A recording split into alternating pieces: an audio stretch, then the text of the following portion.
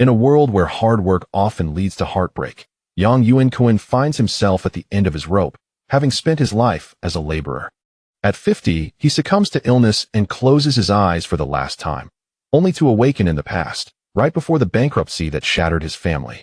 With a second chance, he is determined to rewrite his fate, not just for himself, but for his wife and children who had to endure the consequences of his failures.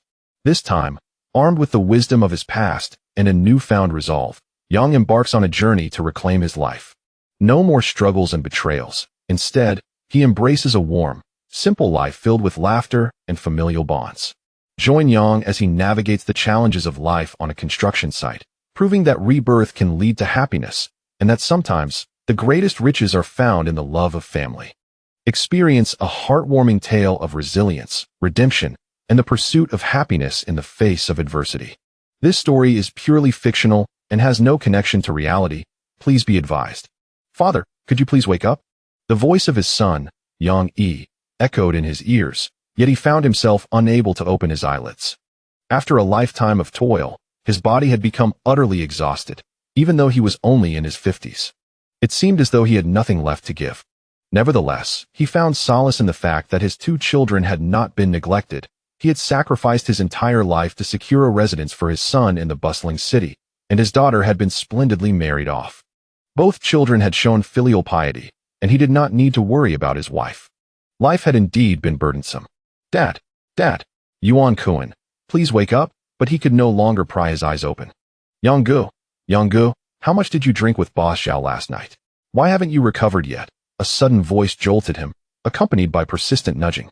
Yuankun felt a throbbing ache in his head, recalling that he had been diagnosed with late-stage lung cancer and should have been deceased. How was it possible that he still heard voices? With great effort, he opened his eyes and took a deep breath, a sensation he had not experienced in a long time.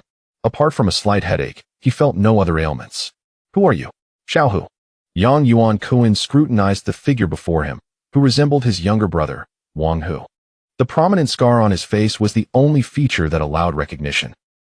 Yanggu, after you returned last night, you just collapsed onto the bed. It is already 2 in the afternoon. I was worried something had happened to you, Wang Hu observed, slightly taken aback by his older brother's demeanor. Yuankun chose to disregard Wang Hu's comments and continued to survey his surroundings, struggling to recall anything.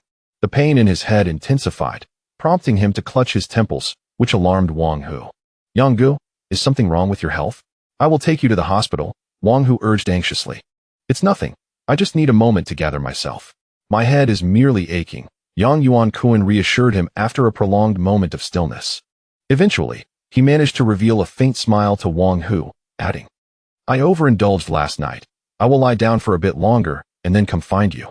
All right, just call for me if you need anything, Yanggu. Wang Hu replied, still somewhat uneasy, but he departed the small room after confirming Yuankun could speak normally. Lying on the bed, Yuankun marveled at the wonder of the world. The narrative of rebirth and time travel had unexpectedly unfolded in his life. In his previous existence, he had often indulged in online stories to pass the time, never imagining such a phenomenon would manifest in his own reality. As he meticulously organized the memories swirling in his mind, he suddenly sat upright. The reason for his relentless labor at the construction site was intricately linked to the events of the past few days. Yuankun's family was not impoverished. His father had worked as a laborer at a water transport company in the county, a respectable occupation at the time, allowing the family to avoid hunger, even if they could not compare to the affluence of later generations. They enjoyed meat several times a month, and his mother raised numerous chickens and ducks in the countryside. As the youngest son, he was greatly cherished by his family. Following his father's passing a few years prior, his elder brother had taken over the family responsibilities, while his 2 sisters had married, leaving him the majority of the family's cash. In his youth, Yuankun aspired to achieve greatness. Coupled with the peak period of migration to the cities in the 1990s, he ventured forth for work after marrying and having a daughter and son. After 2 years of learning the trade of a mason, he had fortuitously befriended a contractor, Boss Zhao, who had shown him kindness and allowed him to take on the task of plastering several buildings. Eager for success, he utilized the family's funds to contract 6 buildings, enlisting the help of several villagers. All seemed to progress smoothly until an unforeseen calamity struck, Boss Zhao's superior encountered a significant problem and absconded with the project funds. This led to a catastrophic financial crisis, as most of the construction materials had been prepaid by Zhao.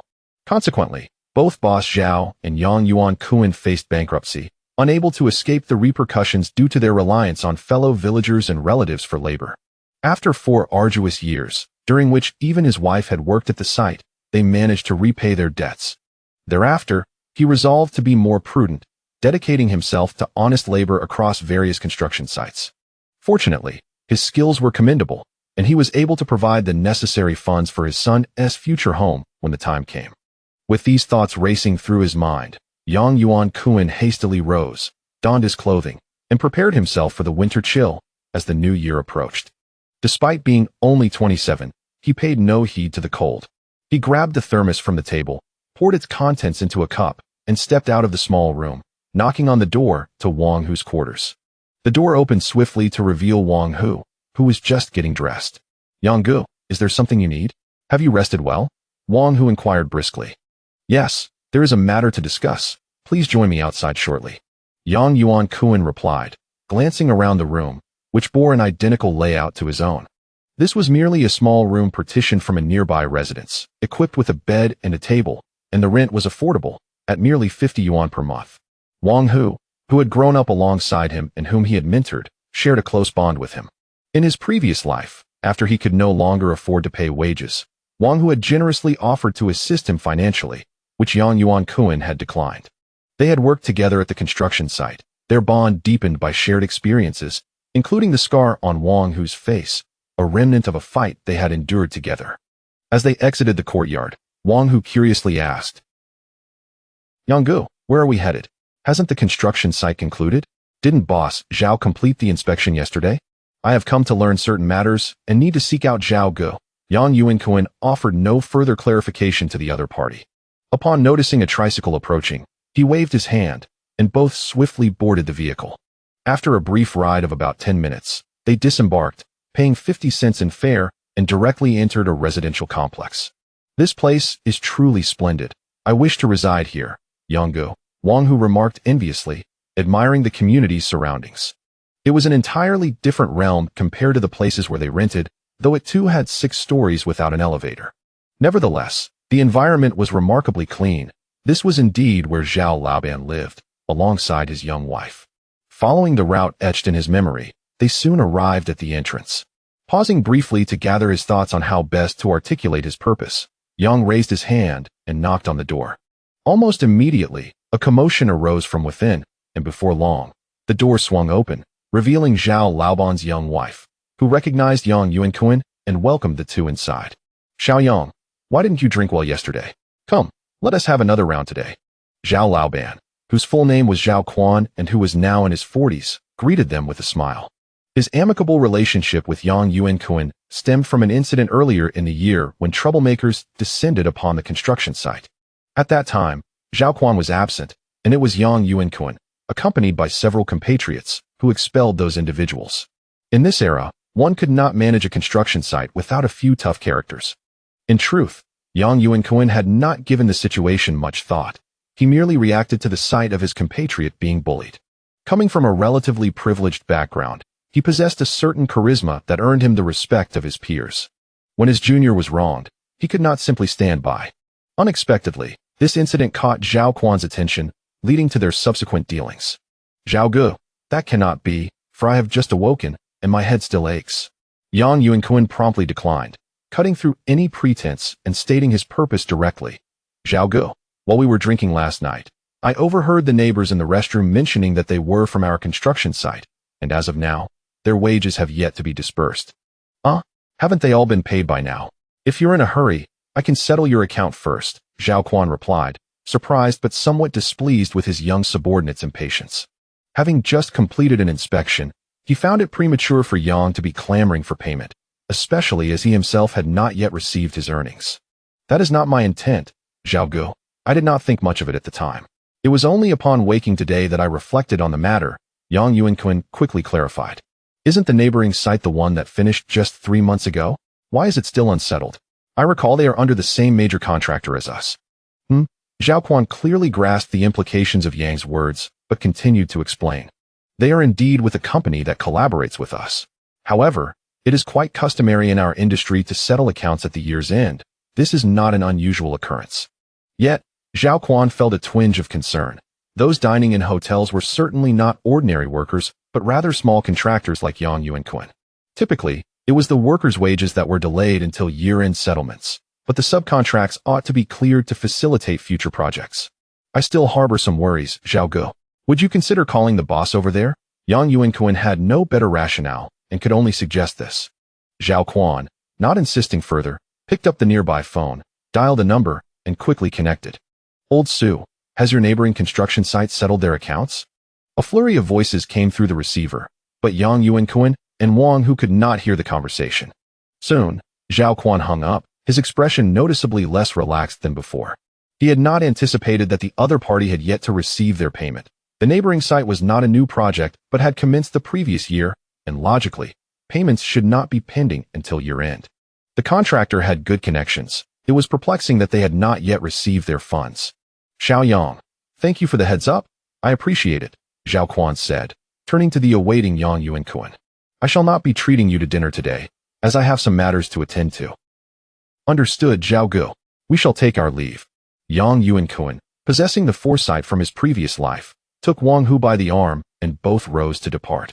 Upon returning to the entrance of the residential complex, Wang Hu, with a face full of concern, queried, Yang Gu, could there be an issue with the funds? I am uncertain. It now rests with Zhao Gu. We have little recourse, Yuankun admitted, realizing that there was little he could do. He did not even know the identity of the absconding boss, and could only relay the information to Zhao Quan, allowing him to manage it.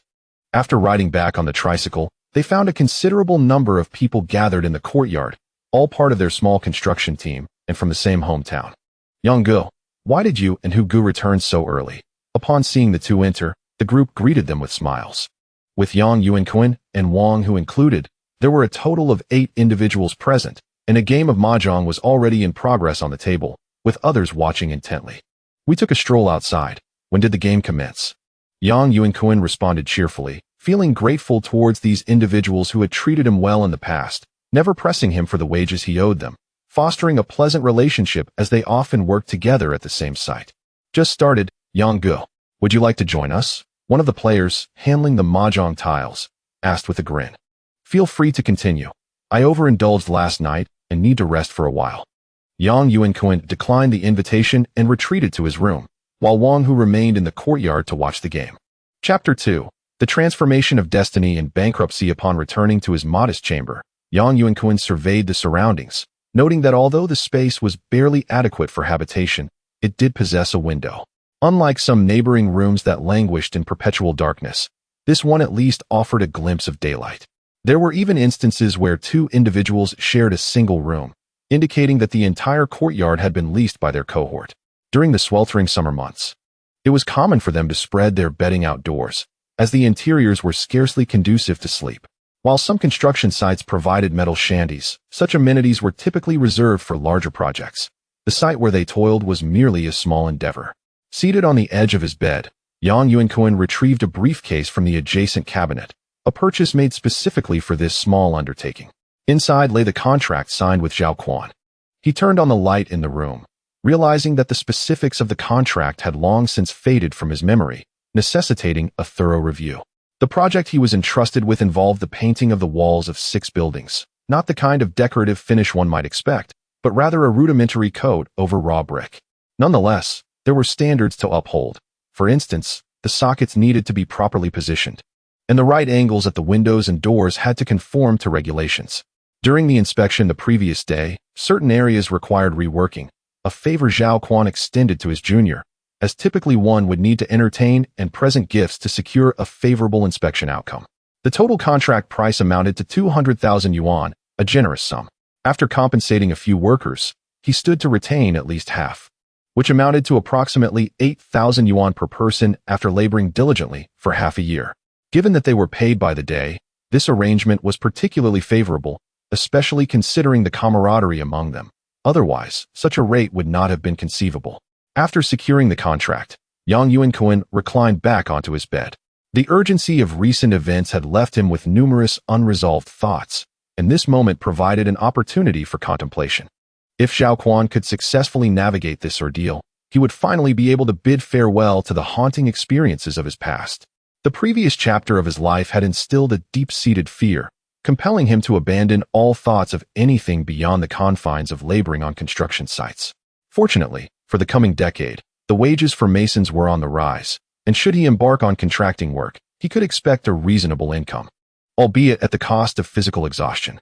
Additionally, due to the necessity of having junior workers assist him, his wife Zhao Xiaofeng had joined him in this labor.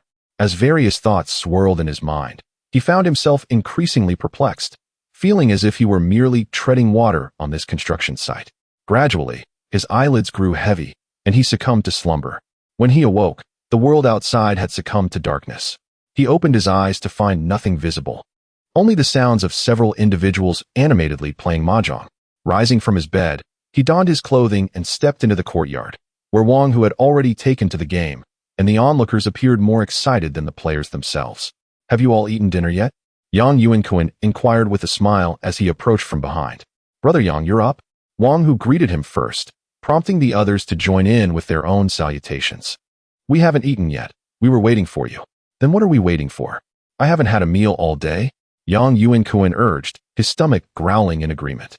"All right, Brother Yang, it's on me. I just want a bit of money," Wang Hu proclaimed, brandishing a stack of cash for Yang Yuankun to see. He then asked the others at the table, "Shall we continue this round?" Forget it. You've already won. I'm hungry too." "Let's go eat," chimed in one of the players, who had lost the most, lamenting his loss of over 100 yuan. The men under Yang Yuankun's supervision received a monthly advance for living expenses, which amounted to 500 yuan, a considerable sum in 1997. This money came from Yang Yuankun's own pocket, and he would only disburse the remaining wages upon the project's completion. This system would persist in future years. The players pushed their mahjong aside, leaving the game unfinished, as it was likely they would resume after dinner. Being in their 20s, several among them were still unmarried, and with little entertainment available, they often resorted to playing mahjong and poker. As they closed the courtyard gate, Yang Yuankun felt the weight of his wallet in his jacket's pocket, signaling the group to move forward. Exiting the alley, they arrived at a small eatery they frequented. "Shall we have a drink tonight?" "My treat," Wang Hu suggested loudly. Typically, they would settle for simple dishes, but occasionally Yang Yuankun would treat them to drinks. "Brother Hu, how generous. Count me in." The others enthusiastically chimed in. "I'll take care of it." "The inspection passed yesterday," Yang Yuankun replied, calling out, "Madam, prepare a private room for us." "Yang boss, you're here." A middle-aged woman emerged from within, her apron still tied around her waist. "The first private room upstairs will suffice. The restaurant is quite empty now."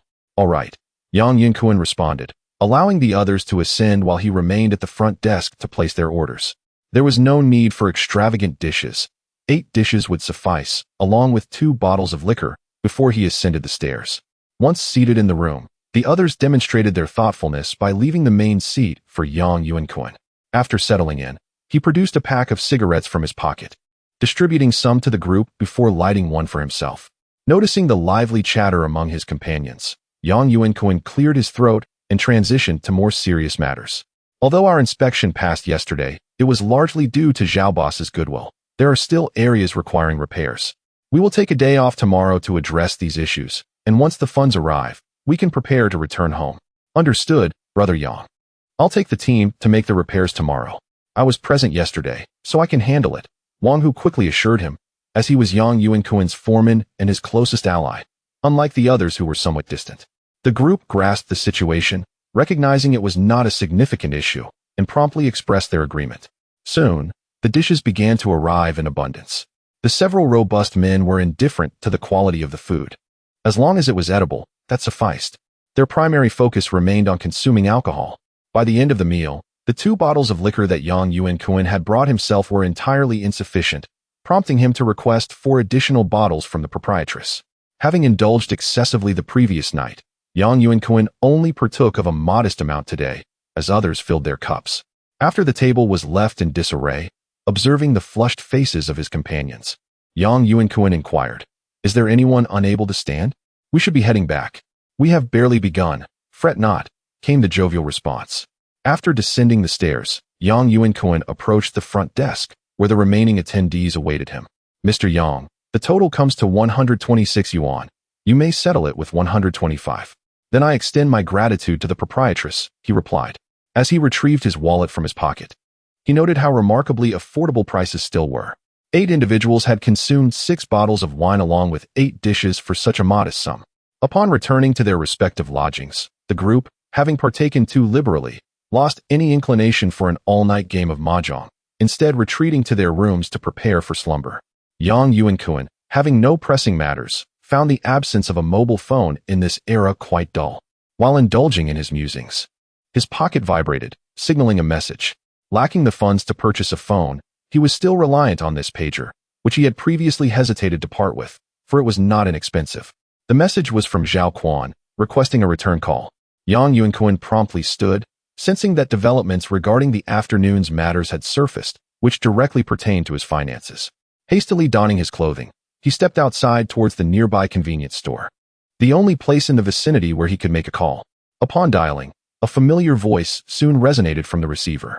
Xiaoyang, I truly appreciate your assistance, Zhao Quan expressed, his tone brimming with gratitude. After receiving the information from Yang Yuankun, Zhao Quan remained skeptical. After all, his superior was a significant figure, a fixed contractor for a state-owned enterprise, a position that Zhao himself could not attain. Hence, it was hard for him to believe that Yang Yuankun's claims of impending flight were valid. However, years of experience prompted him to investigate further. What he uncovered was alarming. The contractor had accumulated substantial debts this year, failing to settle accounts not only with engineering contractors, but also with suppliers of materials. Most crucially, through a secondary source, he learned that the contractor had sold off properties in Su province and that his family had relocated abroad. This revelation left him in a state of disarray. No worries, I only heard this by chance. Yang Yuankun chuckled, reassured by the fact that Zhao Quan had reached out, implying that the situation was manageable, thus altering his trajectory away from bankruptcy. In truth, his carefree demeanor this evening, choosing to drink with others, stemmed from the knowledge that even if he could not avoid calamity, his memories from a past life served as a formidable advantage. Unlike the previous life, he would not confine himself to mere labor on construction sites. Yes, the situation has been contained, and some funds have already been redirected. Fortunately, the engineering payments from the head office have not yet been credited. Otherwise, it would be troublesome come morning, Zhao Quan reflected over the phone. That is indeed good news, Yang Yuankun responded with a smile. Tomorrow, the head office will directly disburse the payments to us subcontractors, ensuring our stability. By the day after at the latest, I will transfer your share. Would you prefer cash or a bank transfer? Zhao Quan inquired cheerfully. A transfer will suffice. It is more convenient, Yang Yuankun replied without hesitation. All right, join me for drinks at Jinhai tomorrow. I must express my gratitude properly. Thank you, Brother Zhao, he responded, indicating no intent to decline, as such gestures were commonplace within the industry. Just come over tomorrow evening. The other subcontractors from your site will be present as well. After a long year, it is time to unwind, Zhao Quan suggested with a cheerful tone. After a few more exchanges, they ended the call. Noticing that 20 minutes had elapsed, Yang Yuankun extracted a coin from his pocket and handed it to the convenience store owner before departing. Chapter 3: The Necessity of Deductions. The following morning, Yang Yuankun awoke rather late. In his previous life, after reaching his 40s, he had developed the habit of rising at 5 or 6 o'clock daily. Yet, in his youth, sleep had been a delightful indulgence. Glancing at the watch on the bedside table, illuminated by the morning light, he noted it was already past 8, and the outside world was surprisingly silent. Upon exiting his room, he discovered the courtyard was devoid of any presence. Recalling the arrangements he had made the previous day, he surmised that Wang, who had taken the remaining 6 individuals to the construction site for repairs. Indeed, his subordinate was quite diligent. After a brief wash and a visit to the restroom, Yang Yuankun set out. At a breakfast stall by the alley, he purchased several steamed buns and a cup of soybean milk, consuming them as he walked towards the construction site. After approximately 10 minutes, he arrived at the site, now deep into the lunar month of December, the weather still quite frigid. The site was nearly deserted. Yang Yuankun approached the 6 buildings he had contracted. He had intended to send a message to Wang Hu via pager, but upon arriving, he spotted one of his subordinates, Su Yang, carrying a bag of cement. Yangzi, he called from a distance. Su Yang halted promptly, and upon Yang Yuankun's approach, greeted him before resuming his task with the cement. When did you arrive? Yang Yuankun inquired, helping himself to another bag of cement from the ground. Typically, such labor was unnecessary for them, as designated workers managed it, but with the absence of laborers at the site, they had to step in. We just got here. We were working next door. I'll mix the cement for this building first. Su Yang replied earnestly. The two entered the first floor of the building, opting not to ascend further, as they could mix the cement on the ground and carry it up in buckets. Once their cement was prepared, Su Yang needed to distribute it across each floor. Yang Yuankun assisted. When they had completed their tasks, Wang Hu arrived with the remaining 5 workers.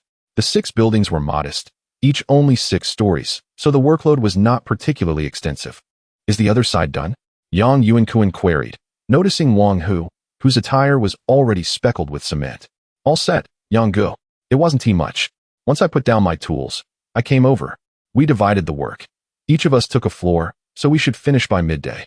Yangzi is just handling the cement, Wang Hu replied. Isn't it too much for him to carry the cement and sand and fetch water for mixing? Yang Yuankun wondered aloud, sensing the real burden fell on Su Yang, and speculating whether Wang Hu and the others were marginalizing him. Back when we worked together, the areas he was responsible for needed the most repairs. Asking him to fix them again would mean a third round, Wang Hu said, a hint of irritation in his voice, oblivious to Su Yang's presence, which made the latter visibly uncomfortable. Yang Yuankun, having just returned from his rebirth, had not paid much attention to several matters. Without reminders, he would not have noticed. During his inspection the day before, he had indeed been upset about the situation, even threatening to deduct Su Yang's wages. My skills are lacking, Yang Gu. This work is trivial, Su Yang hastily remarked, recognizing his shortcomings compared to the others.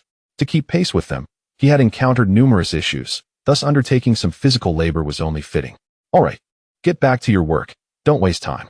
Hurry to the next building, Wang Hu instructed, dismissing Su Yang before directing the remaining workers to address the issues from the previous day and eventually descended to manage repairs on the first floor himself. Should I help? Yang Yuankun asked, feeling somewhat sheepish watching them toil. In his previous life, he had never truly played the role of a boss. He had always worked alongside others, even in this project. Yang Gu, it's unnecessary. There isn't much to do. Besides, Yangzi is inexperienced. We wouldn't want you to dirty your clothes, Wang Hu quickly replied. Yang Yuankun, unbothered by the prospect of getting dirty, waved dismissively. By the way, Yang Gu, are we going to deduct from Su Yang's pay? Wang Hu inquired quietly after finishing his task. Of course, we must deduct it. After all, he made the most mistakes. Fortunately, there were no significant issues. Otherwise, we would have faced delays in receiving our payments, Yang Yuankun asserted, maintaining his stance. Having spent a lifetime in construction, he believed that subpar performance warranted deductions. Fairness to the remaining workers was paramount. This was a fundamental expectation of leadership. What is the amount to be deducted? Wang Hu asked cautiously. Are you trying to plead for him? Yang Yuankun quickly grasped Wang Hu's insinuation. The camaraderie among them was strong, as they all shared living and working spaces. Even Yang Yuankun, a minor contractor, had not treated anyone differently. We all work together, doing the same tasks. It seems a bit unfair that the compensation differs, Wang Hu expressed, voicing his thoughts. Are we truly doing the same work? Yang Yuankun retorted, albeit with a hint of exasperation, yet he took the time to explain to his most trusted brother, if it were truly the same work, I wouldn't consider deducting his wages. The deducted amount isn't for my benefit.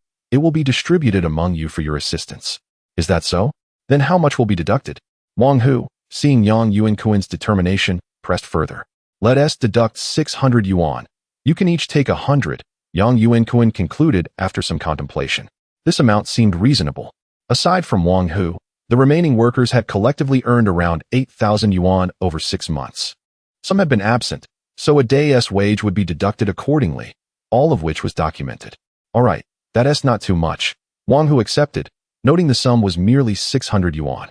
In reality, this sum represented a significant portion of their monthly expenses, which totaled around 600 yuan. It was akin to half a month's wages. In their hometown, cultivating land for an entire year might yield only 2,000 or 3,000 yuan, requiring them to lease others' fields. Tomorrow, I am likely to receive the funds, and we should be able to return home before the minor festival. Let us see if we can procure tickets. Yang Yuankun continued to converse while observing his companions diligently at work. It is not far from here. I inquired with several fellow villagers, and it is possible to reach our destination without taking the train, as many buses also travel to our vicinity. Wang, who evidently already harbors his own plans for returning home. The morning swiftly passed. It seemed Yang Yuankun had overestimated the speed of these workers, as their efficiency noticeably waned. Eventually, he too became hands-on, and by the afternoon, they completed the task. I am heading to the bathhouse. Are you coming? Yang Yuankun asked the others, who were also covered in cement dust. Sure, there is nothing else to do now. Let us wash up and prepare to go home, Wang, who chimed in, and the others readily agreed. This area is part of the suburban city, and the bathhouse is quite simple, with no frills. It is a family-run establishment frequented by elderly patrons, yet the water temperature remains pleasantly warm. After a refreshing bath, Yang Yuankun, feeling much better, glanced at the time. It was already past 4 o'clock. It was nearly time to prepare. As Zhao Quan had invited him to the Jinhai establishment that evening, he informed Wang Hu and the others, "You all can have dinner. I have something to attend to." "Brother Yang, what is it? Are you going to?" Wang Hu inquired with a playful glint in his eye. "What do you think?" "I am going to collect money for you," Yang Yuankun replied, playfully swatting him with a towel from the basin. How could a group of men under 30 not engage in some frivolity while out here? He simply deemed the place unclean, which dissuaded him from indulging. Besides, with losses incurred, having his wife accompany him to the construction site made such diversions even more unnecessary. The group quickly understood the gravity of the situation, choosing not to elaborate further. When he emerged from his room again, he was dressed in his finest attire, a stylish trench coat that had cost him 500 yuan, a sum he rarely spent on clothing in the following decades. It is indeed a curious era. While his hometown folks hesitated to purchase pork at a few yuan per jean, these young people readily invested hundreds in garments and even thousands on pagers in the city. He donned polished leather shoes, black trousers, a pager clipped to his waist, and a gleaming watch on his wrist. This ensemble epitomized the successful individual of this era, a stark contrast to his earlier cement-stained appearance. While he changed, the others in the yard set up a mahjong table again, admiring Yang Yuankun's attire. They longed to wear such clothes as well, but having only recently begun working, they had only managed to labor alongside him this year. Otherwise, they were merely lowly workers carrying cement buckets, earning meager sums and supporting their wives and children or, for the unmarried, their parents. "Xiao Hu, if someone from the convenience store contacts you, please attend to it. In case I have a bit too much to drink, I will need you to pick me up," Yang Yuankun advised. Since Zhao Quan had not permitted him to bring anyone along, it would not be proper to do so unilaterally. However, should he indulge too much, he would indeed require someone to assist him. Without a mobile phone, and Wang Hu lacking even a pager, they could only rely on the convenience store for communication. "Understood, Brother Yang. I will be vigilant," Wang Hu readily agreed, occasionally accompanying Yang Yuankun to broaden his horizons, aware of the drinking habits of those who manage construction projects. "If I am not back by midnight, you should go to bed," Yang Yuankun added after a moment's thought, not wanting Wang Hu to wait unnecessarily. Upon leaving the courtyard and exiting the alley, he opted against a rickshaw this time, instead hailing a motorcycle taxi to the Jinhai establishment. Approximately 30 minutes later, he arrived at his destination. Following Zhao Quan's instructions, he informed a staff member and was led to a private room on the 3rd floor. This spacious room already hosted several individuals, with Zhao Quan prominently seated in the center. It was still quite tranquil, and the staff only entered after knocking. Upon seeing Yang Yuankun, Zhao Quan rose with a smile. "Ah, Xiao Yang, come sit here," he said, guiding him to a seat beside him. The surrounding guests regarded him with curiosity, as they were all contractors reliant on Zhao Quan for their projects, and it was remarkable that Yang Yuankun had garnered such trust from Zhao Quan in his first year of collaboration. "Brother Zhao, I am comfortable wherever," Yang Yuankun replied, yet he settled next to Zhao Quan. "If it weren't for you, I would have been in quite a predicament." "You truly are someone I value," Zhao Quan remarked, patting Yang Yuankun on the shoulder. "When do you plan to return home? I must ensure you are well taken care of." "Brother Zhao, there is no need for that. It is merely my duty. I shall be heading back in a couple of days. My son has yet to reach 1 week, and I haven't returned home in over half a year," Yang Yuankun explained. "Oh, so you have a few children?" Zhao Quan continued to inquire. "Just 2. My eldest is a daughter," Yang Yuankun replied with a smile. "You are indeed fortunate. having both a son and daughter at such a young age. Yuankun remarked as he engaged in light conversation with the others. As more guests arrived, the noise in the room grew increasingly boisterous. Once everyone had gathered, Yuankun stood up and declared, "I would like to express my gratitude for everyone's support this year. All funds have been received, and tonight, let us celebrate. Tomorrow, come to my company to sign and collect your payments." "Thank you, Brother Zhao." An excited chorus erupted in the room. Who among them did not eagerly anticipate receiving their payments? With numerous workers demanding compensation, Yuankun's announcement that payments would be available tomorrow brought joy to all present. With the formalities concluded, the private room's door swung open, and the staff began to enter and exit, setting up an array of beverages and snacks on the central table. Chapter 4. Gratitude and Reciprocity. The scene within the private room was momentarily unbearable to behold. It truly posed a challenge for him, having spent his previous life laboring diligently without ever stepping into such an environment. He could only accept the inevitable, drinking from 6 o'clock until 10, rendering everyone in the room inebriated. Fortunately, he possessed a remarkable tolerance for alcohol and was still able to walk unaided. "Xiaoyang, I owe you my gratitude this time. Without you, I would have truly faced calamity," Yuankun, in a dazed tone, remarked as he patted Yuankun's shoulder with a hint of relief. "Zhao Gu, I merely stumbled upon this. It was all for the collective," Yuankun replied, equally dizzy, his mind muddled, leaving him to speak whatever came to his lips. "Haha, the project you undertook this year was rather trivial. Next year, I promise you a substantial project upon your return for the new year," Yuankun declared, before closing his eyes. Today, he had consumed the most alcohol among them, and managing to converse with Yuankun was a testament to his years of experience. Seizing the moment while his mind still retained some clarity, Yuankun opened the private room door. A male attendant from the club stood at the entrance. Upon witnessing Yuankun stumbling out, he promptly inquired, "Boss, is there anything you require?" The drinking inside has gotten a bit excessive. Did Zhao Gu mention how to arrange things?" Leaning against the corridor wall, he could still hear the raucous sounds emanating from other private rooms. "Rest assured, we have rooms available upstairs. Zhao Zong has already made the arrangements," the attendant explained, understanding Yuankun's implication. This establishment was indeed considerate, providing accommodations for intoxicated patrons. "Very well, I shall take my leave," Yuankun declared, not wishing to stay overnight, and began to head downstairs, with the attendant promptly assisting him down the stairs. Upon exiting, he glanced at the front desk phone, picked it up, and dialed. Fortunately, it was still not too late. The convenience store remained open, and the staff there recognized Yuankun. Communication was swift, and he settled onto a sofa in the lobby, closing his eyes in anticipation. In a state of semi-consciousness, someone nudged him, jolting him awake. After a moment of contemplation, he recognized it was Wang Hu, his primary memories still tethered to his previous life. It dawned on him that he had been reborn in 1997. "Go, how shall we return?" Wang Hu, noticing Yuankun's inebriated state, asked with some trepidation. "Let us take a taxi. There are no tricycles at this hour."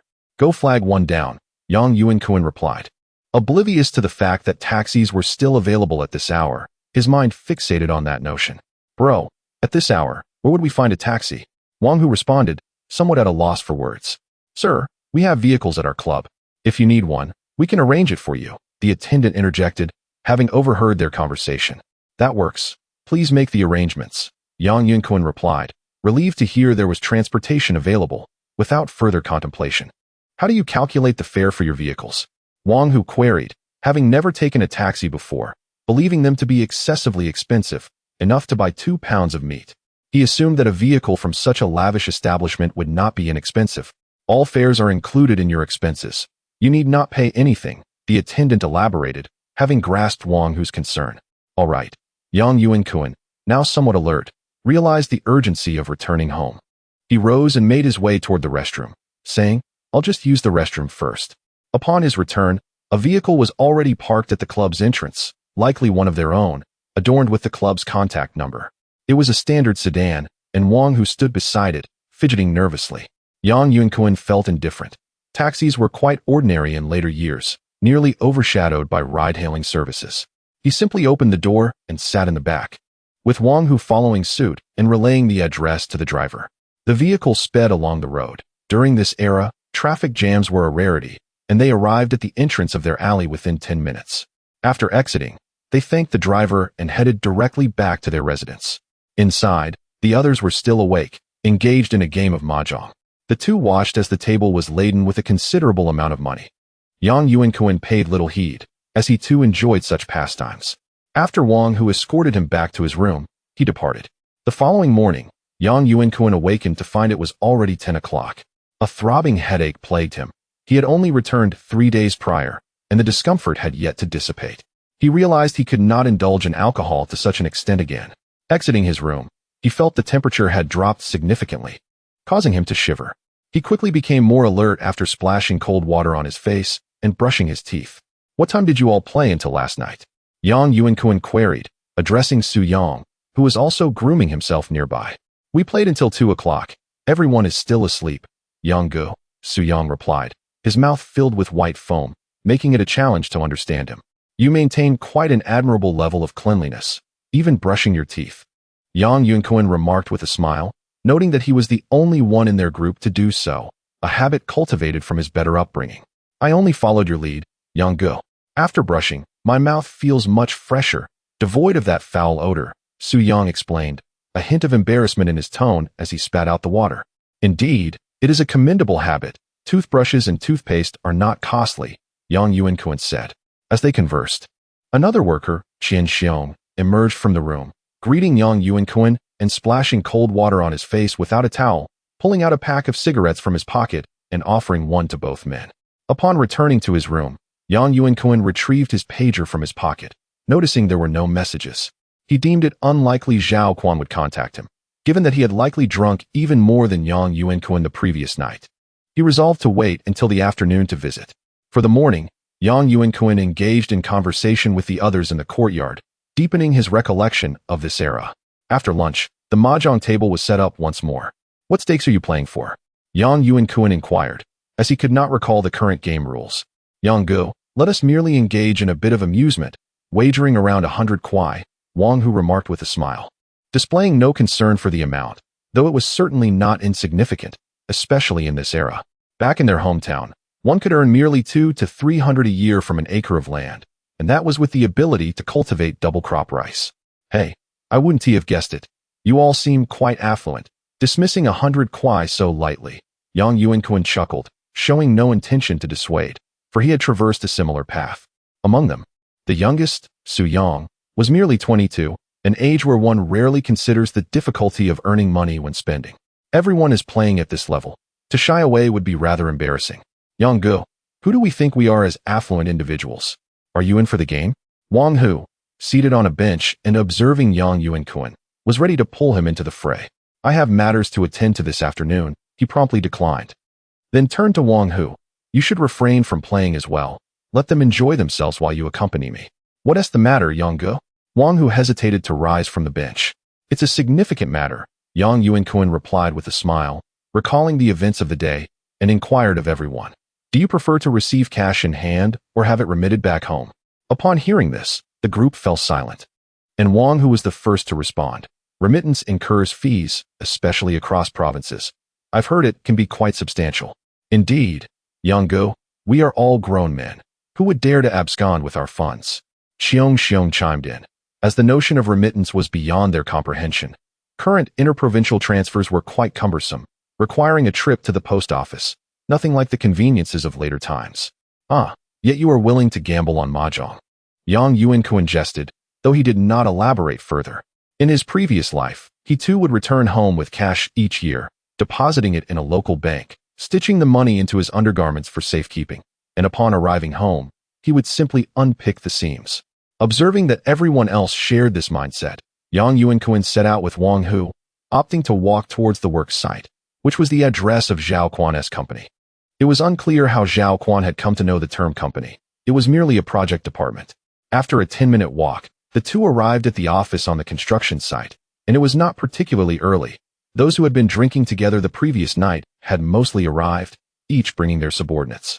Zhao Quan sat in the office chair, flanked by a few bodyguards. Upon noticing Yang Yuankun's arrival, Zhao Quan waved and greeted him. "Are we nearly all here?" Zhao Quan surveyed the 6 individuals present, all of whom worked under him. "Let us take turns. Once you receive your money, feel free to place your orders. There is a cash machine here, and once you sign, I bear no further responsibility. Nonsense. The others responded with laughter, flattering Zhao Quan.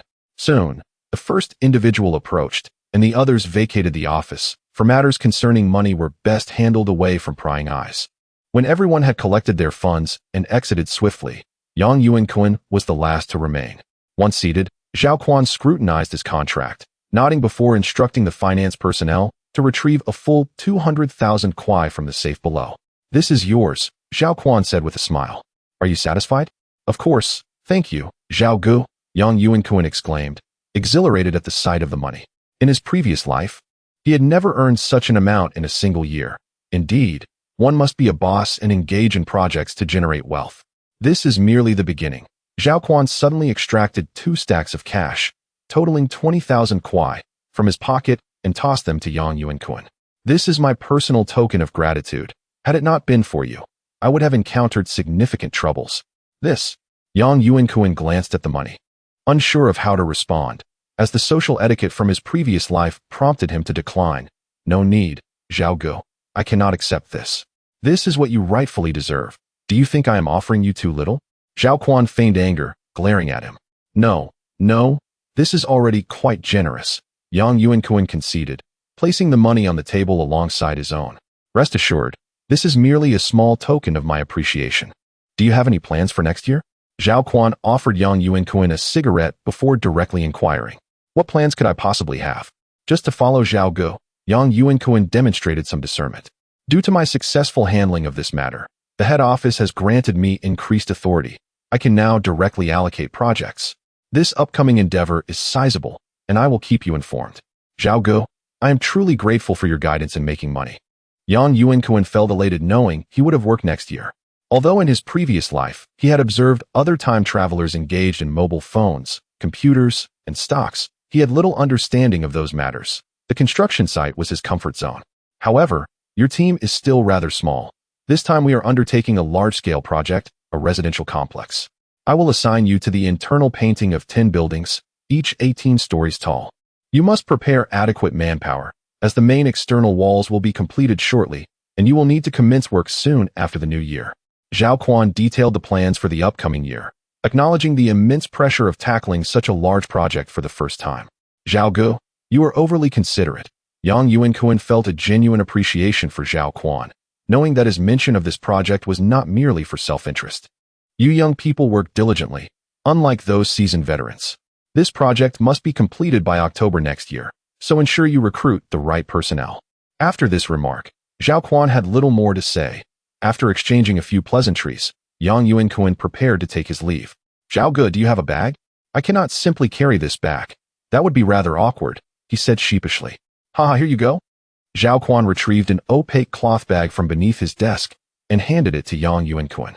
After placing all the money inside, Yang Yuankun bid farewell and departed from the project department. Watching Yang Yuankun leave, Zhao Quan felt a deep admiration for this young man, not for any other reason, but primarily because this fellow was indeed fortunate, a trait highly valued in their line of work. Chapter 5. Dividing the money upon exiting the engineering department, Yang Yuankun, holding a bag, spotted Wang Hu squatting alone outside, smoking and gazing vacantly at the concrete ground below. "Let us go," Yang Yuankun chuckled as he tossed his briefcase to Wang Hu while clutching the money bag. "Was it smooth, Yang Gu?" Wang Hu inquired with concern. Having worked in this industry for several years, he understood that acquiring money was a formidable challenge. "Of course," Yang Yuankun replied nonchalantly, lifting the bag in his hand and striding ahead.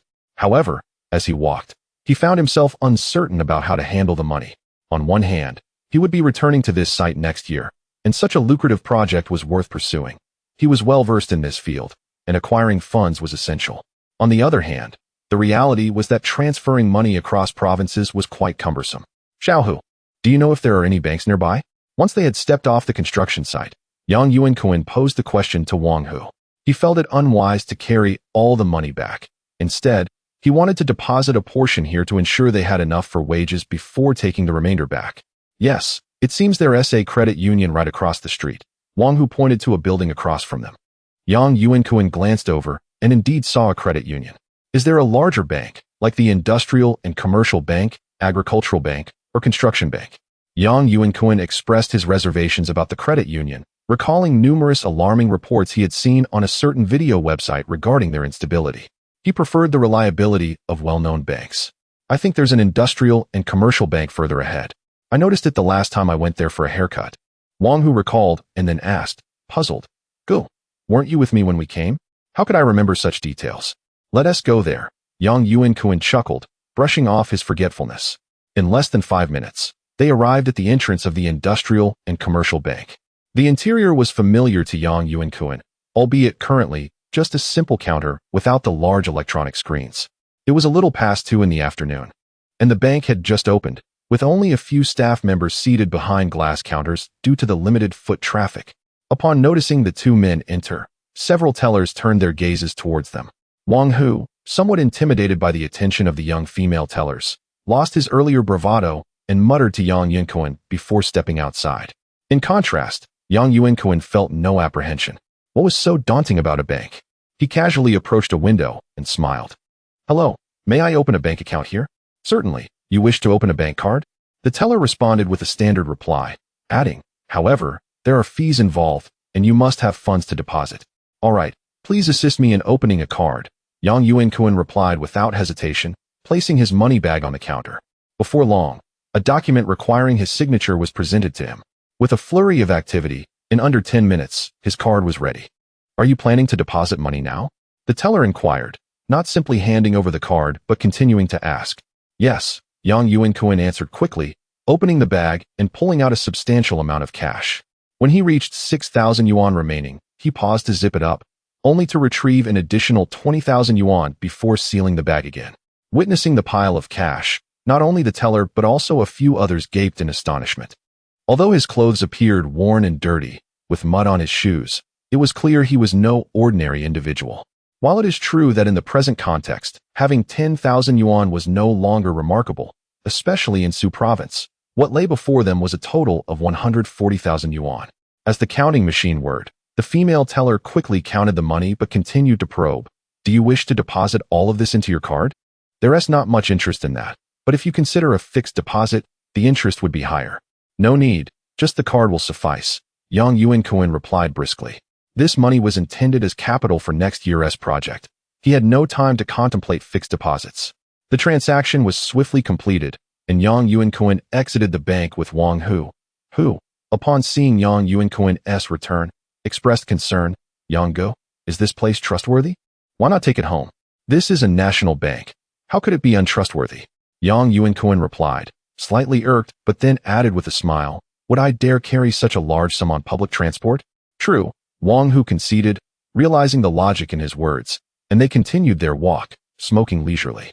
In roughly 20 minutes, they arrived back at their small courtyard. As they returned, many turned to look, understanding that Yang Yuankun had gone to retrieve funds, and his return undoubtedly signaled the distribution of wages. After working for half a year, what could be more anticipated? "Are you all in such a hurry?" Yang Yuankun chuckled, not delaying further as he made his way toward his room, saying, "Wait here, I'll get the ledger." Once in his room, he placed the bag on his bed and retrieved a notebook from a nearby cabinet, which held a pen. This notebook contained records of the employees' attendance and their pre-allocated wages. After grasping the notebook, he opened the bag and withdrew 40,000 yuan, leaving the remaining amount at 40,000 yuan. Stepping out of the room and into the yard, he approached the table where they played mahjong, placing a substantial sum of money atop it. The group gasped in hushed astonishment, for there lay a total of 40,000 yuan, exceeding the entirety of their family's savings. "Let us proceed one by one," Yang Yuankun remarked, observing their reactions, realizing that distributing the money promptly was of utmost importance. The first to approach was Su Yang. Su Yang quickly stood beside the table, rubbing his hands together in a nervous manner. It was his first experience receiving money with such ease. "Well, we charge 50 yuan per day, and you have worked 150 days, Yang Yuankun stated. Glancing at the records in the notebook, he calculated promptly, informing Su Yang, the total amounts to 7,500 yuan. You have received 3,000 yuan as living expenses for the past 6 months. After deducting 600 yuan for unsatisfactory work, you are left with 3,900 yuan. Please count it yourself." After counting the 3,900 yuan, Yang Yuankun handed it over to Su Yang, who promptly verified the amount. Exactly 3,009, Yuankun, he confirmed. Excellent. Please sign here, and we shall conclude this transaction. After the signature was secured and the money exchanged, it was evident that this sum, while seemingly modest, represented 6 months of labor and the monthly living allowance of 500 yuan, which was indeed substantial during these times. Next was Su Yuansheng, who had worked slightly more than Su Yang, completing 160 days with only 20 days off, including days lost to rain. The process was swift, and the money was soon handed over. You've taken so few days off. Is your health all right? Yuankun inquired. No problem, Yuankun, Su Yuansheng replied with a smile. His diligent work was driven by the financial constraints of his family. Having married just last year and with a young child, funds were particularly crucial. Just take care of yourself, Yuankun advised. Recognizing the effort was also for Su Yuansheng's benefit. The subsequent transactions for the remaining 4 individuals proceeded with similar efficiency. Upon receiving their payments, they hesitated to return indoors, as the yard was devoid of others. They were keen to observe how much each would receive. Su Yuansheng had the highest amount, while Su Yang received the least. Xiaohu, this is yours, Yuankun said, turning to Wang Hu. Not only did he work, but he also served as a minor supervisor among his peers. It was common for laborers to slack off, necessitating oversight to ensure tasks were completed, or else they might find themselves unable to finish even in a year.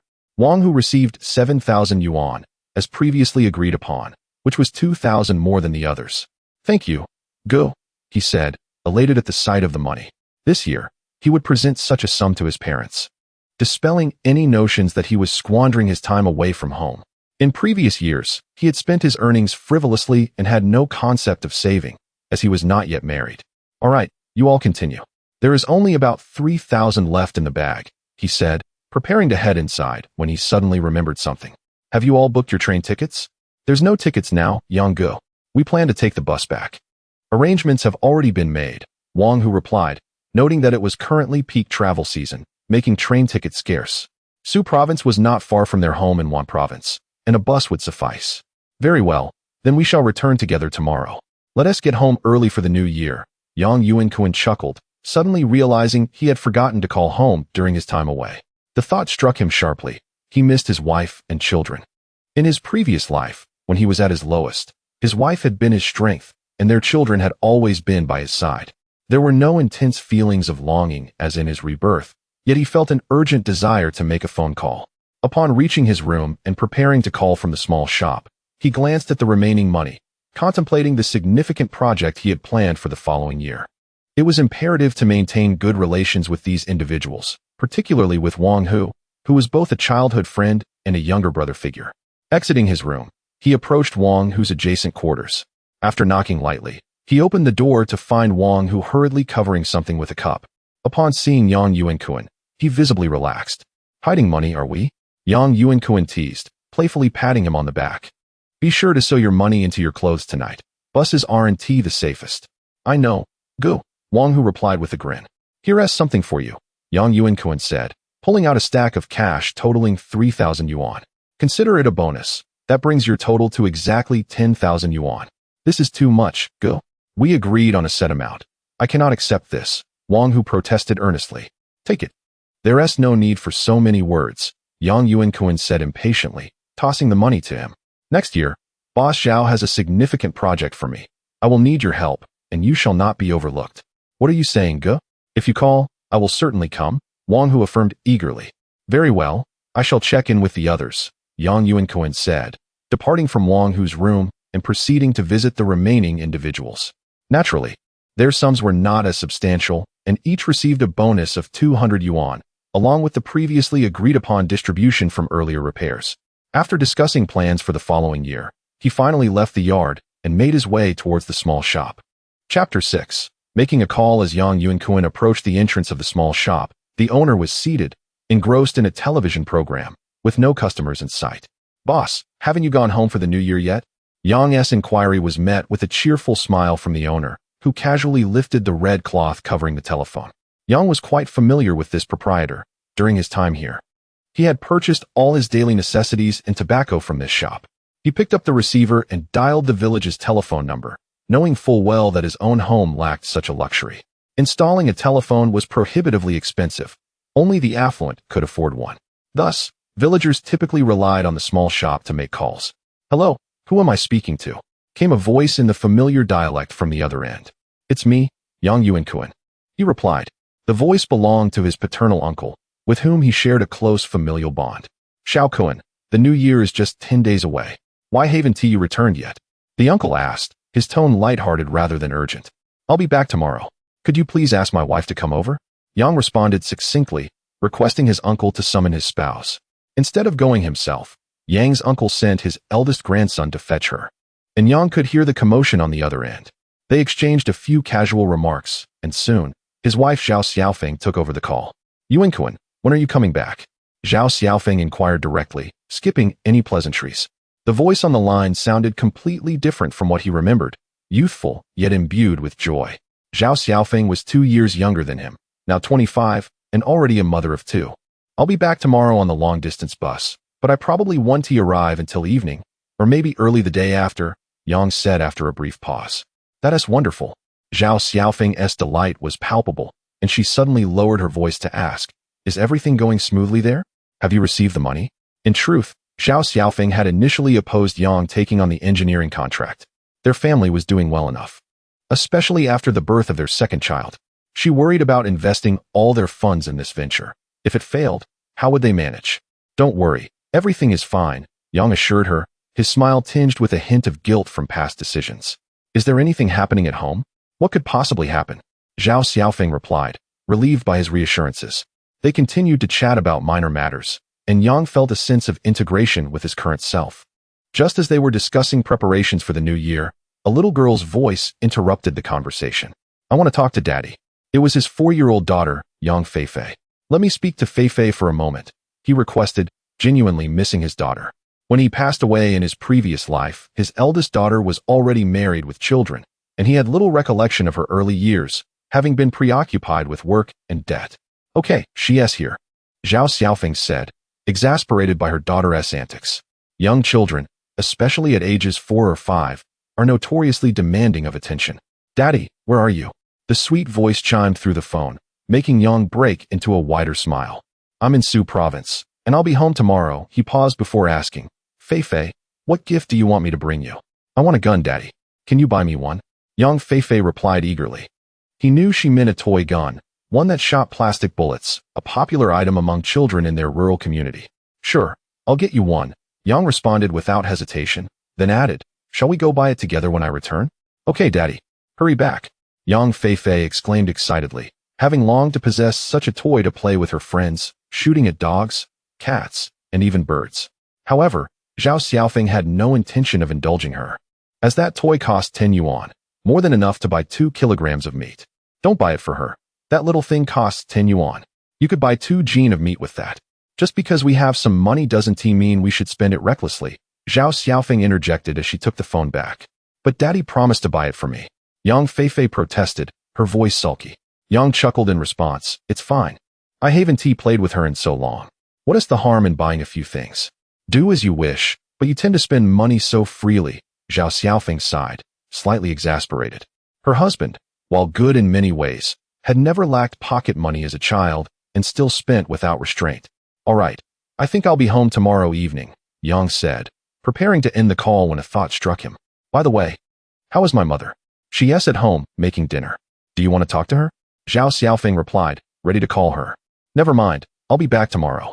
Just let her know," Yang decided, realizing there was no rush. His mother was quite robust, nearing 70 this year, and had lived with them all along, passing away at 85 in his previous life. "Okay, I'll hang up now," Zhao Xiaofeng said, not insisting on further conversation. "Don't forget to pay for the call to my uncle," Yang reminded her, aware that such calls incurred charges, and his uncle would likely try to avoid the cost. "I know," Zhao Xiaofeng replied, and soon the line was met with a busy tone. Yang placed the receiver back on its cradle, surprised to learn that the call had lasted over 20 minutes. He turned to the shop owner and asked, "How much do I owe?" "Just 2 yuan will do," the owner said after glancing at the clock. After settling the bill, Yang re-entered the alleyway and returned to his courtyard, where everyone had already gathered their money and resumed their raucous game of mahjong, clamoring for higher stakes. "Why the sudden urge to bet big? I just came back with the money, and you want to go all in?" I should have just sent the money home directly, Yang remarked as he walked in. Yang-gu, we were just joking, Wang Hu interjected cautiously, trying to smooth things over. The game you are currently engaged in is rather significant. It is merely a pastime, and one should not place genuine expectations upon it, you understand? Yang Yuankun advised, noting that their stakes had escalated to 100 yuan. Understood, Yang-gu, the group replied promptly. Very well, let us pause for a moment. I wish to discuss matters pertaining to the upcoming year. Yang Yuankun said, realizing that evening had already descended and they would be departing by bus the following morning. I have secured another project, a considerably larger endeavor this time. Would you be interested in accompanying me to continue this work? He inquired of the group. Naturally, we shall follow Yang-gu. They responded eagerly, having initially thought they would need to seek out their own opportunities next year, only to discover that Yang-gu had further plans. Other considerations pale in comparison. The prospect of easy earnings surpasses all else. Indeed, the upcoming year promises a substantial project, involving 10 18-story buildings. Our current numbers may prove insufficient. We are expected to officially commence in March, with a completion deadline in October. Should you know of anyone, please reach out, as the issue of manpower is indeed critical. 6 or 7 individuals will certainly not suffice. So many, Yang-gu? May I invite my cousin to join us? Asked Su Yuansheng, his interest piqued. Certainly, but they must be honest and capable. I cannot abide any shenanigans, you understand? Yang Yuankun responded sternly, contemplating the possibility of having them undertake contracting work, although he was uncertain of their capabilities. This would alleviate the burden of supervision and enhance efficiency, yet he recognized that his subordinates were all quite young and somewhat inexperienced in their craft. Rest assured, Yang-gu, we shall work diligently, Wang Hu promised, thumping his chest. Very well, we shall discuss this further after the new year. If you wish to continue, I will contact you then. The means of communication does feel rather antiquated, with telegrams still in use. Yang-gu, do you wish to play? I invite you. Wang Hu stood up, encouraging Yang Yuankun to join. Certainly, there is little else to attend to today, and he accepted, as he quite enjoyed playing mahjong. It had been a cherished pastime in his previous life. However, he quickly inquired, what time is our bus tomorrow? At 7:30 in the morning, we should arrive in our county by afternoon, but we must first travel to the bus station, Wang Hu replied promptly. The group continued their mahjong game until 9 o'clock before returning to their rooms to pack, as their stay in the courtyard was soon to expire. Although the project for the coming year was located in the same city, it was still a considerable distance away, necessitating the need to rent new accommodations. Chapter 7. Boarding the vehicle at 6 o'clock the next morning, Yang Yuankun was awakened by the persistent knocking at the door. Ah, the vigor of youth. How splendid it is to sleep soundly, unlike the previous generation, who awaken with the dawn at 5, unable to find solace in slumber. Yang-gu, are you up? It's already 6, came the voice of Wang Hu from outside. Yes, I'm getting up now. Please check on the others. Yang Yuankun responded loudly, throwing off the covers and hastily donning a pair of trousers, followed by a coat. In the biting winter air, he found that a sweater was unnecessary to stave off the cold. Last night, he had packed everything except for the bedding he would use for the night. He took his time, carefully bundling the 2 comforters with rope and stuffing them into a plastic bag he had purchased, as he currently possessed no suitcase. He then placed the sheets atop the bag, using his legs to compress the fluffy bedding before zipping the bag closed. It took him a full 10 minutes to finish, as he was somewhat out of practice. It had been many years since he had engaged in such tasks. In the future, he would simply order bedding online for a modest price, discarding it at the next construction site. With his toothbrush and towel in hand, he stepped outside and noticed several others were already washing up in the courtyard, all dressed neatly, devoid of the dust and grime typical of a construction site. Have you all packed your things? Yang Yuankun inquired as he turned on the faucet. All set, replied a nearby individual, who was washing his hair with cold water. Yang Yuankun regarded him, sensing that this fellow was quite robust. Why not use hot water? It's freezing. You could have washed up last night, he remarked, acknowledging the youthful exuberance of the man who seemed to thrive under such conditions. I'd have messed it up if I had washed last night. It's not too cold, really. I'll just dry off with a towel later, the man replied, submerging his soapy head beneath the faucet, and Yang Yuankun could distinctly hear him gasping for breath. Not wishing to linger on the matter, Yang Yuankun completed his own washing swiftly, placing his toothbrush and cup into another bag. He had a total of 4 pieces of luggage, a large bag for bedding, a smaller one for clothes, a plastic bucket for his masonry tools, and a backpack slung over his shoulders, completely obscuring his figure. The others were ready as well, each resembling him in appearance, with one hand bearing a comforter over their shoulder and the other grasping a bag and a plastic bucket. How are we getting to the station? Yuankun pondered aloud, as this was a distant memory from many years ago, and such trivialities often fade with time. Let us take a tricycle. We have too much luggage for the bus, Wang Hu suggested, surveying the remaining 7 individuals. 2 people per vehicle should suffice. Let us head out then.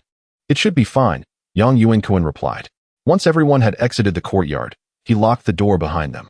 Arriving at the alley's entrance, he handed the key to the landlord who had been waiting, and then quickly caught up with the group, noticing Wang Hu attempting to hail a vehicle. Look, there are already cars running, Yuankun expressed, still slightly anxious that it was too early for human-powered tricycles. It's 6:30, Wang Hu chuckled, soon flagging down a vehicle. Driver, to the bus station, please? Sure, the driver replied, hesitating as he observed their considerable baggage. You have quite a lot of stuff. Is it heavy? Not at all, sir. It's just clothes and bedding, Yuankun interjected. We'll only have 2 passengers, don't worry. All right then, hop in, the driver conceded, seeing that their luggage was indeed soft and manageable. Yuankun and Wang Hu were the last to board. Upon arriving at the bus station, the earlier arrivals had already procured their tickets. It was past 7, and upon seeing the 2 approach, they hurriedly urged them to check in. They placed their large bags and bucket beneath the bus, while Yuankun took the smaller bag and backpack aboard.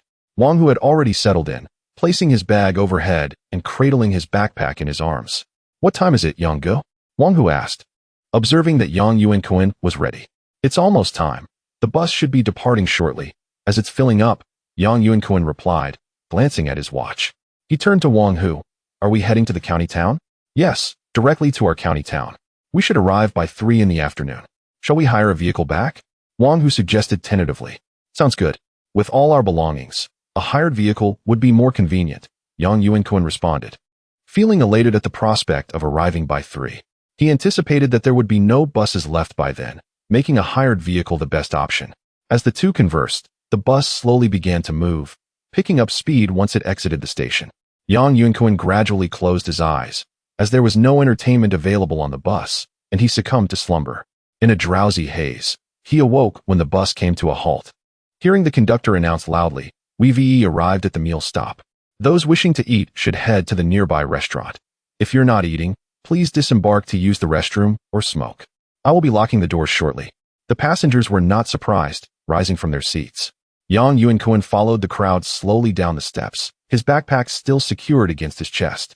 In truth, his money was not in the backpack. He had sewn it into his undergarments the previous night, feeling a bit uncomfortable with the bulk, but seeing everyone else with small bags, he blended in. It was already 11 o'clock.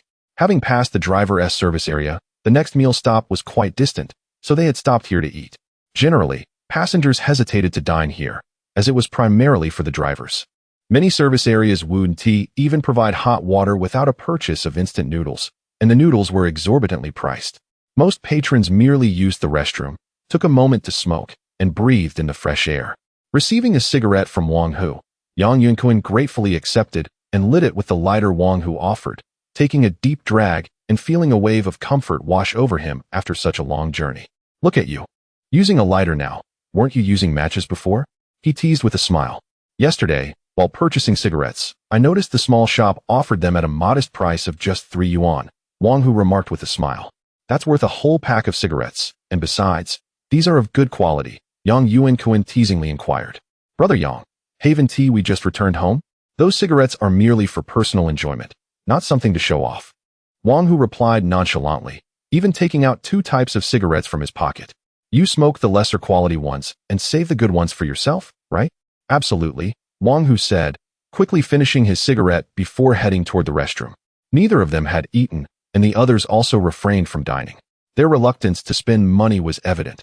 Losing a couple of hundred in mahjong didn't faze them. But spending over 10 yuan on a meal was out of the question.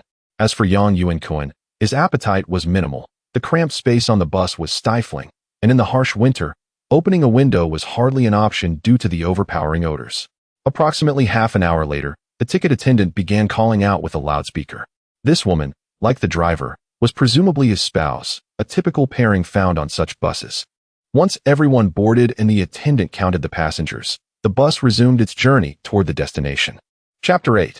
Homecoming in the early afternoon. Shortly after 3 o'clock, the bus finally arrived at the county town of their hometown, coming to a halt at the bus station, which was its final destination. Many passengers had disembarked along the way, leaving less than a third of the seats occupied. "Oh, we've arrived," murmured young Yuankun, waking from a drowsy slumber as the female ticket agent announced their arrival. "Yanggu, let us get off," urged Wang Hu, who had also stirred awake, vigorously rubbing his eyes before standing up. Wang Hu occupied the aisle seat while Yang Yuankun was seated by the window. Once Wang Hu retrieved their luggage from the overhead compartment, Yang Yuankun made his way to the aisle, grasping the bag from above and carrying it down as he exited the bus. The sun shone brightly outside. After retrieving all their luggage, the 8 of them stood outside the bus station, momentarily unsure of their next steps. As the scheduled buses had already departed, they wondered if they would need to spend the night here. "I'll make a call. We can hire a car to take us back," Yang Yuankun suggested, signaling to Wang Hu to keep an eye on their belongings as he walked over to the small shop at the station.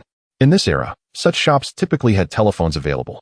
He rummaged through his backpack, pulling out a notepad filled with numerous contact numbers. With few people owning mobile phones, he would first need to use a pager to establish contact before making a call. "Hello, Qian Yong. It's me, Yang Yuankun," he said as the call connected. Qian Yong, his former middle school classmate, was a good friend, although their paths had diverged after graduation. While Yang Yuankun had taken up an apprenticeship as a carpenter, Qian Yong had been fortunate enough to buy a small vehicle with his family's support and started a passenger transport business. Their communications had dwindled, yet they still held each other's contact information. "Yanggu, what's up? Are you back?" Qian Yong replied, somewhat bewildered but eager to respond, as they often received calls from various clients. "Is your vehicle in the county town right now?" Yang Yuankun skipped the pleasantries, eager to return home after the long journey. "No, I just reached the town," Qian Yong replied, realizing immediately that Yang Yuankun needed transportation and feeling a tinge of embarrassment. "Could you make a trip for me? I'll hire your vehicle directly. There are 8 of us," Yang Yuankun continued, undeterred by the potential inconvenience to his friend. "Hiring a vehicle? Sure, where are you?" Qian Yong responded without hesitation, as he was keen to accept the job.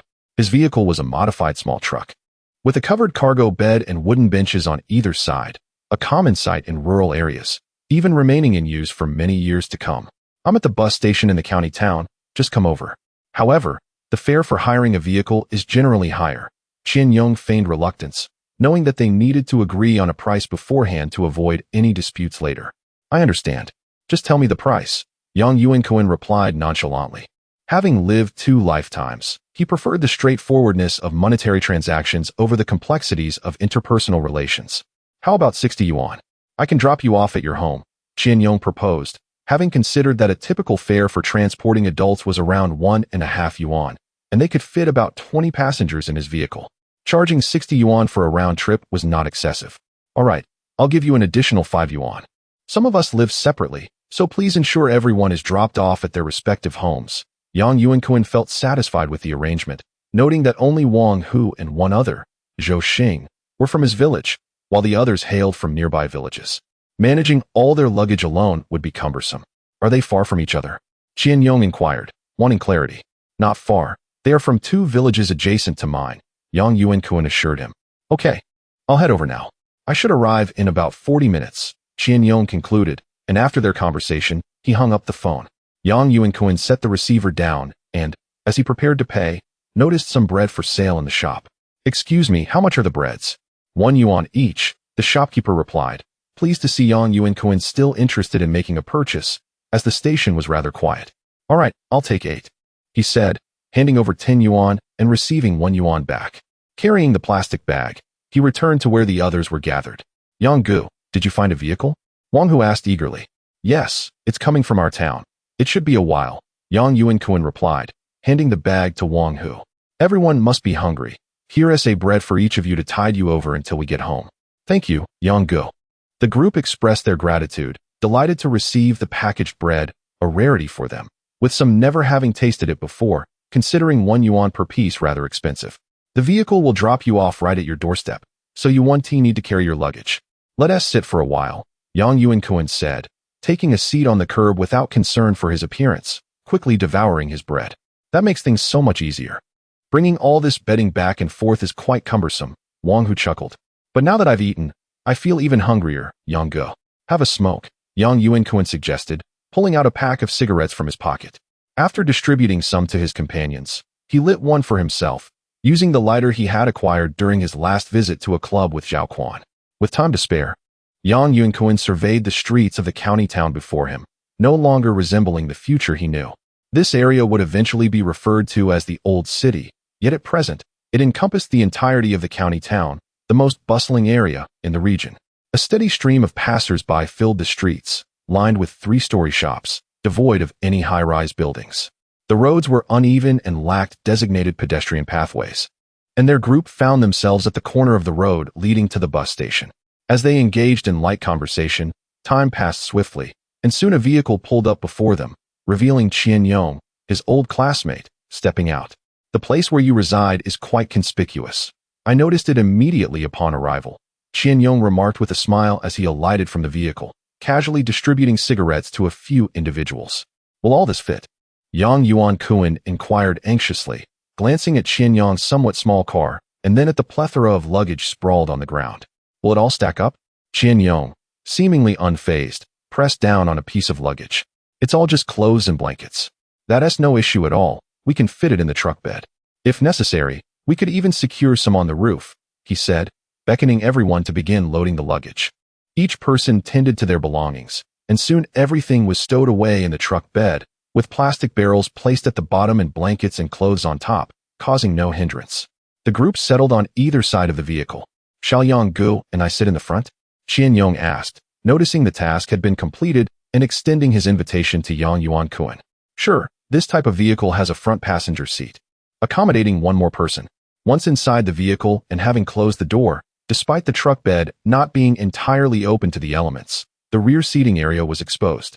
Sitting in the back not only involved considerable jostling, but also required one to grasp the steel beams of the canopy. As the vehicle started moving, Yang Yuankun reclined against the passenger seat's backrest and cheerfully inquired, "You must be making a decent income today?" "It's all right. Just enough for a hard day's work. Back in our school days, we often heard others say that drivers earned a lot, but now that I drive every day, my back feels like it's breaking," Qian Yong replied, his gaze fixed ahead, though his words seemed to go unheard. "It's really you laborers who earn the big bucks. It is all arduous work," noticing the vehicle's speed gradually increasing. The various safety teachings he had received in later years rendered him mute, and he quietly observed the road ahead. The roads in the county seat were far from smooth. One could forget about concrete pathways, as they were merely constructed from gravel, compacted together. However, after a rain, the ground softened, and the passage of heavy vehicles revealed numerous potholes. Trees lined both sides of the road, thriving in this region, and beyond lay expansive rice fields, with distant mountains visible on the horizon. Returning to his hometown in this era, Yang Yuankun felt a surge of nostalgia. In his previous life, during his 40s and 50s, he often reminisced about his childhood home, believing everything was better back then. Unlike the present, where everything seemed altered, he frequently shared these sentiments with his son and daughter. Yet, upon truly returning to this time, he realized that what he longed for was not this somewhat impoverished hometown, which he found uncomfortable even due to the bumpy roads, but rather the youthful version of himself. After roughly an hour of this tumultuous journey, the vehicle arrived at the town. Checking his watch, Yang Yuankun noted it was already past 5 o'clock, and darkness had enveloped the surroundings. The town was still a fair distance from their village. "I'll rely on you to lead the way from here," Qian Yong said with a grin. "Just follow this road. Our village is at the end," Yang Yuankun replied, pointing to a fork in the road. "What about the others?" "They are mostly together. Do not worry," Yang Yuankun reassured him, understanding his concern about potentially being too far apart and needing to run around. The vehicle navigated the rural roads. Aside from a few homes with faint lights, darkness prevailed. Yang Yuankun searched through his memories, continuously directing at the intersections, and after about 20 minutes, they reached the first drop-off point. "Hurry home and check if anything is missing. In a few days, I'll invite you all to my house for dinner," Yang Yuankun said as he exited the vehicle, repeating the sentiment to each person heading home. Ultimately, only Yang Yuankun, Wang Hu, and Zhou Xing remained in the vehicle, but within minutes, they too arrived at their village. The headlights illuminated the rural path ahead, which had become unsuitable for the vehicle. One side was a wall, while the other was a river. Let us stop here. It's difficult to proceed further, and we are nearly there. Yuankun had spotted his family waiting outside, along with some individuals who appeared to be Wang Hu and Zhou Xing's relatives. As the villagers knew well that the vehicle could only reach this point. All right, this is where we stop. Qianyong gradually brought the vehicle to a halt. Here, let me count, he said, retrieving 65 yuan from his wallet and handing it over. Thank you for today. What trouble? If you need anything next time, just reach out, my old classmate. I welcome the opportunity, Qianyong chuckled, his spirits evidently lifted upon receiving the payment. Chapter 9 The young bride. As the night grew late, the two of them exchanged little conversation. Outside, their wife and daughter stood waiting, initially believing he was still seated in the back. Upon noticing the absence of anyone there, and hearing Wang Hu mention he was in the front, Yuankun swiftly opened the car door. Why are you still waiting here? It's so cold. Yuankun gazed at his young wife's face, feeling momentarily at a loss for words. Seeing her again after so many years evoked a sense of unfamiliarity. He could only manage a hesitant remark. It's not cold. Didn't you say you would be back today? Zhao Xiaofeng, unfazed by her husband's demeanor, replied with a smile. Let's head home first, Yuankun suggested, observing Wang Hu and Zhou Xing conversing with their families. They kindly assisted him in unloading the luggage from the car. With the vehicle now largely empty, Qianyong turned it around and departed. Feifei, did you miss me? After the car had driven off, Yuankun lingered instead of rushing home, turning his attention to his eldest daughter. Their time together had been scarce, and since his marriage to Zhao Xiaofeng, he had spent little time with her. He returned home only 3 times a year, once during the new year, another time in summer for the early rice harvest, and once more in autumn for the late rice harvest, totaling less than 2 months at home. Weren't you just saying you wanted to see Dad? Why aren't you calling out now that you see me? Zhao Xiaofeng, noting her daughter's timid demeanor, quickly interjected. In their rural setting, traditional gender roles still prevailed, and while her husband was understanding, it was essential to consider how close their daughter felt to him. Dad. Yang Feifei looked at the man before her, familiar memories stirring in her young mind. This was also the reason Yuankun had only returned once during the summer. It had been nearly half a year, and she had indeed begun to forget. Come give Dad a hug. Yuankun, filled with joy upon seeing his little daughter, extended his arms in invitation. Yang Feifei, shedding her shyness, leaped into his embrace, giggling as she asked, Dad, did you buy me a toy? Oh dear, that's my oversight. I was so busy today that I didn't have time to buy one. How about we go together in a couple of days? Yuankun recalled, but recognized he truly had no time today. They could get a toy gun from the local store in the village. All right, your dad has had a long day. Let us hurry home. Zhao Xiaofeng observed Yuankun's affectionate demeanor and felt that he seemed to favor their eldest daughter even more, prompting her to urge them on with a smile. Obediently, Yang Feifei hopped down to the ground, gripping Yuankun's hand as they headed home. Go hold your mother's hand. I still have some things to carry. Yuankun chuckled, nodding towards Zhao Xiaofeng as he walked towards his luggage. Wang Hu was also preparing to leave. Yanggu, I'm heading back, Wang Hu said with a smile, having left all his belongings to be carried by his parents and younger siblings. Zhou Xing was in a similar situation. Go ahead. I'm leaving too, Yuankun replied, feeling slightly burdened by the luggage but smiling as he slung a large quilt bag over his right shoulder while balancing a small clothing bag and a plastic bucket in his left hand, with a backpack slung across his back. I'll take that. Why are you carrying so much alone? Zhao Xiaofeng observed Yuankun silently managing all the luggage and quickly released her hold on their daughter to jog over, taking the largest bag from him. Just hold on to Feifei. I managed fine on my own, Yuankun promptly declined. She doesn't need me to hold her hand. She knows the way better than I do, Zhao Xiaofeng laughed. Noting her daughter's shyness was a result of just seeing her father, as she was usually quite mischievous at home. All right, just carry this bag. It's my clothes. Yuankun handed over the bag in his left hand, but Zhao Xiaofeng effortlessly took both the plastic bucket and luggage bag without a hint of struggle. I'll handle it. We're home now. Zhao Xiaofeng turned and walked ahead, beckoning to the impatient Yang Feifei. After taking a few steps, she slowed down deliberately, waiting for Yuankun to catch up, continuing their conversation. Your grandmother is already cooking at home, and Xiaobao is asleep. What as for dinner? After spending some time with his youthful wife, Yuankun sensed a slight difference in her temperament, Perhaps it was her age or the aftermath of his previous financial troubles. Zhao Xiaofeng now spoke and acted with a more direct efficiency. Is food all you care about? Zhao Xiaofeng laughed.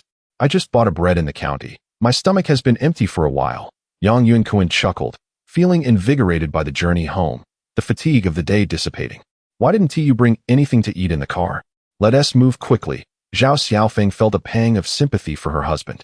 A traditional woman, she had met Yang Yuankun through arranged introductions.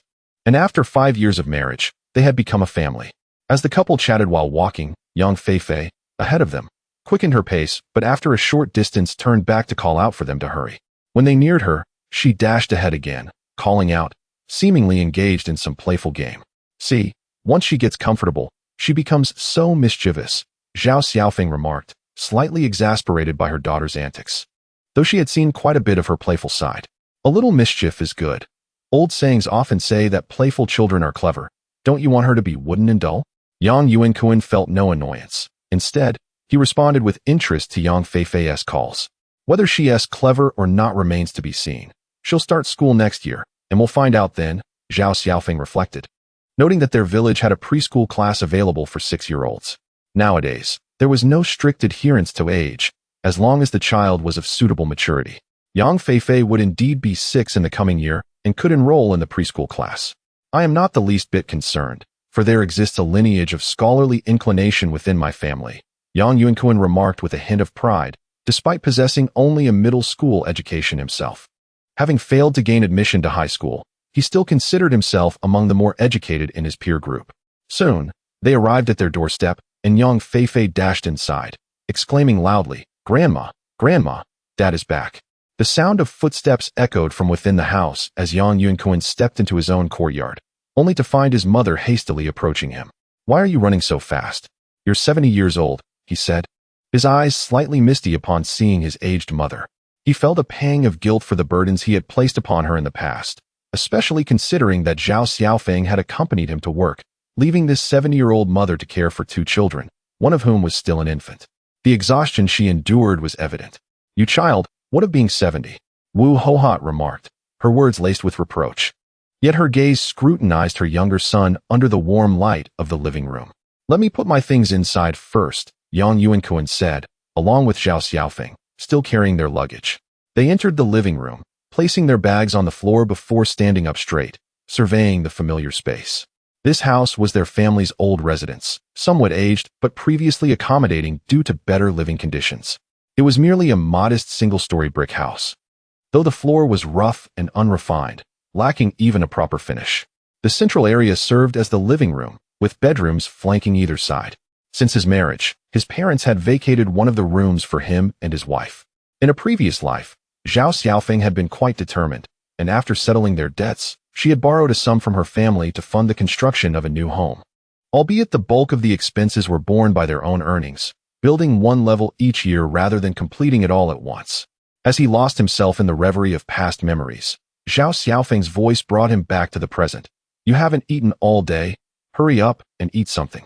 Upon regaining his focus, Yang Yuankun saw Zhao Xiaofeng entering with a large basin, and he immediately recognized it to contain braised chicken, though it seemed there was also a duck's head included. Should we drink a bit or go straight to the meal? Zhao Xiaofeng inquired, though her hands deftly retrieved a bottle of unopened liquor from the cupboard in the living room. Let us just eat. No drinking, Yang Yuankun quickly replied, recalling how he had previously indulged in alcohol with every meal, save for breakfast, regardless of its quality, until he realized the toll it had taken on his liver. Huh, no drinking? Zhao Xiaofeng appeared slightly bewildered, having specifically purchased the liquor earlier that day. I had a bit too much outside, and now I'm hungry. Yang Yuankun waved his hand with a smile. Very well then, I shall serve you some rice. And here are your chopsticks, Zhao Xiaofeng said, handing him chopsticks and a bowl before turning to exit the living room and head into the rudimentary kitchen situated in the courtyard. Chapter 10. 40,000 yuan in the main hall. Only Yang Yuankun and his daughter Yang Feifei remained. Yang Feifei gazed hopefully at the basin on the table, her head tilted back due to her short stature, hands gripping the edge of the 8 immortals table. Do you want to eat? Yang Yuankun asked his daughter with a smile. In this era, obtaining meat was indeed a challenge. In their household, they might purchase meat only 2 or 3 times a month, especially when he was away, His wife and mother were frugal, typically buying only half a kilogram of meat for the child. However, a 5 or 6-year-old child had quite an appetite. "I want to eat. It smells so good," Yang Feifei exclaimed excitedly. "Come here," Yang Yuankun said, lifting Yang Feifei onto his lap. He picked up the chopsticks for dinner and began searching through the basin of meat, only to discover that it contained a variety of cuts, none of which were suitable for a child. The selection consisted mainly of heads, feet, and wings. After a careful rummage, he found a reasonably good chicken wing and placed it in a bowl. "Give it to me. Give it to me." Yang Feifei eagerly looked at the chicken wing, her feet kicking as if she might fall off his lap at any moment. "It's hot now. Let it cool for a moment. I'll blow on it for you," Yang Yuankun said, and after blowing on the wing until it felt sufficiently cool, he handed it to Yang Feifei. "Is it delicious?" he asked, watching as his daughter enthusiastically grabbed the wing and savored it. It's delicious," Yang Feifei responded, her shyness dissipating. She felt delighted that her father had returned home with meat to share. At that moment, Zhao Xiaofeng came back in, carrying a wooden rice bucket, while Yang Mu followed with 2 plates, presumably filled with more dishes. "How did you end up in your father's lap?" "Let your father eat," Zhao Xiaofeng chuckled, observing her daughter seated comfortably on her husband's leg, munching on a wing. "It's fine, I'm eating too," Yang Yuankun said as he casually picked up a piece from the basin, only to realize it was a piece of liver. He didn't mind and popped it into his mouth, asking his wife, who was serving herself rice, "Why are there only odd bits? All the good parts are pickled. If you go out after the new year, you can take some of this with you. It's convenient. Just steam it." "Eating in the cafeteria all day doesn't yield much flavor," Zhao Xiaofeng explained. This was how it had been in previous years, but Yang Yuankun couldn't quite recall. The time felt distant, and he would need to think it over carefully. "How could I take so much? We still need to eat at home," he said, feeling a bit embarrassed. "We still have 5 chickens, 4 ducks, and a goose at home. That should be more than enough for the new year," Yang Mu interjected, adding, "Just focus on your meal. You've become so thin. You haven't eaten all day, have you? Let Feifei eat by herself." Upon hearing her grandmother's words, Yang Feifei obediently jumped down and ran to Zhao Xiaofeng's side to eat. The basin of odd bits was not favored by many nowadays, but in 20 years, it would be considered a delicacy. Ironically, the meaty parts would lose their appeal. Yet, Zhao Xiaofeng and Yang Mu still hesitated to serve themselves, instead opting for the 2 bowls of stir-fried vegetables. Yang Yuankun had no choice but to keep serving them. "You all just eat. Enjoy the good food," he said, munching on a duck foot while continuing to speak. "I haven't done much work today. I've just been watching the 2 kids and cooking," although Yang Mu's words suggested otherwise. Her face lit up with a smile as Yang Yuankun served her. "How is your work going?" Zhao Xiaofeng finally asked the question that had been on her mind. Ever since Yang Yuankun had invested all their savings into a project this year, she had been extremely anxious. It was not a trivial sum, over 20,000 yuan, their entire savings, along with an additional 5,000 borrowed from his elder brother. If it failed, how would the family survive? "Yes. How is it going?" Yang Mu also expressed her concern. She had always been lenient with her youngest son, which was why she was living with him rather than her elder son. She thought it would be manageable to help out since her son had just married and would have a child to care for. Plus her elder son had taken over their father's business, so assisting her younger son was only fitting. "Don't worry," Yang Yuankun reassured them, observing the darkening sky outside and the lack of visitors. Nonetheless, to be cautious, he said to Zhao Xiaofeng, "Please close the front door." "Oh, right," Zhao Xiaofeng replied, momentarily taken aback. She quickly set down her bowl, stood up, and closed the main door, securing the latch. Yang Yuankun stood up as well, first removing his outer coat, then the sweater he had intentionally worn. Underneath, he found only his autumn shirt, but continued to strip it off, revealing a vest underneath, which appeared somewhat awkward, bulging in several places. Without hesitation, he tossed the vest to Zhao Xiaofeng. Zhao Xiaofeng caught the vest and instinctively touched it, recognizing it was not a new occurrence. He had done this in previous years as well. "Hurry and put on a shirt. You'll catch a cold," she urged. "It's freezing," Yang Mu chimed in, noticing her son's bare torso and quickly advising him. After donning his autumn shirt, Yang Yuankun threw on his outer coat and resumed eating with chopsticks. He was genuinely hungry, having not eaten all day, and found himself devouring 2 bowls already, still wanting more. Zhao Xiaofeng tightened her grip on her clothes, stood up, and went into their bedroom. Moments later, she emerged with a pair of scissors and sat back down in her place. under the warm glow of the yellow bulb above. She began to carefully cut open the seams of Yang Yuankun's clothing to extract the money sewn inside. On the table lay 4 neat stacks of cash, easily amounting to 40,000 yuan. Zhao Xiaofeng finally felt a sense of relief, and Yang Mu let out a sigh of relief beside her. "Wow, so much money!" exclaimed Yang Feifei, who had been focused on her meal. The meat was plentiful but tough, making her teeth tire from the effort. Upon seeing the stacks of money on the table, she couldn't help but exclaim in delight. "Why are you shouting? Just eat your meal." Zhao Xiaofeng reprimanded hastily, yet a flicker of doubt lingered in her heart.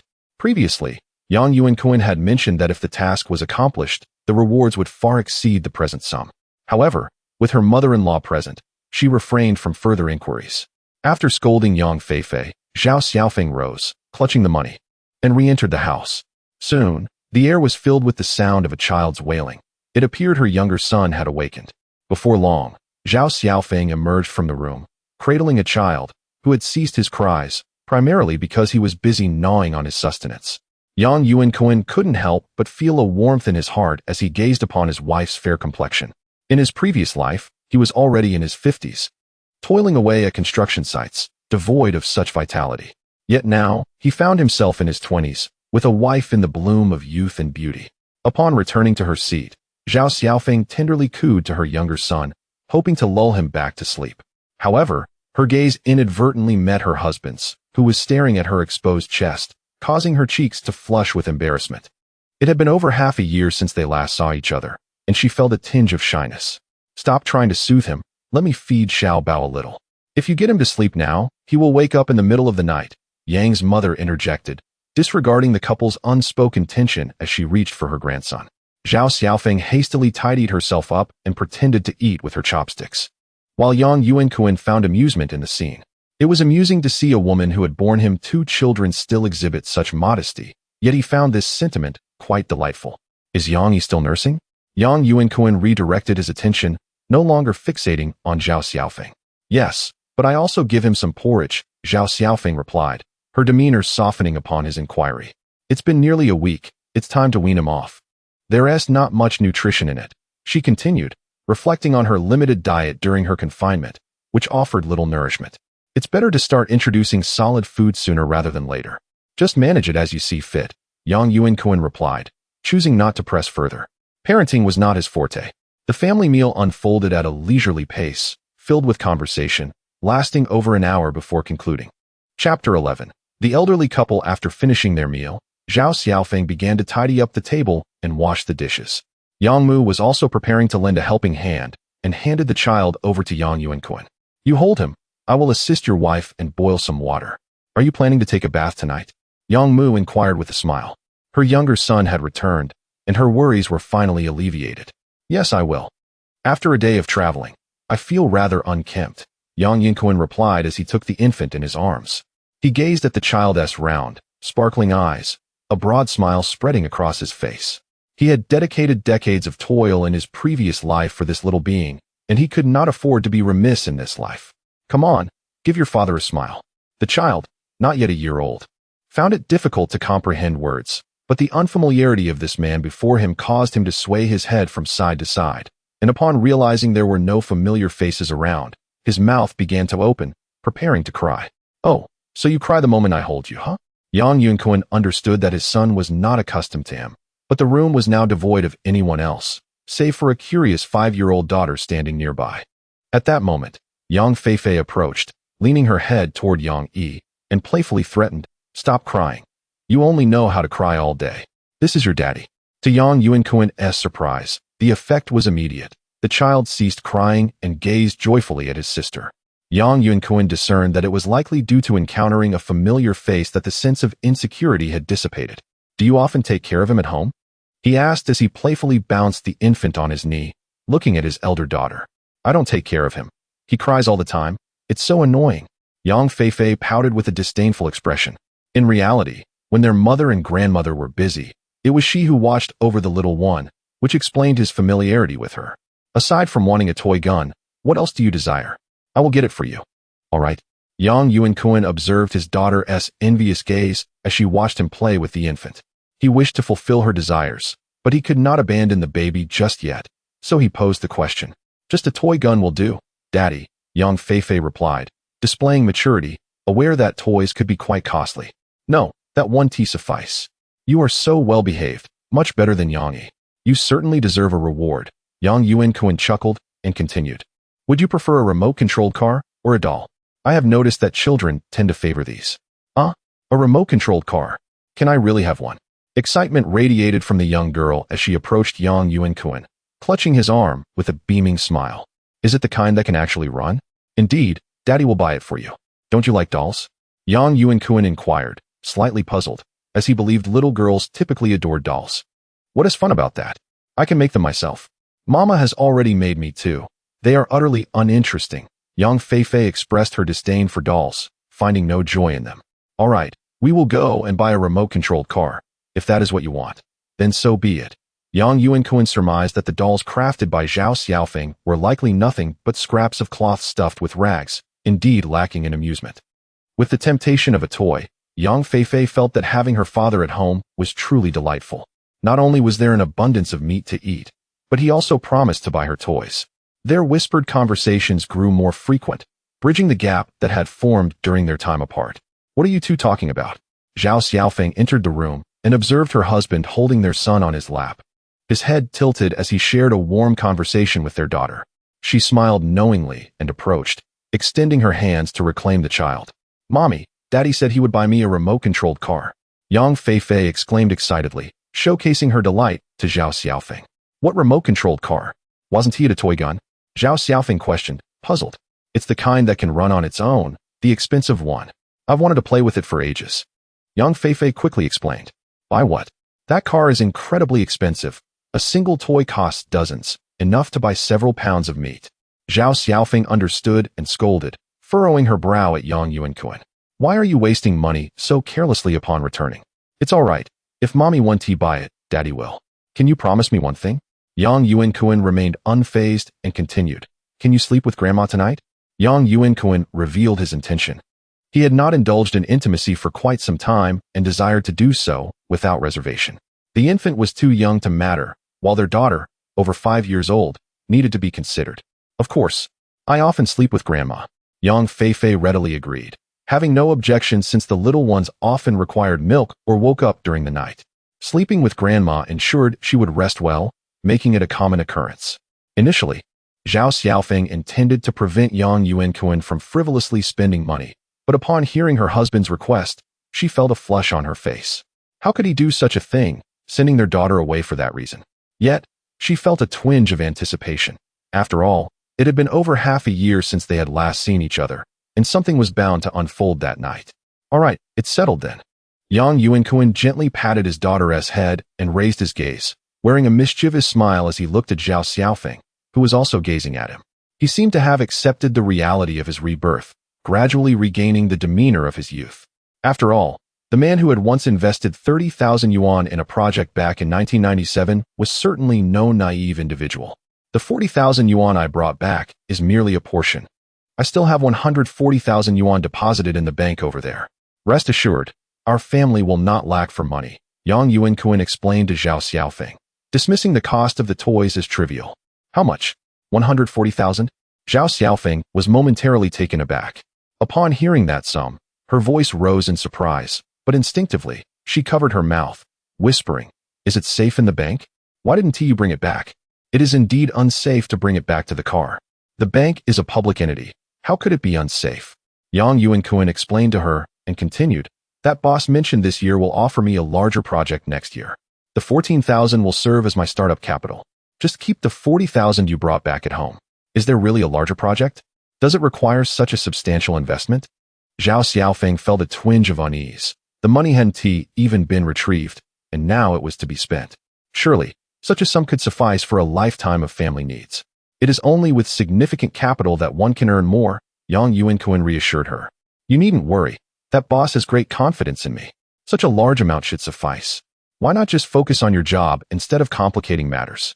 Zhao Xiaofeng hesitated before expressing her thoughts. Growing up in a traditional rural environment, she was uncertain how to navigate her husband's ambitions, yet her apprehension lingered. What can this amount accomplish? Given the current prices, it may suffice now, But what about in a few years? Yang Yuankun sat beside Zhao Xiaofeng, wrapping his arm around her shoulders, whispering, "Consider how much people earned 10 years ago compared to now. You know how the price of meat has skyrocketed. Indeed, you make a valid point. Everything is exorbitantly priced now. Just a few days ago, pork reached 5 yuan per gene, and should it rise further, it will match those years." Zhao Xiaofeng began to understand Yang Yuankun's perspective. "Rest assured, better days are coming." Haha, Yang Yuankun chuckled, noticing his wife's lingering doubts. He leaned in and kissed her cheek, prompting their daughter Yang Feifei to exclaim, "Dad kissed Mom. I want a kiss too." "All right, here's one for you," Yang Yuankun said without a hint of embarrassment, planting a kiss on his approaching daughter. Zhao Xiaofeng felt her cheeks burn. After years of marriage, such displays of affection were rare, especially in front of their daughter.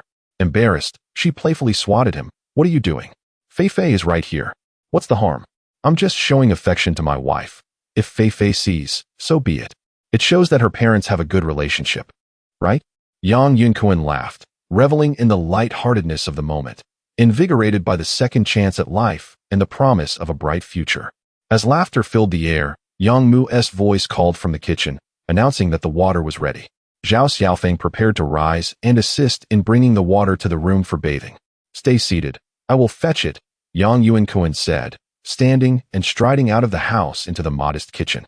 Yang Mu stood before the stove, ladling water from the pot into a plastic bucket. "That was quick. I thought it would take longer to heat the water in winter. It's boiled with firewood. It's quite efficient. After a long day's journey, wash up and get some rest," Yang Mu urged. "Should I bring the water inside, or do you want me to fetch the bath bucket?" Yang Mu inquired. Aware they owned a wooden bath bucket typically used in winter, though cumbersome to move. "I'll manage here. Just a quick rinse will suffice. It's too much trouble to bathe indoors during winter," Yang Yuankun contemplated, deciding that the warmth from the kitchen, having just been used, would be more comfortable than the cold indoors. "You can't bathe in this cold. You might catch a chill," Yang Mu quickly advised. "Just keep the fire going. It burns for a long time. Add more water for washing, and you won't feel cold," Yang Yuankun insisted. "Stop concocting such ideas," Yang Mu said, taking the ladle from him. "Hurry and get your clothes. It's still warm here."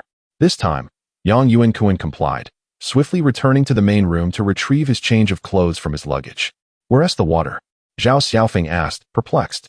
"I'll wash in the kitchen. It's warmer there after the fire. It saves me from making multiple trips," he explained as he dashed back to the kitchen with his clothes. "Just go outside. I can manage on my own. There's nothing that can't get wet." Yang Yuankun assessed the kitchen and found it devoid of any items that could be damaged. "There's nothing.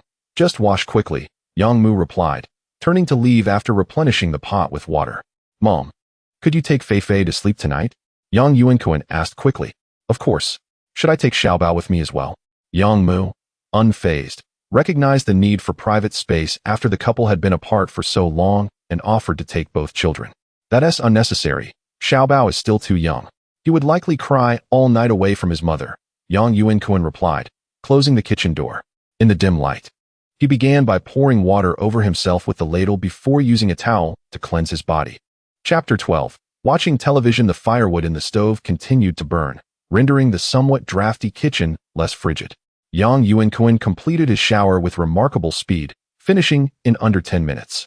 He simply donned a pair of trousers and a top, forgoing the need for a coat. Careful to avoid wetting his hair, he was mindful of the winter chill, especially in the absence of a hairdryer, which would have made things quite troublesome. "Wow, you finished so quickly?" Yang's mother observed her son's rapid completion of his bath and called to Zhao Xiaofeng. "Let us wash up as well. Feifei can join us, and Xiaobao can stay with his father on the bed." Zhao Xiaofeng nodded, noting that it was now around 7 or 8 o'clock, an appropriate time for bed. She handed Yang Yi, her infant son, to Yang Yuankun and took their daughter to the kitchen for their wash. Carrying his youngest son, Yang Yuankun entered the bedroom, which was notably spacious yet somewhat empty. It contained merely a bed and 2 bedside tables, all of which were acquired during his marriage, alongside a few wardrobes that were also from that time, appearing rather new despite the years.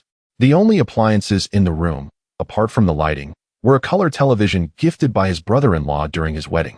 The light switch was not a standard button, but rather a pull cord. A gentle tug on the cord illuminated the entire room. Yang Yuankun placed his son, who was curiously gazing at him, into a rocking cradle beside the bed. He switched on the television opposite the bed, But before he could change the channel, Yang Yi, now lying on his own bed, began to cry. "Hey, you start crying the moment I lay you down," Yang Yuankun remarked, hastening to his son but opting not to lift him. Instead, he gently rocked the cradle with his hand. This cradle, designed for infants, was constructed entirely of wood, surrounded by high railings. Its base was not flat against the ground, but rather curved. A simple push would cause the bed to sway, eliminating the need for adults to constantly hold and soothe the child. After a few minutes of rocking, Yang Yi ceased his crying but continued to fixate on his father with wide, inquisitive eyes. "Why aren't you sleeping?" Yang Yuankun mused, bemused by the babbling of the little one. He decided to let the baby be, merely nudging the cradle with his foot while turning his attention to the television. The news had just concluded, transitioning into advertisements. He glanced again at his bed, which was quite spacious, with neatly folded blankets and pillows, exuding a sense of cleanliness and order. At that moment, the bedroom door swung open, and his daughter, along with Zhao Xiaofeng, entered, accompanied by the sound of the door latch clicking shut. "Daddy, I want to watch television before bed," Yang Feifei exclaimed, sprinting towards him and wrapping her arms around his leg, looking up expectantly. "Certainly, what do you wish to watch?" "Adjust it yourself," Yang Yuankun replied without hesitation, considering that it was still a little past 7. He handed her the remote control, casting a glance at his son, who remained awake, staring at the ceiling in a daze. "He just woke up, so he probably won't fall asleep now," Zhao Xiaofeng commented, perceiving his concern. "Here, we generally prefer to place the children in their beds as much as possible to minimize carrying them. Once they get accustomed to being held, it becomes quite troublesome." Yang Yuankun, lacking experience, observed his youngest son, who was curiously scanning his surroundings. He picked him up and placed him on their bed, then climbed up himself. "Come on, let us warm the blankets. Feifei, you should join us to keep warm." Soon, the family was cozily nestled at the head of the bed, with Zhao Xiaofeng and Yang Yuankun on either side, and Yang Feifei and Yang Yi in between. Yang Yi giggled, gnawing on his hand, while Yang Feifei rested her head on her father's shoulder, her eyes glued to the television drama playing before them. "Yuankun, I've been thinking that now that we are financially stable, perhaps we should begin constructing a new house." Zhao Xiaofeng voiced her long-held desire as the television episode concluded. "Huh, what?" Yang Yuankun, weary from a long day and just having bathed, was barely attentive to the program on the screen and had not fully grasped his wife's words. "I said I want to build a house. Our current rooms are still too small, and there's ample space in our yard," Zhao Xiaofeng reiterated, glancing at him and noticing he was on the verge of dozing off. "That sounds good. I think so too," Yang Yuankun agreed readily. In his previous life, he had to wait until all debts were settled before embarking on building a new home. Now that money was not an issue, why not enjoy the benefits sooner rather than later? Should we lay a new foundation for a new house, or add a second story to this one? Zhao Xiaofeng had contemplated various options. "Let us lay a new foundation. This house was built during my father's time, over 20 years ago. Although we made some repairs when we got married, it's still not in great shape," Yang Yuankun suggested. They had a large area within their fenced yard, which they had previously used for storing rice and later as a dumping ground. "That must cost quite a bit, right?" Zhao Xiaofeng was uncertain about the expenses involved, having little experience in such matters. "It won't be too much, approximately 20,000 yuan should suffice. It mainly covers labor and materials, and labor is quite inexpensive, especially in our hometown. Many older men in their 50s and 60s find it hard to secure work on construction sites and can only do odd jobs at home, earning around 20 yuan a day, which is considered generous," Yang Yuankun clarified. "All right then, when will you head out next year? Should we wait for your return to start the construction?" Zhao Xiaofeng inquired further. "No need. We can start right after the 15th of the month. My work won't commence until March, so it should take about a month." Yang Yuankun was not inclined to delay. As they were not building a villa like in later generations, the process would be swift. The couple quickly reached a consensus on the project, and Zhao Xiaofeng began to murmur about various household matters, sharing snippets of everyday life. He felt no irritation, instead responding with a smile. The two children had drifted into slumber, and as the television series concluded, Yang Yuankun cast a glance and noticed both little ones were fast asleep. He turned to Zhao Xiaofeng and said, "I shall take Feifei to my mother's place. Alternatively, we could let her sleep here. It is already 9 o'clock, and my mother is likely asleep as well."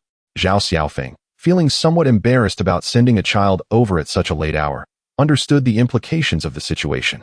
Not to worry, Yang Yuankun reassured her, dismissing any concerns. He carefully rose, cradling the slumbering Yang Feifei in his arms, opened the door, and gently knocked on the door of his mother's room.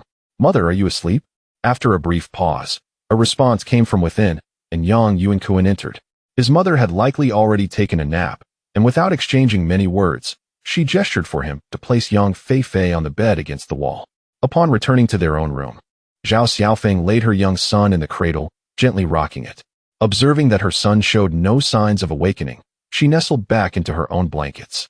Yang Yuankun swiftly climbed onto the bed, discarding his clothes carelessly to the side, and turned off the light. "Quickly turn it off," Zhao Xiaofeng remarked, watching her husband's eager demeanor. Although she felt a hint of shyness, joy blossomed within her. Yang Yuankun's urgency indicated that he had not indulged in frivolity outside. "Is it not permissible to turn on the light?" Yang Yuankun replied, somewhat reluctant, lamenting that darkness was not preferable to illumination. "Oh dear, why are you like this? Quickly turn off the light." Zhao Xiaofeng playfully pushed against Yang Yuankun's chest, feigning annoyance. With no other option, Yang Yuankun pulled the cord down, plunging the room into complete darkness. Chapter 13. A busy morning. The following morning, while Yang Yuankun remained lost in slumber, he was roused by the sound of a baby crying. Zhao Xiaofeng, who had been sleeping beside him, stirred and opened her eyes, only to find herself already dressing. "What time is it?" Yang Yuankun mumbled in a daze, still under the impression that he could conveniently check the time on his mobile phone as he did in his previous life. The outside world was just beginning to brighten.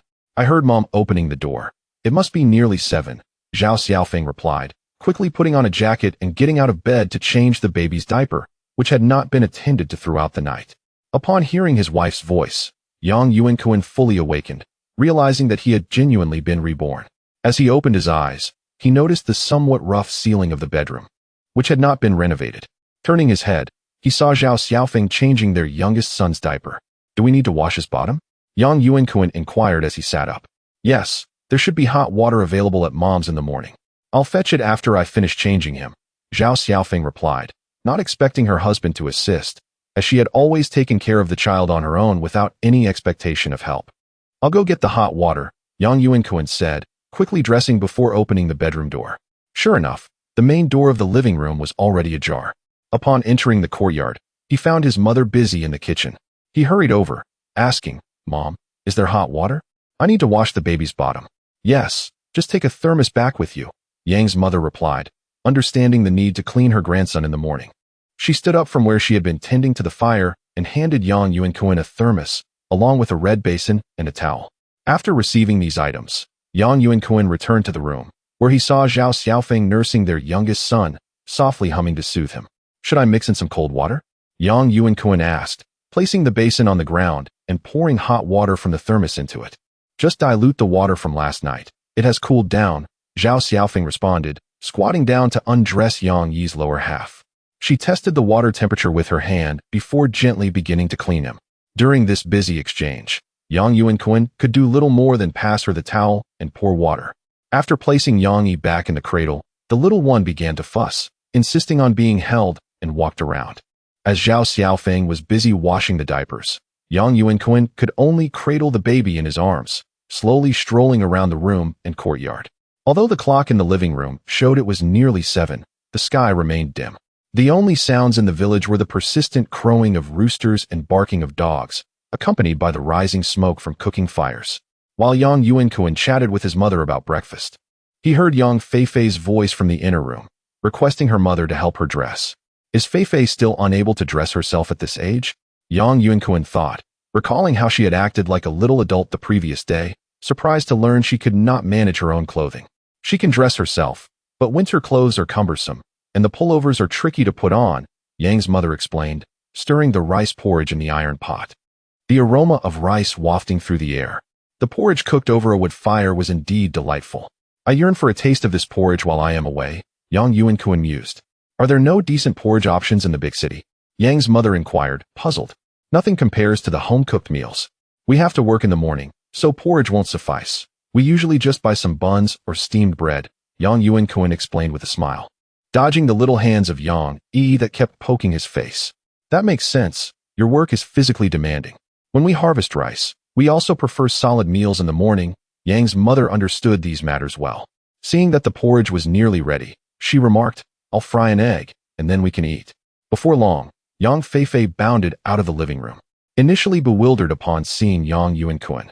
She soon realized it was her father and clung to his leg, asking, Daddy, can you brush your teeth on your own now? Yang Yuankun asked, beaming with joy. Yes, I can do it all by myself. Yang Feifei replied proudly, adding, only my little brother can't. Indeed, you are the most impressive, Feifei. Hand me the baby, and you take Feifei to brush her teeth and wash her face. She can only fumble a bit on her own.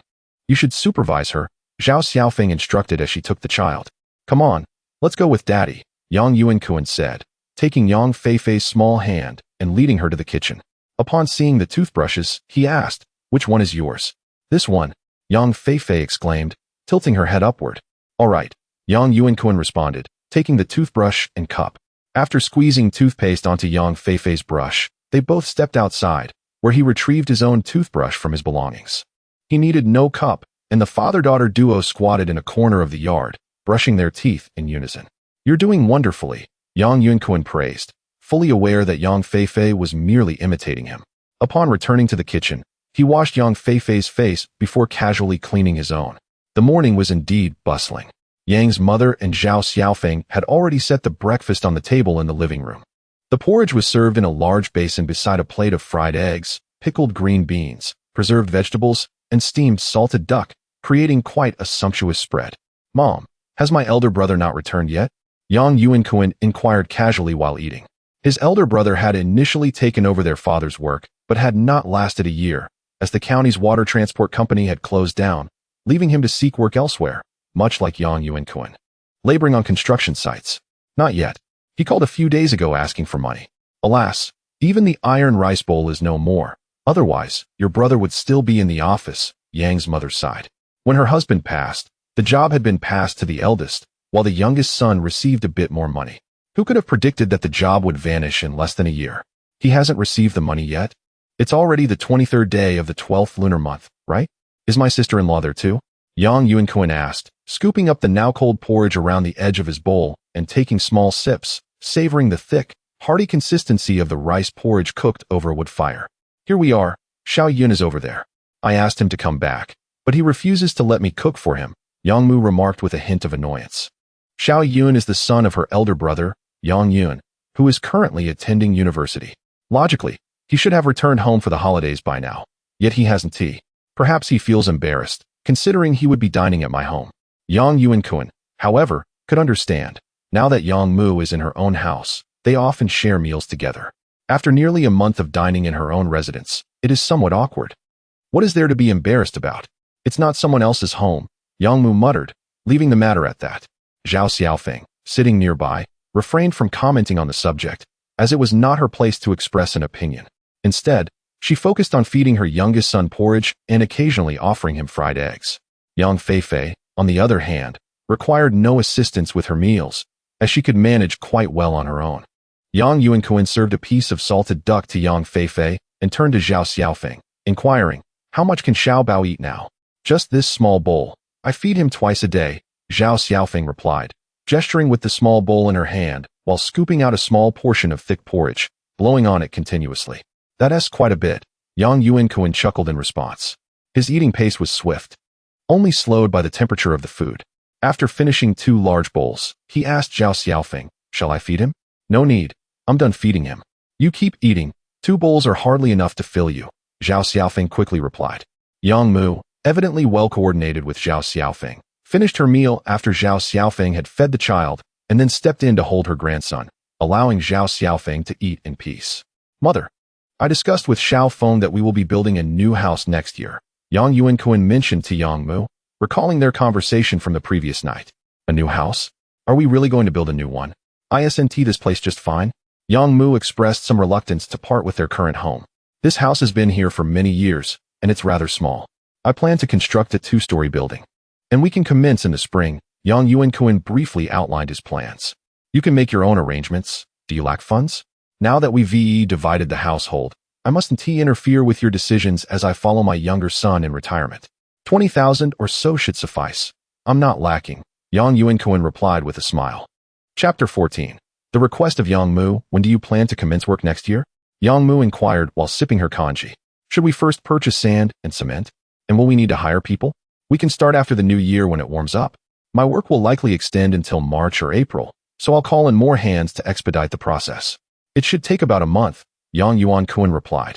Having finished his meal, he noticed the plate of scrambled eggs on the table, with only a small portion remaining. Zhao Xiaofeng did not take any, leaving it solely for their daughter, Yang Feifei, who was enjoying them. Yang Yuankun took the plate and served Zhao Xiaofeng a generous portion before giving the rest to Yang Feifei. I can serve myself, Zhao Xiaofeng said, glancing at the eggs in her bowl, feeling a twinge of reluctance. Previously, only Yang Feifei had eaten from the bowl, and she had fed small pieces to her younger son. Now, most of it was in her bowl, and she contemplated serving Yang Feifei more. Just eat. She is small and doesn't need much, Yang Yuankun insisted, noting how much weight Zhao Xiaofeng had lost over the past year. It's the new year, we shouldn't fuss over such trivial matters. Yes, Xiaofeng has been quite exhausted this year, nursing the baby, caring for the children, and managing the fields. She deserves to indulge a little during the new year, Yang Mu interjected, aware of her role in the family. She had come to assist her younger son's household, and she felt grateful that her daughter-in-law did not mind her presence. Otherwise, her retirement would likely fall to her eldest son, who had taken over the family responsibilities. Thus, she refrained from meddling in the couple's affairs. Zhao Xiaofeng, however, did not feel particularly fatigued. Many women in rural areas endured similar burdens, especially after learning that her husband had earned a considerable amount this year. The exhaustion seemed to dissipate, and she appreciated Yang Yuankun's concern, especially during the festive season when their daughter did not require much. Shall we take the family to the county tomorrow? Yang Yuankun proposed. The children haven't bought new clothes for the new year, and this year, we have earned well enough to buy outfits for both you and mother. I don't need anything. I have plenty of clothes. You and your wife can go, Yang Mu expressed her thoughts, clarifying, you brought back so much money last night. Someone should stay home to oversee things. Fine, as you wish, Yang Yuankun conceded, recognizing the validity of Yang Mu's reasoning. He decided that Zhao Xiaofeng could purchase the clothes for her mother-in-law since adult sizes rarely changed. Is it really necessary to go to the county? Can't we just shop in the town? Zhao Xiaofeng questioned, puzzled. The county offers a wider selection, Yang Yuankun replied, glancing at Yang Feifei, who was still eating. Hasn't our Feifei been to the county yet? I want to go, mommy. I've never been. Yang Feifei exclaimed eagerly upon hearing about the trip. All right then, let us have Ma stay home with the little one. It wouldn't be convenient to take such a small child on a bus, Zhao Xiaofeng, seeing that she was the only one opposed, reluctantly acquiesced. Okay, then it will just be the three of us, Yang Yuankun stated, having no further objections. After breakfast, while Yang Mu tidied the table, Zhao Xiaofeng held Yang Yi, and Yang Yuankun played with Yang Feifei in their modest yard. Though it was called a yard, it was quite rudimentary, with stone foundations and earthen walls. The area was spacious, featuring a dirt path, with only the entryway to the main room paved with stone slabs, alongside the kitchen. The yard still held vegetable plants, and fortunately, the winter had been dry, preventing excessive mud. In the morning, Yang Yuankun remained indoors, seated in front of the main room while Yang Yi had long fallen asleep.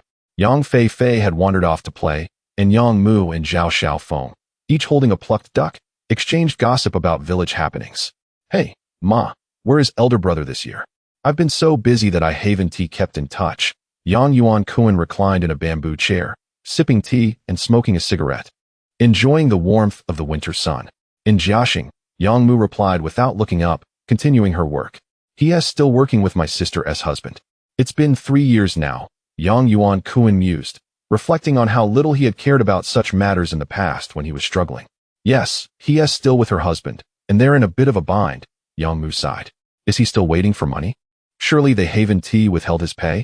Yang Yuankun inquired, puzzled, knowing that this sister was not his biological sister, but rather the eldest daughter of his uncle's family, whom they all referred to simply as elder sister.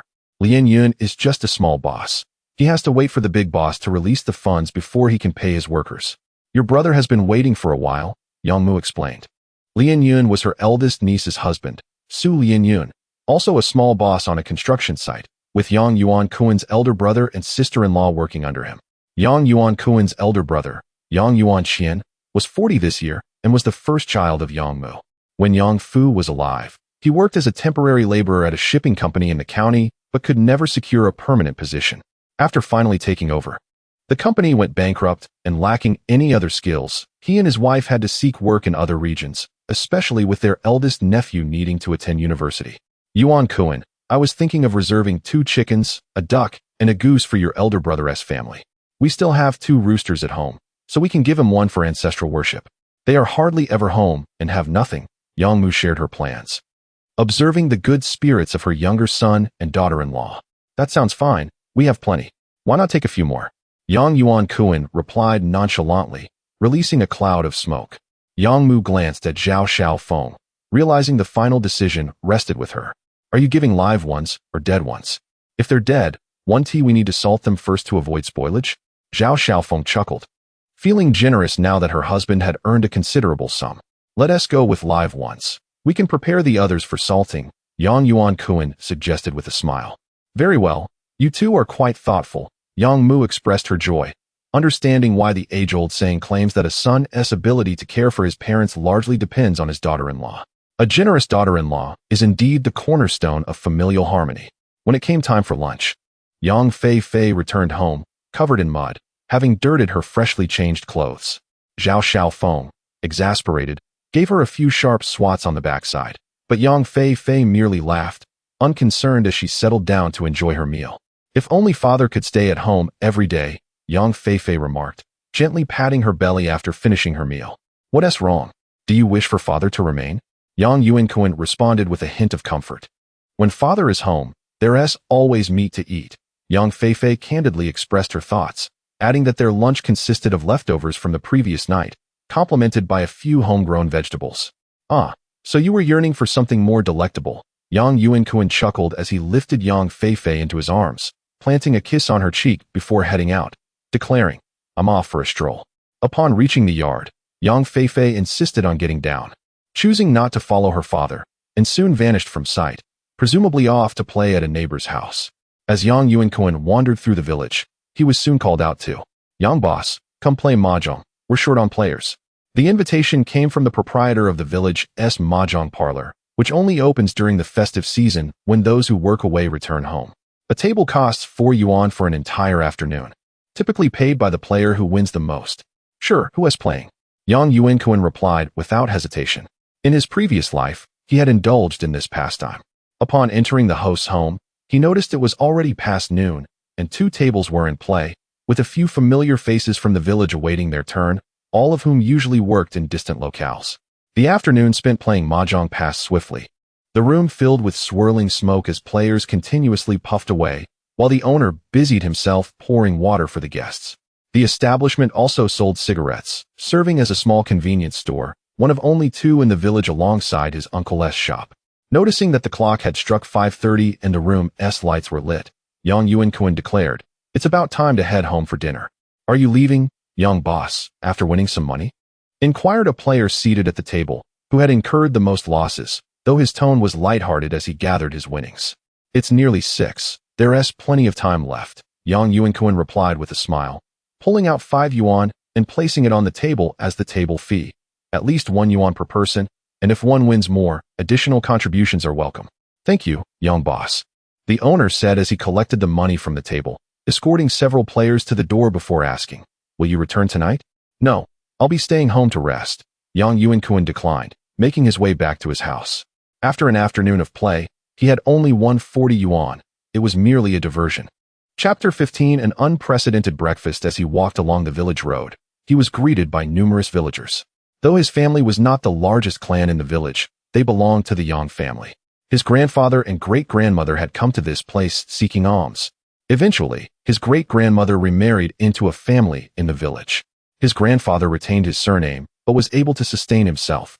Later, his grandfather married his grandmother, who bore him 4 sons. His father was the second eldest among them. His elder uncle had 2 sons and 2 daughters, all of whom worked in distant places and only returned during the new year. His father also had 2 sons and 2 daughters, with him being the youngest. The family of his third uncle operated a small shop in the village and cultivated land for families who sought work elsewhere, including some of their own land. His fourth uncle was a civil servant in the county town, nearing 50, with a child much younger than himself still attending high school, having adhered to the family planning policy. After their 4 sons grew up, the family had established a foothold in the village, though most of the time they did not return, and the younger generation had little interaction. The dining customs in the village were markedly different from those in the city. Adults would sit on small stools at their doorsteps, holding bowls while eating, engaging in loud conversations with neighbors. When the conversation became lively, they would join each other for meals. The children gathered together, often forgetting their cold food set aside, resulting in a reprimand from the adults. "I was just about to call you. Dinner is ready," Zhao Xiaofeng said with a smile, spotting Yang Yuankun entering the yard through the window. "How did it go today?" "Not too bad. Won a few dozen yuan," Yang Yuankun replied, noticing his wife in the kitchen and opting not to enter the main room, instead joining her in the kitchen. Yang's mother was tending to the stove, while Zhao Xiaofeng busied herself in front of it. "What are we having for dinner?" "I made noodles, fried an egg, and prepared some salted duck and salted chicken as side dishes," Zhao Xiaofeng said, her smile unwavering throughout the day. Invigorated by her husband's return with a wad of cash that rejuvenated her after a year of toil. "Why drink alone at night? I'll just have noodles." Yang Yuankun thought to modify this habit of his. In his previous life, he had succumbed to stomach cancer. While quitting smoking was a challenge, he believed moderation in drinking was essential, especially during meals. "What? No drinking? The dishes are quite good. I'll fry some greens afterward," Zhao Xiaofeng inquired. Puzzled. "I've already drunk too much outside. What is there to drink at home?" Yang Yuankun declined. The next morning at 6 o'clock, Zhao Xiaofeng woke the still sleeping Yang Yuankun, reminding him that they had agreed to go to the county town that day. The only bus from their village to the county town departed at 6:30, and time was of the essence. "How much money should I bring?" Zhao Xiaofeng asked, retrieving cash from the locked cabinet at home. "No need to bring any. I have enough," Yang Yuankun assured, his wallet containing a substantial amount, a rarity in this era to carry over 1,000 yuan. "All right, then I want tea take any," Zhao Xiaofeng replied as she prepared to return the money. "Do you want to buy some gold?" Yang Yuankun suddenly recalled that gold prices should be quite reasonable now. In his previous life, he had never paid attention to this, and when he married Zhao Xiaofeng, they had not purchased any, waiting until they had more money to invest. "Buy gold? Why would we do that?" Zhao Xiaofeng was taken aback by Yang Yuankun's suggestion. "To give to you," he said playfully, wrapping his arms around her from behind. "What would I do with that? If I lose it while working at home, it would be troublesome," Zhao Xiaofeng blushed. Not quite accustomed to Yang Yuankun's affectionate gestures, gently struggling away. "We are already an old couple. We have 2 children, and you're still shy," he teased, kissing her cheek. "Let us buy a ring or earrings. Gold doesn't depreciate." "Then let us buy a little," Zhao Xiaofeng mused, realizing the practicality of the idea, thinking they could sell it later if they needed money. "I'm not sure what the current gold price is." "Bring around 5,000 yuan, Yang Yuankun suggested, believing it would suffice. "That much? I heard it's only about 90 yuan per gram now." Zhao Xiaofeng hesitated, feeling reluctant as 5,000 yuan was a significant amount, more than many earn in a year. "But you should think of it as an investment, not just spending," Yang Yuankun explained. 90 yuan is indeed quite cheap, so we can purchase more." "All right," Zhao Xiaofeng deliberated before accepting, counting out the money and handing it to Yang Yuankun. The couple then stepped outside. Yang's mother was awake, dressing Yang Feifei in her room. Upon seeing the couple, she asked, "Should I cook some noodles for you?" "No need. It's easy to get nauseous on the bus. We'll just buy something on the street," Yang Yuankun quickly replied. "Dad, are we really going to the county town?" Yang Feifei asked excitedly, rushing over after putting on her shoes and hugging Yang Yuankun's leg. "Yes," he said, bending down to remind her, "Hold my hand tightly when we get to the county town. Don't wander off, or I want to take you." "I will hold on tight," Yang Feifei promised eagerly. The family of 3 hurried out the door, excited for their trip to the county town. Zhao Xiaofeng wore her best clothes, while Yang Yuankun dressed casually. Yang Feifei, between them, held each of their hands, bouncing along joyfully. Upon reaching the village entrance, the bus was already running. As they boarded, a few familiar faces from nearby villages were already on the bus. After exchanging greetings, the 3 found their seats. The bus from their village to the county town frequently stopped to pick up and drop off passengers, and by the time they arrived in the county town, it was already 9 o'clock. After having breakfast, Yang Yuankun noticed a breakfast vendor not far from where they parked. It was already 9 o'clock, and the crowd was relatively sparse. Although he was not particularly hungry, Zhao Xiaofeng felt a twinge of reluctance. This kind of breakfast would surely cost several yuan for their family of 3. She had never actually dined in the county town before. Having graduated from middle school, she had spent her days assisting with farming until marrying Yang Yuankun at the age of 20, only visiting the county once to buy clothes for their wedding. "Let us go. I'm hungry," Yang Yuankun asserted as he firmly took Zhao Xiaofeng's hand and walked toward the vendor, cradling Yang Feifei in his arms. In such a bustling place, he felt a sense of unease regarding her safety. Zhao Xiaofeng could only follow behind him helplessly. The 3 of them entered the breakfast shop, where Yang Yuankun adeptly seated himself on a bench, placing Yang Feifei beside Zhao Xiaofeng. "I'll go buy the food. You 2 wait here," he declared. Approaching the vendor frying youtiao, he was greeted with, "What would you like, boss?" "I'll have 2 youtiao, 5 rice dumplings, 15 pot stickers, and 2 baskets of Xilong bao," he ordered, eyeing the freshly fried youtiao with delight. He then inquired, "Is there a charge for the porridge for the child?" "There's no charge," the vendor replied, confirming Yang Feifei's age with a smile. "And do you have soy milk?" Yang Yuankun continued. "Yes, we grind our own," the vendor said, becoming increasingly enthusiastic as he noted Yang Yuankun's order. "Then I'll take a bowl of that as well." Instead of returning to his seat, Yang Yuankun approached the porridge station. Retrieving 3 bowls and sets of chopsticks from the cupboard, he first rinsed them with hot water from a thermos before ladling 3 bowls of porridge. He preferred a less grainy porridge, as most people of that era would typically scoop a thick bowl from the bottom of the barrel. "How much is it?" Zhao Xiaofeng asked, accepting the chopsticks with a hint of concern. "It won't be much, probably 6 yuan altogether," Yang Yuankun estimated, noting how inexpensive things still were. "Is it really that expensive?" His wife found it hard to accept the price, recalling that 6 yuan could buy over a pound of pork. "I am, after all, a small business owner now. This amount isn't frivolously spent," Yang Yuankun replied with a serious expression, feeling the need to correct his wife's perception of spending. Being overly frugal had its downsides as well. No amount of money can withstand your extravagance. Zhao Xiaofeng murmured softly, unable to argue with Yang Yuankun in public.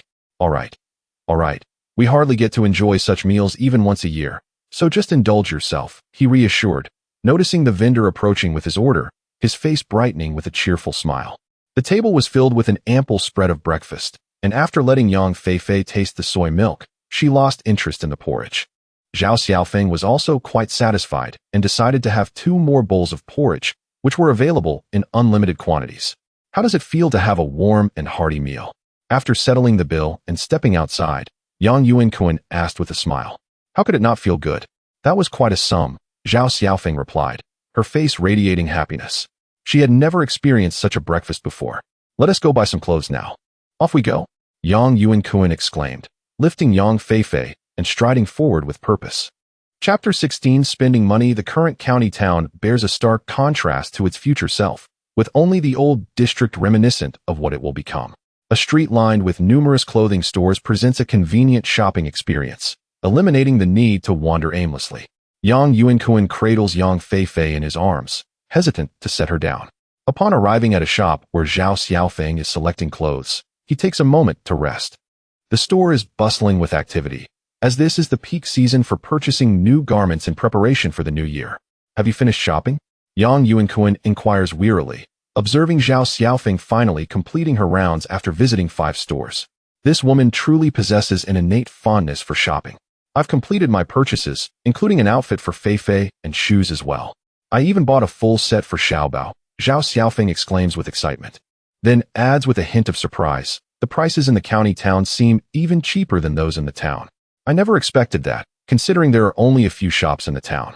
The competition is minimal in the town, and there's also the added cost of transportation, Yang Yuankun explains, noticing that Zhao Xiaofeng has not bought anything for herself. He quickly asks, did you buy something for yourself? What would I buy? It's enough to shop for the children. I bought some clothes last year, so I have winter garments to wear, Zhao Xiaofeng declines, as her long-standing consumption habits prevent her from easily purchasing clothes for herself. Come on, treat yourself to a new outfit. I've earned money this year, Yang Yuankun feigns anger. We'll be visiting relatives for the new year. How can you go in old clothes?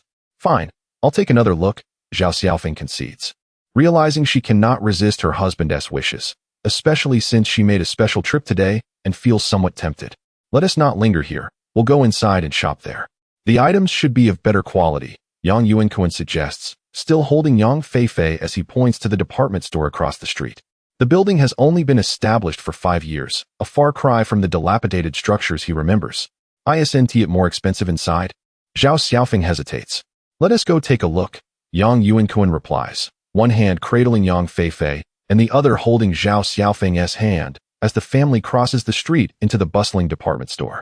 Daddy, I want to buy a toy car. Yang Feifei excitedly expresses her desire for the toy car Yang Yuankun had promised her, no longer mentioning the toy gun. All right, we'll buy you one. There should be a toy store inside. Yang Yuankun responds with a smile. The first floor is filled with jewelry, while the second and third floors feature men's and women's clothing, respectively.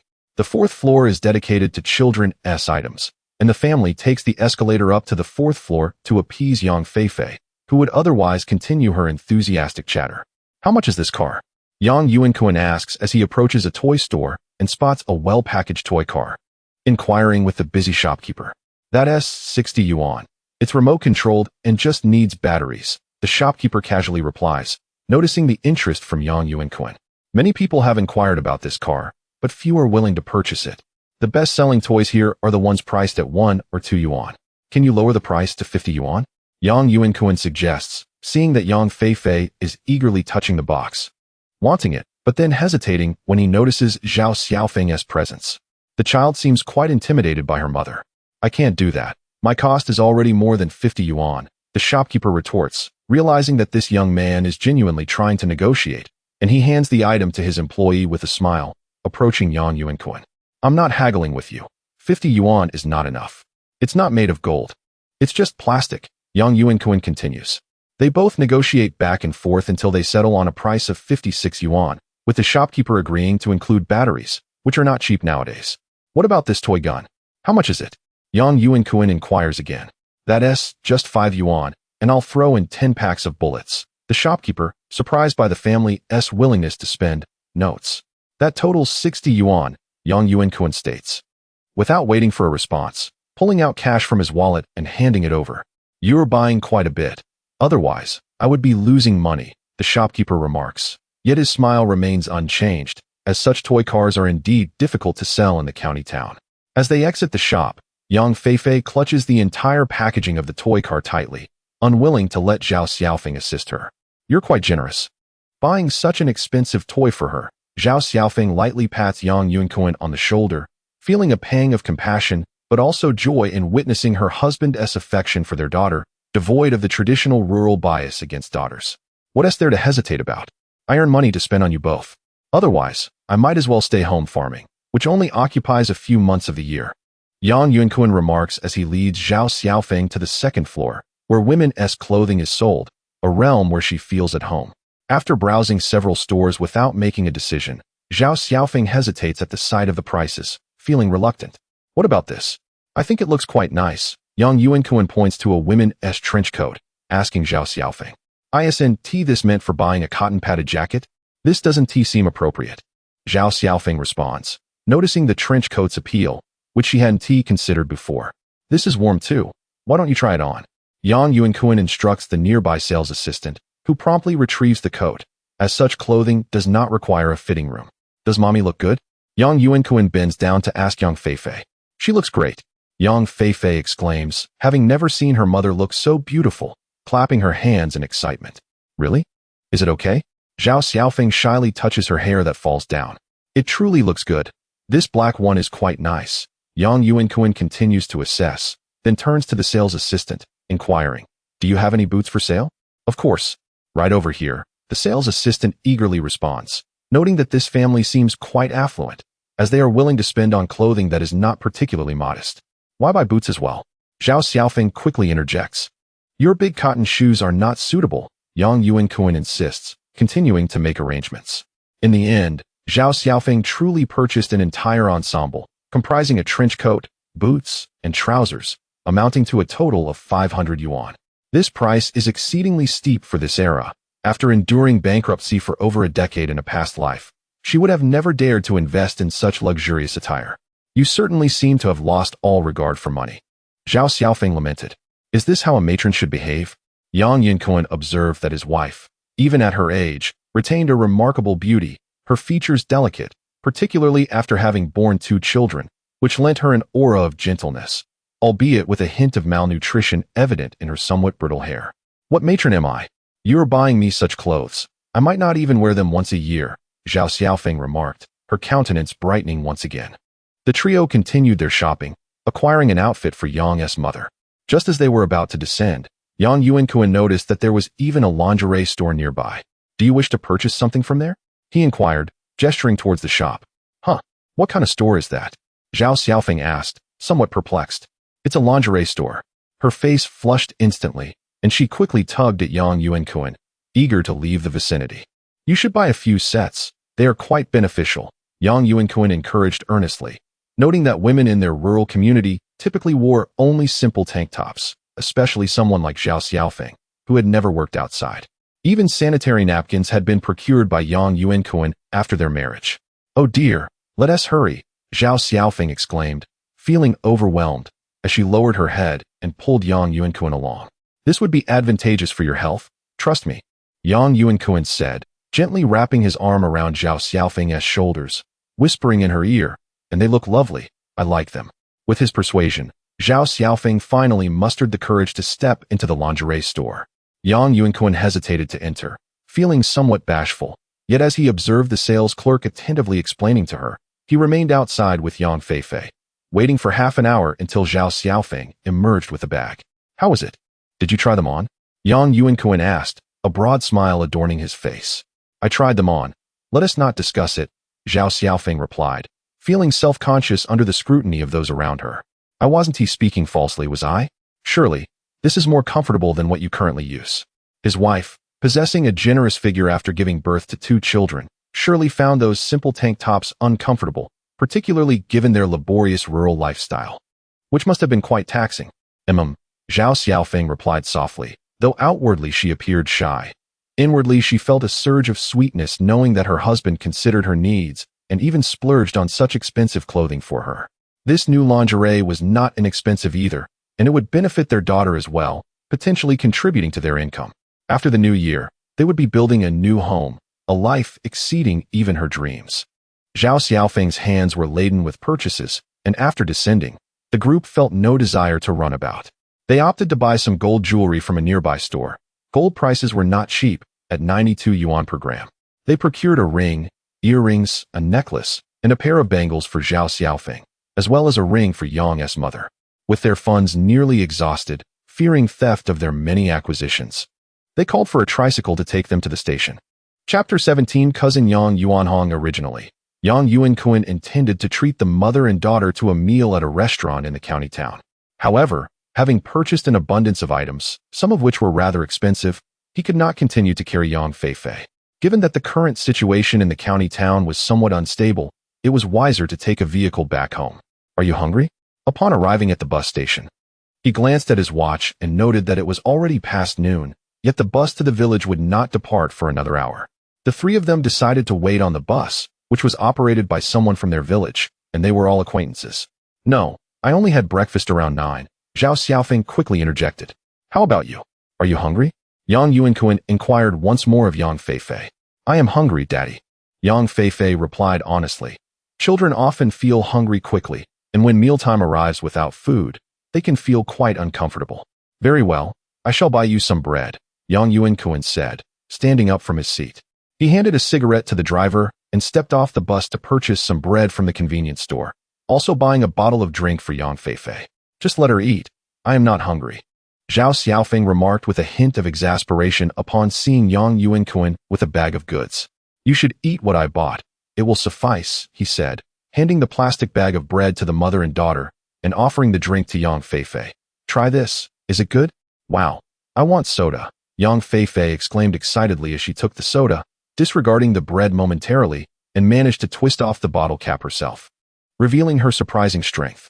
First, eat this before you drink, Zhao Xiaofeng said, tearing open the bread's packaging and confiscating the drink with a stern expression.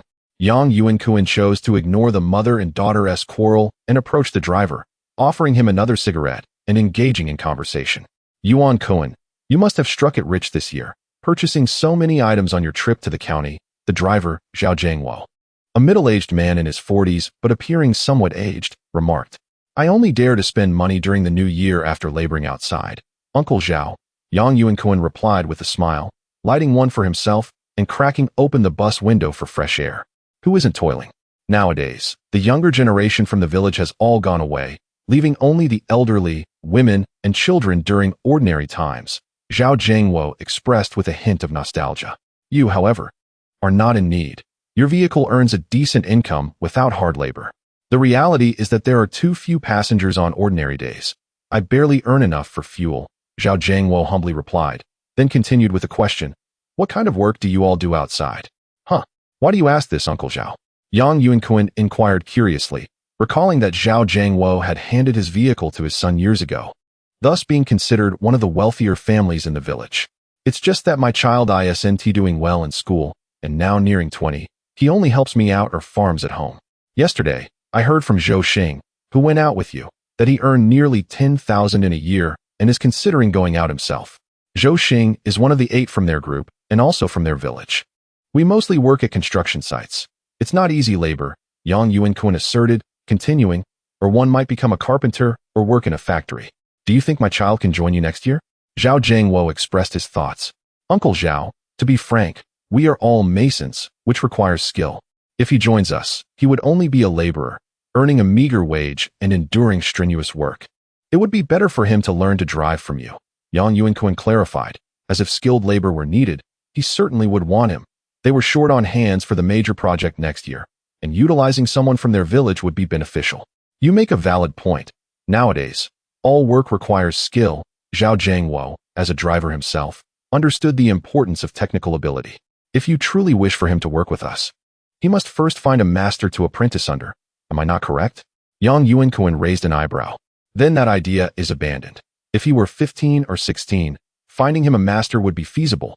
But at his age, with the family already seeking a match for him, it is best to let it go, Zhao Jiangwo conceded, continuing to discuss village matters with Yang Yuankun. The bus jolted along the rural roads for over 2 hours, finally arriving at the village entrance just before 5 o'clock, where Yang Feifei had fallen asleep in Zhao Xiaofeng's embrace. The bags had become cumbersome for Yang Yuankun to carry alone, especially the large packaging of Yang Feifei's toy car. Hey, Yang Yuanhong, help me with something. Yang Yuankun called out to Yang Yuanhong, who was chatting with a group of young people at the village entrance.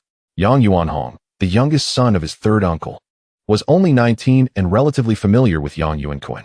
Hey, Brother Kun, I'll help.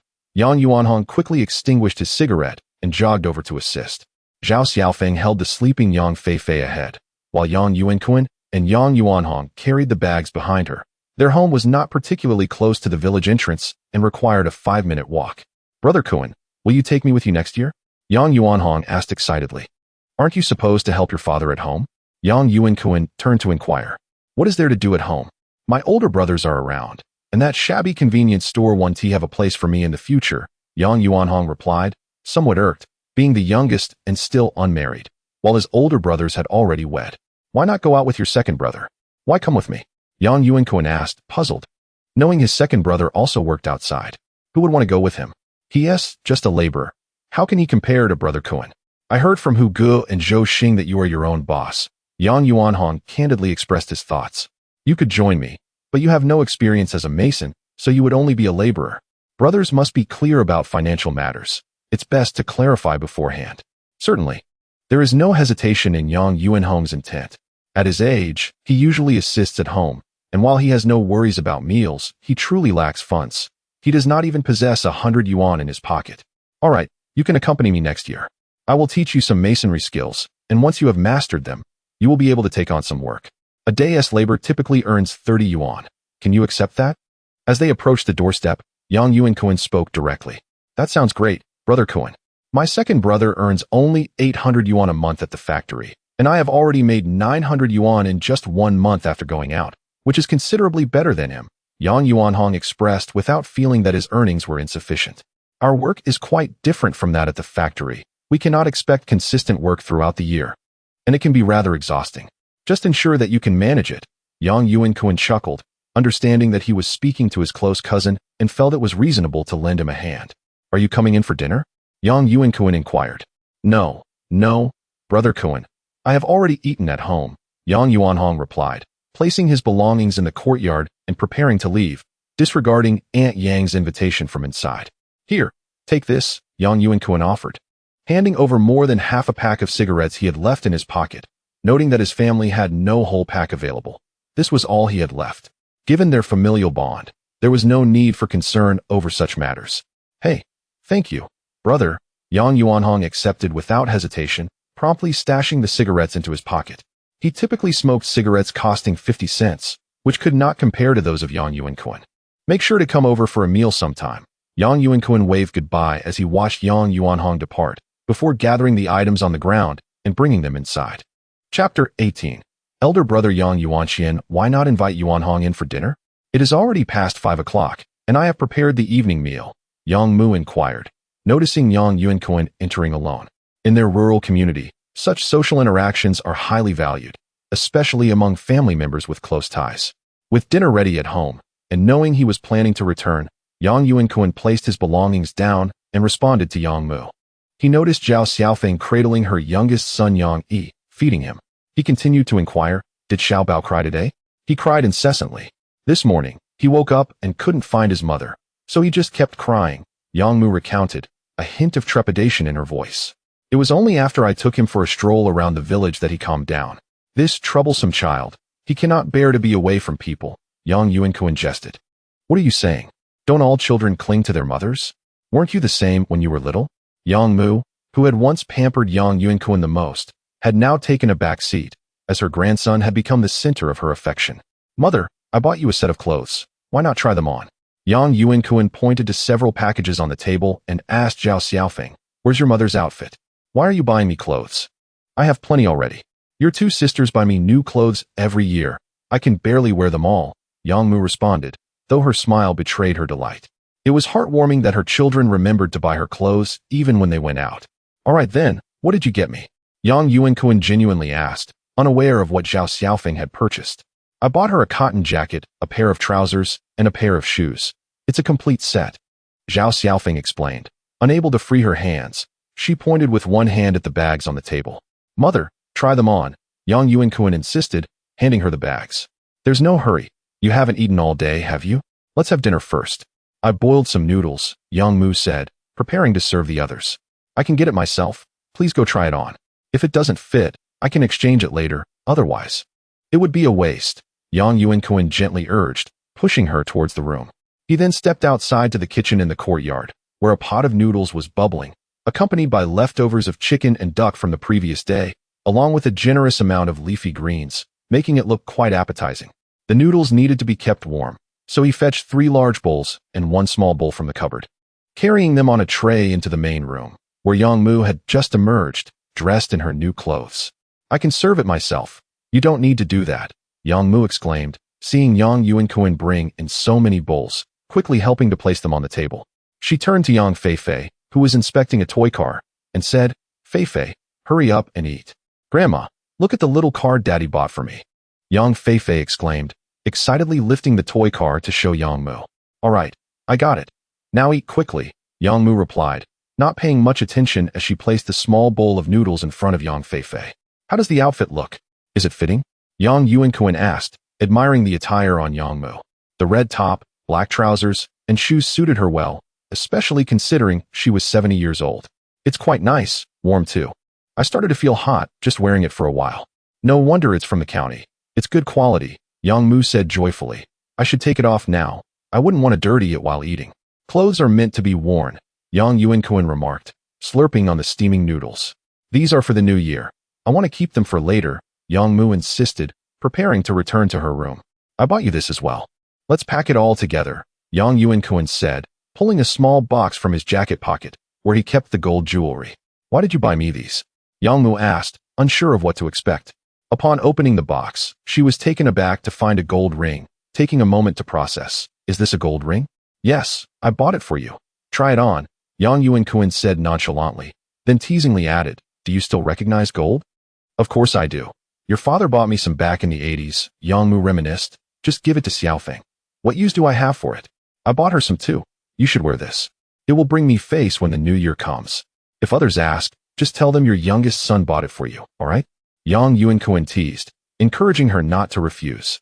This past year had been particularly exhausting for both Zhao Xiaofeng and Yang Mu. He had not been dutiful in his filial piety in his past life, and he felt it necessary to make amends in this one. Fortunately, Yang Mu had a long life ahead of her, with many more years to enjoy. Fine, I will keep it for now. It will still belong to you when I am gone, Yang Mu conceded. Realizing these items would not be damaged and could be passed down to them later, the family finished their simple dinner amidst laughter and joy. After the meal, Zhao Xiaofeng continued to soothe the baby, while Yang Mu tidied up the table and kitchen, washing dishes and pots, while Yang Yuankun assisted Yang Feifei in assembling the toy car. He was quite adept at it. All it needed was batteries. Once the switch was turned on, the car lit up with colorful lights. Even the wheels sparkled. After a brief test of the remote control, he handed it to an eagerly awaiting Yang Feifei. The noise from the toy was quite loud, capturing the attention of Yang Yi, who was nestled in Zhao Xiaofeng's arms, turning his head in excitement and kicking his legs, eager to play. These toys for children nowadays are truly impressive. They can even move on their own, Zhao Xiaofeng remarked.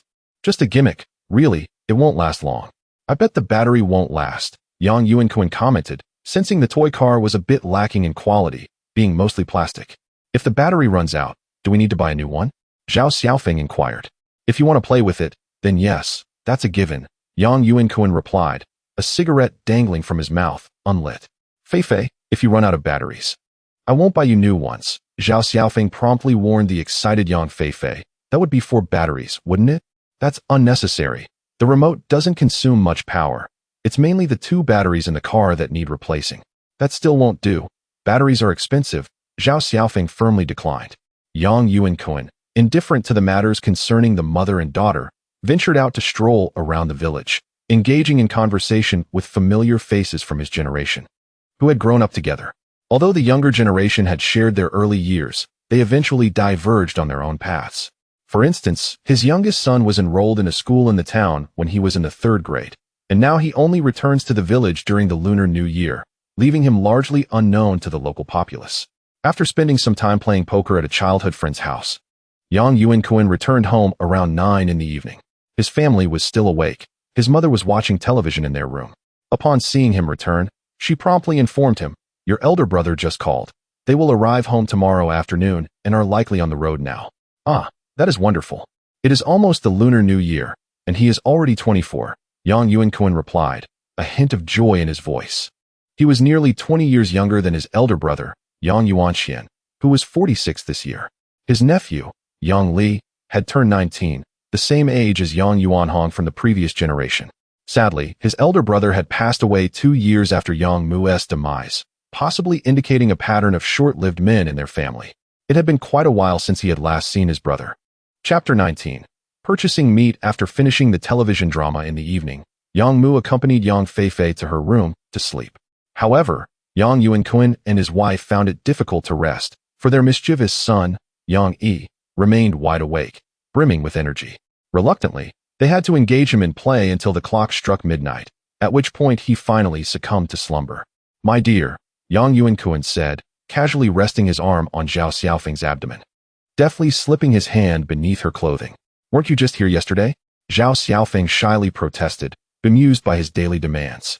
"I have abstained for a year," Yang Yuankun quipped, rolling over to position himself atop Zhao Xiaofeng, swiftly unfastening her garments as he continued with a playful tone. "You should be concerned if I do not visit."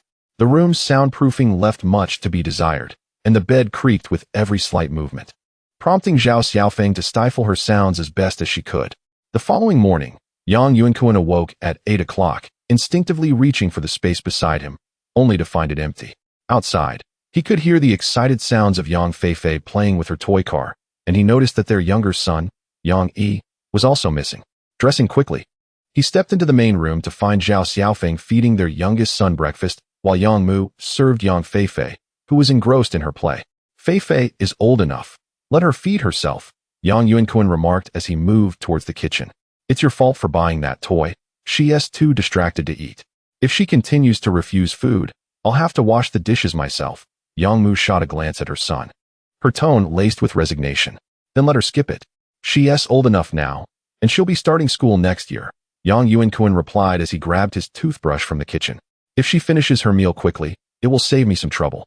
She usually eats on her own, Yang Mu commented, feeding the last bit of porridge to Yang Feifei with a smile, adding, see how fast she eats now.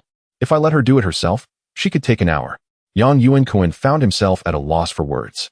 After completing his morning routine, he lifted the pot lid to reveal their staple breakfast of plain rice porridge, which tasted particularly delightful when paired with homemade pickled radish and salted duck. Once breakfast was completed, Yang Yuankun took Yang Feifei out, as his elder brother's family was returning that day, necessitating a trip to purchase some groceries. The father-daughter duo arrived at the village butcher's shop, where a considerable number of patrons were already present to buy meat, as many who had been working away returned home for the holidays. Daddy, are we having meat today? Yang Feifei inquired excitedly, showing no trace of her earlier reluctance to eat breakfast. You refuse breakfast, but are eager for meat. Huh? Yang Yuankun teased, playfully patting her head. Yang Feifei had initially wanted to bring her toy car along, but Zhao Xiaofeng would not allow her to take such an expensive item outside. Can we buy more this time? It's never enough. Yang Feifei continued to bounce with enthusiasm. All right, today we shall ensure you have your fill, Yang Yuankun said, kneeling down to indulge her, his earlier displeasure at her breakfast antics forgotten. In a previous life, Yang Feifei had also endured hardships. It was only when she reached high school that Zhao Xiaofeng returned to accompany her studies. During her middle school years, she received a mere 15 yuan for weekly expenses, and only on weekends did Yang Mu buy some meat to supplement her meals. In contrast, their younger son, Yang Yi, had enjoyed a more comfortable life and had not experienced significant hardship. Finally, it was his turn to purchase, and noticing the ample supply at the meat counter, Yang Yuankun inquired, Uncle Wang, is there still so much left today? Indeed, we received a larger shipment today. We rely on you big spenders to buy more, replied Wang, the butcher, who was the uncle of Wang Hu, aware that his nephew worked under Yang Yuankun. Let me take a look, Yang Yuankun said, examining the selection. I will take 2 pounds of this pork belly, some tenderloin, and 2 pounds of ribs. Certainly, Wang responded, pleased to see such a large order, noting that pork ribs and tenderloin were not particularly expensive in the countryside, and were even less popular than pork belly. What is the price for ribs? Yang Yuankun inquired with curiosity. Ribs are 4 yuan per pound, pork belly 5, and tenderloin also 5. Wang replied while packaging the meat, expertly weighing it out. Is tenderloin really this pricey now? Yang Yuankun questioned, puzzled. Many have begun to prefer lean meat, especially children who seem unable to consume fatty cuts. Thus, tenderloin has become quite sought after, and I have only this much left, Wang explained.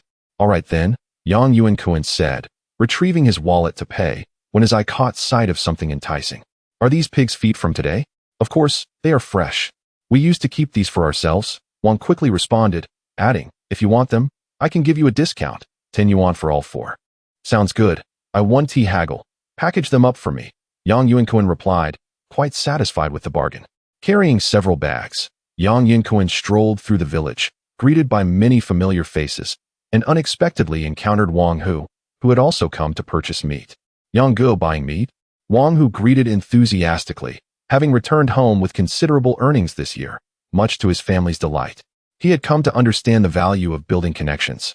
Yes, I'm getting it from your uncle. Yang Yuankun paused, habitually offering a cigarette to Wang Hu, turning to Yang Feifei and instructing, Feifei, greet your uncle. Hello, uncle, Yang Feifei, being naturally outgoing, especially with her father beside her, greeted without hesitation. Ah, hello there. Wang Hu, flustered, rummaged through his pockets and produced 10 yuan, handing it to Yang Feifei. Buy some candy. Why so much? 10 yuan can buy 2 pounds of meat, Yang Yuankun quickly interjected. I just think my beautiful niece deserves it. What is wrong with buying her some candy? Wang Hu insisted, pressing the money into Yang Feifei's pocket, as Yang Yuankun had one hand occupied with bags.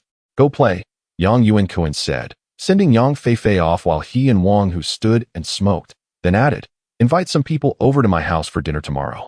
Certainly, brother Yang, I shall go and summon others. Everyone is not too far away. Wang Hu expressed his delight, feeling somewhat unaccustomed to staying at home after returning from outside, having grown a tad weary of it in recent days. Well, I initially intended to arrange it for today, but since my elder brother is coming back, let us postpone it until tomorrow, Yang Yuankun remarked cheerfully, lifting the bag in his hand. Ah, so brother Yuanxian is returning as well. It seems they are coming home to celebrate the new year. Wang Hu noted, paying little heed to it. After a brief conversation, they parted ways, and Yang Yuankun made his way back home, entering the courtyard where he found his mother, Yang Mu, washing clothes, while Zhao Xiaofeng cradled Yang Yi and engaged in soft chatter with her. The mother-in-law and daughter-in-law appeared to have a harmonious relationship. "Why have you bought so much meat?" Yang Mu inquired with a hint of confusion upon noticing the provisions in Yang Yuankun's possession. "Isn't elder brother arriving home tonight?" "Naturally. We must prepare something special," he replied as he entered the kitchen, placing the meat in the cupboard before returning to the front of the house. "But there was no need to purchase so much. I still have a duck that hasn't been marinated," Yang Mu expressed with a tinge of concern. "It's not excessive. We haven't seen elder brother in a year. With so many people, this amount of meat is hardly extravagant," Yang Yuankun countered, lifting Yang Yi high, eliciting a delighted laugh from his young son. Yang Mu felt a surge of joy. Witnessing the bond between her two sons was her greatest wish. Her younger son was not only dutiful but also generous towards the family. "Today, I will prepare this meat." "If that's all right," Yang Yuankun stated, revealing his fondness for cooking, albeit apprehensive about the prospect of washing pots and dishes. He found the act of cooking enjoyable as long as he wasn't burdened with the cleanup. "You can cook?" Yang Mu asked, her curiosity piqued, for in her recollection, her younger son had always been the type who wouldn't lift a hand even if an oil bottle fell. "Of course. Otherwise, I would have been eating the cold winds of the Northwest this year. What you all prepare isn't even as good as my cooking," Yang Yuankun replied with a touch of pride. Chapter 20. Cooking. Yang Yuankun could not quite recall when he had acquired the skill of cooking, nor could he fathom how he had developed a fondness for it. In his past life, he would certainly have never engaged in culinary endeavors. Perhaps he eventually felt it a pity that his wife's dishes were somewhat lacking, prompting him to take matters into his own hands. The generation of Yang's mother had a challenging time mastering the art of cooking delicious meals, primarily due to the limited opportunities they had. They might only sauté a few dishes each year, most of which were vegetarian and made with minimal oil. As for Zhao Xiaofeng, her culinary skills were entirely derived from her mother-in-law. She merely added a bit of oil, tossed in the ingredients, and simmered them until cooked, resulting in rather bland flavors. Eventually, Yang Yuankun decided to take the initiative himself. At noon, Yang Yuankun prepared a simple dish of steamed eggs with minced meat for his two children. Both the 1-year-old Yang Yi and the nearly 6-year-old Yang Feifei relished the meal, finishing off an entire bowl. The adults contented themselves with a modest serving of greens. In the afternoon, Yang Yuankun refrained from playing mahjong, as he needed to attend to dinner preparations for that evening. "This pig's trotter has so much hair," Yang Yuankun remarked with a hint of exasperation as he sat on a small stool, extracting the trotter from the bag. "I'll help with the plucking. It shouldn't be too difficult," Zhao Xiaofeng offered, preparing to take over. Meanwhile, Yang's mother was busy washing dishes in the kitchen. "There's no need. I can manage it myself," Yang Yuankun declined Zhao Xiaofeng's assistance. "If I do it myself, it will be a significant undertaking." He called out loudly, "Mom, is the pot scrubbed yet?" "Yes, it's done," Yang's mother responded from the kitchen. Yang Yuankun rose and made his way to the kitchen, scooping well water from the bucket into the pot. He settled behind the stove and started a fire. Once the flames were lively, he used tongs to hold the pig's trotter and placed it over the fire, continuously rotating it. Once it appeared sufficiently cooked, he moved on to the next trotter, working swiftly. When all 4 trotters were done, the water in the pot had begun to boil. He ladled the water into a basin, allowing the dark trotters to soak. This not only removed much of the hair, but also lessened any unpleasant odor. "Who taught you this?" Yang's mother inquired curiously. "I learned it from the chefs at the restaurant. I have a good rapport with them." Yang Yuankun casually fabricated an excuse. He then stood up, saying, "I'll take a stroll outside and return when it's time to cook." "When will the elder brother and the others be home?" "They'll arrive around the same time as yesterday. It's just the same vehicle," Yang's mother replied with a smile. Both of her sons had returned home for the new year, bringing her great joy, especially since her younger son had earned a considerable amount this year, leaving her with no worries. As Yang Yuankun prepared to step outside, Zhao Xiaofeng emerged carrying Yang Yi, who seemed unable to fall asleep. "Well, if you can't sleep, that's fine," Yang Yuankun said with a smile as he cradled his son in his arms. "Would you like to go out and play with Daddy?" "Yeah," Yang Yi responded, stretching his upper body toward the door, clearly eager to venture outside. "I'll carry him," Zhao Xiaofeng interjected, ready to take her son. Although there was no traditional expectation in their rural community for men to carry children, it was still uncommon for someone of his age to be seen holding a child. I can manage, Yang Yuankun insisted, showing no inclination to hand the child over to Zhao Xiaofeng as he stepped outside. This little rascal, how can he be so timid about marrying? If he ends up bedridden and unable to move, he still won't have any grandchildren. What a silly boy. Zhao Xiaofeng could only follow behind Yang Yuankun as the couple strolled through the village, exchanging greetings with acquaintances along the way. Upon reaching the village entrance, they encountered a group of young people playing cards around a low table, with small stools beneath them. The spectators surrounding the game appeared even more animated than the players themselves. This gathering was not only populated by those in their 20s, but also attracted children who enjoyed playing in the spacious area, which featured a cement floor. It was previously the village's grain-drying ground, and even now, when households lacked cemented yards, they would come here to dry their rice, leading to a yearly competition for space. Although Yang Yuankun's home did not have a cement yard, his elder brother Yang Yuanxian's courtyard did. So they did not need to come here. Yang Feifei, Yang Yuankun called out as he spotted his daughter playing with a group of children. Dad, Mom, Yang Feifei exclaimed, a bit puzzled by the call since it wasn't tea mealtime yet. She turned around and, upon recognizing her parents, hurried over, her excitement palpable. What are you playing? Yang Yuankun asked with amusement. We're playing with guns. Mom won't let me bring my toy car, Yang Feifei replied. A hint of grievance in her tone as she cast a glance at Zhao Xiaofeng. You little brat, reporting me, are you? Zhao Xiaofeng approached her daughter and pinched her ear, preparing to twist it playfully. Yang Feifei darted away, choosing to ignore them and resume playing with her friends. This little girl is driving me crazy. You should keep an eye on her. Zhao Xiaofeng shot an annoyed glance at Yang Yuankun. What is there to keep an eye on? We can handle it next year when she starts school. She won't have many carefree days left, Yang Yuankun replied nonchalantly. The couple did not linger outside for long, as their younger son soon fell asleep in Yang Yuankun's arms. They returned home and took a brief nap in their room. Despite the house's simplicity, Yang Yuankun slept soundly, largely free from stress. He awoke around 4 o'clock, roused by his son's fussiness. Glancing at the time, he got dressed and stepped outside to the kitchen in the yard. Yang's mother was not at home, and the yard door stood ajar. Managing the stove alone proved challenging. It was much easier with someone to tend the fire. After opening the yard door and looking around, he spotted Yang's mother chatting at the neighbor's door. Mom, it's time to cook, Yang Yuankun called out loudly. Oh, coming. Yang's mother responded with a smile as she bid farewell to the elderly women nearby. Mom, please help me with the fire. I'm not very adept with this stove. Yang Yuankun assigned the task to his mother. Noticing the pig trotters soaking in the basin, he began scrubbing the charred areas, which came off easily after soaking for so long. Yuankun, your method really works. Look at how clean they've become. Yang's mother observed curiously as she watched her younger son cook. It was her first time seeing him in action, and he handled the tasks with surprising skill. How many enameled jars do we have at home? Yang Yuankun prepared to stew pork ribs in an enamel jar.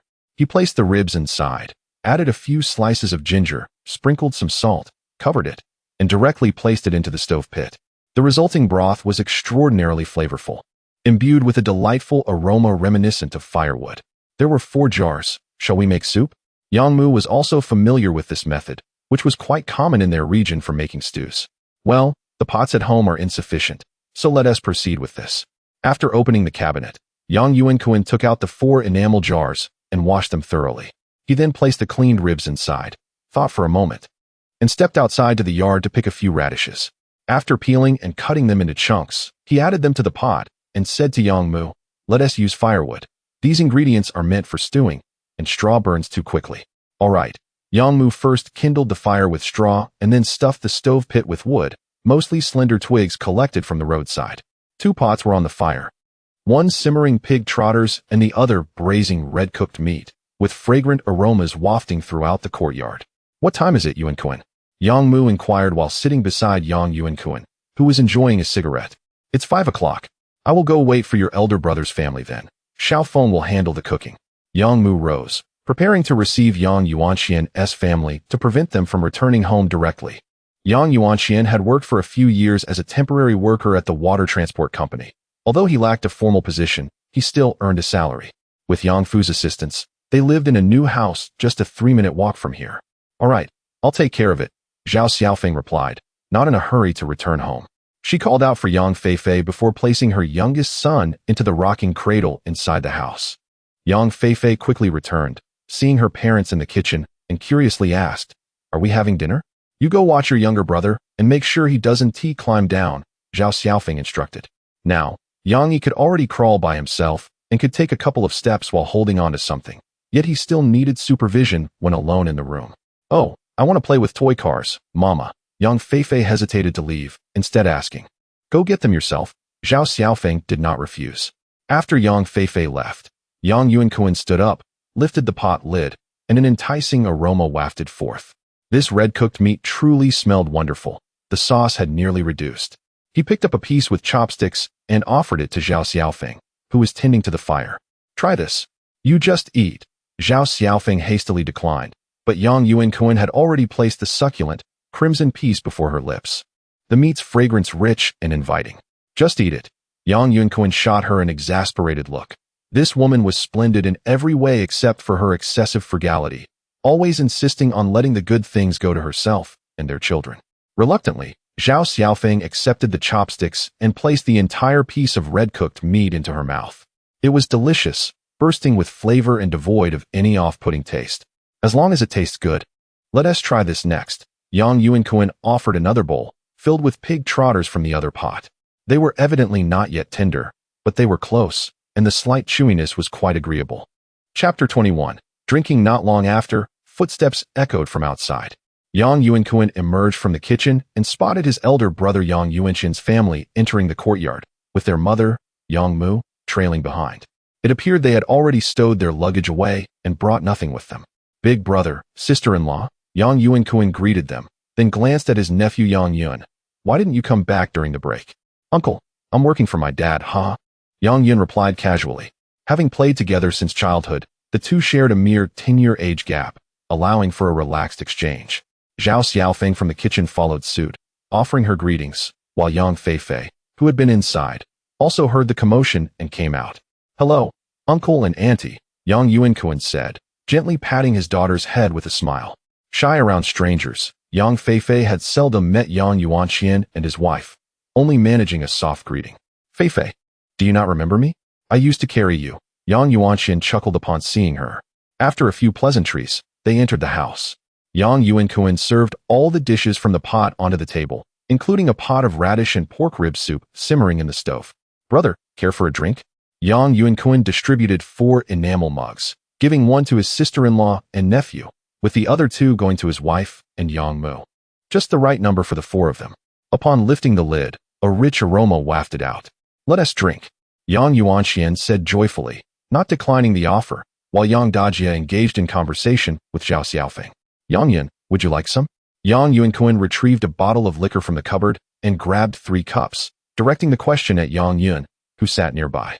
"He is still young and shouldn't he drink?" Yang Dajia hastily interjected, adding, "You must drink well with your uncle in the future. He is nearly 20, not a child anymore." Yang Yuankun remarked with a smile. Turning to Yang Yun, "Don't you drink with your classmates or roommates at school?" Yang Yun was taken aback that his uncle was so informed about university life and found himself at a loss for words. "See, I told you," Yang Yuankun said, pouring 3 glasses of liquor, handing one to Yang Yun. Then addressing his sister-in-law, "University is not merely about studying. It's akin to stepping into society." Yang Dajia was left speechless, glancing at her son, who exhibited no signs of resistance. It was evident he had indulged in drinking during his time at school. Indeed, he is no longer a child. "A little drink, 1 tea hurt," Yang Dajia conceded, as Yang Dage raised his glass to toast with Yang Yuankun and savored a piece of braised pork. "This braised pork is delicious. This is cooked by Yuankun. We could never replicate such flavor," Yang Mu chimed in with a smile. "I'll stir-fry a few vegetable dishes. You all enjoy. Is that enough?" "With such delightful dishes, we can't let you do that," Yang Yuanxian quickly objected. "It's nothing. It'll be ready soon. Enjoy your meal," Yang Mu hurriedly reassured them, making her way into the kitchen. The meal progressed swiftly, especially with the braised pork and pig trotters, leaving even Yang Feifei with greasy cheeks. Ultimately, only a few vegetable dishes remained on the table, with only the 2 brothers continuing to drink, while Yang Yun kept them company. "Xiaofeng, please stir-fry a few more hot dishes," Yang Yuankun said, noticing the dwindling food on the table as Zhao Xiaofeng began clearing it. "All right, I'll be right back," she replied. darting out without heeding Yang Yuanxian and Yang Dajia's objections. Brother, how has this year been? Once Yang Feifei had left, Yang Yuankun felt at ease enough to offer a cigarette to Yang Yuanxian, also extending one to Yang Yun, who declined, prompting him to put it away. Not bad, just that it's hard to get paid. Yang Yuanxian sighed, a common plight among construction workers. If payment is difficult, perhaps you should switch bosses, brother. Such a boss without capability can easily lead to problems, Yang Yuankun advised. This isn't solely on my boss. It's the higher-ups delaying things. Otherwise, I would have returned home long ago, leaving Yang Yun stuck at the site for over half a month. Yang Yuanxian clinked glasses with Yang Yuankun again, sipping his drink while still smoking. Didn't you say Yang Yun was helping you? Yang Yuankun redirected the conversation, smiling at Yang Yun. He can't handle our work. He only tried for a day and couldn't even last an hour before returning to rest, Yang Yuanxian remarked, casting a disapproving glance at his son. I wanted to work, but you wouldn't let me, Yang Yun protested eagerly. That's not what you call working. The foreman wouldn't even know how to pay you, Yang Yuanxian retorted. He should just focus on his studies. There's no need to suffer unnecessarily. After all, he is still in university, and during this era, a degree still holds value. Although he won't be guaranteed a job upon graduation, life will still be manageable. Yes, I heard from Mom that you plan to build a house next year. Do you need my assistance? Yang Yuanxian inquired, having heard it from Yang Mu on the road. No need. I can find someone, Yang Yuankun declined quickly. I won't have much time after the new year. I aim to wrap it up in over a month. That must require hiring quite a few people. Otherwise, how could you finish so quickly? That's fine. I'll supervise everything myself, Yang Yuankun smiled. Brother, would you like to work with me next year? After all, it's just minor labor. That won't do. I'm accustomed to this boss, and he is from our area.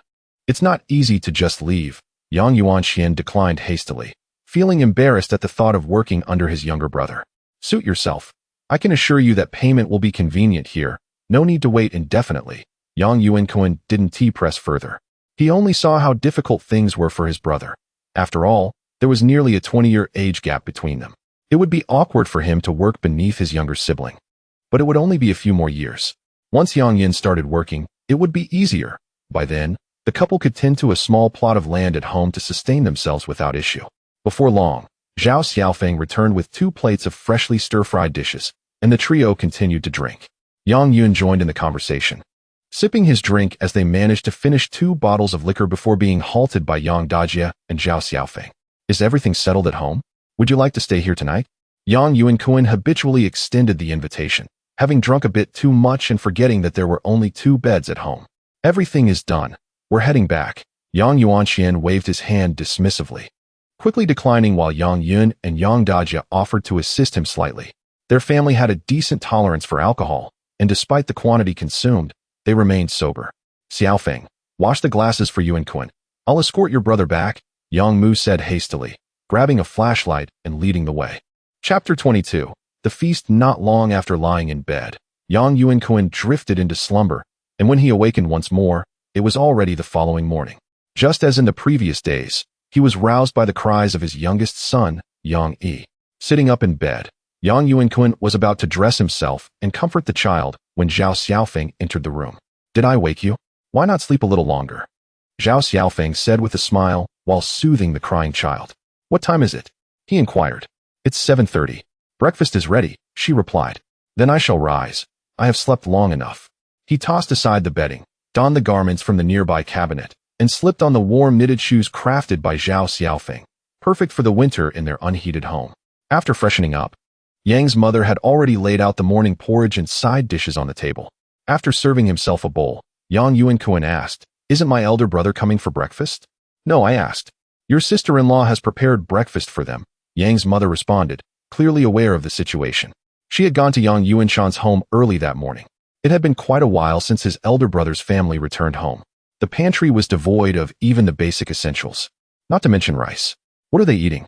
Haven't they harvested the rice yet? Yang Yuankun inquired, sipping the steaming white porridge.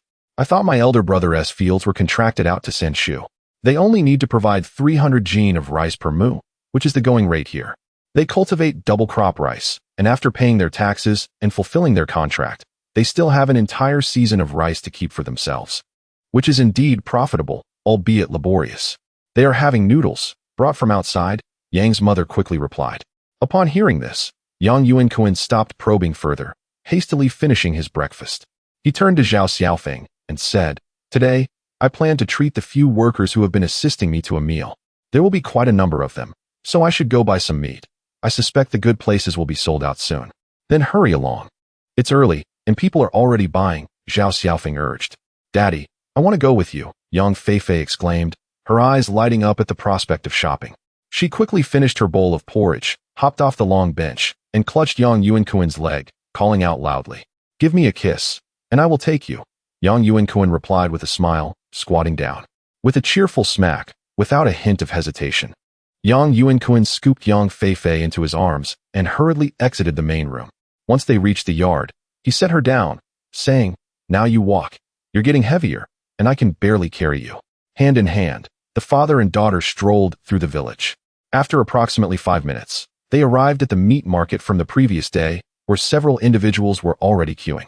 The villagers had yet to slaughter their pigs, typically waiting until 2 or 3 days before the new year.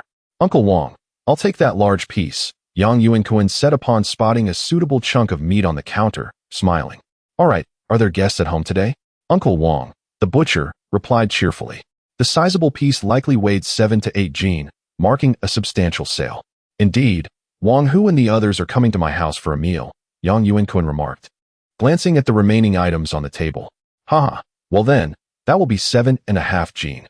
You can give me 35 kwai, Uncle Wang said, handing it over. Thanks, Uncle Wang. Please also give me 5 jin of ribs. There are not many items left, and while the intestines and such are quite delicious, they are a hassle to prepare. With so many people today, it's unnecessary. After receiving the plastic bag from Uncle Wang and settling the payment, Yang Yuankun departed with Yang Feifei, knowing they needed to purchase more than just that. Daddy, I will carry it, Yang Feifei volunteered. All right, you can take this, Yang Yuankun said, handing her the bag of ribs as he walked ahead, frequently glancing back at her. They soon arrived at Sanshu's small shop, which also sold vegetables aside from meat. Sanshu, Yang Yuankun greeted as he noticed his uncle was busy. Yang Feifei chimed in, calling out to her great-uncle. Yang Sanshu was attending to a customer, but upon seeing Yang Yuankun, he smiled and said to Yang Yuanhong, Sanhua, please assist your brother. Brother, what do you need? I can get it for you. Yang Yuanhong cheerfully opened a plastic bag, inquiring.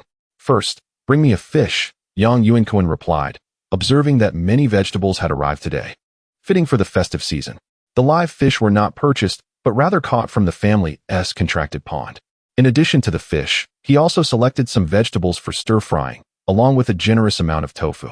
Just as he was about to pay, Yang Feifei finally expressed her desire. Daddy, I want to buy this. She pointed towards some firecrackers that children were purchasing, perfectly timed for play. Yang Yuankun, naturally, did not refuse.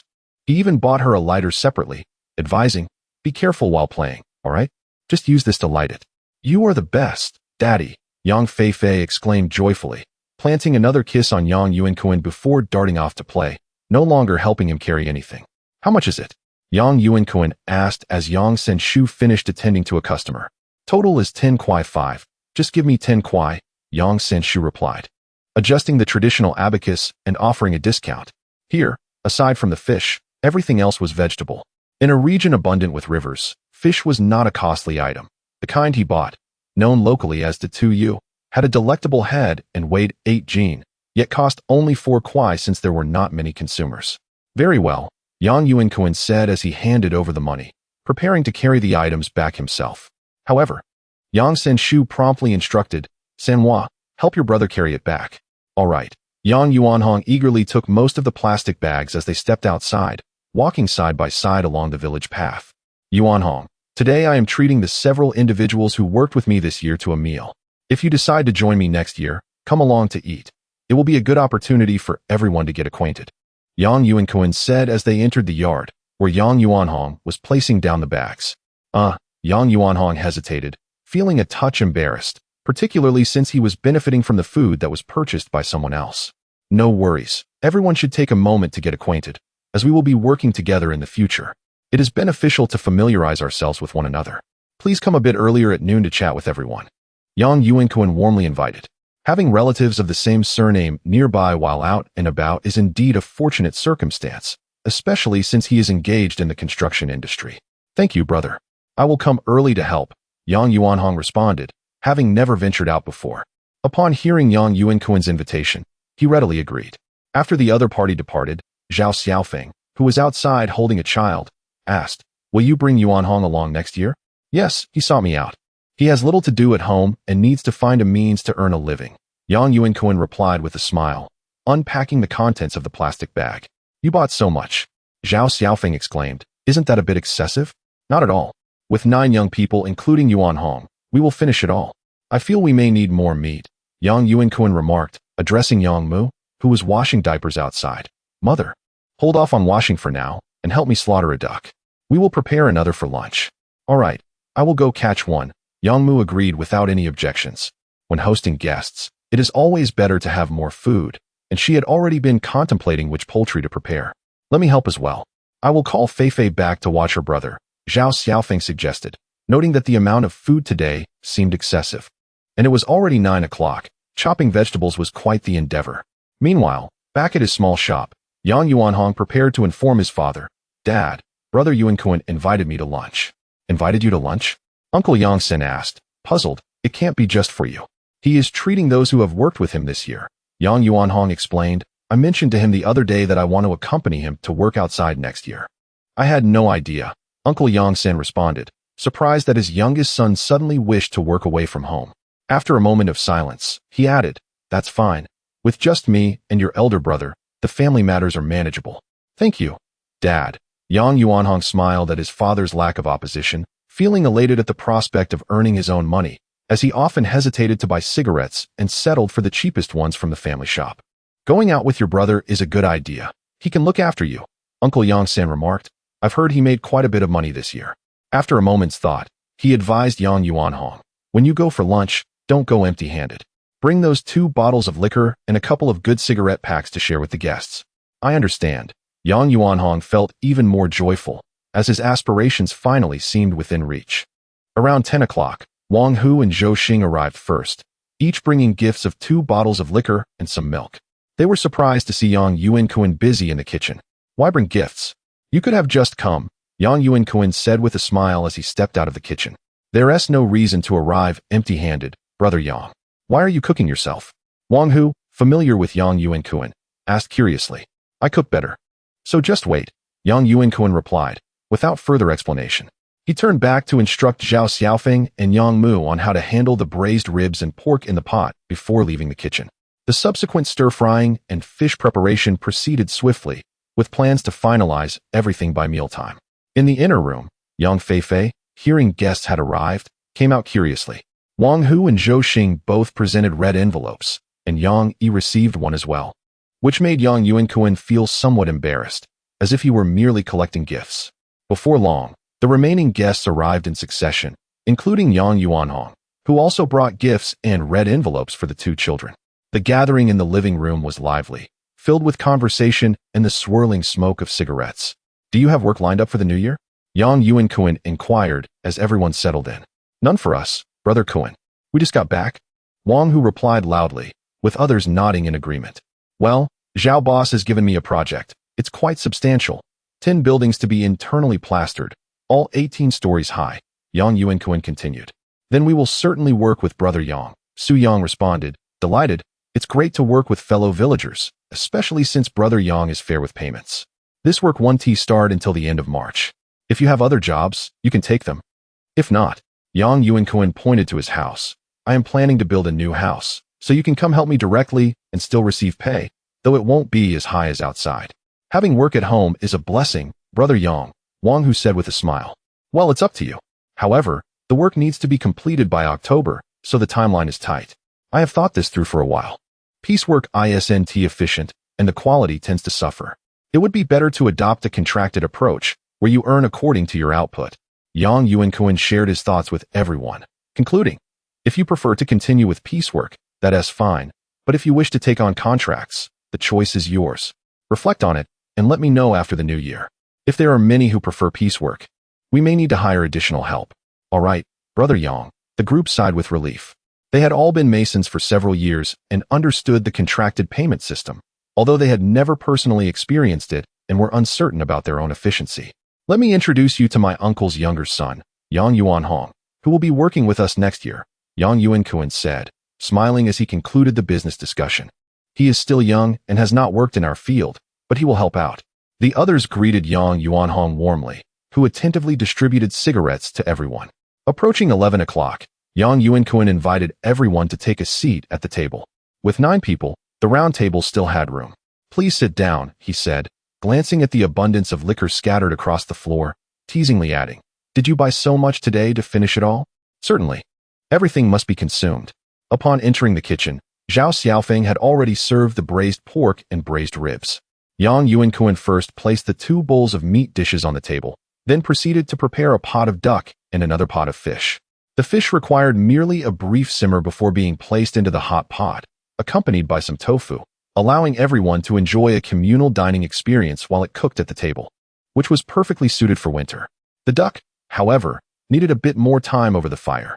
In the meantime, Yang Yuankun took a moment to toast at the table, and once the duck was served, the subsequent vegetable dishes were entrusted to Zhao Xiaofeng. The meal concluded after nearly 3 hours, with bottle after bottle of baijiu consumed, leaving everyone pleasantly tipsy by the end. Chapter 23 Repaying Debts. After ushering everyone out, the scene left behind was one of disarray. Yang Yuankun had indeed indulged a bit too much. As the primary recipient of toasts, he had been toasted 2 or 3 times by each guest. Was he drunk? Zhao Xiaofeng observed Yang Yuankun sitting in a bamboo chair, his head bowed as he smoked, and quickly deduced that he had overindulged. I'm fine, I'll just lie down for a bit. Yang Yuankun said, extinguishing his cigarette and rising to head towards the bedroom. If I'm not awake by dinner, there's no need to call me. All right, I'll take Yang out so I won't disturb you, Zhao Xiaofeng replied thoughtfully, while Yang's mother was busy tidying up the table. Upon hearing this, she hurriedly suggested, You can sleep in my bed. No need, I probably won't wake up anyway. Yang Yuankun waved his hand dismissively, entering his room and shedding all his clothes except for his underpants before slipping under the covers, quickly succumbing to slumber. Upon reopening his eyes, he found the sky outside darkened. Unsure of the exact time, he pulled the cord for the bedside lamp, illuminating the room. A glance at the cradle revealed that Yang Yi was no longer there, likely taken by his mother. Checking the watch on the bedside table, he noted it was only 7 o'clock. The vitality of youth was indeed remarkable. After consuming so much and sleeping for 3 to 4 hours, he felt largely unscathed, save for a slight headache. Dressed and stepping out of his room, he noticed the house was quiet. Hearing voices from next door, he decided to join them. You're awake. You must be hungry. I'll make you some noodles, Yang's mother exclaimed upon his arrival, promptly standing up with a small stool in hand. Indeed, this stool had been borrowed from their home. Zhao Xiaofeng stood nearby, cradling Yang Yi, while Yang Feifei played with a toy car alongside a child from next door. Ever since acquiring this toy, she had become the leader among her peers. I am a bit hungry, Yang Yuankun admitted, patting his stomach, wondering where the lunch he had eaten had disappeared to. Yang Feifei, it's time to come home. Zhao Xiaofeng called out to her daughter, who readily obliged, as it was now 7 o'clock, a time when she would typically be at home watching television. Zhao Xiaofeng playfully huffed on Yang Yi's face before transferring him back into her arms. The little one, undeterred by the teasing, stretched eagerly towards his mother, babbling away. Once home, Yang Yuankun settled by the 8 immortals table, waiting for his noodles, while Yang Feifei had already gone in to watch TV. And Zhao Xiaofeng had entered to lull Yang Yi to sleep. He sat in a daze, his thoughts wandering until Yang's mother emerged, startling him with a large bowl of noodles. You haven't slept enough. Eat first. Otherwise, you won't feel sleepy tonight, she said with a smile, placing the bowl before him, topped with 4 whole eggs. Why so many eggs? Yang Yuankun remarked, taking up his chopsticks with resignation. Eat more. We may not have much else at home, but we do have plenty of eggs, Yang's mother replied, eyeing her youngest son. He was born when she was over 40 and had never really faced hardship. He had excelled in elementary school, advancing to junior high, but due to the distractions of the town, he had become unruly and failed to enter high school, ultimately finding himself working on construction sites, undoubtedly having endured many challenges. Yang Yuankun buried himself in the noodles, which also contained some tender greens, and the flavors were delightful. Men typically consume noodles swiftly, and within 5 minutes, he had polished off the entire bowl. Why eat so fast? It's bad for your stomach, Yang's mother chided gently. It's how we eat out there. Yang Yuankun replied, aware that such habits were not ideal, but habits are hard to break. Just then, Zhao Xiaofeng emerged from the inner room. Did he fall asleep? Yes, after being out for so long. He fell asleep the moment he hit the bed, she explained. Zhao Xiaofeng often took Yang Yi out in the evening to expend his energy. Otherwise, nighttime could become quite challenging. I was thinking that my elder brother has returned. I'll go see him later to repay the money I owe, Yang Yuankun recalled, realizing he had somewhat forgotten. When he took on this project, he had borrowed 5,000 yuan from his elder brother Yang Yuanqian, without any formal promissory note or discussion of interest. It was time to settle the debt. They were both working hard to support Yang Li's college education, which was no easy feat. It's already this late. You can go tomorrow. There's no rush for tonight, Yang's mother suggested hastily. All right, tomorrow it is then. It's not worth the rush, he agreed after a moment's thought. The following morning, after finishing breakfast, Yang Yuankun prepared to repay his debt. Please hand me 5,500 yuan. The 500 is for my brother's interest, he requested of Zhao Xiaofeng. Interest? Why so much? Yang's mother gasped, surprised that brothers would charge interest on a loan, especially for less than a year. Family matters are best settled clearly. My brother may not demand it, but I should be prepared, Yang Yuankun articulated his reasoning. 500 yuan was not exceedingly high. In a few years, their uncle, engaged in business, would likely borrow money from relatives at an interest rate of 1% annually. I'll go with you. I need to deliver these chickens and ducks to their home anyway, Yang's mother said, rising to gather the live poultry, which was a bit cumbersome to transport. Zhao Xiaofeng, understanding her husband's intentions, did not object. After all, he had earned a substantial amount this year, and it was entirely reasonable to offer his brother some interest money. She retrieved 5,500 yuan from their secret stash and handed it to Yang Yuankun. How much do we have left at home? He inquired while counting the money. Including what we already had, there's 33,300 yuan left, Zhao Xiaofeng replied. The additional funds were from previous savings and this year's rice sales. That should suffice. Once the weather warms post-New Year, I'll head to the town to look into the brick and sand factories and prepare for materials, he concluded, quickly finishing his count, standing up, and stepping outside. Yang's mother had already gathered the chickens and ducks, binding their wings and feet with straw before placing them into a burlap sack. Yang Yuankun seized the burlap sack from his mother, effortlessly lifting it in his hands, a feat made easy by years of laborious brick moving. After a few minutes of walking, he arrived at the doorstep of his elder brother Yang Yuanqian's home. The house and courtyard appeared relatively new, having been constructed only a few years prior. It was a two-story building without a tiled roof, leaving the potential for future expansion, while the flat rooftop served as a sun-drying area for rice. Apart from two small vegetable patches, the yard was entirely paved with cement.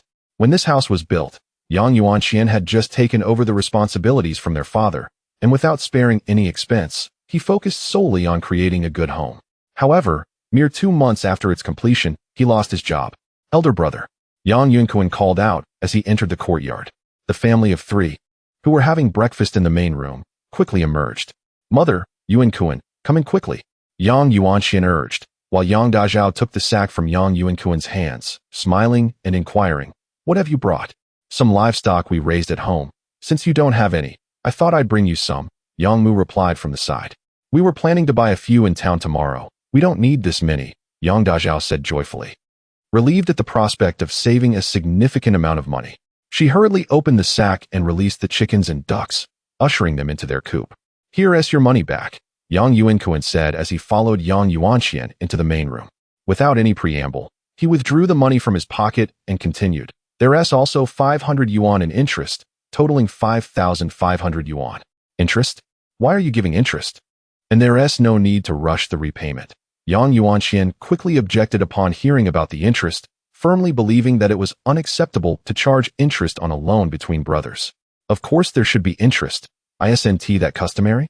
Just accept it, Yang Yuankun replied nonchalantly. No, if you do this, I won't lend you money in the future. What kind of talk is that?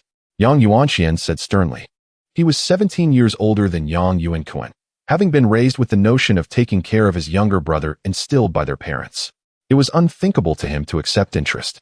Yang Dazhao, who had been busy outside, was drawn in by her husband's sudden loud voice, and Yang Li joined them.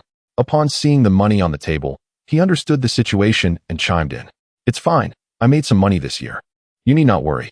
I even prepared a red envelope for Yang Li's university expenses, Yang Yuankun said with a smile. Yang Li had entered university this year without a celebratory feast, heading directly to where his brother and sister-in-law worked after filling out his applications, leaving no time for receiving red envelopes. Before anyone could say much more, Yang Yuankun turned to leave, feeling uncomfortable with the drawn-out conversation. Stay for lunch, don't go. Yang Yuanxian called out, aware of his younger brother's temperament. Haha, that sounds more agreeable. I'll stay for lunch then, Yang Yuankun decided, settling back down. Yang Li, go tell your aunt and the others to come eat with us. Quickly, Yang Yuanxian instructed his son, then turned to his wife. Go buy some vegetables. All right, I'll hurry. I wonder if there's any meat left, Yang Dazhao replied. Pleased about the 500 yuan interest that Yang Yuankun had given, as both she and Yang Yuanxian worked as laborers on the construction site, with male workers earning 30 yuan per day and female workers 20 yuan, which was a favor considering their relationship. Otherwise, female laborers were rarely hired. That 500 yuan was enough for them to work for 10 days. As Yang Dazhao and Yang Li left one after the other, Yang Yuankun sat with Yang Yuanxian on the bamboo chairs at the entrance of the house, beside a cup of tea that Yang Li had just prepared. Yang Mu was in the kitchen boiling water to scald the chickens for easier plucking. By the way, what is Yang Li studying? Yang Yuankun inquired curiously, having forgotten the details after more than 20 years since his last life. He knew that Yang Li's subsequent job didn't seem to relate to his major. I think it's called chemical engineering, I'm not too sure. It was his choice, Yang Yuanxian replied, handing Yang Yuankun a cigarette, then continued inquiring. Do you know what that major entails? Actually, I do know. ISNT that the so-called pit major often mentioned in videos of later times? Yang Li avoided it when he went to university. No wonder I recall Yang Li working at a chemical plant for a while, Yang Yuankun said, though he hesitated to express his thoughts. I suppose it involves working in a chemical plant or something. How would I know, being only a junior high school graduate? Is that so? Yang Yuanxian responded casually, then shifted the topic, asking with concern, will you continue to contract projects next year? Yes, the boss has already arranged it for me. I'll be contracting again next year, but it starts late, not until March. The weather today is quite nice. The winter sun makes one feel lazy, Yang Yuankun replied. Then why are you so eager to repay the money? Don't you need it for next year? Yang Yuanxian questioned, puzzled. Do I really need your little amount of money? I didn't contract for nothing this year. I actually made a profit. Yang Yuankun laughed. Feeling much more relaxed in the absence of his sister-in-law and Yang Li, enjoying the banter with his elder brother. I heard from Su Lianyun that this year hasn't been profitable, and it's hard to collect payments. Otherwise, I would have returned a week earlier. Do you believe what he says? If it really wasn't profitable, why would he continue next year? Isn't he planning for you to go back again? Yang Yuankun found it amusing. He has taken on 2 projects this year, and one isn't finished yet. He told us to come back after the Lantern Festival next year. Although we are merely contractors, we can still be considered businessmen, Yang Yuankun explained. Originally, a project that could earn 100,000 yuan now only yields 50,000. What do you think that means for us? Well, isn't that's still a profit? Just less than before, Yang Yuanxian replied without hesitation.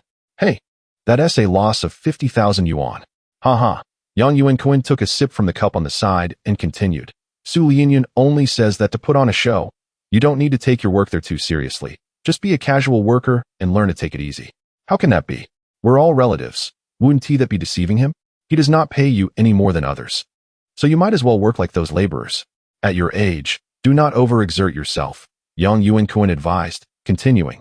Once Yang Li starts earning, you need not toil on the construction site any longer. It is far too exhausting. What money can a recent graduate have? You still need to put in the effort, Yang Yuanxian hastily declined, asserting that he is only 45 this year and can still work for at least another 15 years. Yang Yuankun genuinely wishes for his elder brother to retire early and engage in lighter work. He has already endured too much labor on the construction site in his past life. After their mother's passing, he too succumbed to fate within a year. Chapter 24 The necessity of consuming meat. Brother, I will need some laborers over there next year. Would you consider coming to work with me? Yang Yuankun inquired tentatively. That wouldn't be appropriate. I can manage just fine here in Su Lianyun, Yang Yuanxian replied after a brief moment of hesitation. This response did not surprise Yang Yuankun in the least. Let us leave it at that for now and discuss it later. I heard from Mother that you're planning to build a house next year. Indeed, I intend to start after the new year. The old house is rather cramped and somewhat dilapidated. I am preparing to lay a new foundation and erect a new home, Yang Yuankun said with a smile. That makes sense. The two conversed about various matters from the past year, the atmosphere light and relaxed. Before long, Yang Li returned, though Zhao Xiaofeng did not accompany him. Father, and said that my little brother has fallen asleep. She is watching him at home and will come over for lunch, Yang Li responded quickly. Very well, Yang Yuanxian replied without further comment. Time passed in the rhythm of their daily lives, and soon it was the 28th day of the 12th lunar month. The eve of the new year was just a day away. That afternoon, after lunch, Yang's mother and Zhao Xiaofeng busied themselves, adhering to the local custom of preparing fried rice balls. These are glutinous rice dumplings, made by steaming glutinous rice until it transforms into rice porridge, then adding a bit of chopped green onion and salt. The steamed rice can easily be shaped into balls, and by applying a bit of oil to one's hands, it prevents sticking. Do you need my assistance? Yang Yuankun leaned against the kitchen doorframe, smiling as he asked. There's no need for you. Go play cards instead, Yang's mother replied with a chuckle. The glutinous rice had already been steamed by lunchtime, and they were now shaping the rice balls. Yang's mother was tending to the fire, a half pot of rapeseed oil already heating up. This oil was pressed from their homegrown rapeseeds at the local oil mill, its fragrance delightful. Zhao Xiaofeng watched as the oil began to bubble, and as she dropped the rice balls into the pot. An enticing aroma wafted through the air. All right, then I shall take my leave, Yang Yuankun said, realizing he had no further tasks to occupy him. Oh, it seems that Zhao Zheng's family is slaughtering a pig this afternoon. Would you like to go buy some meat? Zhao Xiaofeng suddenly recalled and asked swiftly. Sure, how much should I get? Yang Yuankun had no objections. It was a long-standing tradition. During the new year, vendors selling meat typically do not set up stalls, coinciding with the time when guests are most numerous. Thus, families in the countryside prefer to purchase a large piece of meat beforehand. Although they lack a refrigerator, in the winter, meat is unlikely to spoil quickly. Any leftovers can be cured to make salted meat, which can be stored for an extended period, easily prepared when desired. Let us buy about 20 pounds. You can decide on the rest. Zhao Xiaofeng pondered for a moment. This year, their family was financially better off and could afford to buy a bit more without worrying about waste. Very well, when will they be slaughtering the pig? Yang Yuankun asked curiously, as he had little else to occupy his afternoons, mostly playing mahjong with villagers. More and more people were returning from work, and the village was bustling with activity. I'm not sure. I heard about it this morning. Just listen for the pig's cries. Zhao Xiaofeng responded casually as she gently stirred the rice balls in the pot, keeping an eye on them. All right, then I want to go play cards. Yang Yuankun returned to the kitchen doorway. At home, there were truly no entertaining activities available. In their region, playing mahjong was merely a verbal pastime, akin to calling a meal eating noodles. If you have nothing to do, you can go. I can handle the buying. Zhao Xiaofeng said with a smile. No worries. I'm not particularly fond of it. Yang Yuankun continued. These freshly fried rice balls are quite a rare treat. We only have them once a year. This batch is almost done. Make sure to have a few, Zhao Xiaofeng replied cheerfully. Before long, a pot of glutinous rice balls was ready. Their exterior was a golden hue, crispy from frying, while the interior retained the essence of glutinous rice. Now enhanced with aroma, freshly fried, their flavor was at its peak. As they cooled, the outer layer would soften, making them perfect for dipping in hot pot, soaking up the broth deliciously. Call Fei Fei back. She was clamoring to eat some earlier. Zhao Xiaofeng resumed her busy preparations for the next batch. All right, I will go now, Yang Yuankun said as he picked up 2 rice balls and exited the courtyard. After walking a short distance, he spotted Yang Fei playing with a group of children, armed with toy guns, lined up to shoot at the leaves on the trees, while those without guns looked on enviously. Dad, what brings you here? Yang Fei exclaimed with delight upon seeing Yang Yuankun, rushing over to hug his leg affectionately. During this time, he had consistently treated her to delightful treats, and he never refused her requests for toys. In her heart, his status was nearly equal to that of Zhao Xiaofeng. Here, have a fried rice ball. Your mother is calling you back, Yang Yuankun said, placing a rice ball at Yang Fei's mouth with a smile. Let us hurry back. Yang Fei paid no mind to her playmates, tugging at Yang Yuankun as they made their way home. At 2 o'clock that afternoon, while strolling in the courtyard holding Yang Yuankun heard the unmistakable sounds of pigs being slaughtered echoing from the village, loud enough for the entire village to hear. He promptly placed Yang back in the crib, leaving him in Yang Fei's care to play. After walking for about 5 minutes, he arrived at Zhao Zheng's home, where the pig was being slaughtered. The yard was bustling with villagers ready to purchase meat. The pig likely weighed over 200 pounds, but thankfully, others wouldn't buy as much as he did at once. Zhao Zheng's family and the butcher, Wang, were in the process of binding the pig to the slaughtering table.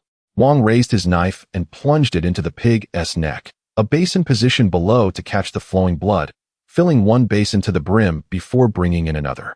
Once the blood ceased to flow, he proceeded to gut the animal, placing the organs into a large basin, then propping the entire table upright to prevent the blood from pooling in the meat. After over an hour of meticulous work, the pig was finally processed and ready for sale. Soon, it was young Yuankun's turn. Upon seeing him, Wang the butcher smiled and remarked, "Yuankun, back again to buy meat, I see." In recent days, young Yuankun has taken to purchasing meat almost daily, a luxury rarely indulged by villagers. Yet, in young Yuankun's mind, buying a bit of meat each day is entirely reasonable. "Uncle Wang, could you weigh this piece of meat?" Young Yuankun said, pointing towards a sizable chunk on the butcher's counter, without engaging in further conversation. "Sure," replied Wang, weighing it and cheerfully announcing, "It's 25 jin. Does that work for you?" "Yes, that will do," Yang Yuankun responded, noting the meat's considerable fat content, as it was from a pig raised at home. Thus the fatty meat was expected. He then surveyed the other items on the counter and continued, "Do you sell pigtails?" "I'm afraid not. Those are reserved for the children at home," Zhao Zheng quickly interjected, a hint of embarrassment in his voice. "I thought the same, haha. This folk remedy exists in many places. Pigtails can help with teething and can be used to introduce meat to children. Yang Yi currently eats only eggs and occasionally some minced meat, but nothing more substantial," he added. "By the way, are the pig tongues and ears sold separately?" Yang Yuankun inquired, eyeing the offerings on the pig's head, appreciating their value. "Yes," Zhao Zheng replied without hesitation, explaining that these were among the more expensive parts of the pig. The remaining meat would be kept for personal use. "I'll take all of it, including the pig's snout and the remaining 2 trotters, as well as the heart and some bones," Yang Yuankun quickly instructed, while Wang the butcher gathered the items and Zhao Zheng prepared to bag them. "How much do I owe you?" Yang Yuankun asked, retrieving his wallet from his coat pocket. "Well, that comes to 180 yuan. Zhao Zheng calculated swiftly, smiling as he remarked, "You certainly are a big boss now." "I wouldn't call myself a boss. You all simply refuse to part with your goods," Yang Yuankun replied, handing over the money and carrying the large bag home. Upon returning, he found that the glutinous rice balls had been fried to completion. Typically, at this hour, one could fry additional snacks, such as sweet potato chips or rice crusts. In this day and age, such an abundance of oil would only be utilized sparingly throughout the year. "You've bought quite a lot," Yang's mother said, rising from behind the stove and stepping into the yard, where she saw Yang Yuankun unpacking the meat from the sack. "In previous years, we only bought about 10 jin, most of which was used to entertain guests. Now, we are truly enjoying a better life. It's not excessive. I was considering the number of visitors we'll have during the new year. It will surely be consumed." He replied with a smile, then asked, "Where should I store this? Will it spoil if left too long?" "Just keep it in my room. Don't cover it tightly. It won't spoil in this cold weather," Yang's mother said, adjusting the meat in front of her and glancing at other parts of the pig. "These pig tongues, ears, and bones are quite inexpensive," Yang Yuankun remarked with a sense of having found a bargain, knowing that in the future, such items would cost significantly more, as he particularly enjoyed these delicacies. "These parts are devoid of fat and do not provoke cravings. They are not commonly eaten. My mother is 70 this year. She endured true hardship in her youth, and only after marrying Yang's father did life improve slightly. She still favors fatty meat and will likely continue to do so even at 80. I plan to marinate these. Does the village store have any marinating spices?" Yang Yuankun contemplated the ingredients, believing that marinating would yield the best flavor and convenience. "What spices are you referring to?" Yang's mother asked, genuinely confused. "Things like star anise, bay leaves, and cinnamon. Do you have any?" "I don't believe so. I haven't heard your third uncle mention any such items," Yang's mother replied with certainty. "That poses a challenge. We are quite short on seasonings at home, having only salt, monosodium glutamate, and soy sauce. I suppose I will need to visit the town tomorrow to purchase some supplies," Yang Yuankun concluded. "I will go to the town tomorrow," he affirmed, noting that the tongues and ears would indeed taste better if marinated first. At that moment, Zhao Xiaofeng in the kitchen was refilling the oil into a basin for future use. Upon hearing Yang Yuankun mention his trip to the town, she quickly suggested, then be sure to buy some sunflower seeds and candies. The children will definitely want those for New Year's visits. I had initially thought to buy some locally. All right, I will go tomorrow. Would you like to join me? Yang Yuankun asked Zhao Xiaofeng, adding, we also need to purchase Spring Festival couplets. I won't be going. I have things to take care of at home, like bathing the two little ones and doing a thorough cleaning. Zhao Xiaofeng declined. Is there anything else you want me to buy? Yang Yuankun inquired as he lifted a large bone. You decide. There isn't much else. Zhao Xiaofeng replied after thoughtful consideration, noting that they had already acquired enough for the year. Well then, let us have noodles for dinner tonight. These two bones are perfect for making soup, he suggested, noting that most of the bones he had purchased were ribs, while the tubular bones were a gift from Zhao Quan. Still bearing a bit of meat that would require careful gnawing. Since your return, Yang Feifei has become quite spoiled, demanding meat daily and developing a distaste for vegetables, Zhao Xiaofeng lamented, expressing exasperation at her husband's spending habits, particularly concerning meat, a rarity among the villagers. What is the harm in buying a bit of meat? Does it really cost that much? Yang Yuankun replied matter-of-factly. Can a dish be delicious without meat? Even vegetables taste better when stir-fried in lard. 5 yuan per jean. Who can afford to eat like that? Yang's mother chimed in, supporting Zhao Xiaofeng's sentiment. But Yang Feifei needs nourishment while growing, and Yang Yi can eat some minced meat too. You've just given birth this year, and at this age, my mother also needs her nutrients. If we don't eat well now, we will only spend more later at the hospital. It's better to enjoy good food now, Yang Yuankun reasoned, counting on his fingers, recognizing that all 4 family members required nutritional support. Hearing his perspective, both women found themselves at a loss for words, realizing he had a point. Moreover, our family is indeed financially secure now. You can rest easy about your meals.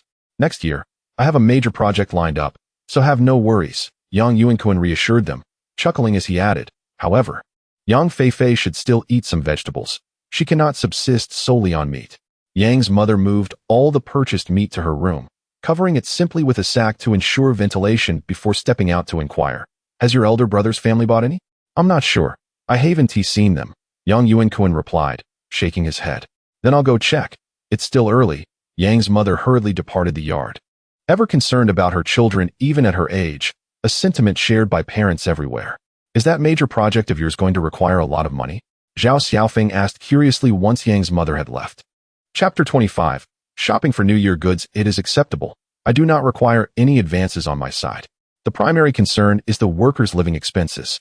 Yang Yuankun is aware that this is a substantial contracting project for him. Fortunately, he only needs to pay for the workers' living expenses in advance. The wages will be agreed upon completion of the work.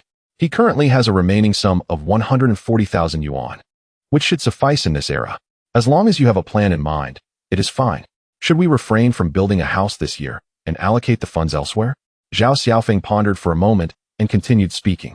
A mere 20,000 yuan is inconsequential. The house must be built, as our current dwelling is indeed quite aged. Yang Yuankun placed his hand on Zhao Xiaofeng's shoulder and spoke earnestly. Once I am out, you must also indulge in some meat regularly. Look at your hair. It appears rather dry, indicating a deficiency in your health. Do you understand? You, always preoccupied with eating well. I am fine. Zhao Xiaofeng feigned annoyance while secretly feeling delighted.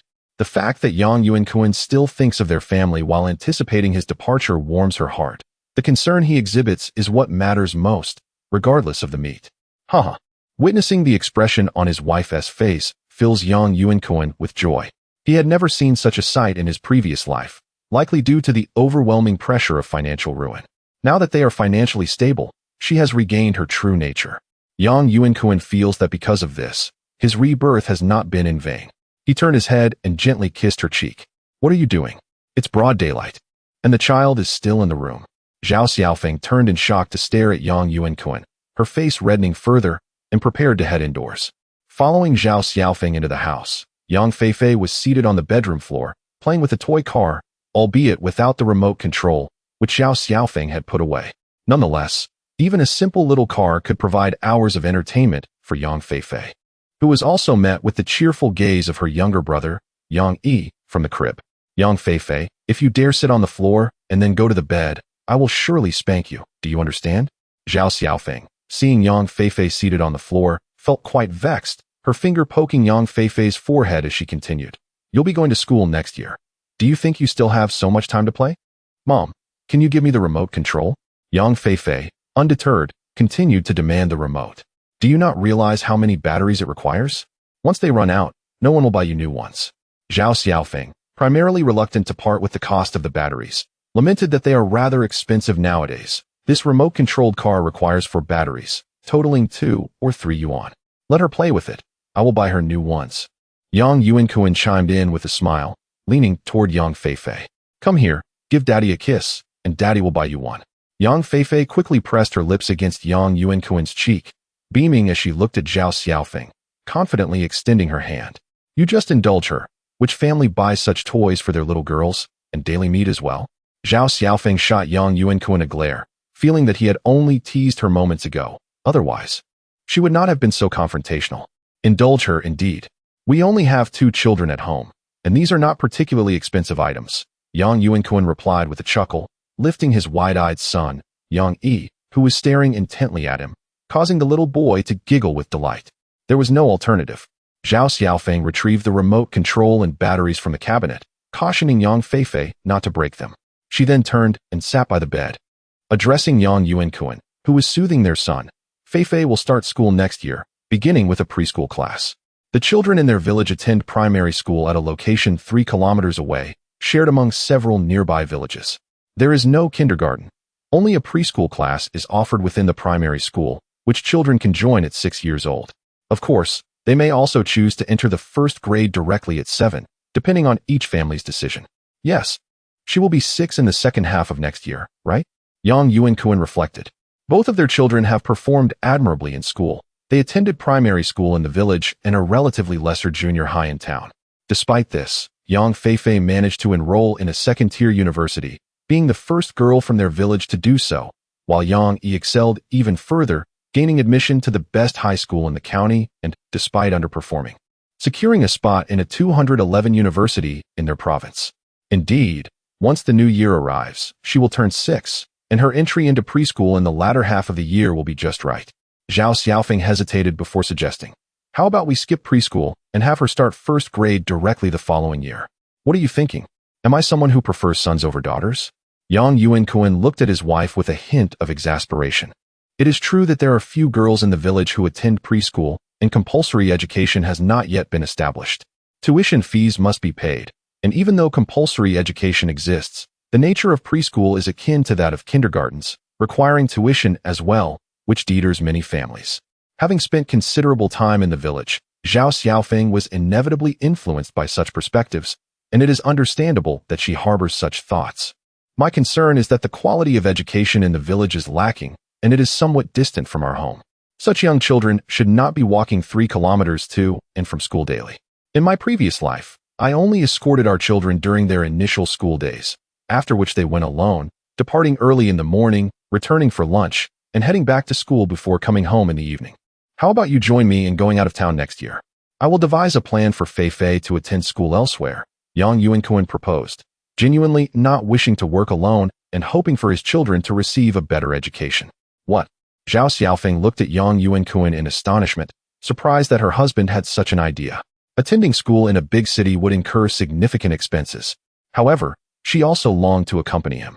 Glancing at Yang Yi, she shook her head. It might not be suitable for the little one to go out of town. Yes, you make a fair point, Yang Yuankun acknowledged, realizing he might have been overly ambitious, especially with Yang's mother still at home. He continued, how about she attend school in town? Yes, that seems like a good plan. In town, how will we manage the commute? Zhao Xiaofeng inquired, perplexed. Let her study at home next year. When I return, we can build a house in town, and we can bring my mother along as well. Yang Yuankun felt this idea was quite reasonable. Presently, it is possible to purchase land in town, and later they could buy a plot along the new street to build a house, which could be sold or rented out if they no longer needed it. Then what is the point of building a house at home? Zhao Xiaofeng clearly recognized the gravity of the situation. It is for their education that I prefer to reside in the village, Yang Yuankun remarked nonchalantly, gesturing dismissively, asserting that investing in houses is never a loss. Let us discuss it next year, Zhao Xiaofeng replied, sensing the uncertainty surrounding the future and choosing to set the topic aside. At the break of dawn the following day, Yang Yuankun arose early and boarded the village bus to the town. Upon his arrival, the clock indicated a little past 7, yet the streets were already bustling with people preparing for the upcoming New Year's Eve by purchasing festive goods. Having not yet eaten breakfast, Yang Yuankun indulged in a delightful meal at a breakfast shop before venturing out to shop. The town, still modest in size, featured a street that would eventually become known as the Old Street. He procured spring festival couplets, sunflower seeds, candies, and various marinated delicacies. Surprisingly, these items were not easily found, and it took him quite some time to gather them. As Yang Yuankun prepared to return to the village, he spotted a vendor selling lamb from a three-wheeled cart. The elderly man, though popular among passers-by, was selling at a slow pace.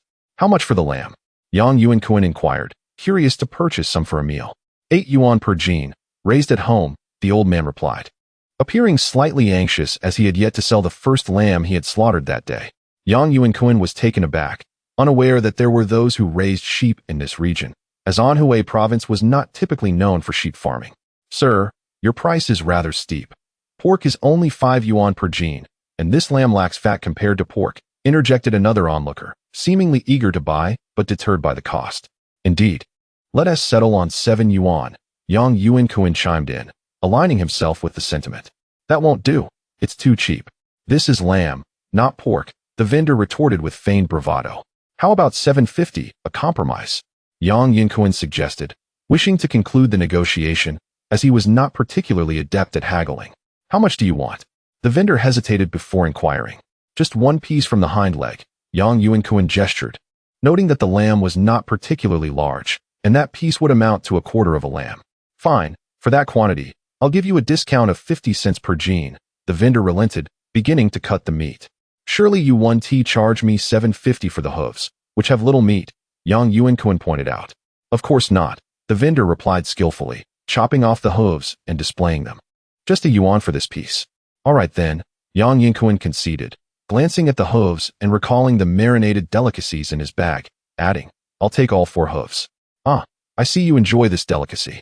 "The hooves, when prepared, are truly delightful," the vendor responded cheerfully, having anticipated a surprise customer. A complete hind leg was expertly disassembled, accompanied by some lamb ribs, totaling a quarter of the lamb, weighing precisely 20 jin. After the transaction, he requested a burlap sack, grateful that his earlier purchases were in separate plastic bags, allowing for easy organization. A glance at his watch revealed that it was nearing 10 o'clock. The bus back to the village was about to depart. Yang Yuankun shouldered the burlap sack and made his way to the designated pickup area, where various passenger vehicles for the villages congregated. Although labeled as passenger buses, they were essentially repurposed cargo trucks, merely covered with tarpaulins, with no one inspecting them. Today, quite a number of villagers had come to the town, and by the time Yang Yuankun arrived, the vehicle was already filled with passengers. Shortly after he boarded, the bus set off. The journey back to the village was predictably bumpy, traversing a gravel road that had only been compacted by a roller. After a rain, such roads would become pockmarked, causing the ride to be quite jostling.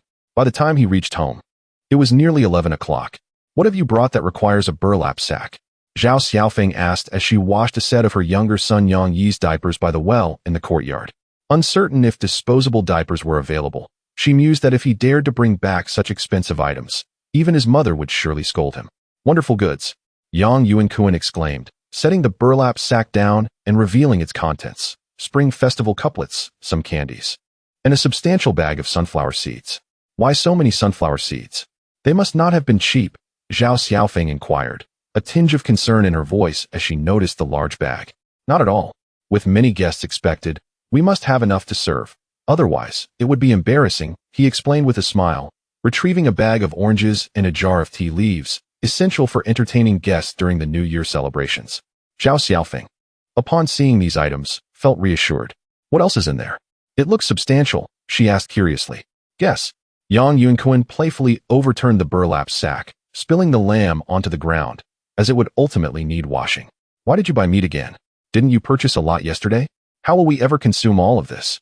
Zhao Xiaofeng exclaimed, noticing only the meat without recognizing its distinction from pork, as she had never tried lamb. "Take a closer look.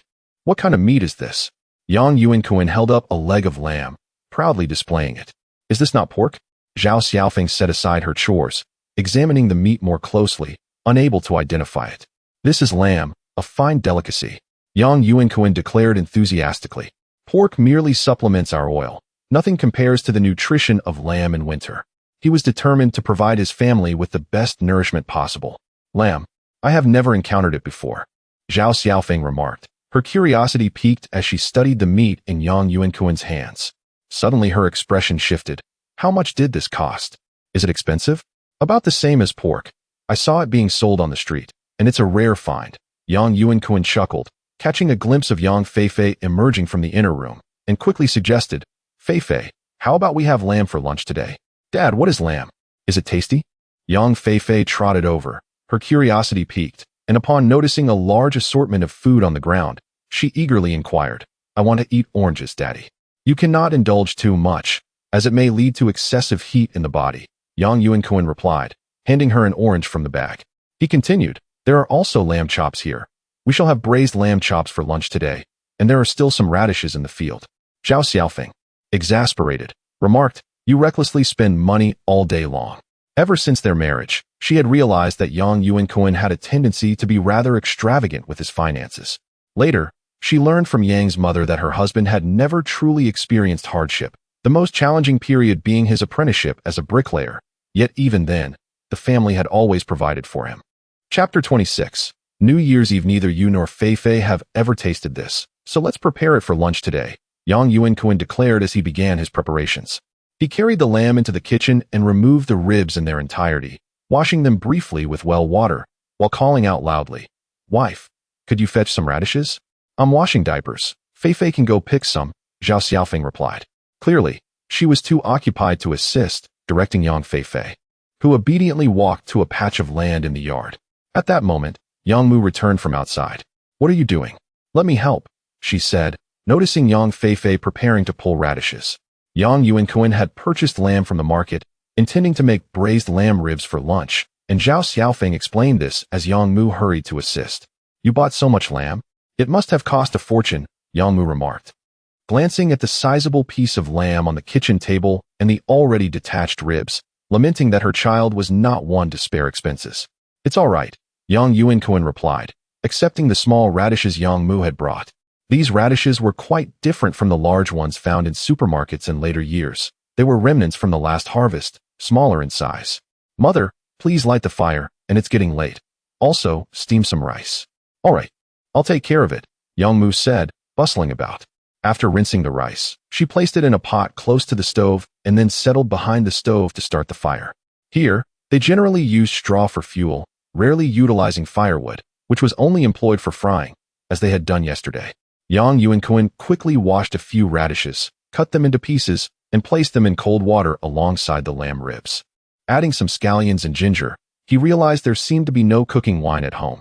He hurried back to the main room to retrieve a bottle of wine that had been left unfinished, pouring some into the pot.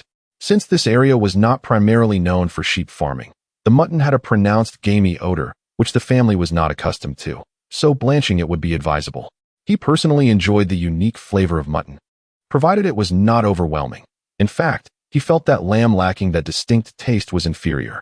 Perhaps it was due to his past experiences with authentic good lamb. Once the water in the pot began to boil, the aroma of the lamb became apparent, and even Yang Feifei outside could catch a whiff. Zhao Xiaofeng, now free from her tasks, noticed that Yang Yi had awakened and was peering into the kitchen from the doorway. How does it smell? Is it fragrant? Yang Yuankun asked, observing Yang Feifei's eager gaze fixed on the pot of lamb. It smells wonderful, Daddy. Can we eat now? She eagerly inquired, swallowing hard. Not yet. It needs more time, Yang Yuankun replied, rinsing the pot and pouring in some oil. He sautéed the lamb for a moment before adding seasonings and boiling water, followed by the radishes, covering the pot to let it simmer. By noon, the lamb was finally ready, and Zhao Xiaofeng prepared a dish of greens, marking the start of a delightful lunch. Mother, please take this to my elder brother's house. I won't be going, Yang Yuankun said, filling a large bowl and handing it to Yang Mu, who was eager to deliver it.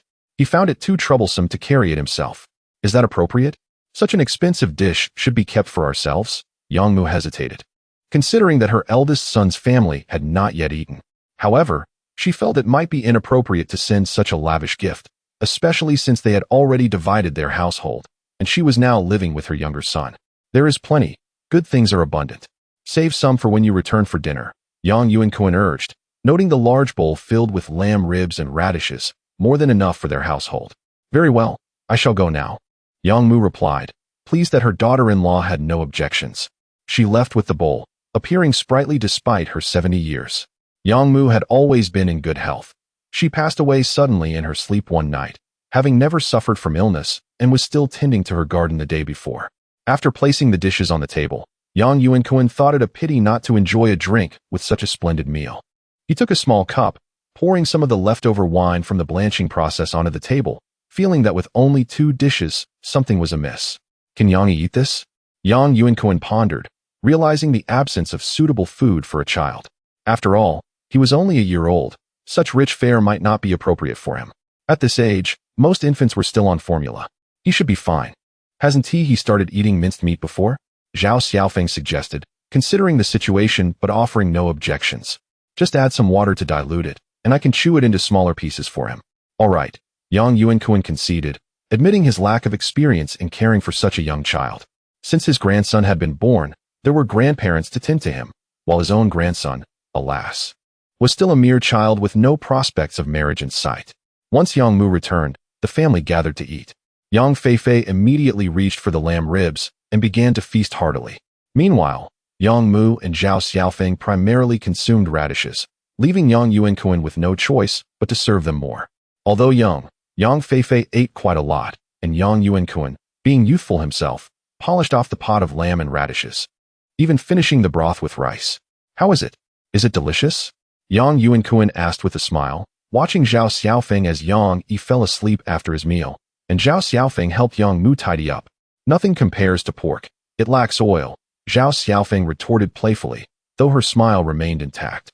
It was her first experience with lamb, and she found the flavor unfamiliar yet intriguing. Indeed, there is still plenty of pork at home, Yang Yuankun teased, watching as a satiated Yang Feifei dashed outside to play. He lit a cigarette, contentedly humming a tune. In the afternoon, Zhao Xiaofeng summoned Yang Feifei, who had been frolicking outside, to take a bath. The entire afternoon was consumed with various tasks. Meanwhile, Yang Yuankun began to prepare some ingredients he had purchased the previous day. After blanching them, he placed them into his homemade marinade, thoughtfully adding several boiled eggs, as marinated eggs are indeed a delightful treat.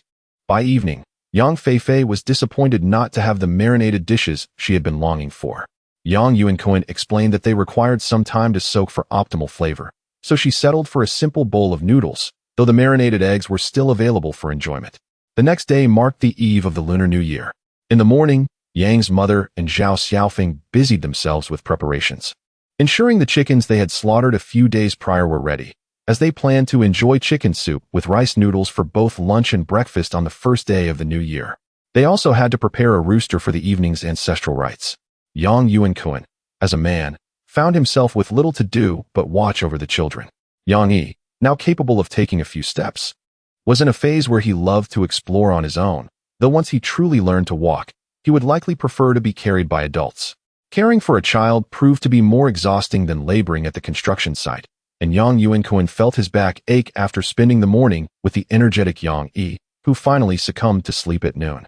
He had been bending down to hold his hand, preventing any falls, which left him quite sore. You must be tired from playing with him all day, and you don't even know how to coax him to sleep, Zhao Xiaofeng chuckled, setting a large bowl of rice noodles on the table, which also contained a sizable chicken leg that Yang Yi had already sampled. I cannot help it if he refuses to sleep, Yang Yuankun replied, returning to his seat and picking up his chopsticks to begin eating. Yang Feifei was also summoned back by Yang's mother, and she too received a chicken leg in her bowl, clearly designated for her. Looking at her solitary chicken leg, she felt reluctant to share. Giving it to either her mother or her husband seemed inappropriate, so she decided to keep it for herself. In the afternoon, Yang Yuankun had his own tasks to attend to as he was responsible for pasting the Spring Festival couplets.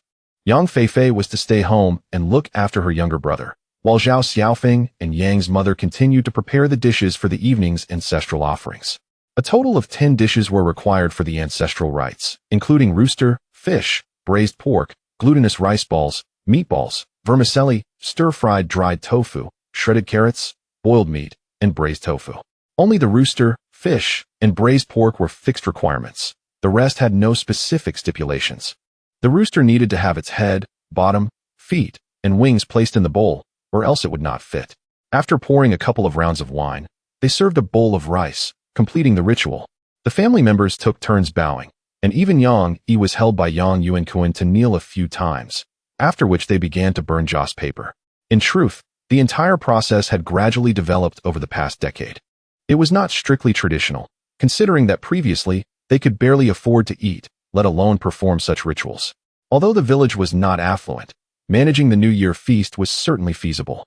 Throughout the village, every household was setting off firecrackers and burning joss paper, tirelessly continuing until after 5 o'clock when the New Year's Eve dinner officially commenced. Yang Yuankun poured himself a bottle of liquor, remaining clear-headed while the others in the household had already finished eating but lingered at the table to keep him company, as it was customary to wait until everyone had finished before leaving the table. "Let me serve some rice for Dad," Yang Yuankun said, handing his bowl to Yang Feifei, who was playing with Yang Yi and smiling as she took it to the kitchen. "She's not tall enough to reach the pot. Let me serve it." Yang's mother chuckled. "It's fine. She enjoys helping out," Yang Yuankun explained. Outside, darkness had fallen, and fortunately, it had not rained. After finishing their New Year's Eve meal, they typically went to the temple to burn a few sticks of incense, not out of strict belief, but rather as a wish for safety and prosperity in the coming year. When Yang Feifei returned with a bowl heaped high with rice, Yang Yuankun felt a bit exasperated. He had merely wanted a small portion to satisfy his hunger. "Here's your red envelope," Yang Yuankun said, pulling out a 10 yuan note from his wallet and handing it to Yang Feifei. "Thank you, Dad," she exclaimed, quickly taking the money to tuck it into her pocket. However, before she could revel in her fortune, Zhao Xiaofeng, holding Yang Yi, promptly took the money and declared, "Mom will save it for you. It will be for your school expenses next year." "Dad, look at Mom," Yang Feifei pouted, casting a reproachful glance at Yang Yuankun, feeling that her mother's generosity had resulted in her current predicament. Yet, Yang Yuankun could do little about it, shrugging his shoulders and returning to his meal. "A single yuan should suffice. That's more than enough for you," Zhao Xiaofeng said, pulling a 1 yuan note from her pocket and handing it to Yang Feifei. "Go play," Yang Yuankun said, wishing to allow Yang Feifei some freedom. Tonight, the village children were the wealthiest they'd be all year, receiving small gifts regardless of their family's financial situation. After quickly finishing his meal and washing his face, Yang Yuankun returned to the bedroom, where Zhao Xiaofeng was already present. "Give Mom her money," he urged. "How much should I give? Is it the same as before?" Zhao Xiaofeng inquired while placing Yang Yi in the cradle and standing to reach the hidden stash of money. "Since we earn more this year, let us give a bit extra," Yang Yuankun contemplated, recalling that he typically provided Yang's mother with 500 yuan during the new year as her retirement fund. Yang's elder brother would also contribute, while the two sisters offered less, around 200 yuan each. Yet, since Yang's mother dined with them and had few expenses, she could save most of it. "How about 600? Zhao Xiaofeng suggested tentatively, unsure of how to interject in such matters. "Let us make it 1,000, Yang Yuankun decided after a moment of reflection, feeling that this amount was reasonable without overshadowing the contributions of others. "All right," Zhao Xiaofeng agreed, retrieving the cash from the locked drawer and counting out 1,000 yuan to hand to Yang Yuankun. After dressing, Yang Yuankun stepped outside and approached his mother, who was washing dishes in the kitchen. "Mom," he called. "Yes, you're off to burn incense, I see. Since you earn money this year, be sure to burn more for your safety." Yang's mother chuckled, declaring herself the only true believer in Buddhism within the family. Yang Yuankun, now reminiscing, recalled how, in a few years, his mother, at over 70, would set off on the morning of the Lunar New Year to Mount Jihua to pray. "I understand," he replied casually, producing a sum of money and handing it to her. She accepted it, astonished by the amount. "Why so much?" she exclaimed after counting it. "This is a full 1,000 yuan. I've earned it. What's the harm in giving a little extra to my dear mother? Feel free to buy whatever you desire without hesitation. Your son is better off than you might think," Yang Yuankun said with a smile. "There's no need for such a large sum. I can't possibly spend it all. You should keep it. Your two little ones still have plenty of needs," she insisted, attempting to tuck the money back into his pocket. "Ah, just accept it. You know I detest this back and forth," Yang Yuankun replied, feigning impatience. Just as he was about to leave, he recalled something important and cautioned, "Don't mention this to your elder brother." Just keep it as it has always been. It's only natural for me to give a bit more since I've been earning well, and you still need to help Xiaofeng with the children. Rest assured, I understand, Yang's mother said, her face beaming. That her younger son still considered the feelings of his elder brother was a testament to their strong bond. And as long as her two sons maintained a good relationship, she felt she could endure any hardships. I'm off now. I plan to play cards tonight, Yang Yuankun announced as he departed from his home, heading towards the temple. Chapter 27 The sounds of firecrackers throughout the night after midnight. Yang Yuankun returned from the game room, where the other patrons had also begun to disperse. As the clock struck 12, marking the arrival of the Lunar New Year, it was customary to set off a string of firecrackers, typically the most expensive ones. Upon returning home, he first dragged the firecrackers from the living room into the courtyard but refrained from igniting them immediately. Instead, he ventured into the bedroom and found that Yang Feifei and Zhao Xiaofeng were sleeping together, while Yang Yi was nestled in his cradle, all peacefully slumbering. "Wife, wake up!" Yang Yuankun gently roused Zhao Xiaofeng, then called out to Yang Feifei, concerned that the sudden sound of explosions might startle them in their dreams. Bring Xiao Bao over." Zhao Xiaofeng, still groggy, recognized Yang Yuankun's face and understood his intent. He handed Yang Yi to Zhao Xiaofeng, instructing her to cover his ears and tuck him back under the covers.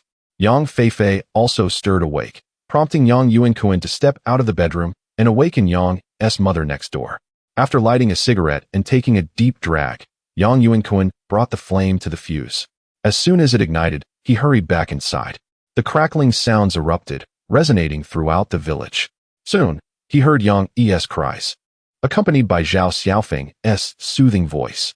After securing the courtyard door and locking the bedroom door, Yang Yuankun returned to the bedroom where the others had awakened.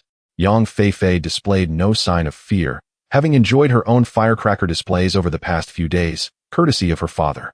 "Did it scare you?" Yang Yuankun asked, noticing the tears still glistening in Yang Yi's eyes. "No, he only cried a bit when it first went off. But he is asleep again now," Zhao Xiaofeng said softly, rising from the bed to place Yang Yi back in his cradle. In their household, it was customary for children to sleep in cradles, which gently rocked them back and forth, eliminating the need for constant holding while ensuring they were safe from adult weight. Yang Yuankun quickly shed his clothes and slipped under the covers. Yang Feifei, still a bit dazed, beamed with joy as she snuggled against her father's arm. "Daddy, are we sleeping together tonight?" "Yes, now go to sleep. It's getting late," Yang Yuankun encouraged with a smile. Yang Feifei, at only 5 years old, was still quite young. After Zhao Xiaofeng settled Yang Yi, she nestled in beside Yang Feifei, and the family drifted into slumber amidst the continuous sounds of firecrackers echoing through the village. The following morning, Yang Yuankun, still in a fog, felt something pressing down on him. Upon opening his eyes, he discovered Yang Feifei bouncing up and down on him. "You're going to crush your father," Yang Yuankun exclaimed as he hurriedly lifted Yang Feifei off himself. Zhao Xiaofeng, awakened by the commotion, swiftly gathered the still playful Yang Feifei into her arms. "What if you break your daddy?" Zhao Xiaofeng gently chided, then continued, "If you're awake, you should get up. What time is it?" It's 7 o'clock, Yang Yuankun replied after glancing at his watch. It was already 10 past 7, and Yang's mother was likely busy preparing breakfast for the new year. "I'd better get up quickly. Guests will be coming to pay their New Year's greetings. It wouldn't look good if we're still in bed," Zhao Xiaofeng said, immediately dressing upon realizing the time. Yang Feifei also donned the clothes Zhao Xiaofeng handed her. After emerging from the bathroom, Yang Yuankun took a deep breath. If not for the cigarette, he would have preferred to avoid the cold bathroom in winter. This time, constructing a proper bathroom had been a priority, though it seemed they lacked a proper sewage system. "Quickly wash your face and brush your teeth. Breakfast is ready," Yang's mother called out as she noticed Yang Yuankun emerging from the restroom. "Coming," he replied, walking directly into the kitchen. There, he found Yang Feifei already devouring a chicken wing. "Have you brushed your teeth?" he inquired. "No," Yang Feifei replied, focused on her chicken wing. "Then let us brush our teeth together and wash our faces. We can't start the new year looking disheveled," Yang Yuankun said, retrieving Yang Feifei's toothbrush as they prepared to brush their teeth in the courtyard.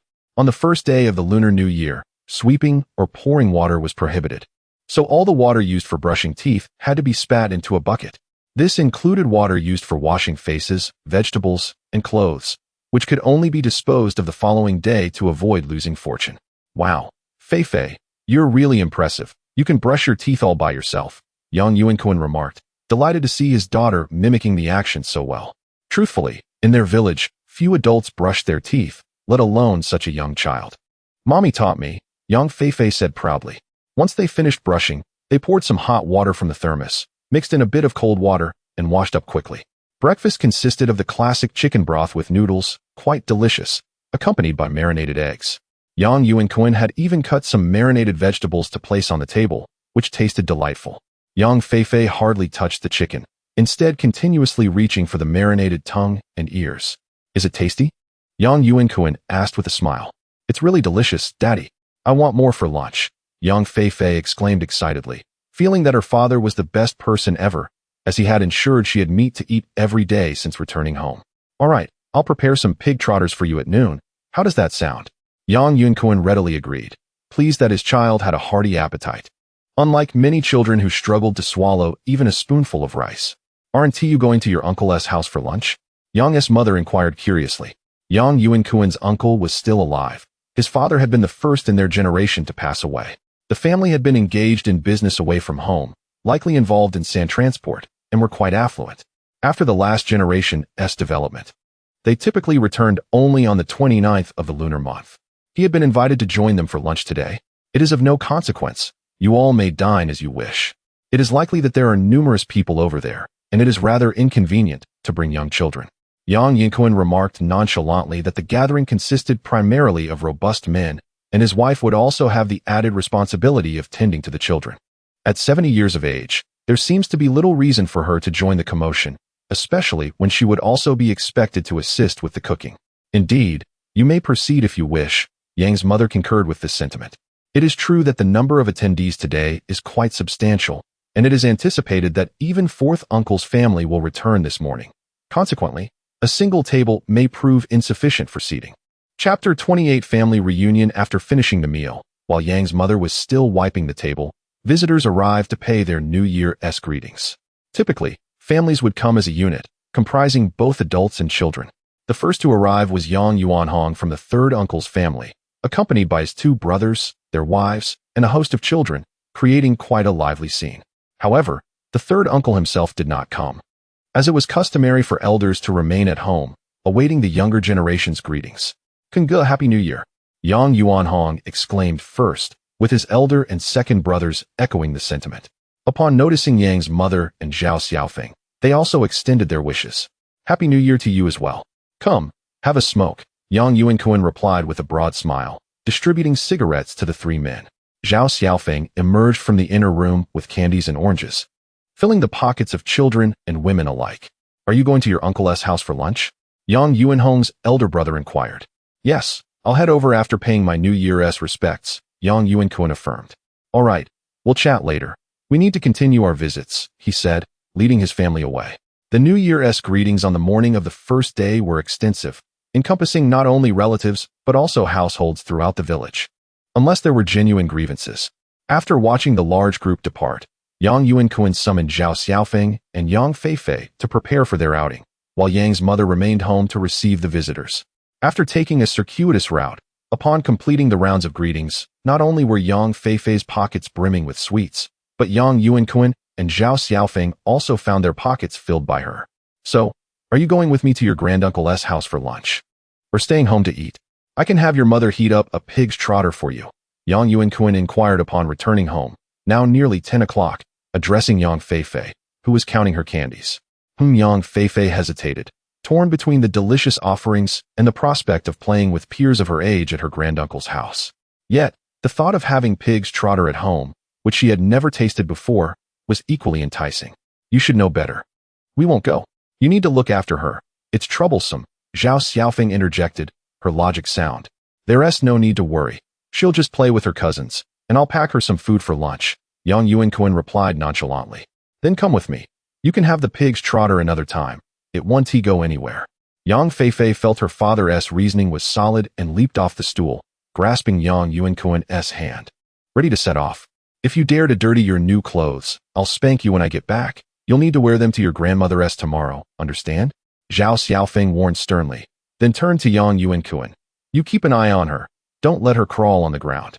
I got it. We're off now, Yang Yuankun said, holding Yang Feifei's hand with his left hand while his right carried the gifts for Yang Debo's house: 2 bottles of liquor, a pack of cigarettes, and a box of milk. There were no strict protocols for such gifts. A simple offering sufficed. Feifei, help Daddy carry the teacup. Okay, Yang Feifei replied, taking the glass cup Zhao Xiaofeng handed her and leading the way out of the house. Yang Debo's residence was not far from Yang Yuankun's. Within a village of limited size, they reached his doorstep in 5 minutes. The courtyard was far more splendid than Yang Yuankun's, more aesthetically pleasing than Yang Yuanxian's. Happy New Year, Uncle. As Yang Yuankun arrived, a considerable number of people had already gathered, including Yang Yuanxian and Yang Li, along with the 3 sons of the 3rd uncle. The youngest among them was the son of the 4th uncle, still in high school and younger than Yang Li. Yuankun, Happy New Year to you too, Yang Debo responded with a beaming smile, glancing at Yang Feifei beside him. This must be Feifei. Come, take a red envelope. Quick, thank your granduncle. Yang Yuankun prompted Yang Feifei. Where's your son and wife? Why didn't they come? And what about your mother? Yang Debo inquired curiously. The child is too young. It's better for her to stay home rather than cry here. My mother is at home preparing a meal for them, Yang Yuankun explained, then greeted Yang Debo's 2 sons. Shenggu, Guoge, Happy New Year. Happy New Year to you too. It's been a year since we last met. I heard you struck it rich last year? Yang Debo's sons, Yang Yuansheng and Yang Yuanhua, responded, with Yang Yuansheng already 46 and Yang Yuanhua under 40. What fortune? I'm merely working at the construction site. It's nothing compared to you all, Yang Yuankun modestly replied.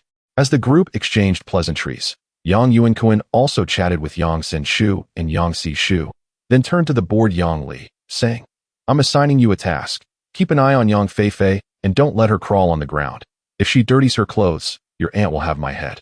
Leave it to me, Uncle, Yang Li confidently assured. This gathering encompassed all the Yang family members present.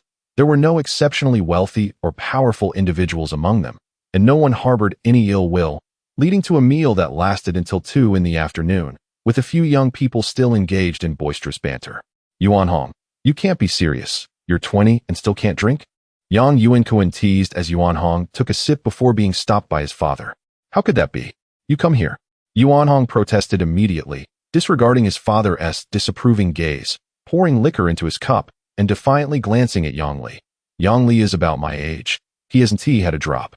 You all drink, but Yang Li is still in school, Yang Debo interjected hastily, aware that Yang Li had already consumed quite a bit. But he is nearly 20, right? Isn't that what Kinga said? Yuanhong chuckled, signaling Yang Yuankun, and downed his entire cup in one gulp. Taking advantage of the moment, are we?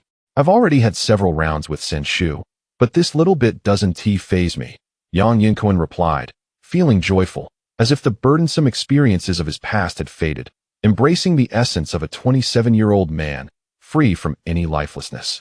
Yang Yuanhong, do not drink with my uncle. I shall join you instead.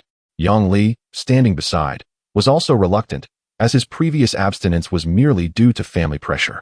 It is inconceivable that he had not indulged in drink at school, having grown up alongside Yang Yuanhong. Despite the difference in their generational rank, they addressed each other by their names.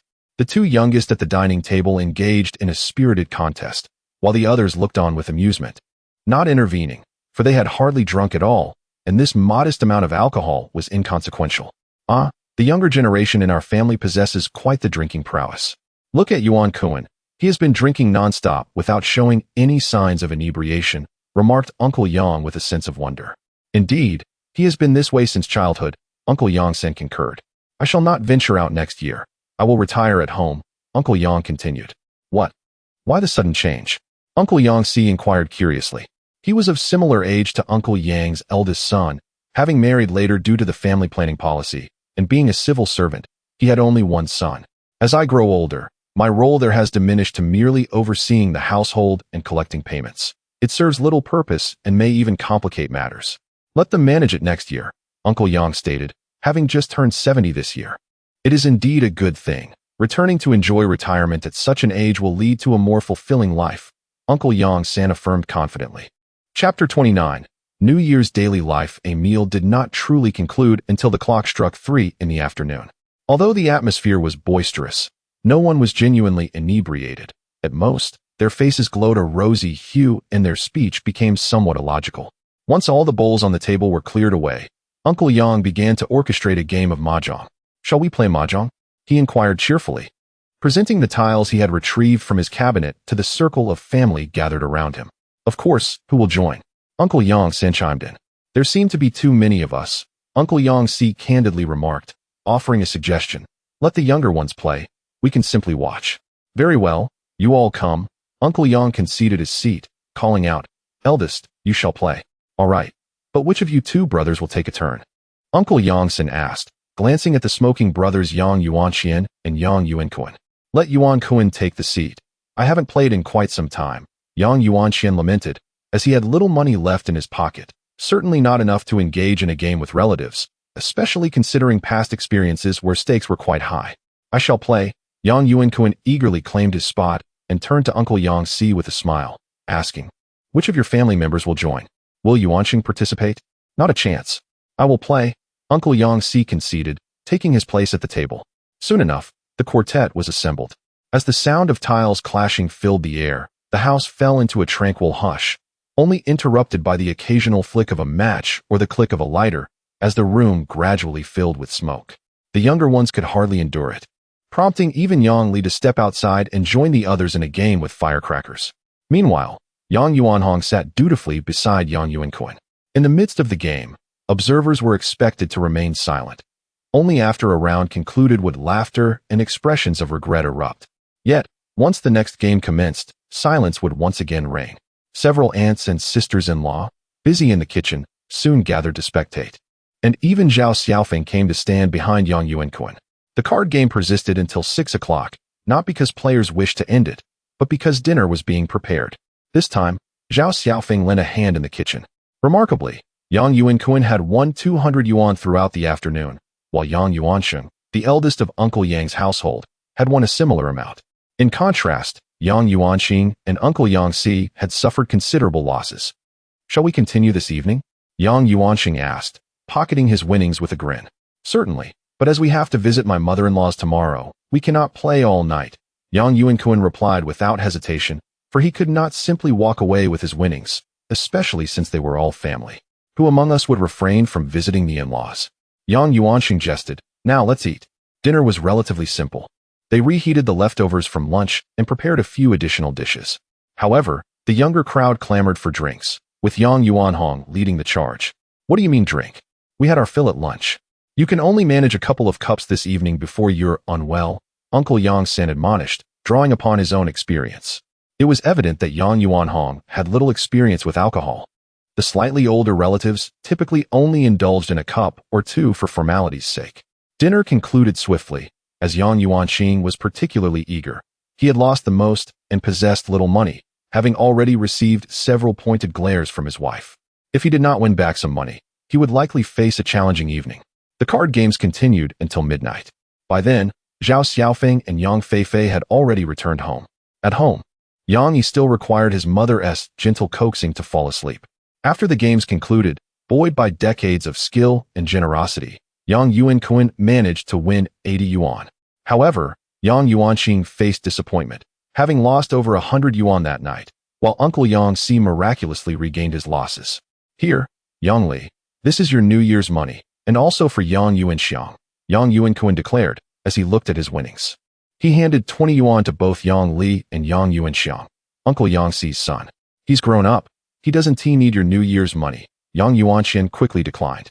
"Indeed, Yuanxiang is your peer. He shouldn't accept such money," Uncle Yang Si echoed, hastily refusing. "Not to worry, I've won enough. They are still in school." Yang Yuankun tossed the money toward them before preparing to leave and bidding farewell. Upon returning home, he found Zhao Xiaofeng and Yang Yi sound asleep, with Yang Feifei comfortably nestled in their bed, as she preferred sleeping beside her mother. Quietly shedding his clothes, Yang Yuankun slipped beneath the covers from the other side, feeling the warmth envelop him. Yang Feifei lay beside him, but Zhao Xiaofeng was stirred awake. "You're back. What time is it?" she mumbled, still groggy. "It's midnight. Let us get to sleep," Yang Yuankun replied softly. "Did you win or lose?" Surprisingly, Zhao Xiaofeng recalled this matter, even with her eyes barely open. "Just breaking even. Neither winning nor losing," Yang Yuankun responded casually. "But you won over 200 this afternoon. How did you lose at night?" "Had I known," I would have called you to return with me, Zhao Xiaofeng remarked, becoming a bit more alert upon hearing about the evening's losses. We're family. Winning so much isn't ideal. Now let us sleep. Yang Yuankun, feeling weary after sitting for so long, quickly drifted into slumber. The following morning, Yang Yuankun awoke at 8 o'clock, having enjoyed a deep and restful sleep. An 8-hour slumber was a luxury he had long wished for in his previous life. After dressing, he stepped out of the main room to find Zhao Xiaofeng cradling Yang Yi, while his mother was nearby, softly chatting. Is breakfast ready? Yang Yuankun inquired, puzzled. It has been ready for a while. Just waiting for you to awaken. Xiaofeng mentioned you returned after midnight. His mother replied as she rose to bring breakfast to the table. At the dining table, Yang Yuankun quickly consumed his meal. The rice porridge had thickened significantly after sitting in the pot, paired delightfully with pickled vegetables and salted duck. The only freshly made item was a side of scrambled eggs, primarily for Yang Yi, with the remainder reserved for Yang Feifei. When will my elder sisters return? Yang Yuankun inquired of his mother, noting that his 2 elder sisters were the second and third children in the family. The eldest sister had married into a family from the neighboring village, while the second sister had wed a man from the town. Today marked the second day of the Lunar New Year, a time when it was customary for them to return and pay their respects to Yang Mu. It should be around noon today, Yang Mu replied with certainty. But how shall we manage lunch? Yang Yuankun expressed his concern, feeling somewhat troubled by the absence of his presence at home while guests were arriving. It would certainly be inconvenient not to visit Zhao Xiaofeng's family. Typically, in such situations, the new son-in-law would follow the customs, while the elder son-in-law could afford to delay his visit by a day or two. The husbands of his elder sisters could simply wait until Yang Yuankun was home to visit in the following days. It's fine, you can have lunch at your elder brother's house, Yang Mu said nonchalantly. After sipping her porridge, she continued, after all, it's the new year, it's not a big deal. All right then, let them stay away until the afternoon and join us for dinner tonight, Yang Yuankun instructed his mother. I'll inform them to do as they wish. You all hurry and eat. It's getting late, and there's a long journey ahead, Yang Mu urged, glancing at the clock in the hall, which was nearing 9 o'clock. Chapter 30. The journey is long. After finishing breakfast, Yang Yuankun returned to his room, followed closely by Zhao Xiaofeng. It was customary to bring gifts when visiting one's mother-in-law, yet their home had little to offer. This was merely the first round of New Year greetings, and more gifts would come when others visited them. For now, he decided to take 2 bottles of wine and a box of milk, planning to purchase additional items at the nearby convenience store later.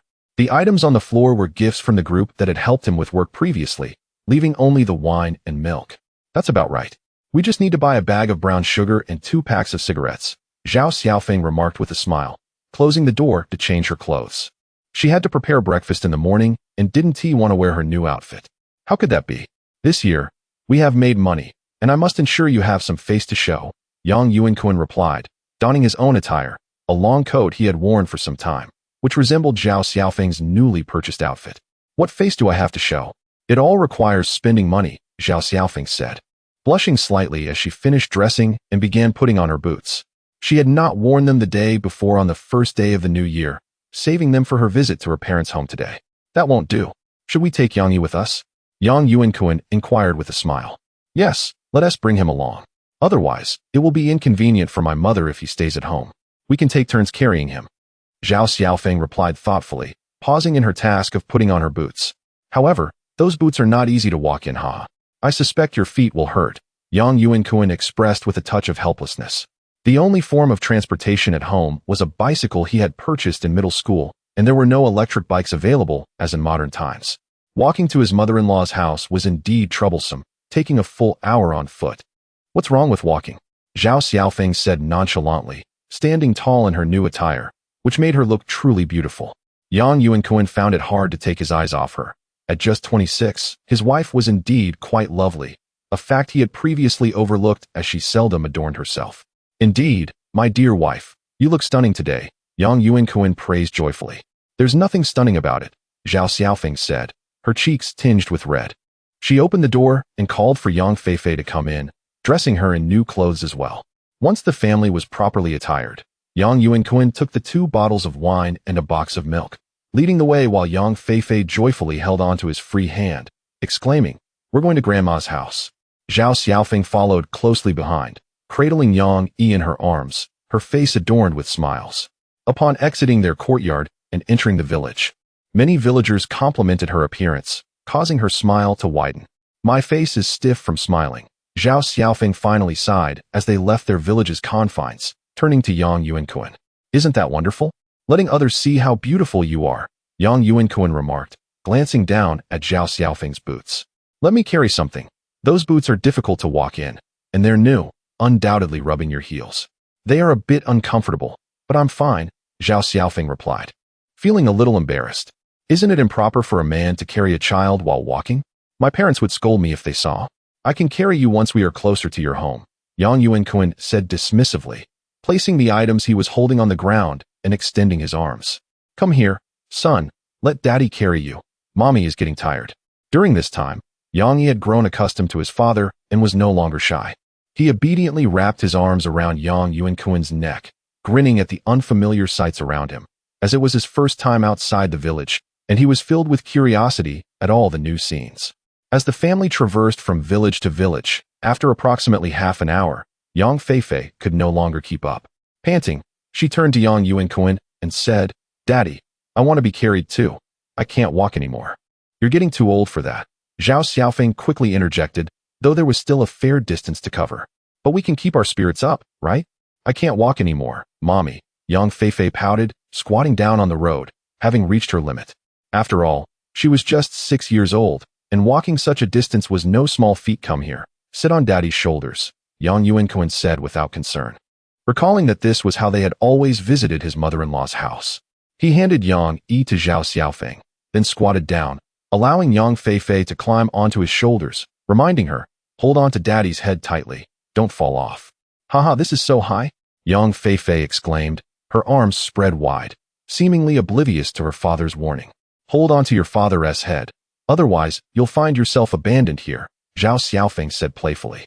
Pass me Yang Yi as well, Yang Yuankun reached out to Zhao Xiaofeng. I can manage. You just carry those, Zhao Xiaofeng insisted, being quite traditional and reluctant to let her husband bear too much burden. It's nothing. He hardly weighs anything compared to these two items, Yang Yuankun said, effortlessly cradling Yang Yi in his arms and leading the way. Carrying a child wasn't the issue. Maintaining a single posture was what truly strained the back. When they reached the nearest convenience store to his mother-in-law's house, he set the children down, allowing Zhao Xiaofeng to hold Yang Yi while he entered the store. Boss, I'll take 2 packs of those cigarettes. Yang Yuankun pointed to the cigarettes at the back of the store, purchasing 2 packs at 50 yuan each, a considerable sum for cigarettes in this era. Why are you buying so many? Just 2 packs will suffice, Zhao Xiaofeng quickly interjected. They're not that expensive. 2 packs for 100 yuan is reasonable. Let us get 1 pack of brown sugar, that milk powder, and 2 pounds of sugar. 6 items in total should suffice. Yang Yuankun turned to his wife for confirmation. That is too much. How much is all of this? Zhao Xiaofeng expressed her concern. This is for your family. You shouldn't hold back, Yang Yuankun teased. That really is too much. Zhao Xiaofeng saw that Yang Yuankun was determined and chose not to argue further. Once everything was packed into bags, the remaining distance was short. Yang Yuankun carried the items, while Zhao Xiaofeng held Yang Yi, and Yang Feifei walked beside them. After 10 more minutes, they finally reached their destination. Chapter 31.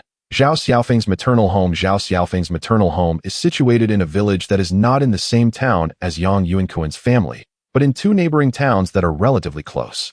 Initially, it was Zhao Xiaofeng's elder brother, Zhao Zhiyong, who married the daughter of a family from the neighboring village of Yang Yuankun, which drew the matchmaker's attention.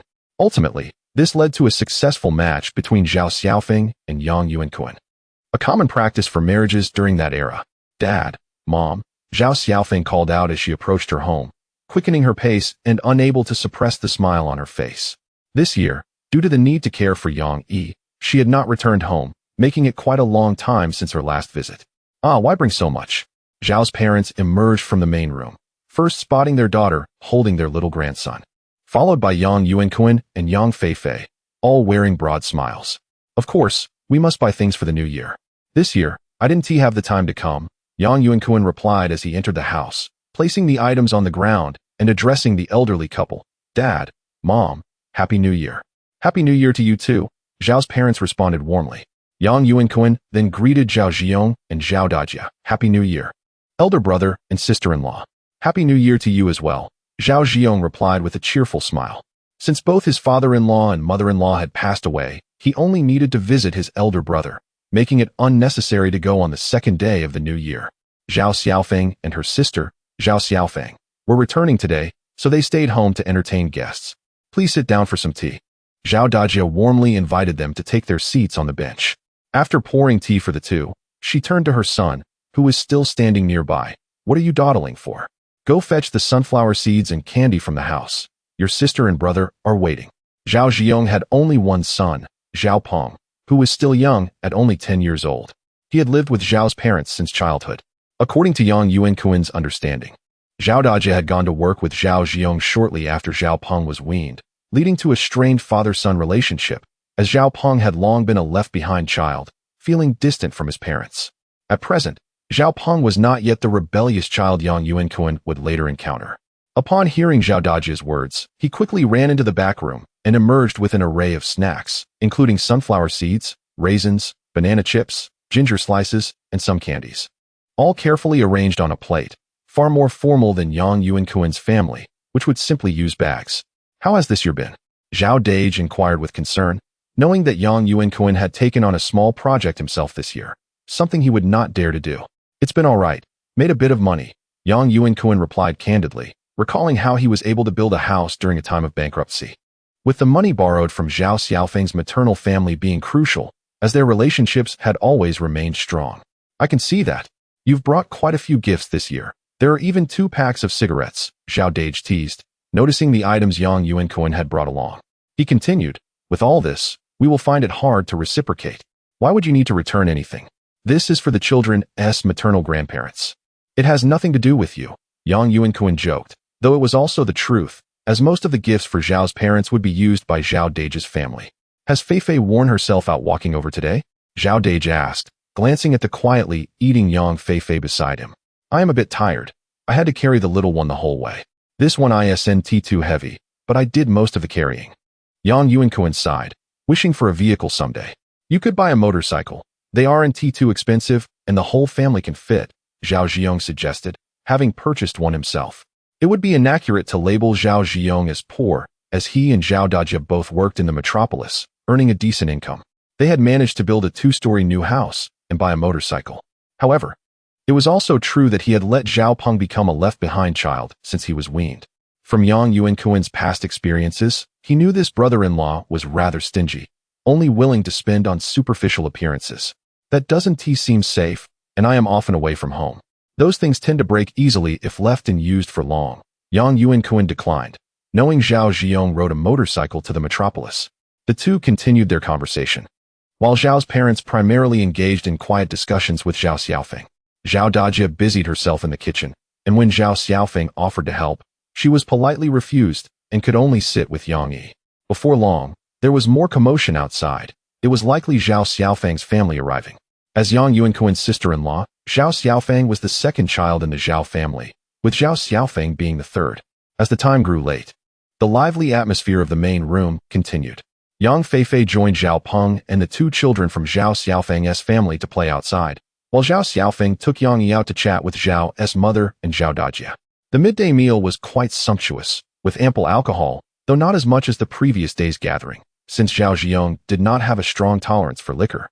It was primarily Yang Yuankun and Yuan Li, Zhao Xiaofeng's husband, who indulged, as the 2 brothers-in-law had often shared drinks in their past lives. The meal extended well into the afternoon, concluding around 2 o'clock. Realizing it was getting late, they prepared to return home. Yuan Li's journey home was longer than Yang Yuankun's, so they were nearly ready to depart. Here, Feifei, this is your uncle's red envelope, Zhao Ziyong said as everyone was preparing to leave. Pulling a red envelope from his pocket and distributing it to the children who had come to their home, tucking Yang Yi's envelope into the small pocket of his clothing. Quickly thank your uncle. Yang Yuankun gently tapped his daughter on the shoulder. Thank you, uncle, Yang Feifei replied with great delight.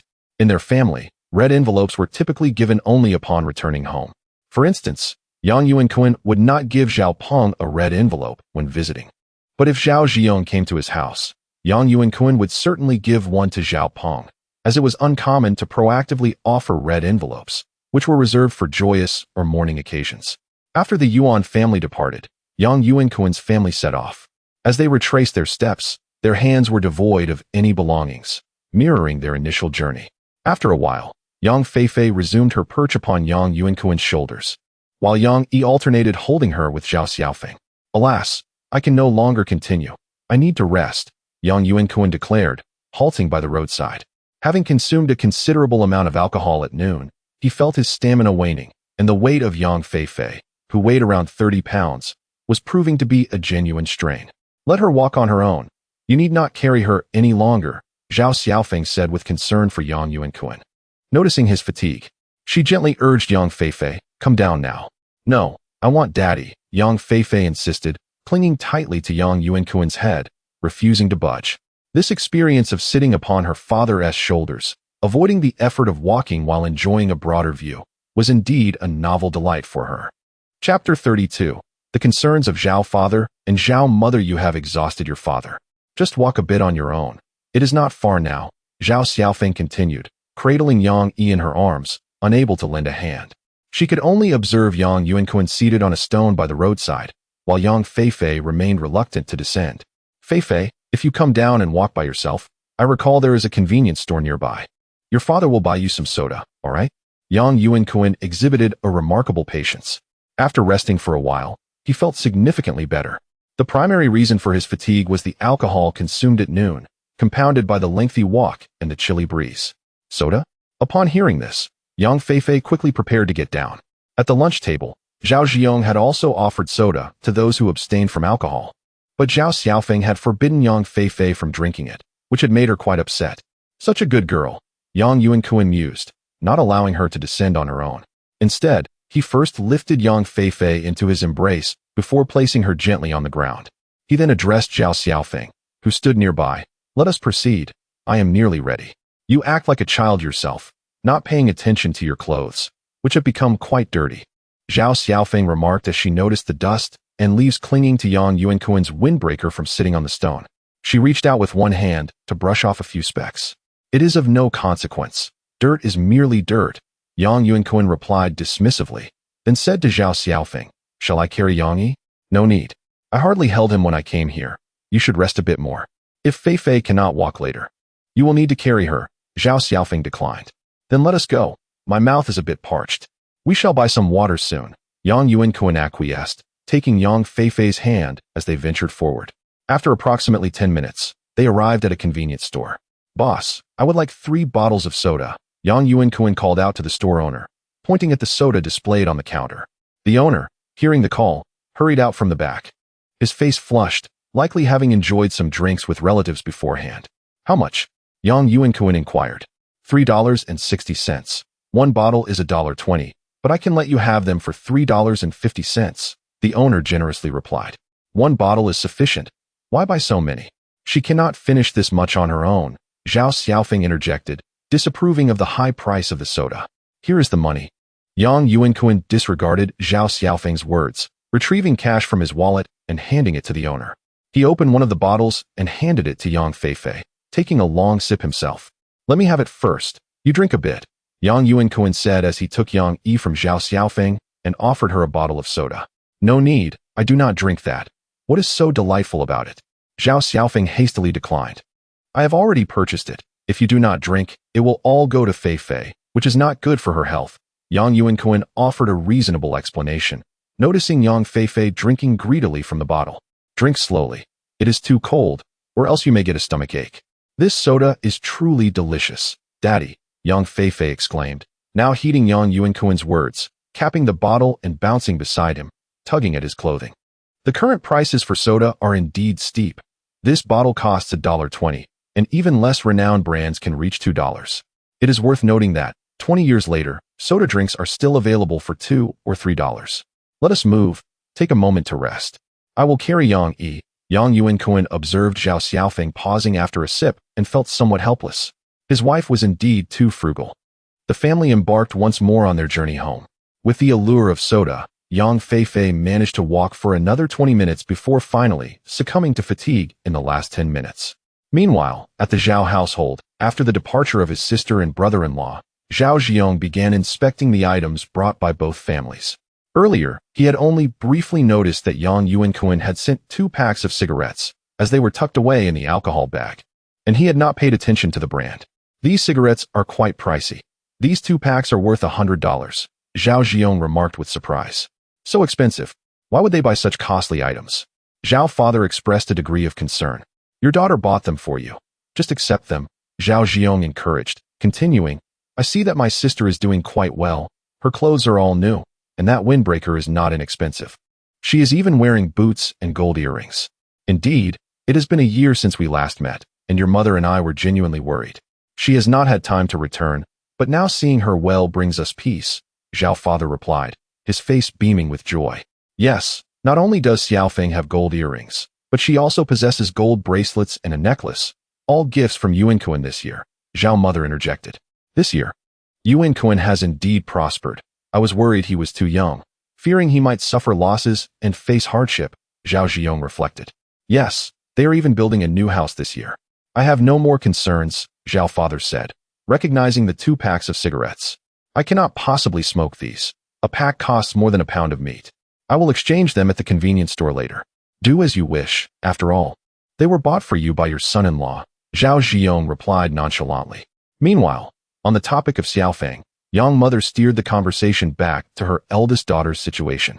Indeed, after the division of the family last year, they received not a penny, and they still live in the old, dilapidated house. Zhao father expressed his anger. There are 2 children at home, without any elders to care for them. Your elder sister cannot manage alone. Yuan Li cannot seek work and is left to farm. How can they earn money? Ah, that is indeed an unfortunate situation. Your elder sister's family lives too far away. Otherwise, you could assist them, Zhao Jiong lamented, acknowledging the limitations of their respective family matters. By the way, Zhao Peng, how much did you spend on firecrackers?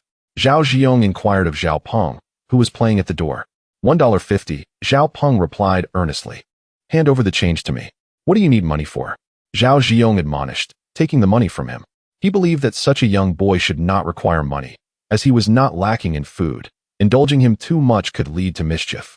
Zhao Jiong's educational approach is profoundly shaped by his own life experiences. His parents, Zhao Fu and Zhao Mu, were merely ordinary farmers who struggled to provide for their 3 children, often subsisting on sweet potatoes. At the age of 16, after leaving school, Zhao Jiong apprenticed as a carpenter. By 19, he had mastered his craft and was engaged in renovations in the bustling metropolis. He eagerly accepted every job opportunity that came his way, completing nearly 300 projects this year alone. His relentless work throughout the year enabled him to swiftly build a new home and purchase a motorcycle. Thus, he firmly believes that boys must endure hardships to truly mature. Chapter 33. The suggestion from the second brother-in-law. From the 2nd day of the Lunar New Year until the 6th, the Yang family, led by Yang Yuankun, was occupied with visiting relatives or hosting them for New Year greetings, indulging in a plethora of feasts. The most notable change was that Yang Feifei seemed less tempted by meat. Tomorrow afternoon, I plan to head to the town to check the prices of sand and cement. I am still unaware of their current rates, Yang Yuankun remarked while seated in front of his home on the evening of the 6th day, addressing Zhao Xiaofeng, who was by his side. All right, are you going alone? Zhao Xiaofeng, who was guiding Yang Yi in learning to walk, inquired without turning her head. Yes, I can manage by myself. It's merely a visit. It's a bit chilly now. So I should wait until after the 15th to proceed, Yang Yuankun replied, sipping tea with a hint of boredom. He felt that staying at home seemed to offer little to occupy his time, and he ought to start arranging for the construction. You could ask your second brother-in-law to accompany you. He lives in the town and is likely familiar with the area, Zhao Xiaofeng suggested. This second brother-in-law, Yang Yuankun's sister's husband, resided in the town and owned a small truck, primarily used for transporting sand and cement. During harvest time, he also collected rice and resold it at the grain purchasing station, making a modest profit. Indeed, I haven't visited him this year yet. I'll go after lunch, Yang Yuankun planned, explaining that the reason for the afternoon visit was that on the 7th day, they needed to honor their ancestors, which signified receiving them on New Year's Eve and bidding farewell to them on the 15th. The names clearly indicated their meanings. What shall we have for dinner tonight? Yang's mother inquired, noting the clock was nearing 5. They had finished lunch around 2, and the guests had only just departed, so there was no rush for dinner. Let us keep it light. Perhaps some vegetable noodles will suffice, without even adding eggs. Yang Yuankun said with a hint of resignation. That sounds good. Eating meat every day is quite overwhelming, Yang's mother concurred. The following day at noon, after finishing lunch, Yang Yuankun boarded the village bus to the town. Most shops had already opened, and upon arriving at his sister's home, which she had built on her own purchased land by the street, he found her managing a grain and oil shop, primarily overseen by his sister, Yang Yuanhong. However, as he approached the entrance, he was noticed by two individuals. Yuankun, what brings you here now? Have you had lunch? Yang Yuanhong, his sister, greeted him while attending to a customer who was there to buy oil. I've eaten. I came here for a matter, Yang Yuankun replied as he placed down the gift he had brought. What matter is it? If you had come earlier, we could have shared a drink, his brother-in-law, Su Lianxing, chimed in, leading Yang Yuankun to the room behind the storefront, which served as their living room. Where are the kids? Why aren't they at home?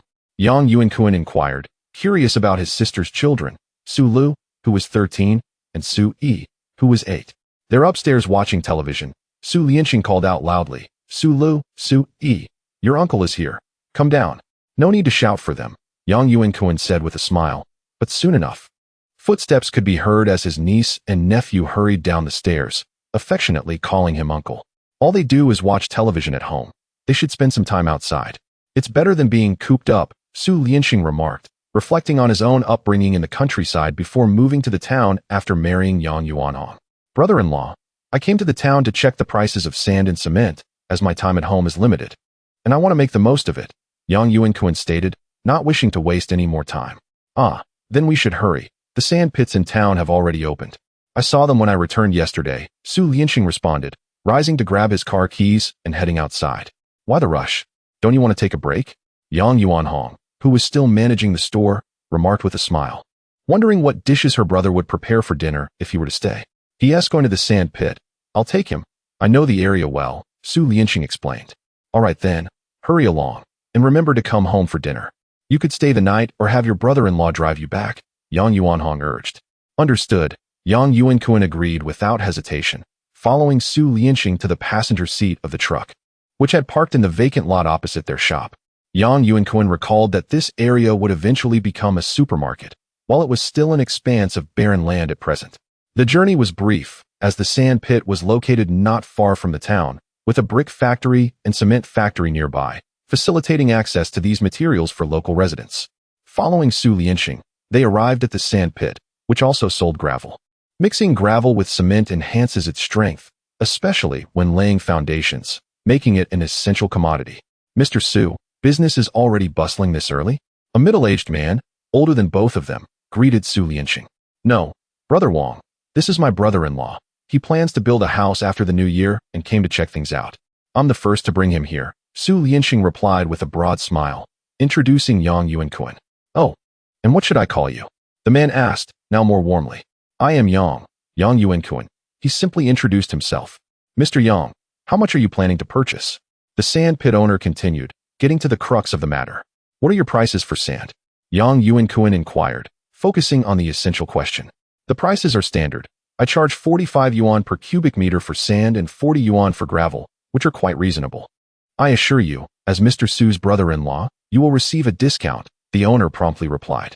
Yang Yuankun did not intend to make a direct purchase today, as he also visited nearby cement and brick factories, assessing their prices, which were surprisingly affordable. Although prices had risen over the years, they still paled in comparison to the inflated costs in the future. After spending over 2 hours exploring, Yang Yuankun returned with Su Lianxing's truck. Upon arriving at his sister's home, he found his niece and nephew already managing the store. Where's your mother? Su Lianxing inquired curiously. Mother is in the kitchen, preparing a meal to entertain Xiaojiu.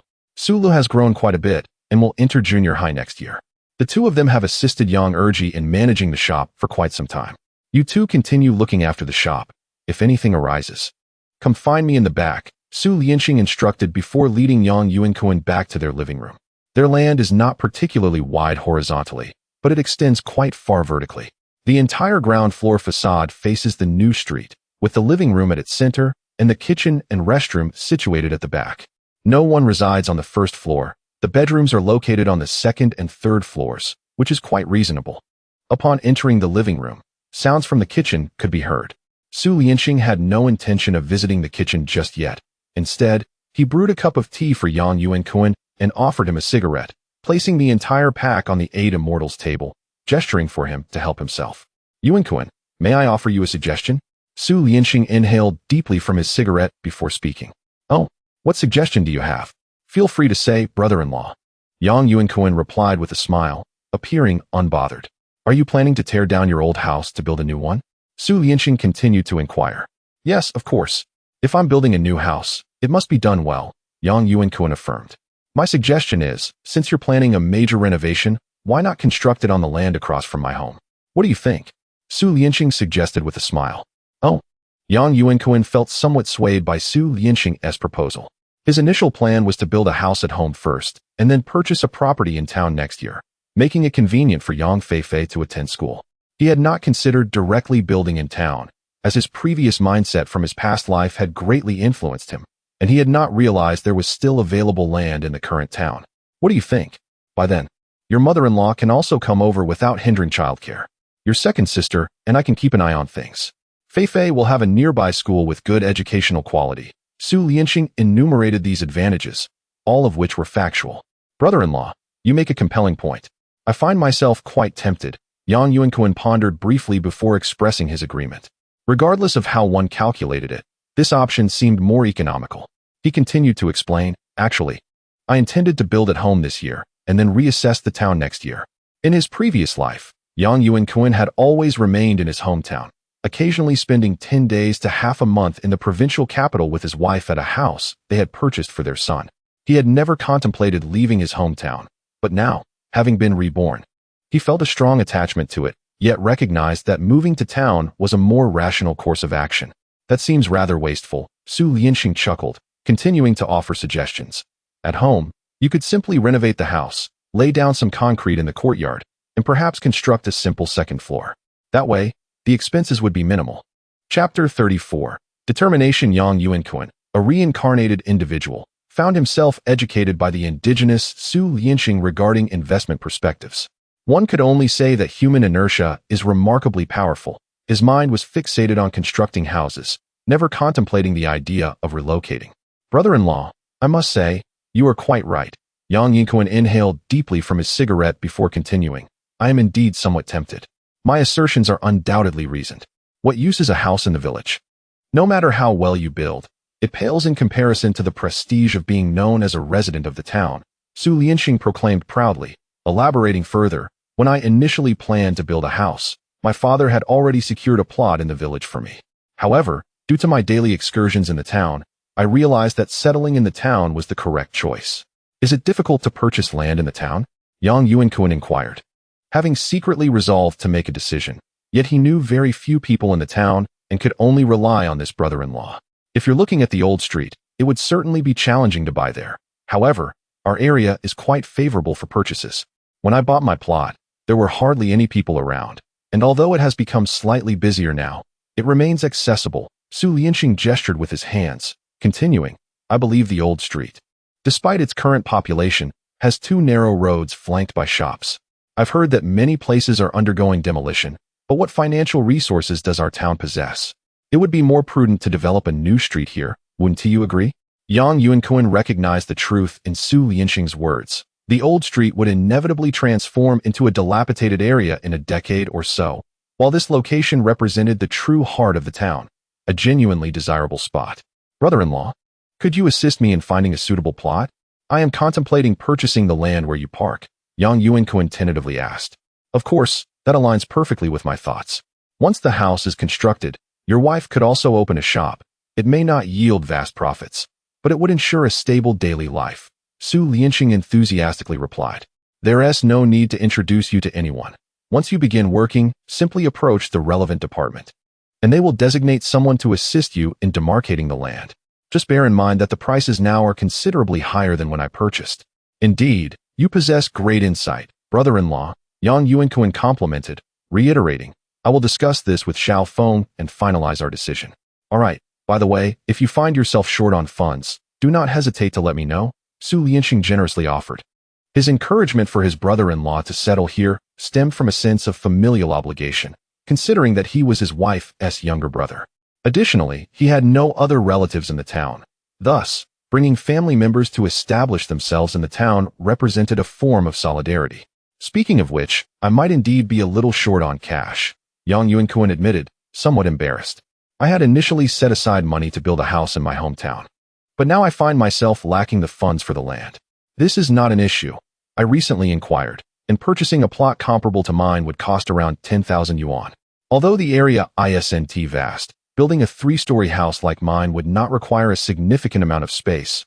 Su Lianxing expressed no concern about lending money to his brother-in-law.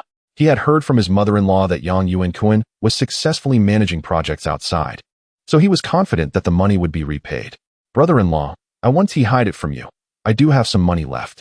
The funds from last year's project were not solely designated for building houses. Yang Yuankun smiled, adding, however, the same client has offered me a substantial project this year, and I must reserve funds for that, so I am indeed cautious about spending.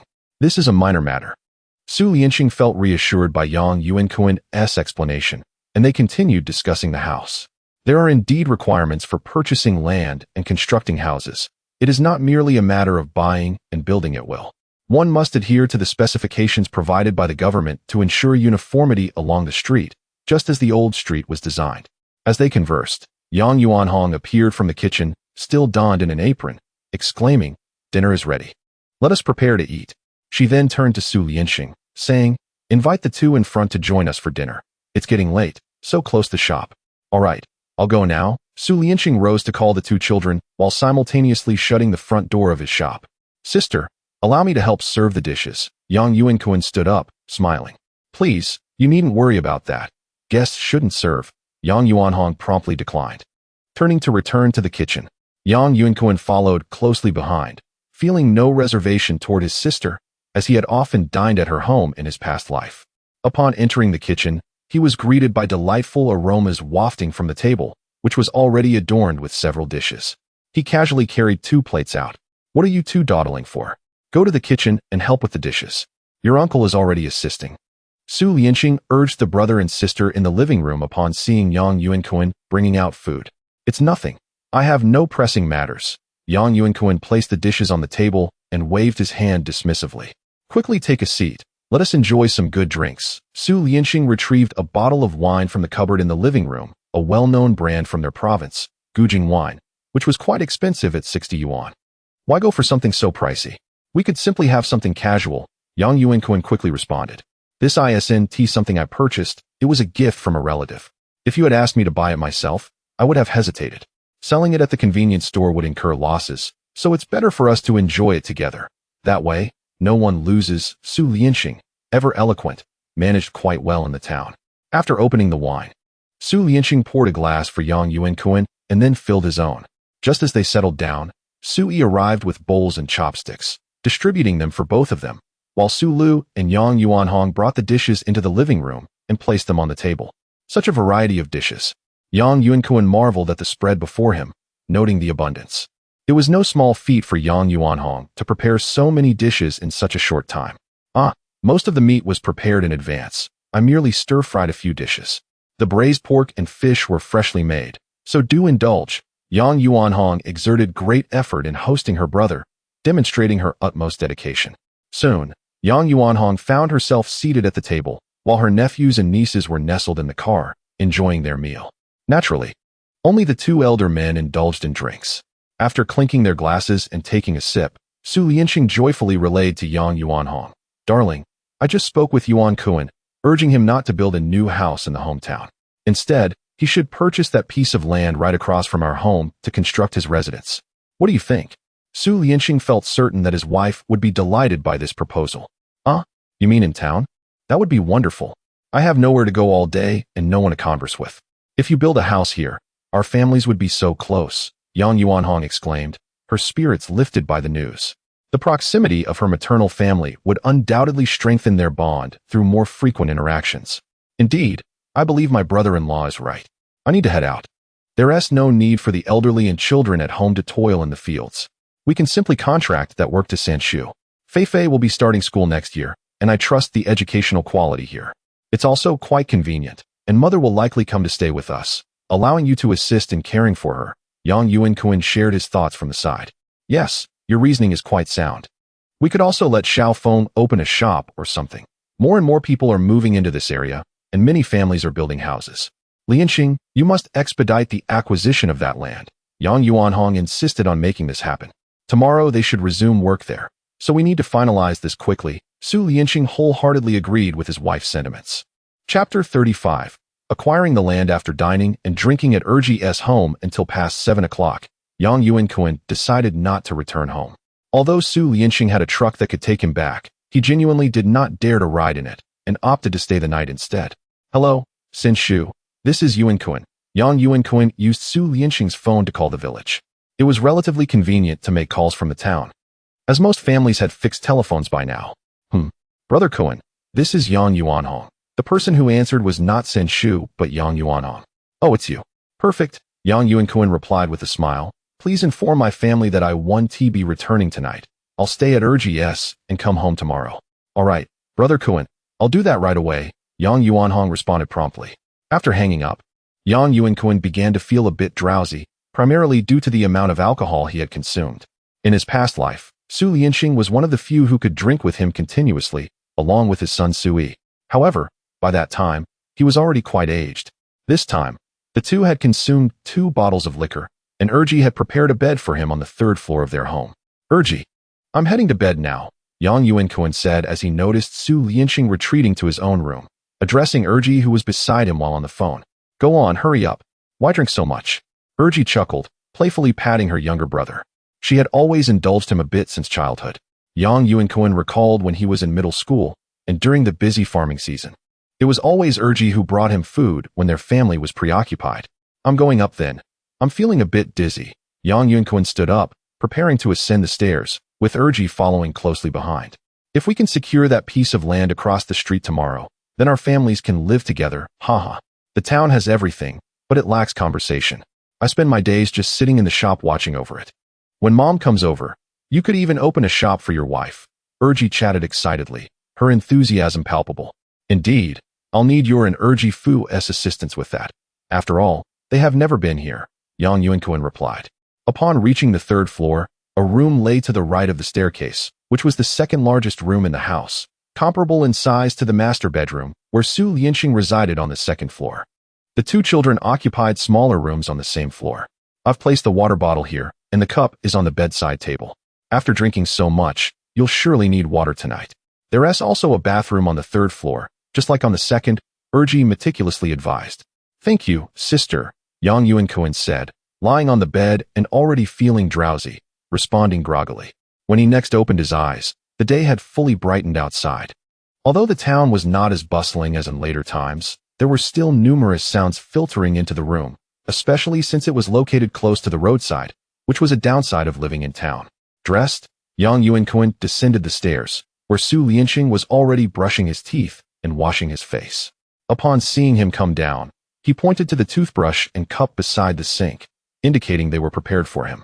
Without further ado, Yang Yuankun picked up the toothbrush and began to freshen up. Your niece has gone to buy breakfast and should be back soon. After they had completed their morning routines, they sat back at the dining table in the living room. Soon, Yang Erji entered with a large bowl of porridge, accompanied by various pickled vegetables and salted duck. Isn't this enough? Why go buy more? Yang Yuankun said, taking the bowl from Erji with a smile. Not at all. Your 2 nieces and nephews enjoy the town's breakfast, and today is the first day the breakfast shop has opened after the new year, so it was necessary to buy some, Erji explained. Then I'm in for a treat, Yang Yuankun said without hesitation, eyeing the array of pickled delicacies on the table, curiously asking, Hey, are these store-bought? Of course not. They were raised by their grandmother back home. But it did cost quite a bit. Erji shot a look at her husband. Having the elderly help raise chickens and ducks surely takes effort, but it's much cheaper than buying them in town, Su Lianxing replied awkwardly, focusing on his bowl of porridge.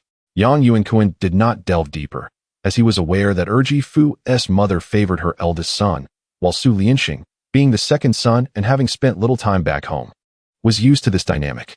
Before long, his niece Su Lu returned with a plastic bag, placing it on the table. Various breakfast items were neatly organized in different bags. It was evident she had bought a substantial amount, including youtiao, spring rolls, pot stickers, and buns. Wow, you bought so much today? I want pot stickers. Su joined them at the table, immediately spotting his favorite dish. The pot stickers from their locality were filled with pure meat. Unlike the vermicelli-filled versions found in later times, and especially since they were fried in rapeseed oil, Yang Yuankun had never tasted pot stickers as delectable as those from his hometown. Eat slowly. It's not like someone is competing with you, Urji admonished lightly, tapping Su's hand with her chopsticks, reminding him to maintain decorum at the dining table, particularly with Yang Yuankun present. By the time breakfast concluded, it was already 8 o'clock, and Yang Yuankun prepared to ask Su Lianxing to drive him home to retrieve some money. Aren't you going to borrow a little from me?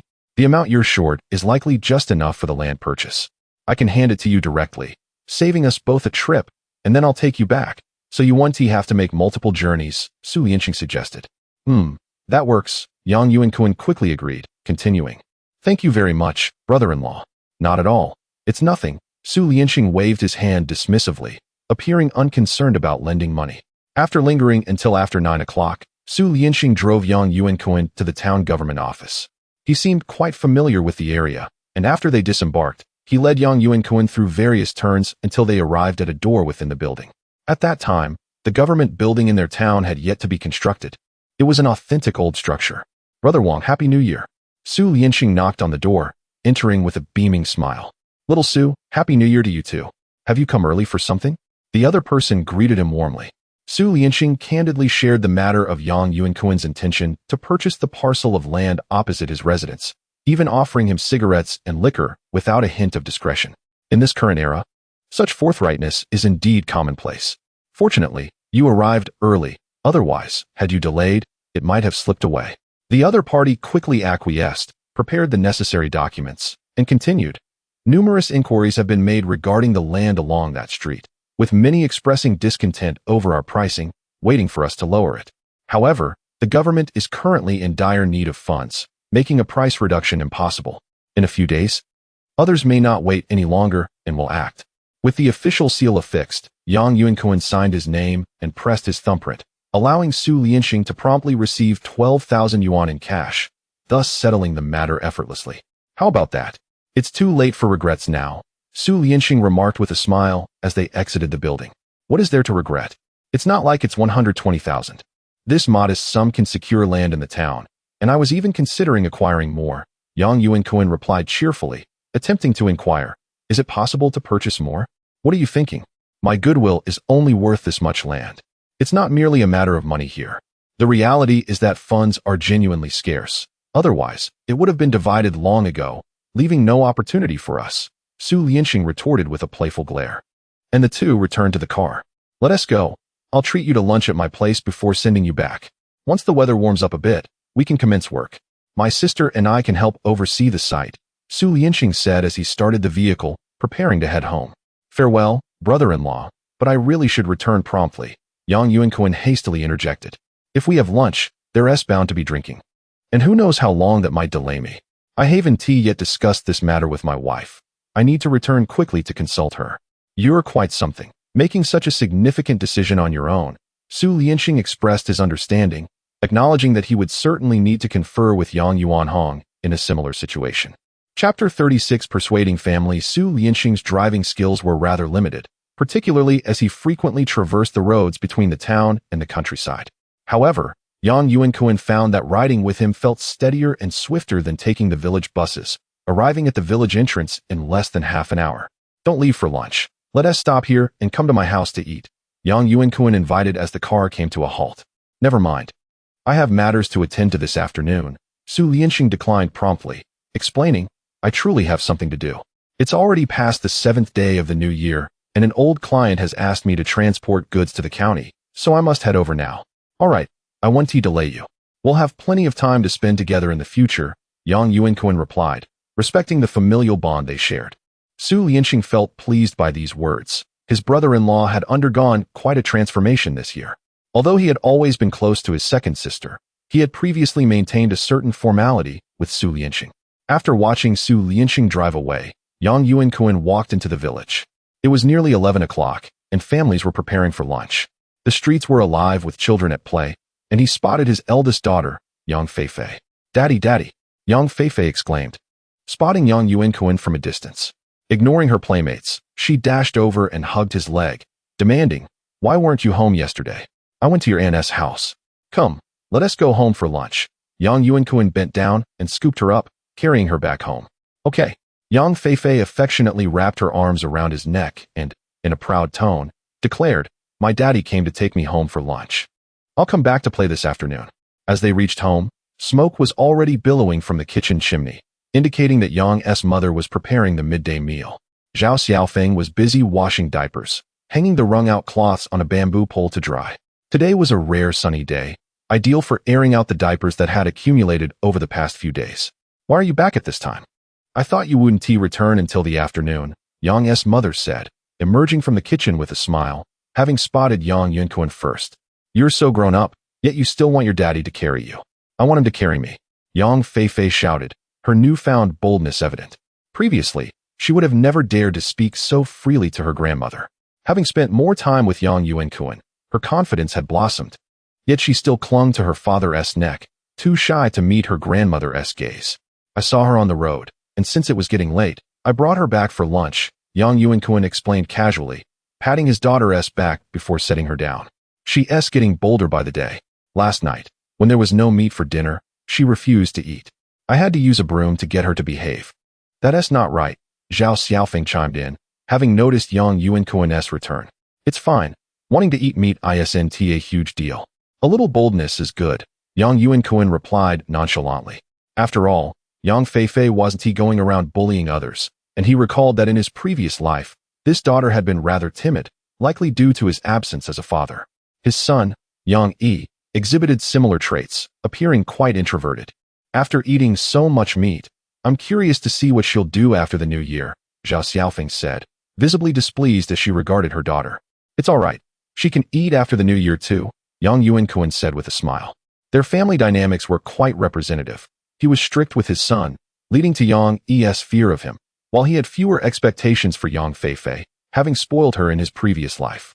Conversely, Zhao Xiaofeng doted on Yang Yi while being stricter with Yang Feifei, a common familial pattern. "How did you get back?" Yang's mother inquired curiously. "My brother-in-law drove me back. Why didn't you invite him over for lunch? It's already this late, and we still have some leftover dishes from yesterday's ancestor worship," Yang's mother said with a hint of reproach. "He had matters to attend to and left early. We can invite him another time," Yang Yuankun explained. Once the 7th day of the new year had passed, the quality of meals at home significantly declined. Most of the food consisted of leftovers. Even these remnants hadn't been saved for the two women last night. They were only reheated for Yang Yuankun's lunch today, as guests had ceased to visit for New Year greetings. "Is there not still plenty of meat at home? I bought so much," Yang Yuankun asked curiously as he ate the leftover dishes. "Not much is left, perhaps 4 or 5 pounds. Yesterday, my mother and I salted the meat so that we can feed the workers once we start building the house. You can take some with you, just steam it for convenience," Zhao Xiaofeng explained while feeding Yang Yi. "Do as you wish, we still need to eat meat at home. It's not like we're indulging in delicacies." Yang Yuankun quickly finished his meal and served himself another bowl. "When I came back, I noticed your faces were pale and your hair dry. You really should treat yourselves to some meat. Otherwise, you'll end up spending on hospital bills. Have you felt better with all the meat you've been eating lately? We can't eat meat every day, no matter how wealthy one is. That's not feasible," Yang's mother replied with a laugh. Though she recognized the truth in her son's words, recent nights had seen her sleep improve significantly, no longer confined to just 4 hours, and her days felt more energetic. Yet, years of experience had instilled caution in her thoughts. "I indeed have something to discuss with you all," Yang Yuankun said, observing that everyone at the table was nearly finished with their meal. "I do not plan to build a new house at home." "What? Didn't you say you were going to the town to look for sand and cement? Why the sudden change? Is it a lack of funds? If so, your brother can lend you back the money he owes," Yang's mother exclaimed, alarmed. To her, building a house was a significant life event, akin to marriage and childbirth. "It's not that," Yang Yuankun replied, pulling out the land certificate he had purchased that morning, simple yet official, and said, "Here, take a look." Zhao Xiaofeng answered the phone and took a look. Having attended junior high herself, she could still recognize the characters. "Is this land in the town? Did you purchase land in the town?" Zhao Xiaofeng exclaimed in astonishment. "Yes, I intend to build a house in town," Yang Yuankun expressed his thoughts. "Since we need to rebuild the foundation here anyway, why not go to the town instead? Why the sudden shift to the town?" Yang's mother found herself momentarily at a loss for words, having lived her entire life in the village. This plot is right across from my second sister's house. You should all be aware of that, Yang Yuankun said with a smile. Across from Yuanhong's home? Yang's mother naturally had visited her second daughter's house and began to recall. Indeed, my intention is that it is closer to the town's primary school. Feifei will start school in the second half of this year, and our local school is too far away. I suspect I won't be at home then, and you two women will have to go back and forth daily, which would be quite troublesome and exhausting, Yang Yuankun continued. It's right across from my second sister's house, so we can look out for each other. Mother can also go to the town. Huh, I can go too? Yang's mother exclaimed in surprise, thinking it was just her younger son's family making the move. Of course. By then, my elder brother won't be in the village, nor will I. What is there for you to stay for? It's better to go to the town, Yang Yuankun said with a smile. Is the money sufficient? Zhao Xiaofeng had no objections. Furthermore, from now on, their family would be townsfolk, which was a positive development. Though she was somewhat concerned about the finances. I borrowed the money for the land from my brother-in-law. I will repay him next year. You know I am not short of that little bit of money. The main issue is that there are matters to attend to this year, Yang Yuankun remarked, glancing at Zhao Xiaofeng with a teasing smile. My second sister has opened a grain and oil store in the town. We could also start some kind of shop, right? You could manage the store and earn some income. Manage a store? What would we sell? I have no experience, Zhao Xiaofeng replied, feeling somewhat uneasy. Haha, that will depend on you. Yang Yuankun was unconcerned about Zhao Xiaofeng's thoughts on the shop. What about the land at home? Yang's mother asked with worry. We'll let San Shu's family farm it. That will be enough for our family's grain supply each year. This way, we won't need to spend money on rice in town, Yang Yuankun explained. Their family owned a total of 6 acres of land, which included Yang's mother's portion and the land belonging to Yang Feifei. When they divided the land, Yang Feifei was already born, and each person received 1.5 acres. Only Yang Yi had no land, living off the family's provisions. Chapter 37. Soothing the wife. What shall we do about this old house? We cannot let it fall into disrepair, can we? Yang Mu still feels a deep attachment to this old dwelling, for it was built by her and Yang Fu. Although it is indeed time for reconstruction, they had once thought they would continue residing here. Surely, some renovations will take place, particularly in the courtyard. The ground must be reinforced with concrete, otherwise, walking will be impossible once the rain arrives. Yang Yuankun chuckled as he spoke, recalling that he had lived here in his previous life. To claim he held no sentiment would be a falsehood. However, providing a better life for his family is the essence of his rebirth. As for the notion of a superior life in the village, that is merely a fanciful notion of those unfamiliar with the realities of village life in this era. Then I shall continue living here. I can grow some vegetables and raise a few chickens and ducks. Xiaofeng will have to buy everything in town. I can contribute something from here. Yang Mu expressed her innermost thoughts, revealing her anxiety about urban life, her reluctance to leave the place where she had spent her entire life, and her concern over substantial expenses. That is out of the question, mother. Yang Yuankun rose from his seat, gently lifting Yang Yi from Zhao Xiaofeng's embrace into his own, and urged, it is essential to have you here. I certainly cannot remain at home indefinitely. The child is still so young, and Feifei will need someone to accompany her to school in the latter half of the year. Moreover, someone must prepare meals at home. When I mentioned opening a shop, it was merely a passing thought. Managing to care for both children is already quite an accomplishment. Well, if you insist, I will go then, Yang Mu conceded, persuaded by her youngest son. At my age, being able to lend a hand feels somewhat rewarding. You need not worry. Erji lives right across from us. If any issues arise, she will be there to assist, Yang Yuankun jested. One cannot rely on her indefinitely, Yang Mu chuckled, playfully nudging Yang Yuankun before returning to tidy the tableware and wash the dishes in the kitchen, leaving only the 4 members of the Yang family in the main room. Why did you suddenly contemplate settling in town without discussing it with me first? Zhao Xiaofeng sought clarification. While she harbored no objections to moving to town, given that rural residents often envy those living in town, it was still a matter worth discussing. Perhaps the situation is somewhat urgent. Land there is highly sought after. At this price, once everyone realizes its value, a multitude of buyers will emerge. At that point, connections will be crucial, and I possess none, you see. It is prudent to act quickly, otherwise, I may miss the opportunity, Yang Yuankun explained, holding Yang Yi beside Zhao Xiaofeng, his demeanor cheerful. Well, do as you wish. After all, the money belongs to you. Spend it as you see fit, Zhao Xiaofeng pouted. That cannot be. We must consult one another. I am merely hasty, and right now, I am discussing it with you, am I not? You have already made the purchase. What is there left to discuss? Zhao Xiaofeng felt a surge of frustration at Yang Yuankun's words. Wife, I am considering you all as well. Regardless of where I reside, it is merely a place to sleep, but for you in town, life will indeed be much more convenient. Fei will be able to attend elementary school there, right? Yang Yuankun noticed Zhao Xiaofeng's expression and felt somewhat apprehensive. Presently, Zhao Xiaofeng did not exert strong control over him. She generally complied with his wishes. In his previous life, it was only after they began working together that he gradually found himself under her influence, a phenomenon akin to muscle memory. Reflecting on this, he quickly leaned in to plant a gentle kiss on the corner of her mouth. Oh dear, Daddy, you are kissing Mommy. How embarrassing. Young Fei, playing with her toy car, quickly covered her eyes and exclaimed adorably. What are you doing? The child is still here. Zhao Xiaofeng could no longer maintain her previous demeanor. She held no objections to Yang Yuankun purchasing land and building a house in town. In fact, it brought her joy. However, Yang Yuankun had proceeded without consulting her, and that was unacceptable. She had been married for nearly 6 years and had borne 2 children. Such decisions should not be made unilaterally. It is of no consequence. Let them see. Parental affection is beneficial for children. Do not be upset, please, Yang Yuankun said, inching closer to Zhao Xiaofeng with a grin. Forget it. I can't be bothered to argue with you, Zhao Xiaofeng sighed, unable to withstand her husband's charm.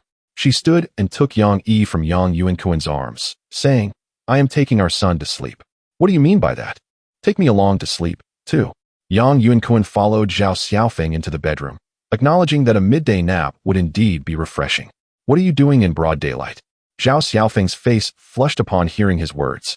Although they had 2 children, rural customs typically dictated that such matters occurred under the cover of night. I was merely contemplating a nap.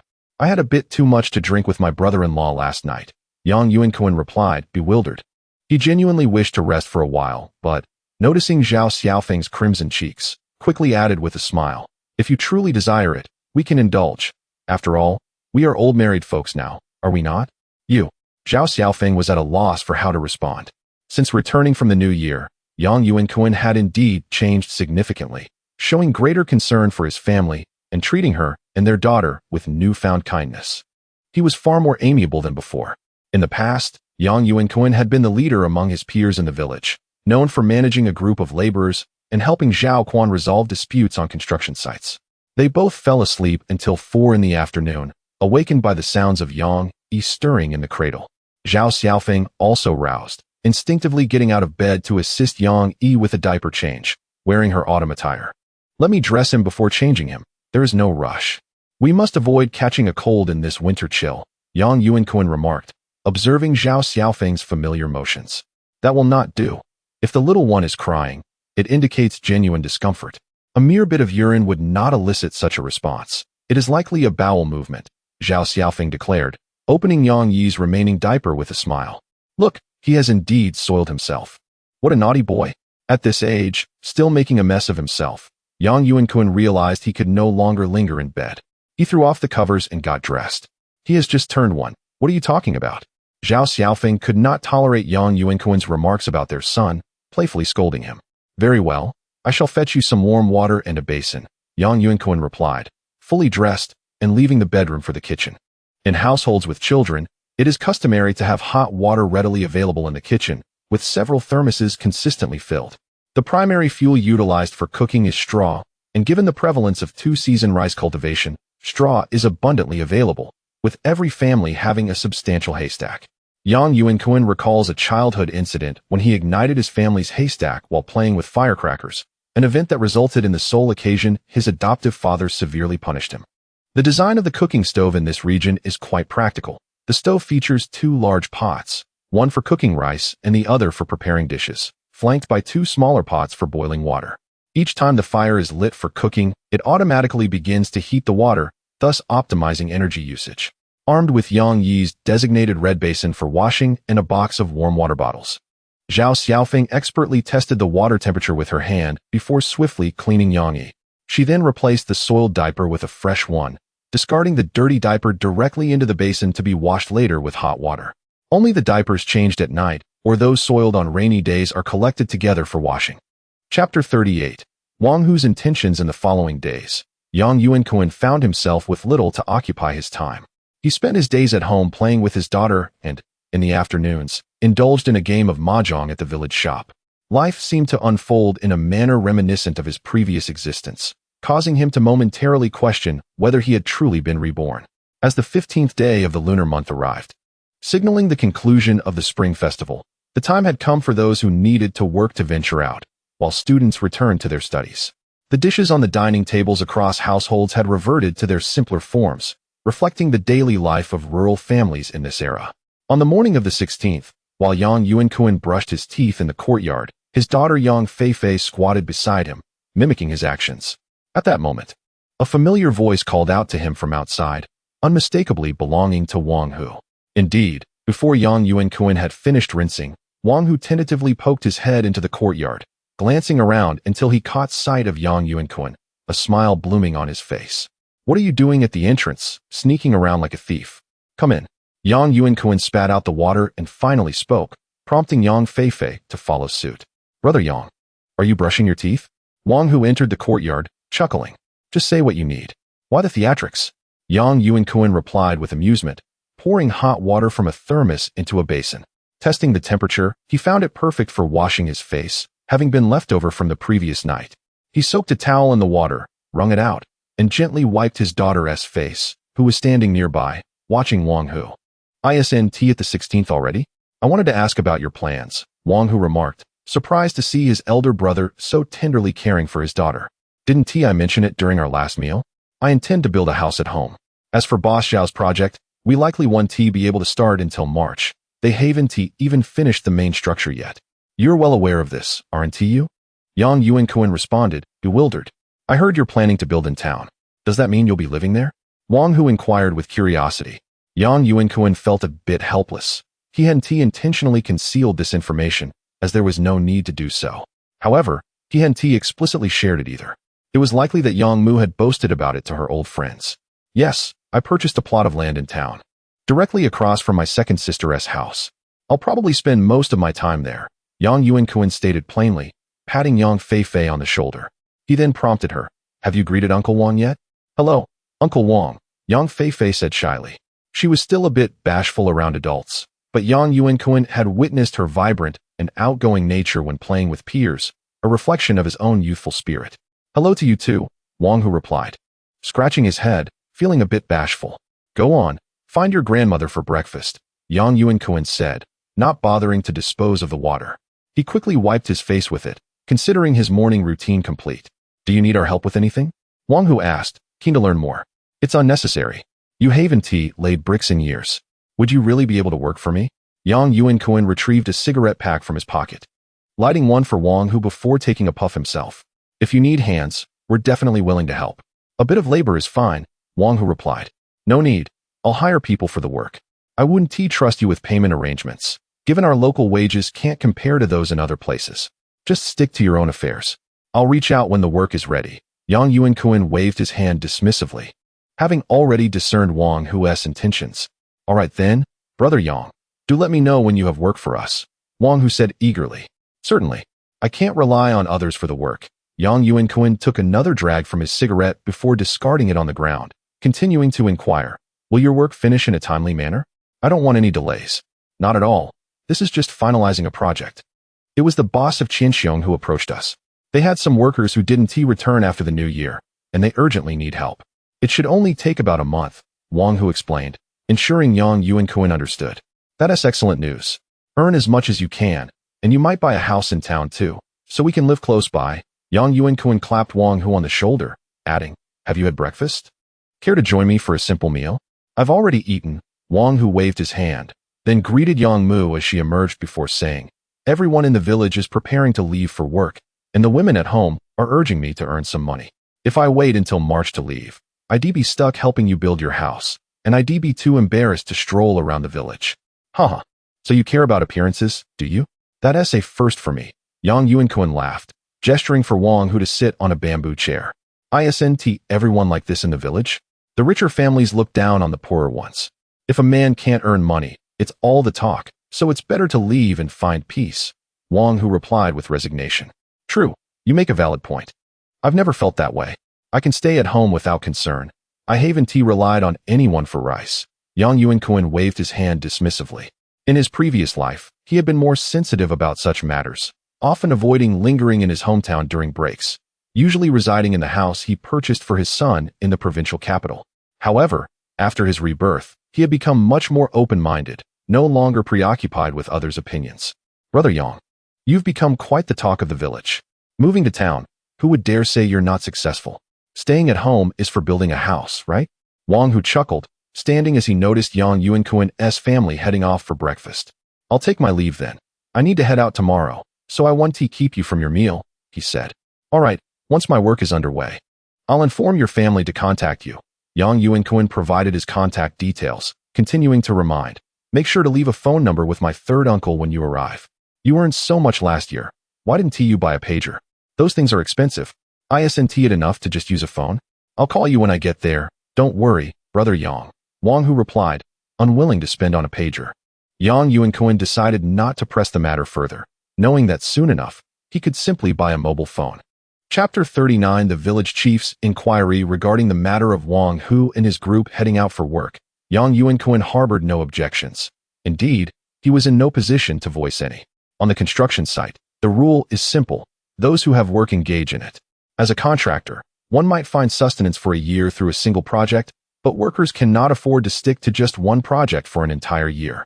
After all, in this industry, remuneration is directly proportional to the amount of work done. Monthly or annual salaries are a rarity. Why haven't you called them in for a meal? In the main hall, the family awaited Yang Yuankun's arrival rather than partaking in their meal. Upon seeing him, Yang's mother inquired with a hint of perplexity. He has already eaten. He merely came to inquire about my upcoming arrangements. Yang Yuankun settled onto a bench and began to savor a bowl of porridge. Are they leaving soon? Zhao Xiaofeng seemed to grasp the situation, realizing that Wang Hu was indeed preparing to depart for work. Yes, they will set off tomorrow. The work has already been secured, Yang Yuankun replied nonchalantly, focusing on the slightly hot porridge while casually picking at some side dishes on the table.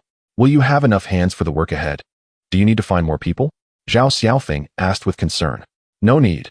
Their task won't take too long, just about a month at most. By then, I might not even have started on my end, Yang Yuankun explained. Isn't it time to commence the construction of the houses in the town? Otherwise, if you're not home, we want to have the opportunity to oversee things in town, Zhao Xiaofeng said, cradling Yang Yi in her arms. She scooped some porridge with a spoon, blowing on it before offering it to Yang Yi, who now required feeding only when coaxing to sleep or upon waking. Yes, it is still too cold at the moment. I will observe when it warms up a bit, then we can begin. The speed at which they consumed their breakfast was brisk. Although the porridge was somewhat hot, Yang Yuankun had mastered the art of eating it from a young age. After finishing breakfast, Yang Yuankun languidly reclined on a bamboo chair in the front hall. With the clock striking 15, fewer villagers were engaged in mahjong, and he found himself at a loss on how to occupy his time. In later years, he could have scrolled through videos to pass the time. At that moment, someone entered the courtyard. It was Yang Yuanhong, the son of his third uncle. Upon seeing him, Yang Yuankun rose and inquired, "What brings you here at this hour?" "Brother Kun, it's not me seeking you. It's the village chief. He wishes to discuss something with you," Yang Yuanhong replied with a smile. "What could the village chief want with me?" Yang Yuankun asked in confusion, pondering that he couldn't possibly be wealthy enough for the village chief to come begging for favors. There were still affluent families in the village. "I am not certain. But he asked you to visit his home," Yang Yuanhong admitted, noting that the village chief lived right next door. "All right," Yang Yuankun said, picking up a cigarette from the bench and offering one to Yang Yuanhong before they both set out. "Brother Kun, do you have plans for the afternoon?" Yang Yuanhong asked as they walked. "Nothing in particular. The only ones playing mahjong in the village are elderly men. It's rather dull. I might as well lie at home and nap. Then let us go fishing this afternoon," Yang Yuanhong exclaimed excitedly. "Fishing? In this season? Wouldn't we freeze?" Yang Yuankun remarked, bemused by the idea. Fishing in the dead of winter seemed rather imprudent. "It's manageable. If we dress warmly, it won't be too cold, and the wind isn't harsh over there. Care to join?" Yang Yuanhong continued to encourage him. "Perhaps I shall go take a look," Yang Yuankun said, feeling a twinge of excitement. He had fished since childhood, with rivers dotting the village. His home was nestled between two rivers, and during the division of land, each household even received a small stretch of river, though it was collectively contracted to those wishing to raise fish. When it came time to catch fish, one had to block off their section with nets to prevent fish from escaping to neighboring households. The two of them ambled along the village path until they arrived at the village chief's home. Upon entering the courtyard, they were greeted by an elderly gentleman with graying hair, sipping tea. He rose to welcome them as they entered. Arriving so soon, the village chief beckoned them into his main hall. "What brings you to seek me this morning?" Yuankun asked, curiously, for he had little interaction with the village chief, who had passed away a few years back in his previous life. "There is indeed a matter to discuss," the village chief said with a warm smile, offering a cigarette to both young men. Once they lit their cigarettes, he continued, "Yuankun, I've heard you purchased land in the town and plan to move there?" "Indeed, that is the case. Are you planning to transfer your household registration there?" The village chief inquired further. "Of course not. I will surely return for the new year, and I intend to renovate or even rebuild the houses in the village. After all, I have grown up here," Yuankun responded, puzzled as to why the conversation had turned to household registration. "You are aware, we must send someone each year to repair the reservoir and dam. If you do not go, you will have to pay a fee. If you move to the town, it will no longer concern your family. If your household registration remains in the village, you will still be obligated to either pay or send someone," the village chief elaborated. Yuankun was well aware of these responsibilities. In this era, farming came with taxes, and every year they had to contribute to the reservoir and dam repairs. Since he began working away from home, he had consistently paid, which was not exorbitant, around 10 yuan a day. "Yes, I understand. That's no issue," Yuankun replied nonchalantly. "Why not just move to the town directly? It's not as difficult as it used to be," the village chief questioned, puzzled, as the trend leaned towards urban migration. "I still prefer living in our village.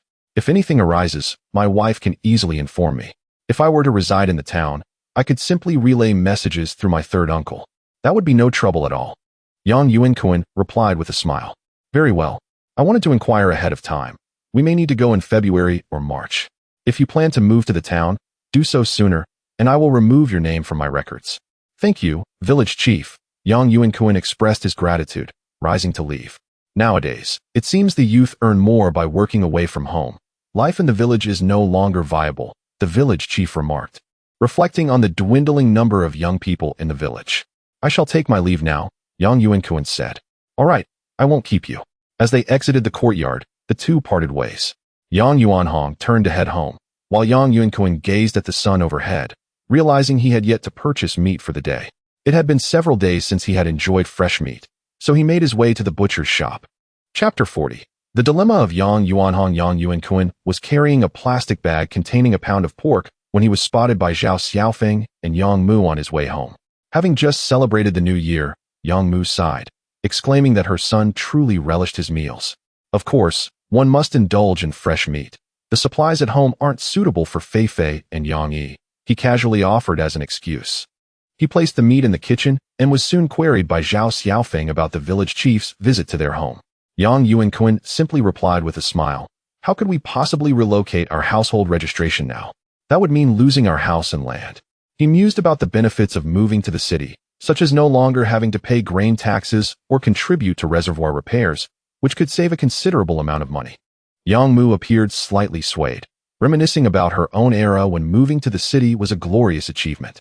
However, she ultimately dismissed the thought, stating that they were not in dire need of money. Yuankun waved his hand dismissively, contemplating an afternoon fishing trip with Yuanhong, realizing they lacked fishing rods at home. "Mother, do we still have the fishing rods I left from last year?" he inquired of Yang Mu, who was busy preparing vegetables. "Long gone. Your sister took them and never returned them," Yang Mu retorted, rolling her eyes at her son. "Why not just make a new one? It's merely a bamboo pole." "All right then, do we have any long bamboo sticks at home?" Yuankun continued to inquire. "We don't have any, but your third uncle's family has a small patch of bamboo," Yang Mu suggested, knowing where to find some. "Well, it seems I can go empty-handed this afternoon. I have nothing at hand for preparation." After finishing lunch, Yuankun was changing his clothes to head out when he heard Yuanhong calling. Kunkin, come out." "I'm coming," he replied, donning his old cotton coat, which, while warm, was rather outdated and bore several patches. Since earning his own money, He had not worn it. "Brother, where's your fishing rod? Aren't you bringing a bucket?" Yang Yuanhong asked, puzzled by Yang Yuankun's empty hands. "I don't have a rod. Doesn't your family have bamboo?" Yang Yuankun remarked nonchalantly as they headed towards Yang Yuanhong's home. In the wood shed, he found a fine bamboo pole, slender yet resilient, and after inspecting it, he asked, "What do you think of this one?" "This is the one I specifically saved for you, Brother Kunkin. How could it not be suitable? I even told my parents and sister-in-law not to burn it," Yang Yuanhong said with a hint of reluctance, clearly valuing the bamboo rod. "All right, I'll take this. Do you have fishing line and hooks?" Yang Yuankun unabashedly continued to press for more. "Let me tie it for you," Yang Yuanhong offered, taking the initiative to connect the fishing line and hook to the bamboo pole, even producing a float from his pocket to attach to the line. "Hey, you have quite a complete set, even a float," Yang Yuankun exclaimed in surprise, recalling that they had previously used straw for floats. "Of course, I am a professional," Yang Yuanhong beamed, pleased by Yang Yuankun's acknowledgement of his fishing expertise. With a bucket and fishing rod in hand, the two opted to walk to their destination instead of riding bicycles. It was, after all, Yang Yuanhong's family's private fishing pond. This pond was merely a section of the river, enclosed by nets on both sides, allowing only larger fish to remain while smaller ones could swim freely. "Has your family not worked on the pond this year?" Yang Yuankun asked curiously. "No, we only did it last year, and we haven't restocked it with fish fry, so there won't be much this year. But we should still have enough for fishing," Yang Yuanhong replied, gesturing to the stretch of river before them with a smile. Setting down the fishing rod and bucket, Yang Yuanhong took a small shovel from the bucket and began digging. Their method was primitive, using earthworms as bait, which they could easily procure from the ground. Soon, they had gathered a substantial amount of worms, placing them in a prepared plastic bottle.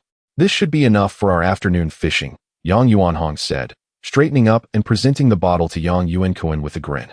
"Enough indeed," Yang Yuankun said, starting his preparations. Using worms as bait was simple.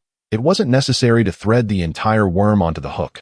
Merely a segment would suffice, and the worm's pliable body conformed perfectly to the curved hook. "Look at this," Yang Yuanhong said, pulling out a plastic bottle containing a small amount of rice, which appeared quite moist. "You've got quite the stash. Aren't you afraid your parents will find out?" Yang Yuankun teased. "I hid it carefully under my bed. How could they possibly find it?" Yang Yuanhong replied, cautiously pouring some rice into his hand. "This amount is hardly sufficient for baiting," Yang Yuankun lamented, noting that it paled in comparison to the baiting techniques showcased in contemporary fishing videos. "This is plenty," Yang Yuanhong insisted, tossing the rice into the river's edge, releasing a waft of aroma. As they began fishing, they found a suitable spot and cast their hooks into the water, casually sitting on the grassy slope by the riverbank. Despite the winter chill, the weather had been dry, making the grass a comfortable place to sit. Yang Yuankun retrieved a cigarette case and lighter from his pocket, placing them between them. He offered Yang Yuanhong a cigarette, saying with a smile, "You treat me to fishing, I'll treat you to a smoke. Then I'm the lucky one." Yang Yuanhong grinned, lighting a cigarette and taking a deep drag. "This fine tobacco is so much better than what I usually smoke. Once you start earning your own money, you can buy whatever you wish," Yang Yuankun replied nonchalantly. "Indeed, this year I am relying on you, Brother Kunkin," Yang Yuanhong said flatteringly, attempting to inquire, "Will we have to wait until March to head out?" "Yes, my project won't commence until March. If you're eager, you could go on your own," Yang Yuanhong replied quickly. "Forget it. I've never been out before and have never apprenticed," he added, declining the suggestion. "No need to rush. Working out there is no picnic. Construction sites are exhausting, and you won't have time to sit here and fish," Yang Yuankun remarked with a hint of nostalgia. "It is certainly preferable to my current situation. I find myself increasingly unwelcome at home. It would be better to venture out and earn a living," Yang Yuanhong lamented. "What is amiss? Have you been slighted?" Yang Yuankun inquired, puzzled. "Not exactly. As you well know, farming yields little profit. The business at my family's small shop is also struggling. Most of the young people in the village have left, and only a few elderly customers come by to purchase necessities. At most, they buy some cooking oil, salt, soy sauce, vinegar, and other trivial items, which my brother and sister-in-law can hardly keep up with." Yang Yuanhong responded with a sense of resignation. "Why didn't you go out to work when you were not in school?" Yang Yuankun genuinely did not know this, as it would seem logical for him to have sought employment. "At that time, my elder brother had yet to marry, and our family had taken on quite a bit of land from your relatives. We were indeed short-handed. So I stayed home to assist, Yang Yuanhong explained. Chuckling as he added, I was also rather lazy. Seeing those apprentices toiling tirelessly for little pay, I figured it was better to enjoy a leisurely life at home. As the two continued their conversation while fishing, the rod suddenly dipped, and the bobber was swiftly pulled beneath the surface. Yang Yuankun rose to his feet and exerted himself to haul the rod upward. It was evident that he could not match the prowess of a professional angler. Soon enough, a fish broke the surface of the water, a modest-sized crucian carp. Chapter 41. The quarrel. From the moment they finished lunch, the two continued fishing until after 4 in the afternoon. The catch was modest, primarily consisting of small crucian carp and silver carp. Although the haul was not impressive, the genuine joy of wild fishing brought immense satisfaction to Yang Yuankun. Brother Kun, take more home. My family is too lazy to eat these undersized fish. It's a hassle to prepare them. If they were any smaller, I could just salt and dry them, and they would be easy to eat without worrying about bones. These half-sized ones are truly unsuitable. They returned to Yang Yuanhong's home to begin sorting the fish. He took only 2 slightly larger silver carp, giving the rest to Yang Yuankun. All right, I do enjoy these crucian carp, so I won't be polite. Yang Yuankun accepted graciously, knowing that such wild crucian carp would be hard to find in the future. There's no need for politeness. We just finished the pond last year. Otherwise, I would have surely given you some larger ones. These little ones are rather insignificant. Yang Yuanhong's father, Uncle Yang, chuckled as he watched the two divide the fish. Uncle, I'll head back now and bring the water bucket over later. Yang Yuankun felt it was about time. If he returned home now, they could enjoy the fish for dinner. Hurry back. Dinner will be ready soon. If the fish die overnight, they won't taste good tomorrow. Uncle Yang waved him off. Once Yang Yuankun departed, Uncle Yang turned to his youngest son, who was tidying his fishing rod, and sighed. Are you truly going to work on the construction site with Yuankun? Huh, didn't we agree on this long ago? Yang Yuanhong replied, puzzled, as he set down his task. If you had been able to become an apprentice back then, I wouldn't worry. But now you know nothing and want to go to the construction site. What work can you do? Uncle Yang continued to inquire. What else can I do? Just continue lazing about at home? I barely have $100 to my name all year, and there is still plenty of work to be done. Even if we split the family, I only have my little plot of land, which barely feeds me. Yang Yuanhong expressed his grievances. You're not even married. Why do you need so much money? Isn't it for me to save to help you find a wife? And splitting the family? You'll starve if that happens. Uncle Yang had initially intended to have a serious discussion with his son, but this provocation made him angry. Split the family? Can you divide it fairly? How much can I even get from my second brother? Yang Yuanhong retorted defiantly, his eyes glaring. His greatest frustration was his father's favoritism toward his elder brother, who had long been promised most of the family's assets, including the house and money, to support him in his old age. I'm supposed to spend more money to marry a wife? Do you think your father is wealthy? Uncle Yang was visibly upset. Then why is Brother Kun different? Isn't the eldest supposed to help you in your old age? He surely gets more. Just look at how Aunt Air follows Brother Kun for support. Their lives seem quite comfortable, Yang Yuanhong pointed out, citing Yang Yuankun as an example. Do you have the potential of Yuankun? Uncle Yang countered. He recalled that their father only divided the family upon his passing, and all the brothers had witnessed the distribution, fully aware of how it transpired. Therefore, I can manage on my own by working. I don't need your interference. I will marry a wife myself to avoid future misunderstandings, Yang Yuanhong replied, temporarily calming down as he pouted. What else can you do besides moving bricks and carrying heavy loads? You might as well stay home and farm. Next year, several families will be contracting land to us. We'll only be busy for a few months, and there will always be idle farming time. Uncle Yang expressed his thoughts, noting that many families were preparing to work together during the new year, leading to their fields being contracted out. He was regarded as a significant landowner in the village, and many sought him out. Will it even come to me? Isn't there an old saying, better to have your own than to rely on your parents? Yang Yuanhong's tone softened. Suit yourself. Why not ask your second brother? His factory work is relatively stable, Uncle Yang suggested, as he always sought to involve himself in the lives of the younger generation, hoping to guide them in making life choices. Hey Dad, my second brother is just a laborer. What can he help me with? Brother Kun has taken on a project. Working with him allows me to learn while earning. He would never treat me unfairly, Yang Yuanhong explained helplessly. Another project? Yuankun is truly thriving. Uncle Yang remarked, then continued, in that case, go ahead. Just remember to be cautious out there. It's not the same as here in the village. Meanwhile, Yang Yuankun returned home carrying the water bucket and noticed that the chimney was not yet smoking. Dinner had not yet begun, which suited him perfectly. We'll have fish for dinner tonight, freshly caught and still alive. Yang Yuankun excitedly showcased the fish from the bucket to Zhao Xiaofeng, who was busy harvesting vegetables. We're having noodles tonight. I've already prepared the vegetables. Zhao Xiaofeng glanced at the bucket of fish, impressed by the quantity, and displayed the small greens she held, still clinging to soil. Whatever, fish is still vegetables. It doesn't matter whether it's with noodles or rice. I'll have some wine tonight, Yang Yuankun said cheerfully. That works too. There's leftover rice from lunch. Just add noodles when the time comes. Zhao Xiaofeng agreed upon hearing his words. Let us braise it then. If we don't finish it tonight, with this weather, it will turn into fish jelly by morning, which pairs nicely with congee. Yang Yuankun bent down to pour the fish into the family's washing sink, opting not to keep them in a separate bucket. I'll handle the fish. Zhao Xiaofeng stepped forward, placing her greens beside the washing sink, and began to clean the fish. It was a simple task. There was no need to deal with the gills. Just removing the innards was sufficient, as no one would eat the heads of such small fish. Where's my daughter?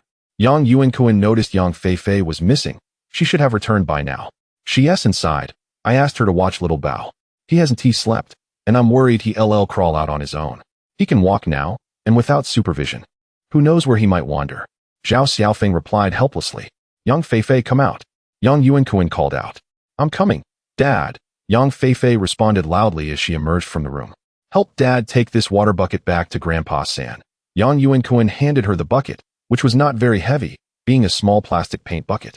Excited, Yang Feifei took the bucket from her father and bounced out, showing no intention of refusal. Children are often thrilled to be given tasks. Chapter 42.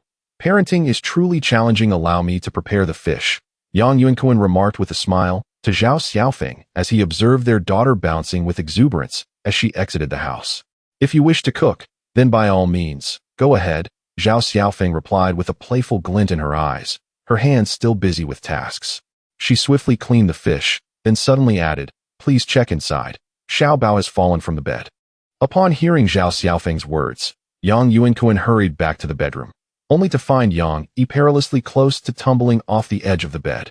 The little one had begun to walk a few steps on his own, gripping the wall for support with commendable steadiness.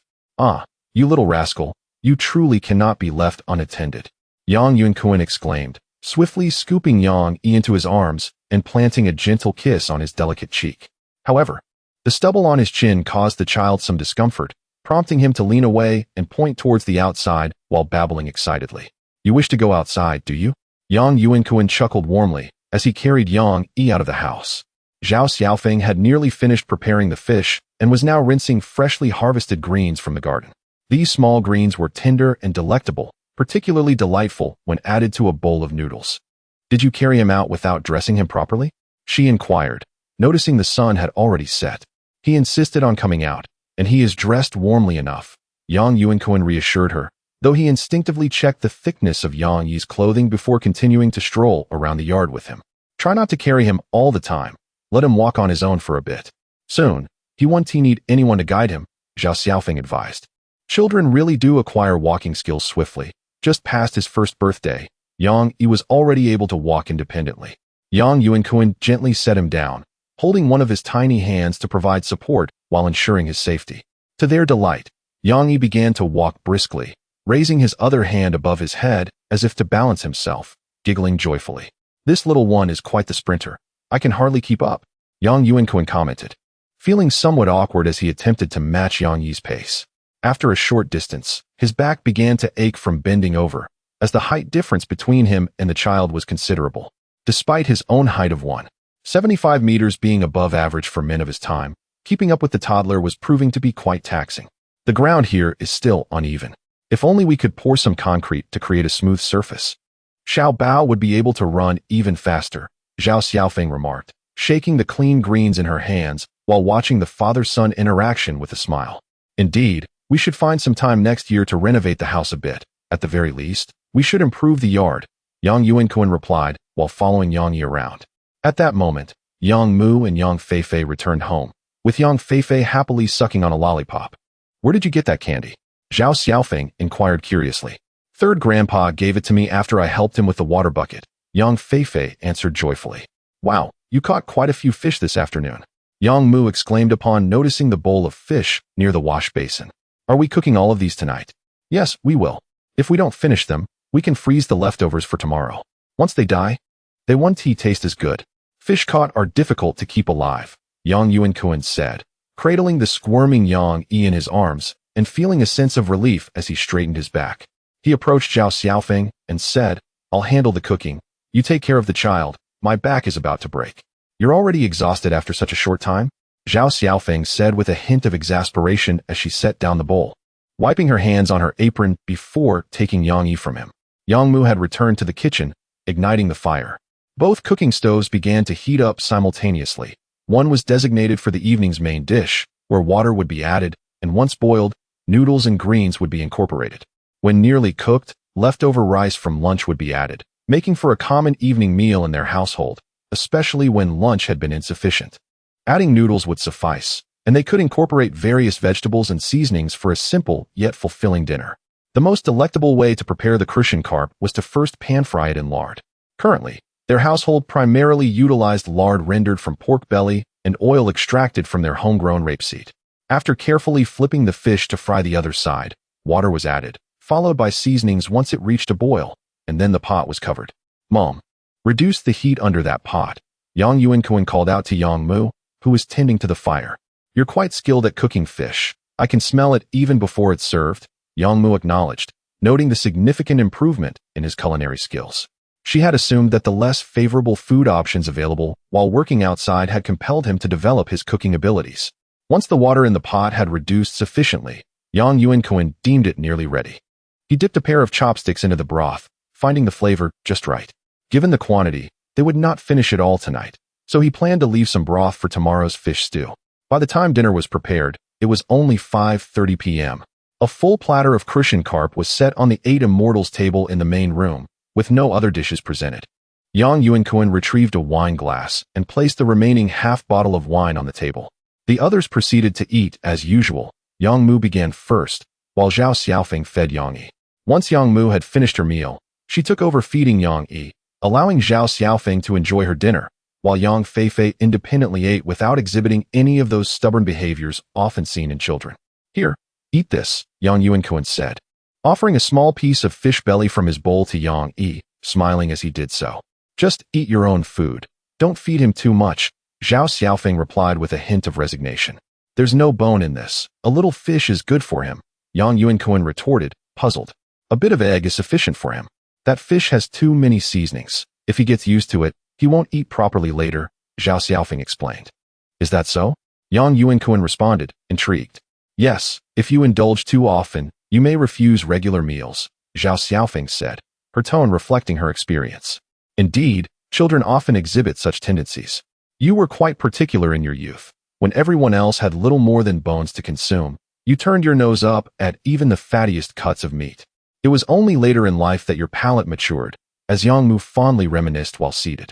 Very well then, Yang Yuankun resignedly retrieved his chopsticks and placed a morsel in his mouth, noticing little Yang Feifei gazing intently at him.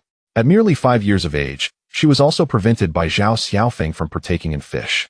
Thus, Yang Yuankun selected the largest crucian carp from the basin and placed it in his bowl, deftly extracting the boneless belly section before transferring it to Yang Feifei's bowl. Is it delicious? He inquired. The fish is delightful. Even more so than meat, Yang Feifei exclaimed, devouring it heartily. Chapter 43.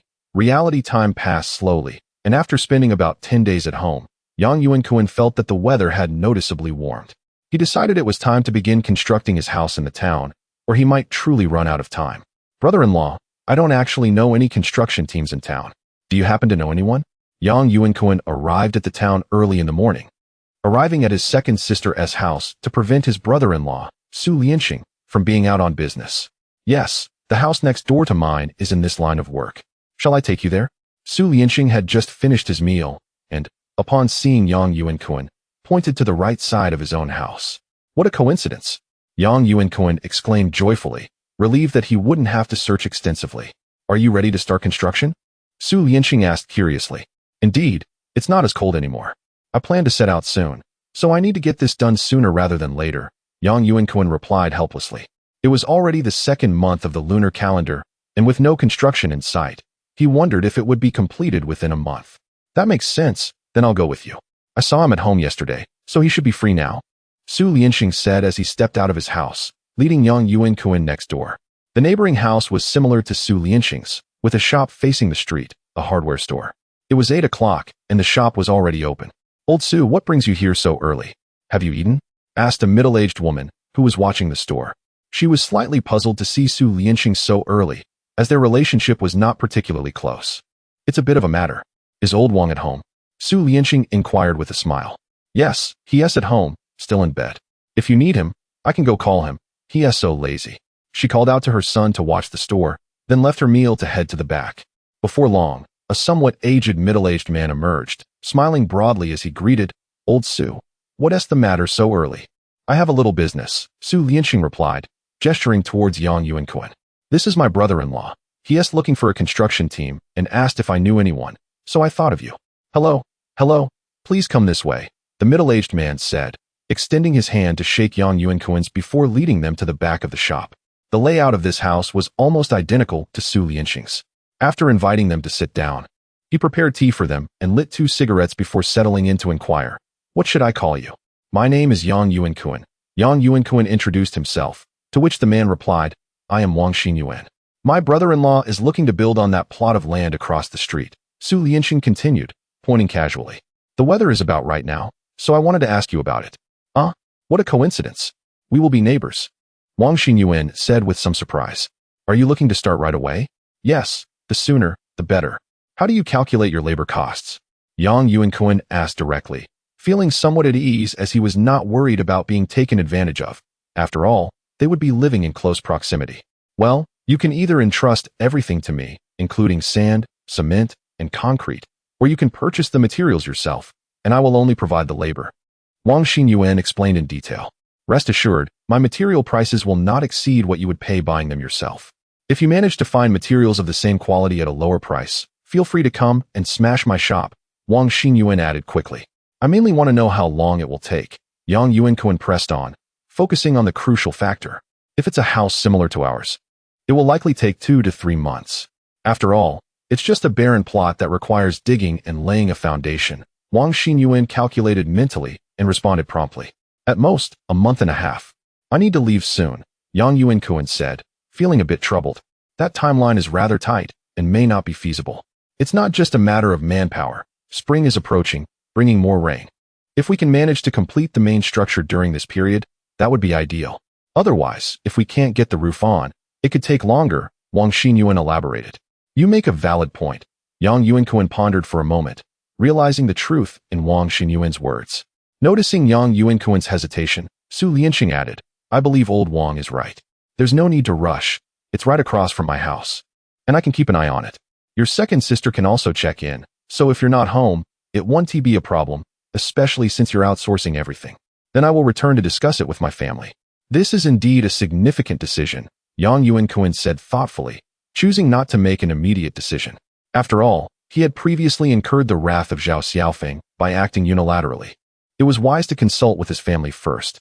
That is only appropriate, Wang Xinyuan continued. The houses on both sides of our street are of this style.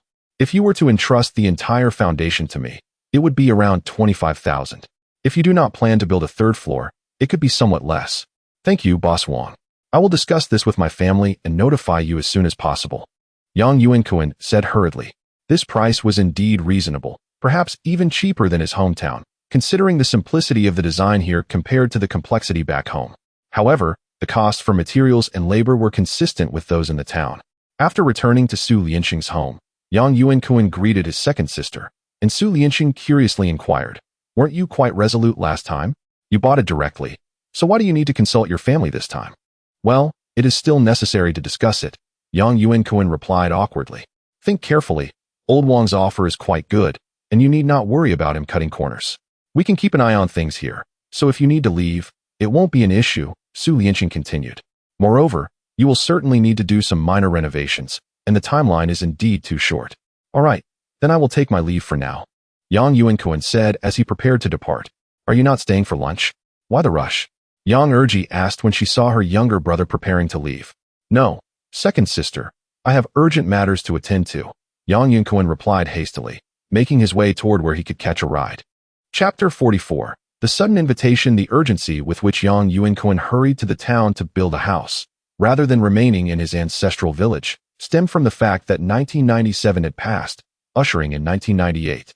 Although this area was not a major disaster zone, Yang Yuankun recalled that the waters in their village would rise above knee level, inundating many homes. Presently, there were not many individuals in the village constructing two-story buildings. In his previous life, he had faced bankruptcy and failed to build a house. At that time, Zhao Xiaofeng, his mother, and their 2 children had taken refuge in the home of Yang Yuanxian, leading to quite a disheveled situation. In contrast, the elevation of the town had spared it from flooding. By 11 o'clock in the morning, Yang Yuankun returned home, where his mother was preparing lunch. Curiously, she inquired, "Why are you back at this hour? I thought you wouldn't return until the afternoon." "There's a matter I need to discuss with Xiaofeng," he replied, waving his hand as he prepared to enter the house. "Then you should eat lunch at home. I'll add some rice to the pot," his mother promptly suggested. "Yes, I'll eat at home," Yang Yuankun replied, hastily entering the room. He found Zhao Xiaofeng at the sewing machine, diligently mending a garment. "Oh, why are you back so early? Did you find a construction team?" Zhao Xiaofeng asked, looking up in surprise upon hearing his voice. "I found one and wanted to discuss it with you," Yang Yuankun said, pulling up a small stool. He noticed Yang Feifei playing with Yang Yi on their bed. "What's there to discuss? Is there something urgent?" "Well, let me explain," Yang Yuankun began, recounting the events of the morning. He concluded, "I believe what they said holds some truth. It has been quite a while since I engaged in foundational construction work." Although Yang Yuankun was a skilled tiler and had previously been considered a proficient craftsman, many assumed that all tilers could build houses. However, just like other fields, there were specializations, and he had primarily focused on interior wall painting, leaving him unfamiliar with many intricate details of house construction. "I think it's reasonable. I heard that Zhao Lin's new house, which was built last year, is also 2 stories and cost about the same, even though it's in the village. Surely, the prices in town won't be exorbitant," Zhao Xiaofeng expressed her thoughts. "Indeed, the costs are comparable. We all sourced red bricks, floor slabs, and gravel from the town, and the labor is similar. In fact, the town is closer to those factories, reducing transportation costs." Yang Yuankun smiled as he replied, "Isn't that wonderful? We'll be living right across from his family. If any issues arise, we can easily approach him."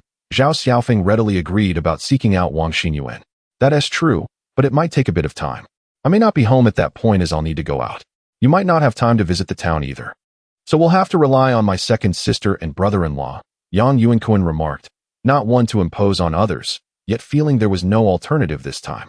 "Then we must trouble them a bit. Be sure to express your gratitude when you return." Zhao Xiaofeng could only respond in agreement. "All right, I'll give them a call. If they happen to take on a new project, it could complicate things," Yang Yuankun said, rising to leave the room and heading towards the home of his uncle Yang San. "Uncle, I need to make a call." Yang Yuankun greeted his uncle, who was sitting in the shop watching television. Without waiting for a response, he picked up the phone. "Go ahead," Uncle Yang San replied with a smile upon recognizing Yang Yuankun. After dialing Su Lianxing's number, it was quickly answered. "Hello, who is this?" "It's me, your little uncle," came the response from Su Lu, who answered the call. Since it was Sunday, she was not in school and had not seen her uncle during his previous hurried visit. "Little uncle, it's me," Su Lu exclaimed happily. The siblings shared a close bond with their uncle, who often took them out to play during his visits. "Is your father home? Please hand him the phone," Yang Yuankun requested directly. "He is home. I'll go call him," Su Lu replied before raising her voice to summon her father. Soon, the line was filled with Su Lianxing's voice. "Yuankun, it's me. Sister-in-law, Xiaofeng and I have discussed it and decided to approach Boss Wang. Please convey this to him," Yang Yuankun stated plainly. "All right, I'll let him know right away. You should come by again tomorrow to finalize the commencement," Su Lianxing advised. "I'll return tomorrow morning," Yang Yuankun confirmed before hanging up. As he was about to leave, he remembered something and redialed Zhao Quan's number. "Hello, brother Zhao. It's me, Yang Yuankun." "Ah, Xiaoyang. What is up? Are you bored at home?" Zhao Quan responded cheerfully, recognizing his voice.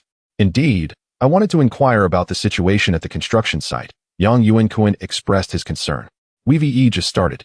It was too cold before, so we couldn't use the concrete," Zhao Quan explained. How much longer will it take? I have some matters to attend to at home and need to manage my time accordingly to avoid any conflicts, Yang Yuankun inquired. Oh, it will likely be another month and a half. You cannot enter until the roof is completed, Zhao Quan replied, acknowledging the uncertainty of the timeline, which depended on the progress of the work. Thank you, Brother Zhao. That is helpful information, Yang Yuankun responded with a smile, recognizing that a month and a half was substantial time. If you find yourself bored at home, you're welcome to come over and help me out on the site. You could take on a supervisor role, and I trust you, Zhao Quan proposed, suggesting a way to keep Yang Yuankun engaged. But don't you already have a supervisor? Yang Yuankun questioned, puzzled. This year, I'm handling more than one project. The supervisor from last year is at another site, and I'm managing this one myself. I simply don't have the time, Zhao Quan urged. However, I have my own tasks to attend to. Yang Yuankun hesitated, contemplating the benefits of taking on a supervisory role, which could deepen his connection with Zhao Quan and serve his future interests. What is the big deal? You don't have to get your hands dirty. It's all quite similar. Zhao Quan continued to persuade him. Very well. I shall contemplate this matter and promptly convey my thoughts to Zhao Gu, no later than tomorrow. Yang Yuankun must deliberate carefully. One cannot simply acquiesce upon the first utterance.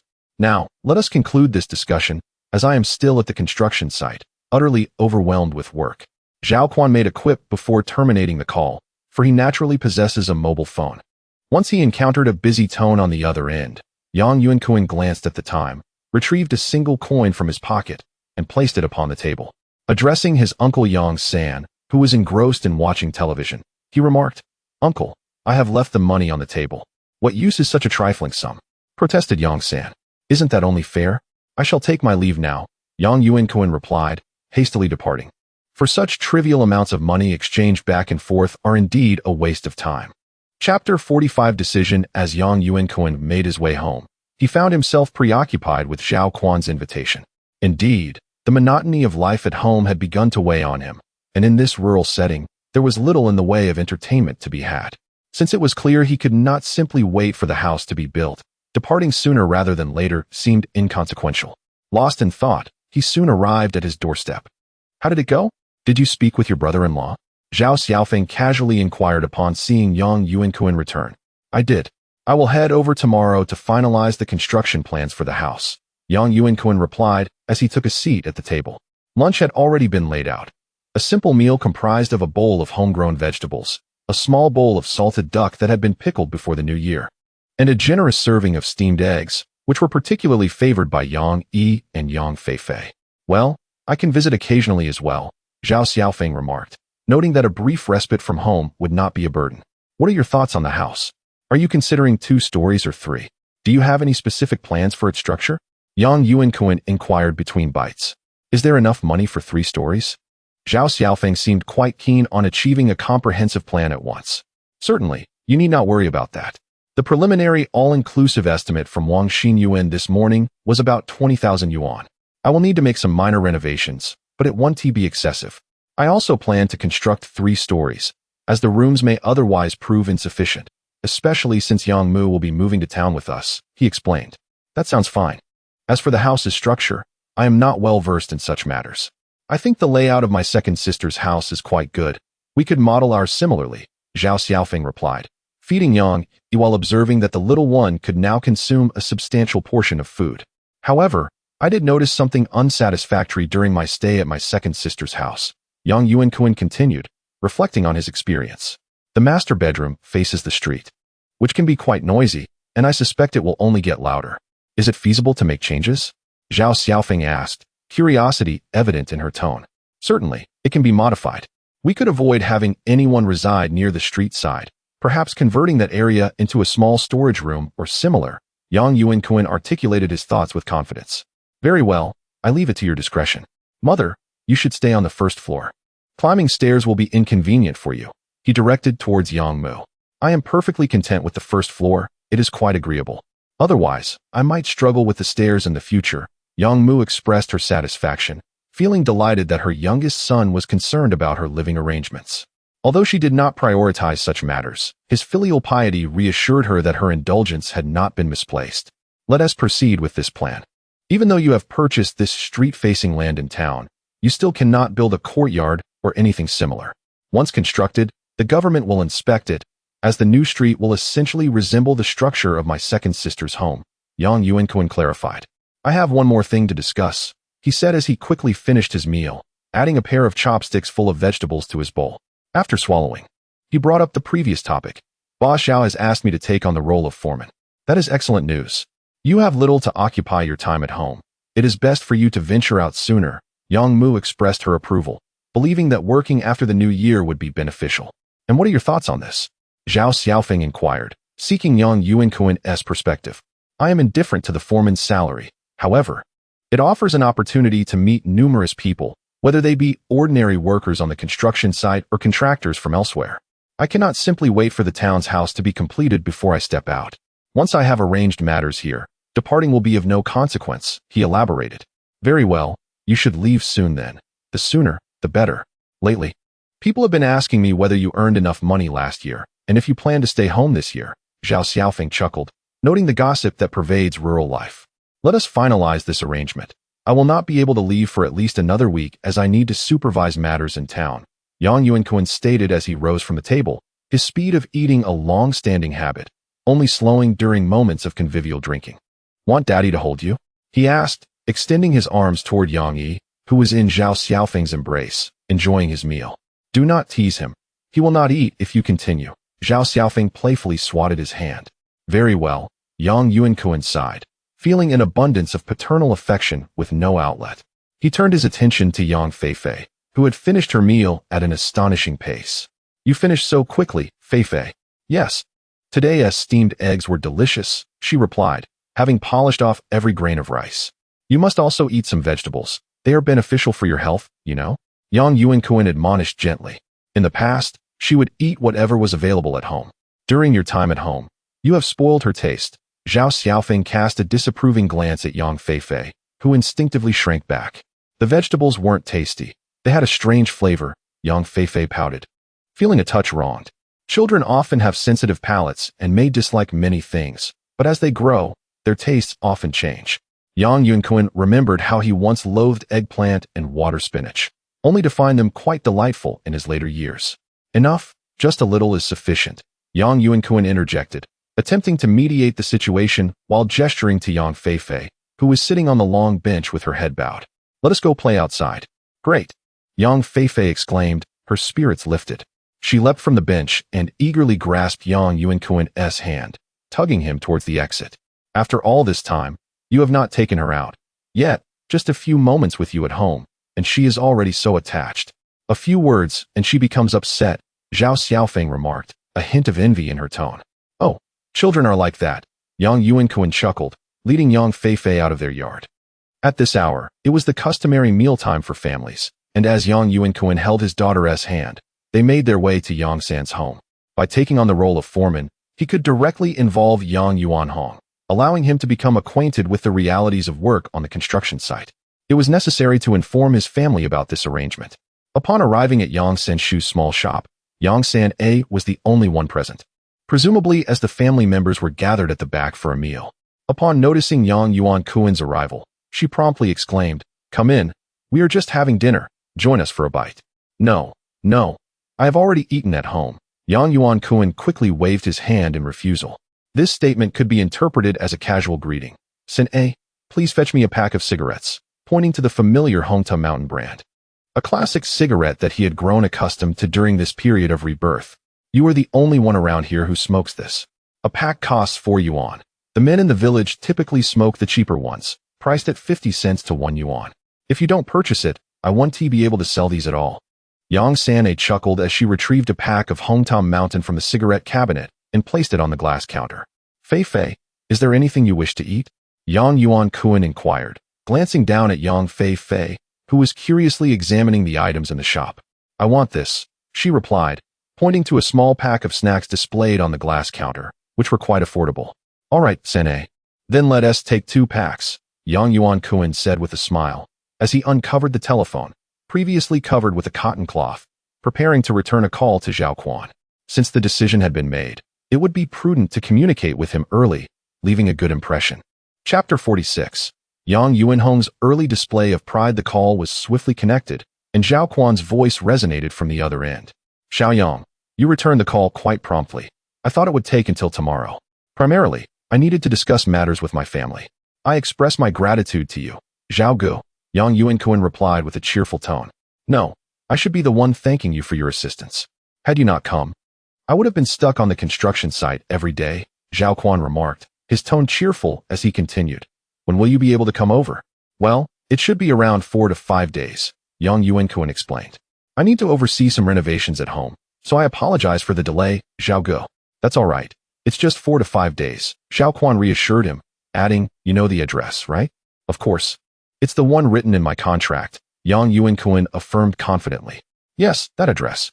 Additionally, I wanted to mention an important matter. I will be providing you with a monthly salary of 3,000 yuan as your foreman. What do you think? 3,000? Thank you so much, Zhao Gu. You are truly elevating my status, Yang Yuankun exclaimed, surprised at the generous offer. It is worth noting that in this era, 3,000 yuan was quite significant. Previously, the wages he received for casual labor barely amounted to 6 or 7,000 yuan for half a year. Thus, this sum could sustain him for several months. This is a standard rate. Do not undervalue it, Zhao Quan teased lightly. How could I? 3,000 yuan would suffice for my entire year, Yang Yuankun replied with amazement. Moreover, there are dormitories on the construction site, made of iron sheets. If you choose to stay on site, a room will be allocated for you. Alternatively, you may rent a place outside, and when your project begins, you can also reside in these dormitories. That's wonderful. It saves me the trouble of finding accommodation, which can be quite a hassle, especially if it's far away and requires additional payments. Yang Yuankun expressed his delight. These iron sheet dormitories typically housed 8 individuals per room, so being assigned a private room was indeed a privilege of being a foreman. That is expected. Foremen enjoy such benefits, Zhao Quan confirmed. Zhao Gu, I have one more question, Yang Yuankun said, still wanting to discuss an important matter. Go ahead, do not hesitate. My younger cousin wishes to accompany me this time. Initially, I thought he could work as a laborer on my small project. However, since I am arriving early, could I bring him along? Yang Yuankun explained his desire to have Yang Yuanhong join him. Although it would be straightforward to arrange for someone once he became the foreman, it was still respectful to inform Zhao Quan, who was the one providing the wages. What does that matter? You can bring along as many as you wish, Zhao Quan replied casually, initially unsure of the concern. Thank you, Zhao Gu. Yang Yuankun expressed his gratitude before exchanging a few more pleasantries and then hanging up. Turning to his aunt Yang San, who was watching him attentively, he inquired, How much do I owe you, Sen Ani? Just give me 50 yuan. There is nothing significant to discuss for such a brief call, Yang San replied quickly, having gleaned that it pertained to her son. There is no need to charge for this. As for Yang Feifei's little snacks, that only costs 20 cents. Thank you, Sen Auntie. Yang Yuankun did not decline. He retrieved his wallet, took out 50 yuan, and placed it on the table, saying, Sen Auntie, I need to go inside to speak with Yuanhong. Go ahead. He should have finished eating by now. Yang San confirmed her suspicions eagerly. Entering through the side door of Yang San's home, he walked a couple of steps into the main room, where he could hear voices within. Kun Gu, what brings you here? Yang Yuanhong spotted Yang Yuankun first, setting down his bowl in surprise. Are we going fishing this afternoon? Not quite. I have something to discuss with you, Yang Yuankun replied. Come sit here. Have you eaten? Yang San's husband invited him in. I have eaten, Yang Yuankun responded cheerfully, accepting the invitation and sitting at the table. Yang Yuanhong's elder brother and his family were also dining, and upon seeing Yang Yuankun, they stood to offer their greetings, inviting him to sit at the head of the table. Yang Yuankun, however, casually took a seat beside Yang Yuanhong's elder brother's son. What is it, Kun Gu? Yang Yuanhong inquired with curiosity. Well, my boss wants me to go over and work as a foreman, and I need to leave early. I thought you could join me this time. Yang Yuankun shared the news.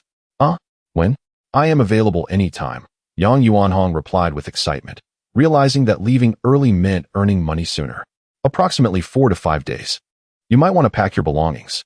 The weather is still rather cold, so make sure to bring warm clothing and a cup, Yang Yuankun advised, acknowledging that Yang Yuanhong lacked experience in such preparations. You're leaving so soon? I thought you would be around for a while. Yang San's husband expressed some reluctance, having expected Yang Yuankun to stay longer. One must earn money. Leaving early is beneficial, Yang Yuankun remarked nonchalantly. Kun Gu, here, have a cigarette. Yang Yuanhong cheerfully offered, handing one to Yang Yuankun and lighting it with a match. All right, that's all. You can continue your meal. I must take my leave, Yang Yuankun announced as he prepared to exit. I'll see you off. Yang Yuanhong quickly stood up and escorted Yang Yuankun out before returning to the table to resume his meal. Xiaohong, how much will you earn working with Kuan-gu? Yang Yuanhong's sister-in-law asked curiously, dissatisfied with the family's annual income. Despite cultivating a significant amount of land, their earnings were meager compared to the wealthier second brother who worked outside. Kuan-gu said, I can only work as a laborer on the construction site, earning 30 yuan a day. Yang Yuankun replied contentedly. That's quite a sum. Yang Yuanhong's sister-in-law exclaimed in surprise. In the summer, I earn only 15 yuan for a day's labor planting rice for others. Clearly, working outside differs from working at home. Once I learn the masonry skills from Kuan-gu, I should be able to earn 50 yuan a day as a laborer, Yang Yuanhong boasted in anticipation of his future wages. Thus, you must diligently follow Yuankun in your tasks and refrain from idleness. Had you devoted yourself earnestly as an apprentice back in the day, you would not find yourself in the position of performing menial labor now. Uncle Yang remarked this to Yang Yuanhong, then paused momentarily before continuing. In just 4 or 5 days, time will pass swiftly. You need to wash your clothes anew, and the sheets and bed covers must also be laundered. Packing your luggage will require time as well. Be sure to inform your mother to prepare early, so that you do not forget anything and cause delays for others. Do you understand? I understand, Yang Yuanhong replied, pursing his lips and lowering his head to continue his meal. Chapter 47 Discussing construction details. On the following morning, Yang Yuankun took some money and headed to the town, this time accompanied by Zhao Xiaofeng. Yang Feifei insisted on joining them, but Yang Yuankun declined her request, considering the roughness of the road from the village to the town and the serious nature of their visit. Upon arrival, he noticed that Yang Erji's shop was just opening. She was busy maneuvering the door panels.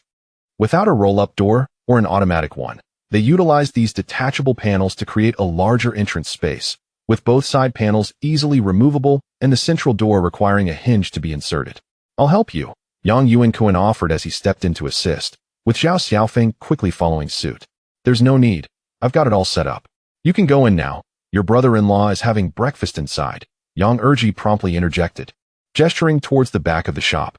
All right, I'll head in first, Yang Yuankun replied, observing that the shop was completely prepared. He then led Zhao Xiaofeng to his family's main room. Su Lianxing was having breakfast with his 2 children, and upon seeing them, Su Lu and Su Yi quickly stood to greet. Good morning, uncle and aunt, they chimed in unison. You're up early, Yang Yuankun remarked with a smile. They have school today, and it's nearly 7:30.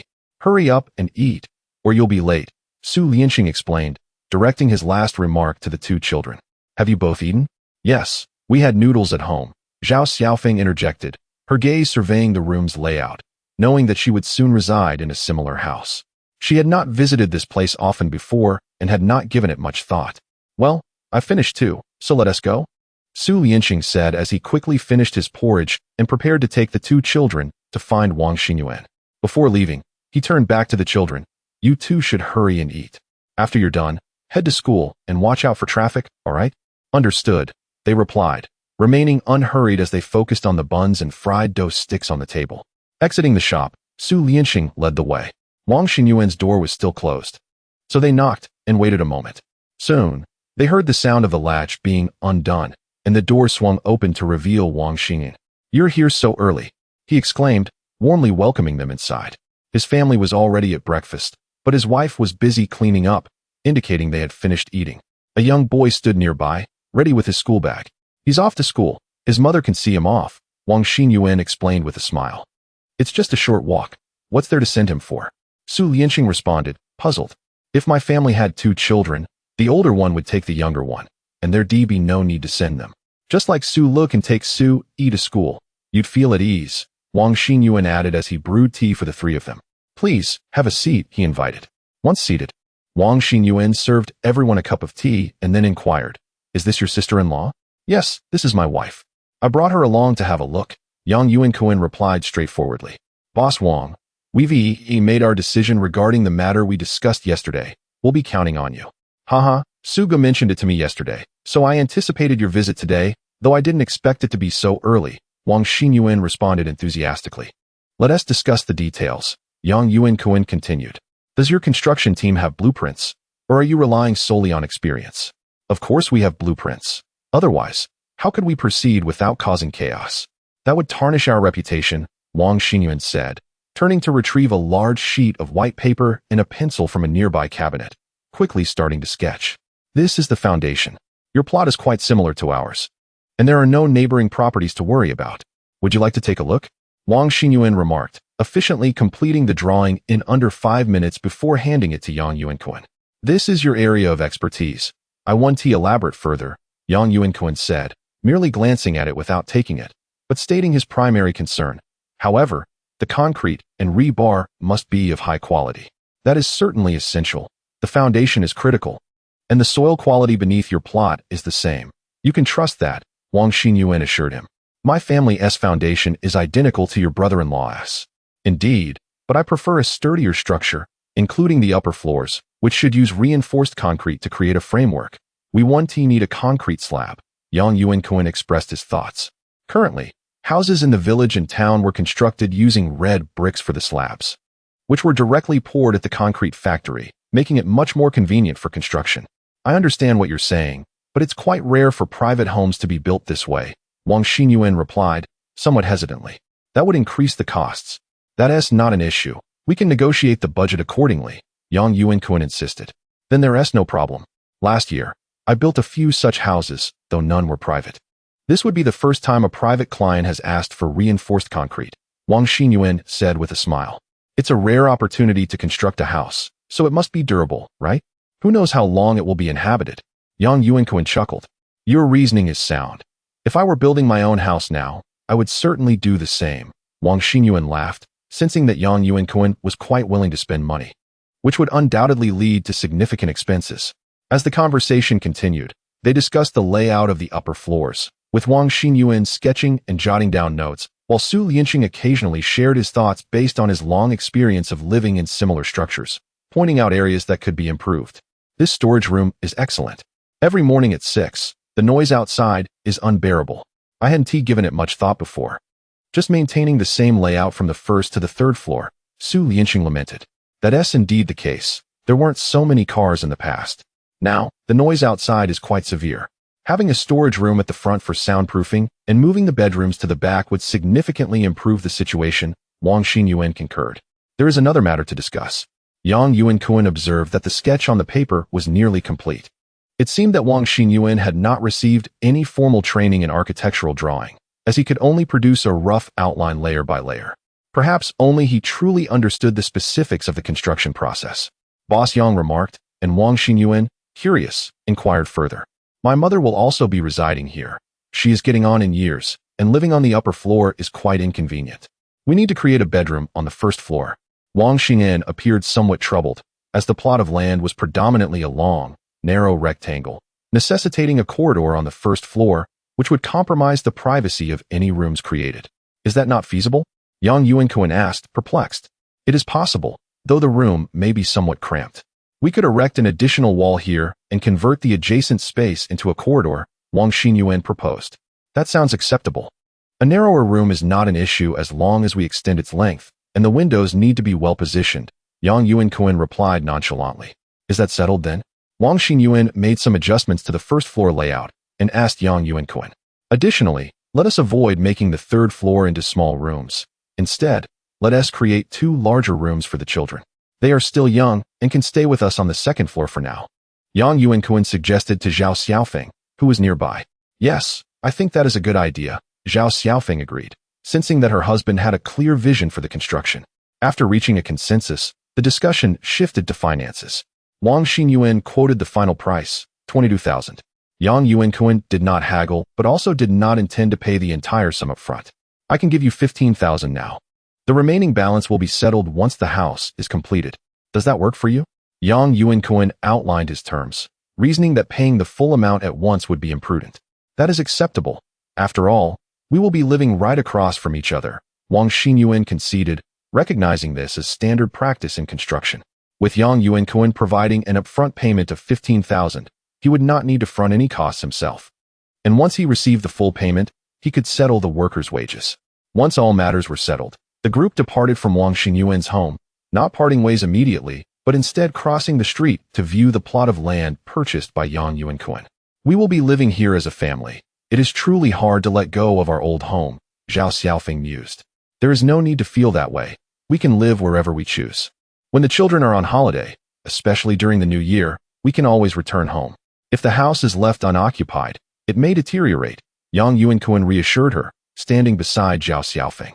Indeed, we can grow some vegetables in the garden at home.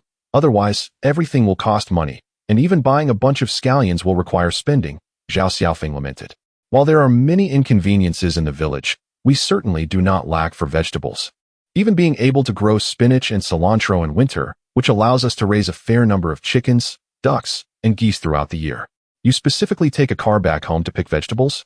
Haha, Yang Yuankun teased. Once the electric bike is out, it will be much easier to travel from the village to town, as it is quite troublesome at present. I can ride a bicycle. I will just bring our bike from home, which should take about 2 to 3 hours round trip, Zhao Xiaofeng replied, unfazed.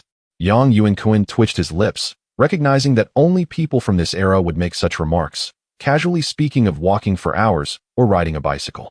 Such levels of physical exertion in later generations would likely only be undertaken by professional athletes or fitness enthusiasts. Haha, sister-in-law, we are not far from the market. Just cross that bridge, and you'll reach the market. There are also vendors selling vegetables along the roadside, and they are not overly expensive, Su Lianqing chimed in. He continued, when you move, I will drive you over. That will be convenient. Thank you, brother-in-law, Yang Yuankun expressed his gratitude. Wang Xinyuan soon took his leave, as he was set to commence his official duties, reaching out to workers and liaising with cement and brick factories. Thus, the preparations began, while Yang Yuankun and the others returned to Su Lianqing's home. Sister, brother-in-law, I will rely on you both to keep an eye on the house situation, Yang Yuankun said with a beaming smile as they settled in the shop rather than retreating to the back. It is only natural. I am here all day watching the shop. Your house is right across, so I can see it easily, Yang Erji replied casually. Yes. Primarily because I will be leaving in a few days. Xiaofeng has the children at home, which makes it inconvenient for her to come over frequently. I truly appreciate your help, Yang Yuankun said, feeling somewhat embarrassed. Did you not mention that you would be leaving in over a month? Why are you departing so soon? Su Lianqing queried, puzzled. My superior has asked me to assist as a foreman. Since I cannot wait for the house to be completed while at home, it seems prudent to leave early, Yang Yuankun explained. It is a good thing that your boss values you. You should go. Your sister and I will keep an eye on things. There is not much to monitor. Once we all reside together, if there is a real issue, we can simply dismantle old Wang's house, Su Lianqing said nonchalantly. I truly appreciate your assistance, Yang Yuankun said gratefully. Chapter 48. Hosting a dinner. There is little to be discussed about this matter. Just remember to treat me to a drink, Su Lianqing remarked nonchalantly. Of course, let us do it today. We'll call Wang Xinyuan to join us at the restaurant to foster camaraderie, Yang Yuankun said with a smile. This is only fitting, as we must navigate social niceties well since they will be in our care soon. Which restaurant shall we choose? We can simply dine at my home for lunch. I'll go buy some groceries now, Yang Erji quickly suggested, preparing to rise and fetch her basket. As she walked, she added, the restaurants in this town are exorbitantly priced, and I wonder what delicacies they offer. Oh no, Erji, let us settle this now. What business do I have at your home? Yang Yuankun hurriedly dissuaded her, then turned to Su Lianqing beside him. Brother-in-law, I am not very familiar with the town. Don't hesitate to recommend a restaurant without worrying about costs. All right, since that is the case, I shall not hold back. It's not far from here, and the food is quite good. I usually host gatherings there, and it's not overly expensive, Su Lianqing remarked, gesturing lightly. Then it is settled. Erji, you need not cook. We will wait for Su Lu and Su Yi to return for lunch, along with Wang Xinyuan's wife and children. There aren't many others. Yang Yuankun counted on his fingers. A private room will suffice. The children can eat and then return for their afternoon nap before school, while we continue to enjoy our drinks. After notifying Wang Xinyuan, Su Lianqing led Yang Yuankun to the restaurant. The establishment was quite well decorated, though in his memory, it would eventually close down, transforming into a supermarket in a later life. The timeline of its demise unknown to him. They secured a private room and ordered a variety of dishes, not returning home thereafter. Before long, Wang Xinyuan also arrived, while Zhao Xiaofeng and Yang Erji stayed home to await the return of the two children. The private room was occupied by 3 men, free from any need for restraint, and the smoking continued unabated. Whereas Boss Yang struck it rich. After some casual conversation, familiarity blossomed among them. And Wang Xinyuan inquired with curiosity. What sort of boss am I? I merely work for one, earning a modest living. Yang Yuankun waved his hand in rejection. I manage small projects at construction sites in Su province, just scraping by. Oh, securing projects in Su province is no small feat. We are in the same line of work. Wang Xinyuan expressed his surprise, realizing that the young Yang Yuankun was indeed a peer. We are indeed colleagues. I am a mason, toiling away on construction sites, soon to head out again. This is why I have troubled you and my brother-in-law. Yang Yuankun refilled Wang Xinyuan's teacup, smiling. I cannot compare to you. I used to work on construction sites outside, hardly returning home for a year. Eventually, I formed a construction team in my hometown, taking on jobs in the town and nearby villages, Wang Xinyuan explained, sighing. The wages here cannot compete with those in Su and Zhejiang provinces. Well, at least you need not travel, allowing you to remain at home year-round. Otherwise, like me, with such significant matters as building a house, I must rely on my brother-in-law, Yang Yuankun complimented. This is no issue. I am not to be relied upon. You have entrusted everything to me, and it is only natural to be compensated for services rendered.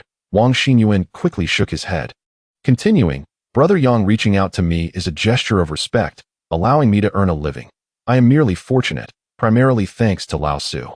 Ah, he is my brother-in-law. How could I not assist him? Su Lianxing chuckled, teasingly. The trio enjoyed their conversation, and a server entered to refill their tea, providing commendable service while inquiring when the dishes would be served. Yang Yuankun glanced at his watch. It was already 11:30. He asked Su Lianxing, brother-in-law, when does the elementary school let out? At 10:30, they have already finished for the day. We can have the dishes served now, Su Lianxing replied, checking his watch. Very well. Yang Yuankun stood up and opened the door to the private room, calling out to the server outside.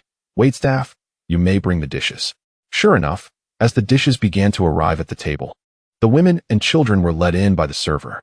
After everyone settled, the children chattered incessantly, not pausing for a moment. Feel free to eat at your leisure. There is no need to be polite. Wasting food at this restaurant would be a shame. Yang Yuankun stood to invite everyone, raising his glass in a toast to them, with only the three men drinking while the women and children enjoyed refreshments. The meal continued until after 2 in the afternoon, the children having departed earlier. Su Lianxing and Wang Xinyuan had both indulged somewhat, prompting Yang Yuankun to call out for the waiter. How much is the bill? He inquired, retrieving his wallet from the internal pocket of his jacket as the server approached. Hello, the total, including drinks, is 148 yuan. You may settle it with 145. The individual who approached was not merely a waiter, but the restaurant owner's wife, smiling kindly. All right. Thank you. Yang Yuankun handed over 150 yuan, then rose to assist the two men in returning home. Fortunately, their residences were not far, and it was not late in the evening, so there should be no issues. Shall we lend a hand? You must be Boss Su and Boss Wang. They frequently dine here. I'll have my family help escort you home. The perceptive owner's wife remarked, calling for her husband to assist in escorting Su and Wang. As it was not far, a bit of support would suffice. Certainly, let us proceed. The owner's husband, the true proprietor of the establishment, entered promptly and assisted Wang Xinyuan. Thank you very much. Yang Yuankun stood up and supported Su Lianxing as they made their way outside. Crossing the road, within 3 minutes, they arrived at their home. After handing Su Lianxing over to Yang Erji, he then escorted Wang Xinyuan back to his residence before returning to the shop at Su Lianxing's home. You haven't overindulged, have you? Zhao Xiaofeng was assisting Yang Erji in watching the door while Yang Erji tended to Su Lianxing in the back. I am quite well. This is merely the beginning, haha. Yang Yuankun, as he smoked, felt his mind gradually become clearer. Indeed, the vitality of youth is a remarkable asset. After consuming such copious amounts of alcohol, he found no ill effects. A brief respite with a cup of tea and a cigarette rendered him perfectly lucid again. However, moderation is advisable. After all, alcohol is not a virtuous companion. Zhao Xiaofeng refilled Yang Yuankun's teacup while gently urging him to drink less. I still indulge quite a bit, Yang Yuankun replied with a hint of resignation. In his previous life, he felt compelled to consume alcohol with every meal. Now he had significantly reduced his intake. You have certainly changed since your return. You hardly drink at all now, Zhao Xiaofeng observed with a touch of curiosity. That was due to excessive drinking in the past, much like today's scene, where the quantity was even greater. It was all due to work obligations. One cannot refuse when it is expected, Yang Yuankun offered as an excuse, a reasonable justification indeed.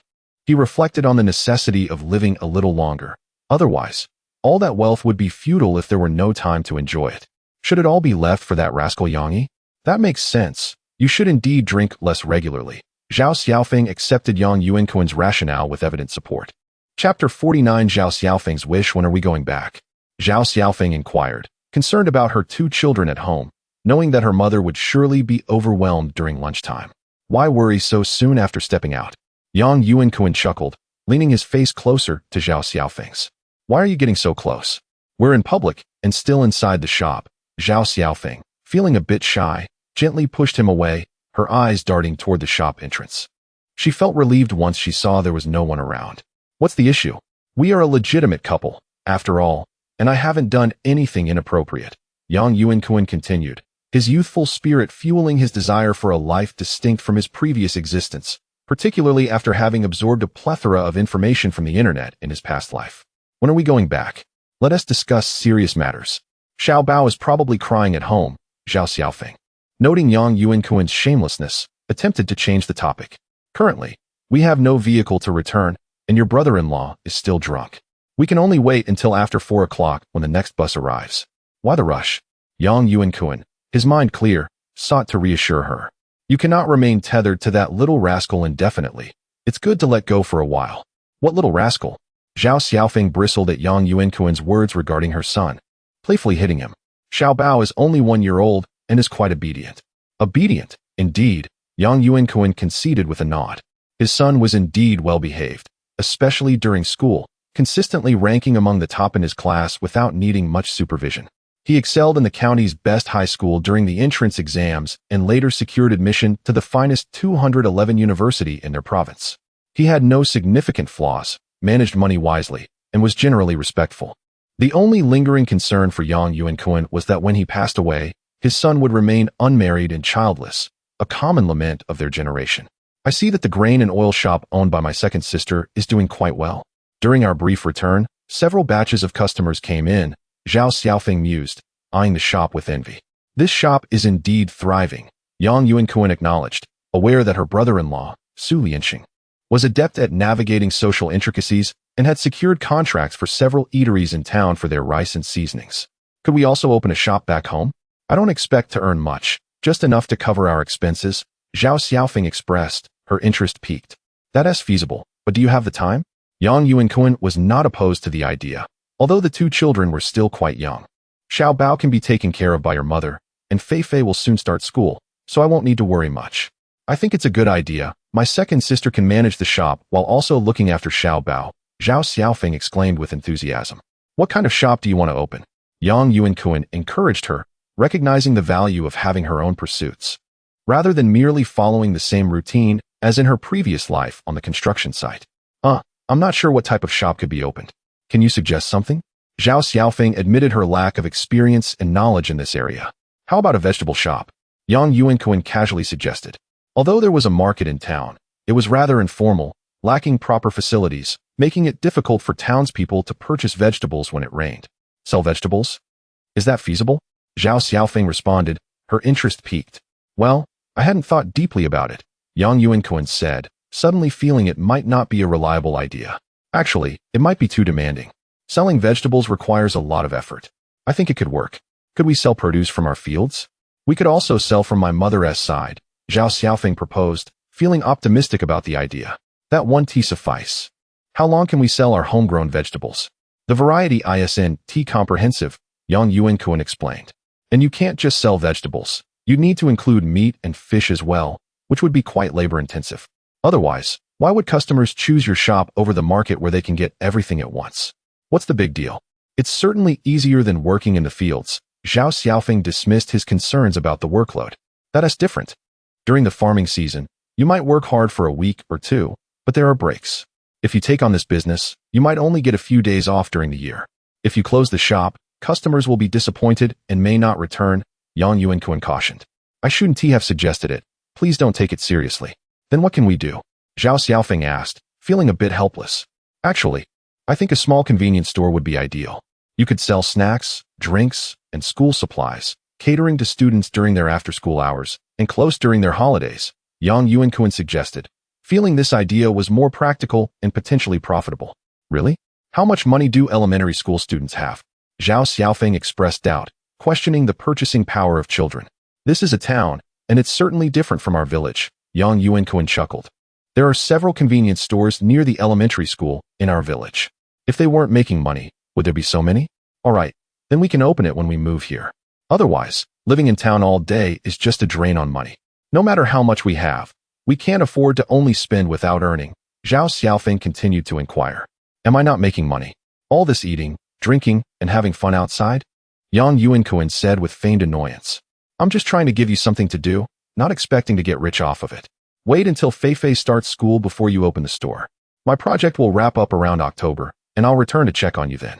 You can stay home and relax, Yang Yuankun suggested, shifting his chair closer to Zhao Xiaofeng, wrapping his arms around her waist and smiling. Once I stabilize things on my end and the house is built, you and the kids can come stay with me. Huh, why would I go there? After such a long time apart, don't you miss me? I'm the one earning money for you. Yang Yuankun pretended to be upset. Is that so? Can we really go? I'm quite curious to see your place. I've never been there, Zhao Xiaofeng admitted, intrigued by the prospect. Certainly. I will rent a house at that time, just like at home, and I will bring my mother along to have a look. If she is unwilling, she can stay in the town. There is no need for my second sister to worry about this. Yang Yuankun continued to persuade.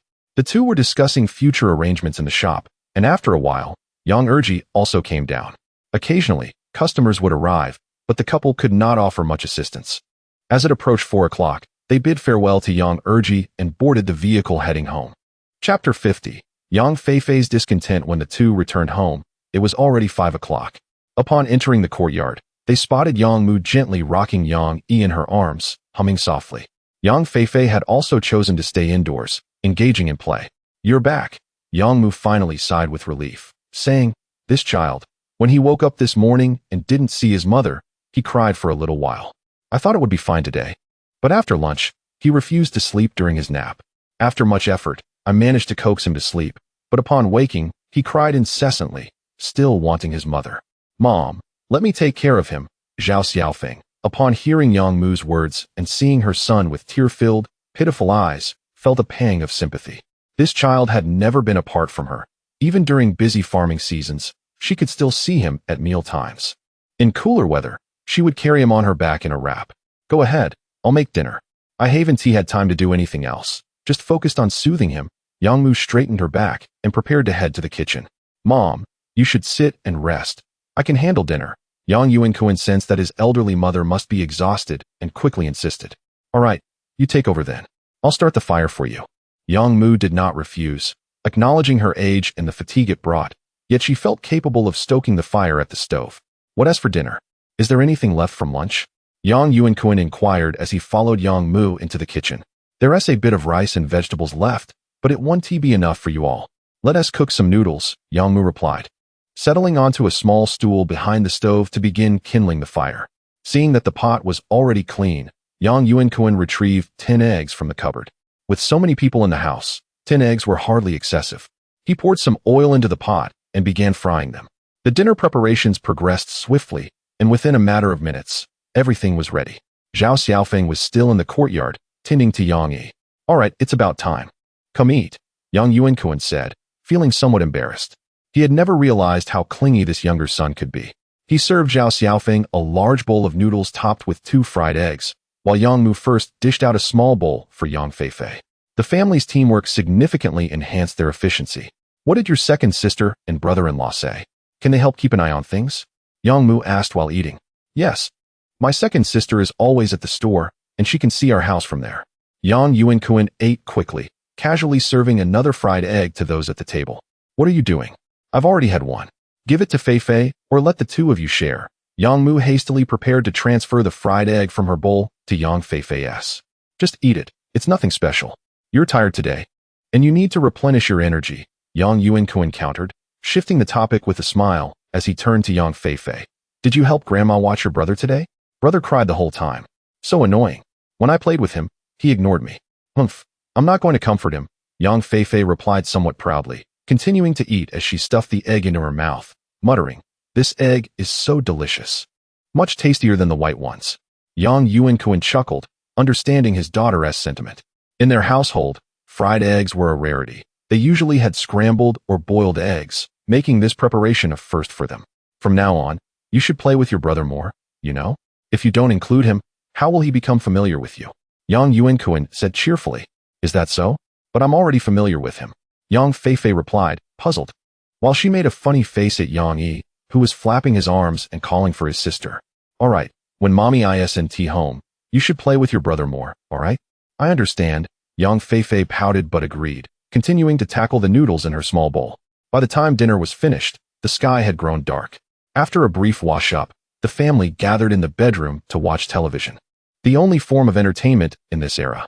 Yang Mu settled on the sofa in the bedroom, while Yang Feifei climbed into bed, snuggling between the couple. Once the house in town is built, should we take this television and the sofa with us? Zhao Xiaofeng asked, holding the wriggling Yang Yi. We can take the television. Such appliances should not be left unused, or they break down and become unusable.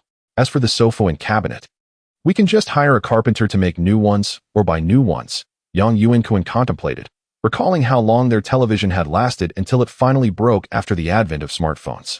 They hadn't purchased a new one since then, as both he and Zhao Xiaofeng preferred their phones. That would cost quite a bit, wouldn't it? This sofa and cabinet were newly made when you got married. Isn't it a waste to leave them behind? We could save quite a bit, Yang Mu chimed in, stroking the wooden sofa beneath her. We're not living here anymore. When we come back, we will need these items again. It's better to have a carpenter make new ones, Yang Yuankun insisted. You really have plenty of money, Yang Mu replied, slightly irritated, and ceased her comments. Moreover, when Feifei has school holidays, she can come back to stay. Otherwise, living in town means spending money without time for anything else, Zhao Xiaofeng agreed, acknowledging how much money they had at home, having been influenced by her husband to be less frugal than before. The excavation should begin tomorrow. I need to go check it out.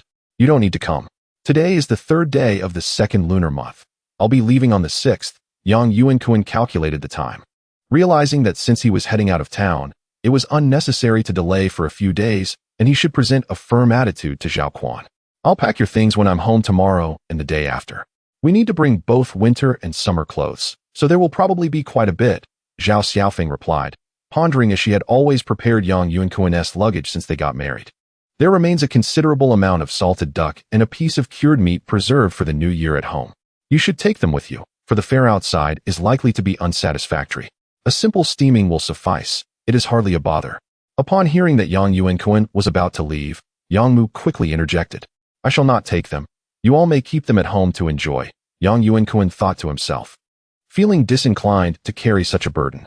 It is not as if he were accompanied by Zhao Xiaofeng as in a previous life. He could not possibly manage to cook alone. Chapter 51 Gift giving. The pickled item is for you. We can also cultivate it at home, so take it with you. This can be stored. Zhao Xiaofeng was also persuading nearby. The construction site cannot have open flames. The inspections are strict, and everyone must eat in the cafeteria, so Yang Yuankun could only use this excuse. Staying at the construction site this time saves on rent, as he is not renting a place outside. Is that so? Then why are you still allowing us to come over? Zhao Xiaofeng asked in confusion, as Yang Yuankun had mentioned he could stay at his construction site for a while. If you come over, I would just rent a place again. I usually stay at the construction site. The regulations are quite strict, Yang Yuankun fabricated, though the truth is that the current site is not very strict, and open flames are quite common. That night, Yang Feifei did not sleep with Yang Mu, but instead in their bed. The next morning, Yang Yuankun was surprisingly not awakened by Yang Yi, but by Yang Feifei. Just as he was enjoying a sweet slumber, he suddenly felt as if he couldn't breathe, his nose blocked. Upon opening his eyes, he discovered Yang Feifei was lying beside him, pinching his nose and grinning at him. Do you want to suffocate your father? Yang Yuankun's morning grumpiness vanished instantly as he embraced Yang Feifei, teasing her with laughter. Aren't you supposed to go to the town? I just had her call you. I didn't expect her to do it this way. Zhao Xiaofeng had already risen, holding Yang Yi by the bedside as she answered. After getting out of bed, Yang Yuankun had breakfast at home before taking the bus to the town. Upon arriving at the construction site, he was surprised to find that work had already commenced. Boss Wang, starting work so early? Yang Yuankun approached Wang Xinyuan, who was watching the workers, and asked with a smile. Not too early. It's already past 8, young boss. Come have a smoke. Wang Xinyuan quickly turned around upon hearing the voice, and upon recognizing Yang Yuankun, he extracted a cigarette from his pack and thoughtfully shielded him from the wind as he lit it. How long will this foundation take? Yang Yuankun inquired curiously, as he had only done this kind of foundational work when he was an apprentice and had not engaged in such basic construction tasks since. The plot isn't large. It will take 2 days to dig the pit and 1 day to pour concrete. However, we need to let it settle a bit before continuing with the work, which is why I wanted to start early, Wang Xinyuan explained. It really is troublesome. This is work given to me by Yang boss. I must thank him. It's the first time I've worked so close to home, so I don't even need to buy meals. I can eat at home, Wang Xinyuan said cheerfully. Then I'll go check on my brother-in-law. Yang Yuankun decided not to linger and crossed the road to Su Lianxing's house, where the shop had already opened. Yang Erji was attending to customers in the shop, and once they left, she responded. I just saw you go by. You're here so early. Yang Erji asked with a smile. Have you had breakfast? I've eaten. Have the kids gone to school? Yang Yuankun casually sat on a sack of rice, smiling as he asked. They've all gone to school. Your brother-in-law has matters to attend to today and was called away early. Yang Erji whispered to her brother. Since you want to be here later, we can buy some cigarettes for the workers today to keep them motivated. I know. You don't need to check on me for this. I'm aware of these matters, Yang Yuankun said, as he also came to supervise the workers, ensuring they know who they are working for. Distributing a couple of packs of cigarettes can indeed encourage them. Your brother-in-law has plenty of cigarettes. He doesn't smoke those, so I'll get you a couple of cartons to save you some money. Yang Erji's eyes lit up as she prepared to go to the back to fetch the cigarettes. I can buy them myself. Forget it, sister, Yang Yuankun quickly interjected. Why waste that money? Yang Erji waved her hand dismissively. That's not right. I'm already troubling you this time. I feel embarrassed to take your brother-in-law's cigarettes. Yang Yuankun held Yang Erji's hand, continuing. There aren't many places to buy cigarettes here. I'll just go buy them. What's there to be embarrassed about? What I give you, he wouldn't dare complain, Yang Erji said boldly, but seeing Yang Yuankun's determined demeanor, she could only point left and say, There's a tobacco shop over there. Just go buy from there. Your brother-in-law buys the cigarettes he gifts from that shop. Just mention my name. All right. Then I'll head over first. Yang Yuankun released Yang Erji's hand and walked in the direction she indicated. After walking less than 50 meters, he indeed spotted a tobacco and liquor shop. Yang Yuankun bought 2 cartons of his usual hometown mountain cigarettes, and then purchased slightly better cigarettes for the workers, planning to distribute 2 packs each. Just as he was about to check out, he noticed that the shop also had Zhonghua cigarettes. How much for these Zhonghua? Yang Yuankun inquired, pointing. They are 35 per pack if bought individually, but if you take a carton, I can give it to you for 320. The owner quickly responded upon noticing Yang Yuankun asking about such an expensive cigarette, explaining that such cigarettes are hard to sell in the small town. So expensive? Yang Yuankun was taken aback. The price seemed hardly different from what it would be 20 years later, implying that its price had not dramatically increased. This is Zhonghua, our country's representative cigarette. Gifting it or smoking it oneself carries great prestige. The owner continued to promote it vigorously. I'm buying so many. Can't you give me a discount? My sister specifically referred me to your shop for this large order, Yang Yuankun pressed on. Who is your sister? The owner asked. Intrigued. The one from the grain and oil shop. My sister is Yang Yuanhong, and my brother-in-law is Su Lianxing. You must know him. Ah, your old Su's brother-in-law. The owner seemed quite familiar with Su Lianxing and pondered for a moment before saying, Here's the deal. If you buy 1 carton, I'll give it to you for 310. These cigarettes have a fixed price, and I genuinely want to make a profit. All right, that works. Yang Yuankun felt it was reasonable. Saving 10 yuan was already significant. Exiting the shop with a black plastic bag, he returned to Yang Erji, first taking out his personal supply, then handing the cigarettes meant for Su Lianxing to Yang Erji. What's this for? Yang Erji asked, puzzled. These cigarettes are too expensive. Why buy such costly ones? Do you have money to burn? They are for my brother-in-law. I will be troubling you all for a while. Yang Yuankun explained. That's not acceptable. We are just helping out casually. You should return them. Yang Erji hastily refused, shoving the cigarettes back into Yang Yuankun's arms. No. I'm going to distribute cigarettes to the workers. Yang Yuankun quickly ran off, crossing the street. Chapter 52. The anxious third uncle. Upon crossing to the opposite side of the road, construction work was still underway for the foundation.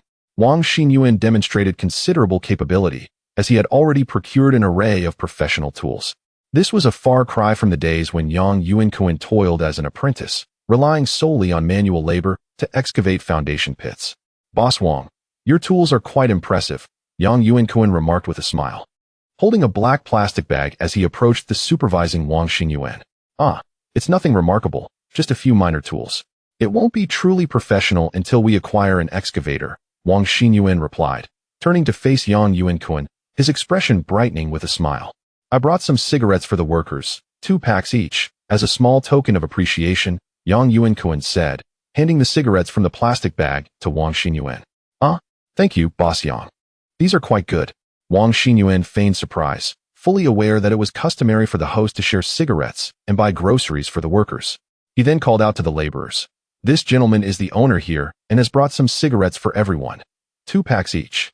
The workers straightened up, their faces beaming with gratitude as they clasped their hands in thanks to Yang Yuankun. Wang Xinyuan proceeded to open the cigarette packets and distribute them, all under the watchful eyes of Yang Yuankun, ensuring that everyone felt at ease and acknowledged his kind gesture.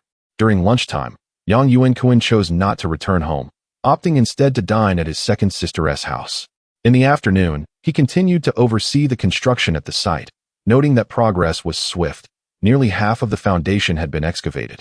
Wang Xinyuan, a rather professional boss, could be heard issuing corrections to the workers even from the grain and oil shop across the street. In the evening, Yang Yuankun took the last bus back to the village. He planned not to return the next day, as he would be departing the day after. Observing the house construction did not warrant an extra day's presence. Upon arriving home, he was surprised to find his third uncle and Yang Yuanhong seated in the living room. He quickly approached them, greeting, "Third uncle, Yuanhong, what brings you here?" "Nothing much," Yang Senshu replied, standing up with a smile. "You've come back quite late. This must be the last bus. The construction over in town has commenced, so I went to take a look," Yang Yuankun explained, waving his hand as he retrieved cigarettes from his pocket to share with the two. They all sat down again. "If there's anything, just let me know." "Third uncle, truly, it's nothing urgent. I merely wanted to ask about what your wife should pack for the trip. My third child lacks experience in traveling far, and it's best to be prepared to avoid any last-minute surprises," Yang Senshu expressed earnestly. "Indeed, third uncle came to inquire about that. I'm currently packing your clothes," Zhao Xiaofeng chimed in. "Haha, what is essential to bring? Just money will suffice. Everything else can be purchased. Nowadays, what can't you find outside?" Yang Yuankun chuckled. "True, anything can be found in those big cities," Yang Senshu concurred, then continued, "But I noticed your blankets don't seem very thick. Is the place you're going to not cold? It's early spring. How cold could it be? Besides, Yuanhong is barely 20, Yang Yuankun responded, turning to Yang Yuanhong with a smile. "Are you afraid of the cold?" "Brother Kun, I'm not afraid of the cold at all. I'm only wearing a pair of pants right now," Yang Yuanhong quickly replied. "That one do. The chilly spring weather is when one is most susceptible to illness. You must take care," Yang Senshu warned. "Are you heading to Su Province?" "Yes, I was there last year. It wasn't particularly cold in winter, and if it were too cold, construction wouldn't proceed. Otherwise, the cement and concrete would freeze," Yang Yuankun clarified. "Then 2 blankets should suffice?" Yang Senshu inquired further. "Yes, one for cushioning and one for covering. In summer, a mat will do, and you can either bring a light blanket or buy one there. Just a few clothes for yourself will be fine." Yang Yuankun succinctly explained his packing list, adding, "Bringing too much would be cumbersome, especially since we'll be taking a bus and changing vehicles in between." "Understood. What about meals?" Yang Senshu continued to question. "There's a canteen at the construction site, plus the option to eat out. It's quite casual and affordable," Yang Yuankun answered patiently. "Dad, what is the need for all this questioning? We can just follow Brother Kun when it's time for meals," Yang Yuanhong said, a bit shyly. "How can you not ask clearly?" Yang Senshu chided his son lightly, then turned back to Yang Yuankun with a smile. "I appreciate your help, Yuankun. We'll take our leave now. Don't rush off. Is dinner ready at home?" Yang Yuankun inquired warmly, looking at Zhao Xiaofeng. "It's almost ready. Mom is already cooking in the kitchen. We'll have dinner at my place." Zhao Xiaofeng stood up, inviting them. No, everything is prepared at home. We'll head back now," Yang Senshu insisted as he moved toward the door. Just before reaching the courtyard entrance, he added, "Come over for lunch tomorrow." I can't invite you over for dinner at my house, and now you want me to come to yours tomorrow?" Yang Yuankun laughed. "Now in the village, it's just our 2 families left. You're heading out soon, so let South gather at my place. My family knows you enjoy Crucian carp, and I'll have them catch some from the river tomorrow morning. There aren't many good dishes, really, Yang Sin-shu stated at the door. All right then, I want to be polite about it. Third uncle, Yang Yuankun conceded, walking to the entrance to see them off until they were out of sight before returning to his own courtyard. When did third uncle and the others arrive? Yang Yuankun asked curiously as he noticed Zhao Xiaofeng folding his clothes. They just came. I hadn't even exchanged 2 sentences with them before you returned. They probably timed their visit to coincide with your arrival. Zhao Xiaofeng continued her task without looking up. A mother's worries are endless. A father's concerns are similar. They think of everything and want to clarify, Yang Yuankun reflected. Isn't that the case? Zhao Xiaofeng chuckled, glancing at the half-packed clothes. How many sets of winter clothes are you bringing? They take up quite a bit of space. 2 sets for work will suffice. I'm already wearing 1 set, Yang Yuankun quickly replied. Understood. So you'll be taking all your summer clothes? Just bring 2 sets. I will purchase more when I arrive there. This clothing is quite affordable. As Yang Yuankun spoke, he entered the bedroom, where he found Yang Feifei and Yang Yi playing on the bed. Daddy! Yang Feifei exclaimed loudly upon seeing him, while Yang Yi, sitting beside her, joined in with a series of indistinct sounds, unable to articulate clearly. So you stayed home today to play with your little brother. Why didn't you go out? Yang Yuankun inquired as he settled beside the bed, embracing Yang Yi with a smile. Mom asked me to stay home and watch over my brother, so I couldn't go out, Yang Feifei replied, a hint of grievance in her voice. All right, then I will play with you both, Yang Yuankun said, relishing the joy of family togetherness. He only took the children outside for a meal after hearing Yang Mu calling for dinner. Chapter 53. The night of parting. The following day, Yang Yuankun found himself with little to occupy his time. After enjoying a meal at his Uncle Yang's home at noon, he returned to his own abode to play with his 2 children. With no online ticketing available, he had inquired earlier that morning about the bus he had taken on his last return trip.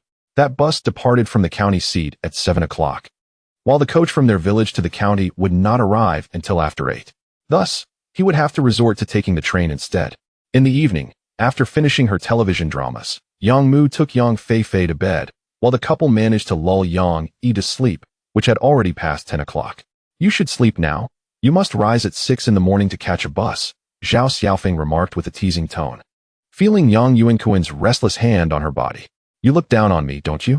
Even if I stay awake all night, I will still be full of energy tomorrow, he jested while lying in bed, slipping his hand beneath the hem of Zhao Xiaofeng's jersey. Honestly, you think of nothing else all day, she playfully scolded, though she made no effort to prevent his advances. We are lawfully wedded.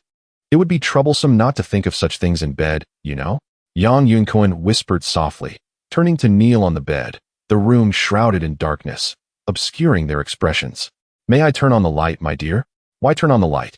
You, stop that, Zhao Xiaofeng quickly protested, feeling embarrassed. You've already had 2 children, yet you're still bashful, Yang Yuankun sighed, realizing that their small home offered little privacy, and it would be wise to keep the noise down. Why is this taking so long? Zhao Xiaofeng breathed lightly. You, a woman, should not complain about duration, Yang Yuankun replied with a chuckle, gazing in the dark at the woman resting on his arm. You spend your days babbling. I wonder what you learn outside, she retorted softly. I am exceedingly well behaved outside. Otherwise, I wouldn't be expending all my energy on you, would I? He replied. Now, let us sleep. It is quite late, she urged. I can catch up on sleep on the bus tomorrow. That will be more bearable.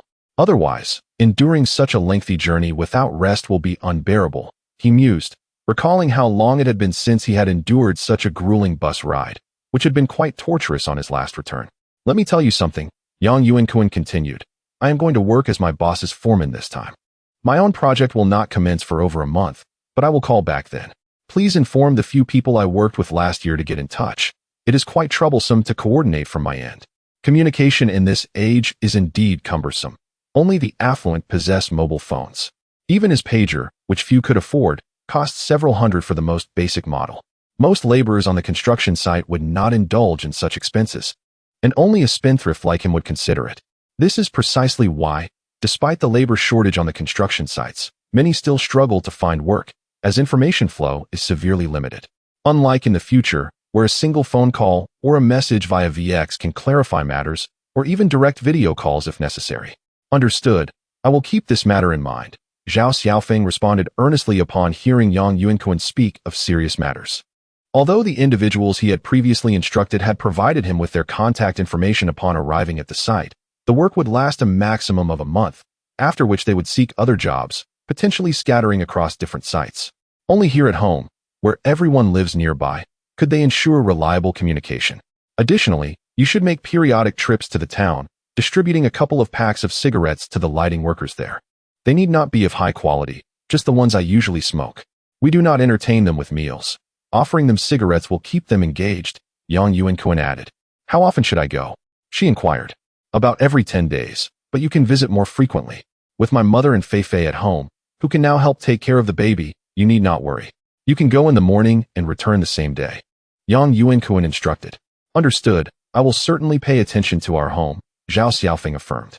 Be sure to take the bus. If you dare walk there, I will not spare you when I return, Yang Yuankun warned, knowing that without his admonition, this woman might indeed walk the 2 or 3 hours to town, as many villagers do.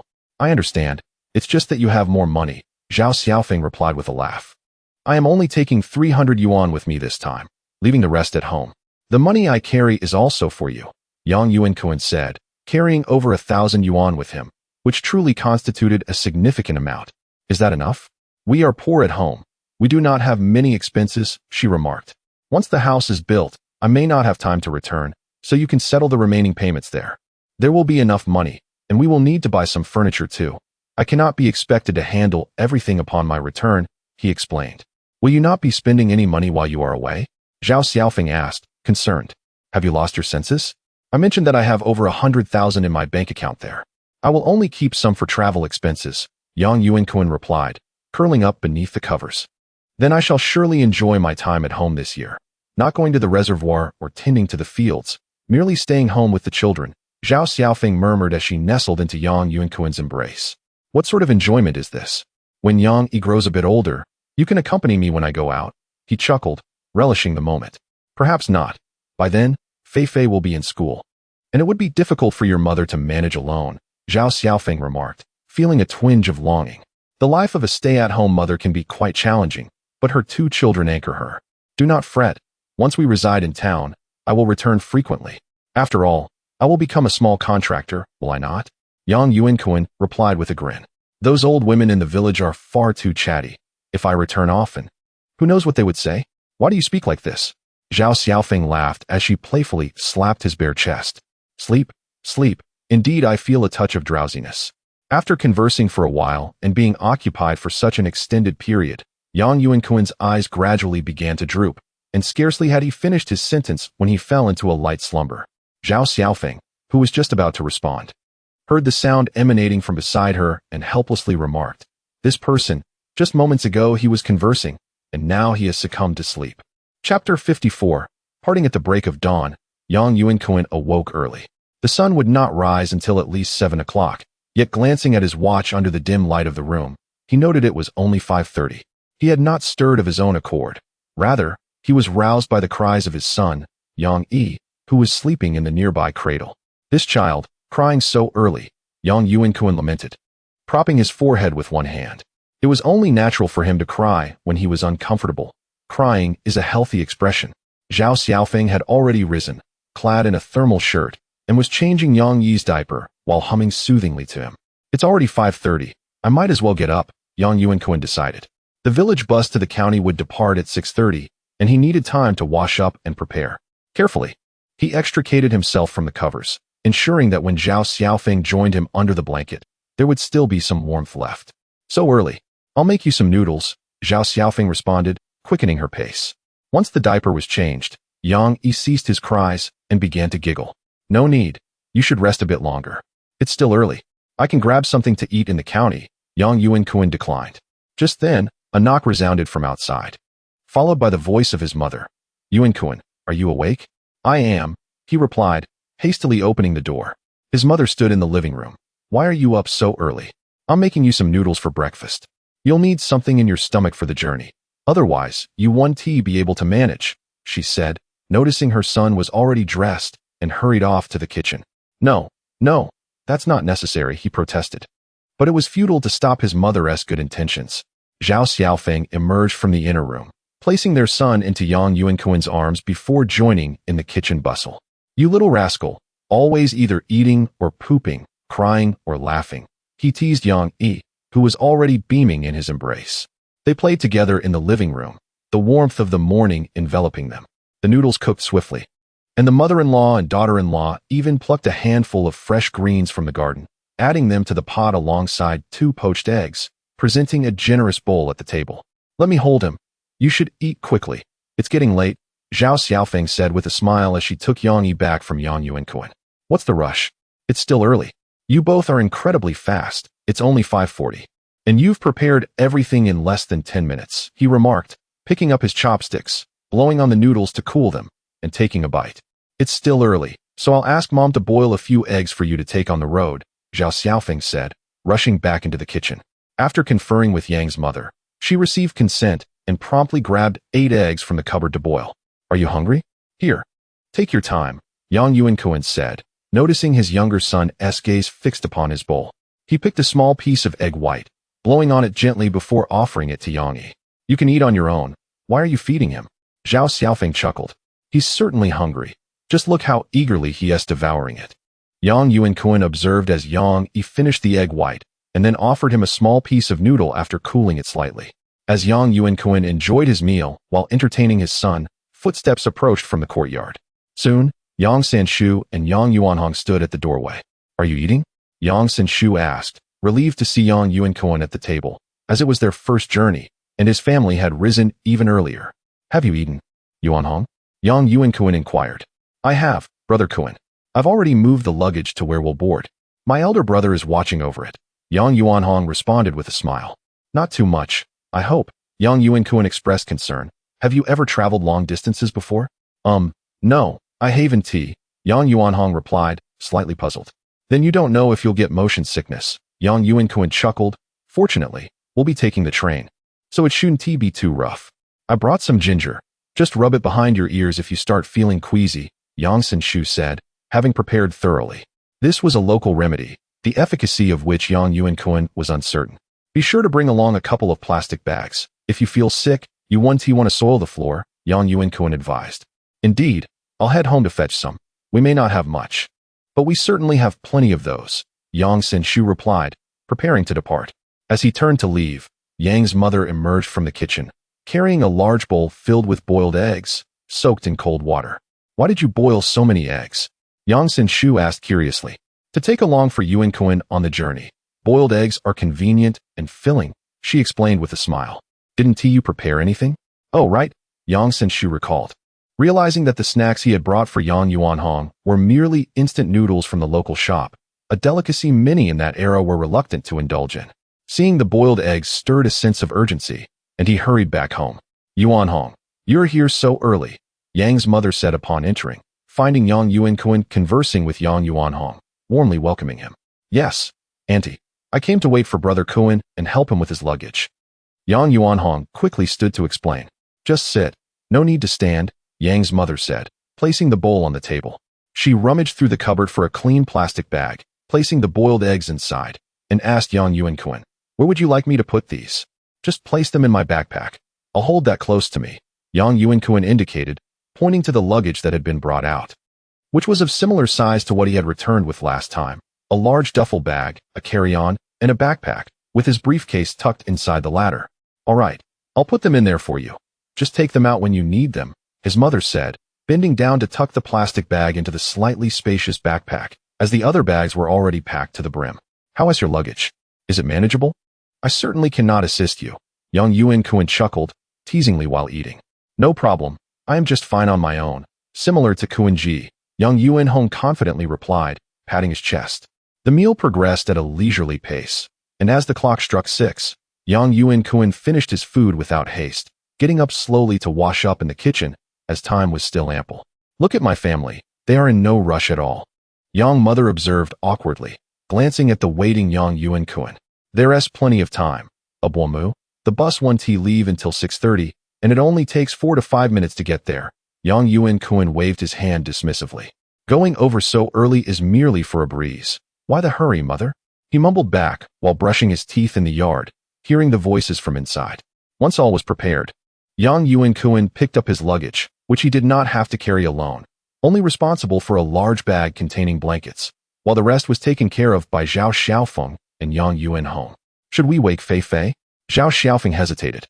Let her sleep. It wouldn't be good if she cries later, Yang Yuankun said reluctantly. This new year, he aimed to engage more with his daughter Yang Fei Fei, as his son was still young, and Yang Fei Fei had grown increasingly attached to him, often clinging to him throughout the day. All right, let's go then. It's getting late, Zhao Xiaofeng said without further ado, turning to young mother. Mother, I will accompany Yuankun to the bus. All right, I want to go. It's too early to let Xiao Bao go out in the cold. Young mother reluctantly watched her son, recalling that based on past experiences, once he left, it would be a year before they would see him again. I'm off then, mother. Yang Yuankun waved his hand and was the first to leave the house, with Zhao Xiaofeng and Yang Yuanhong following him toward the bus stop.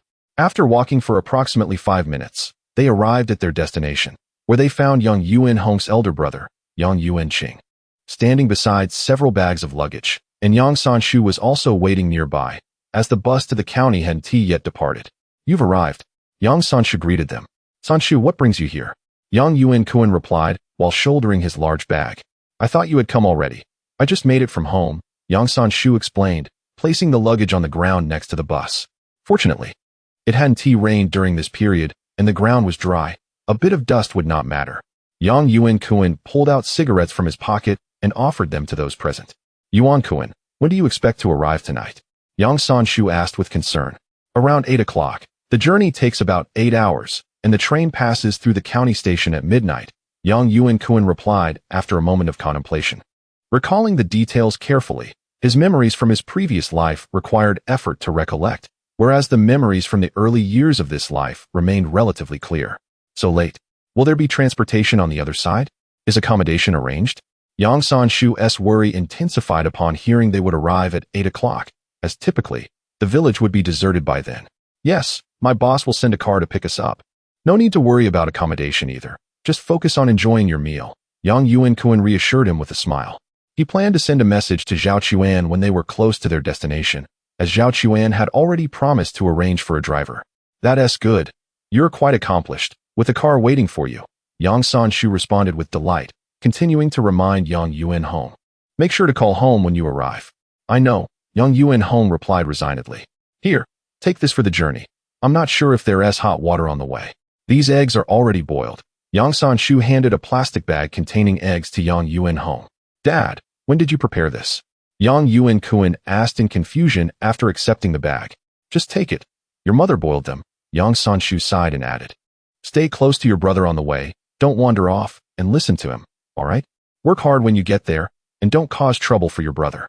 Hearing his father's endless advice, Yang Yuanhong fell silent, feeling the warmth of family care, which he had not sensed during his long time at home. It felt different as he prepared to leave. Third brother, take this. Yang Yuanqing interjected after Yang Sanshu finally ceased his admonitions, pulling out 200 yuan from his pocket and handing it to Yang Yuanhong. Elder brother, what is this for? I have money, Yang Yuanhong quickly declined. You need to have ample funds when you head out. Quickly take it, Yang Yuanqing insisted, stuffing the money into his brother's pocket without further discussion. Just accept what your brother offers. When you earn money outside, you can give some red envelopes to your nieces and nephews for the new year. Yang Sanshu felt pleased to see his eldest son giving money to the younger one, appreciating the bond among his sons despite their occasional estrangement. Meanwhile, Yang Yuankun did not pay attention to Yang Sanshu's family. After placing Zhao Xiaofeng's bag down, he said to her, You should head back. The morning wind is quite chilly. I will wait until you board the bus, Zhao Xiaofeng insisted, feeling it inappropriate for her man to wait alone for the bus while others had come to see off their loved ones. This isn't my first time out. Hurry back, Yang Yuankun replied with a smile. I will return when I have the time. Once the house is built, I will make it a point to come back. All right, then I will head back. Zhao Xiaofeng conceded, seeing the determination in Yang Yuankun's demeanor and acknowledging the logic in his words. She turned to leave, but glanced back frequently. Yang Yuankun watched her with a hint of helplessness and waved his hand until she was out of sight before turning back. At that moment, the bus driver arrived, the engine's noise interrupting the family's reluctance to part. After Yang Yuankun placed the luggage on the bus, he found a seat and settled in, waiting for Yang Yuanhong to join him shortly before the bus departed. Chapter 55. The curiosity of Yang Yuanhong at this hour. The vehicle was quite empty. Initially, it had only been the two of them, creating a spacious atmosphere inside.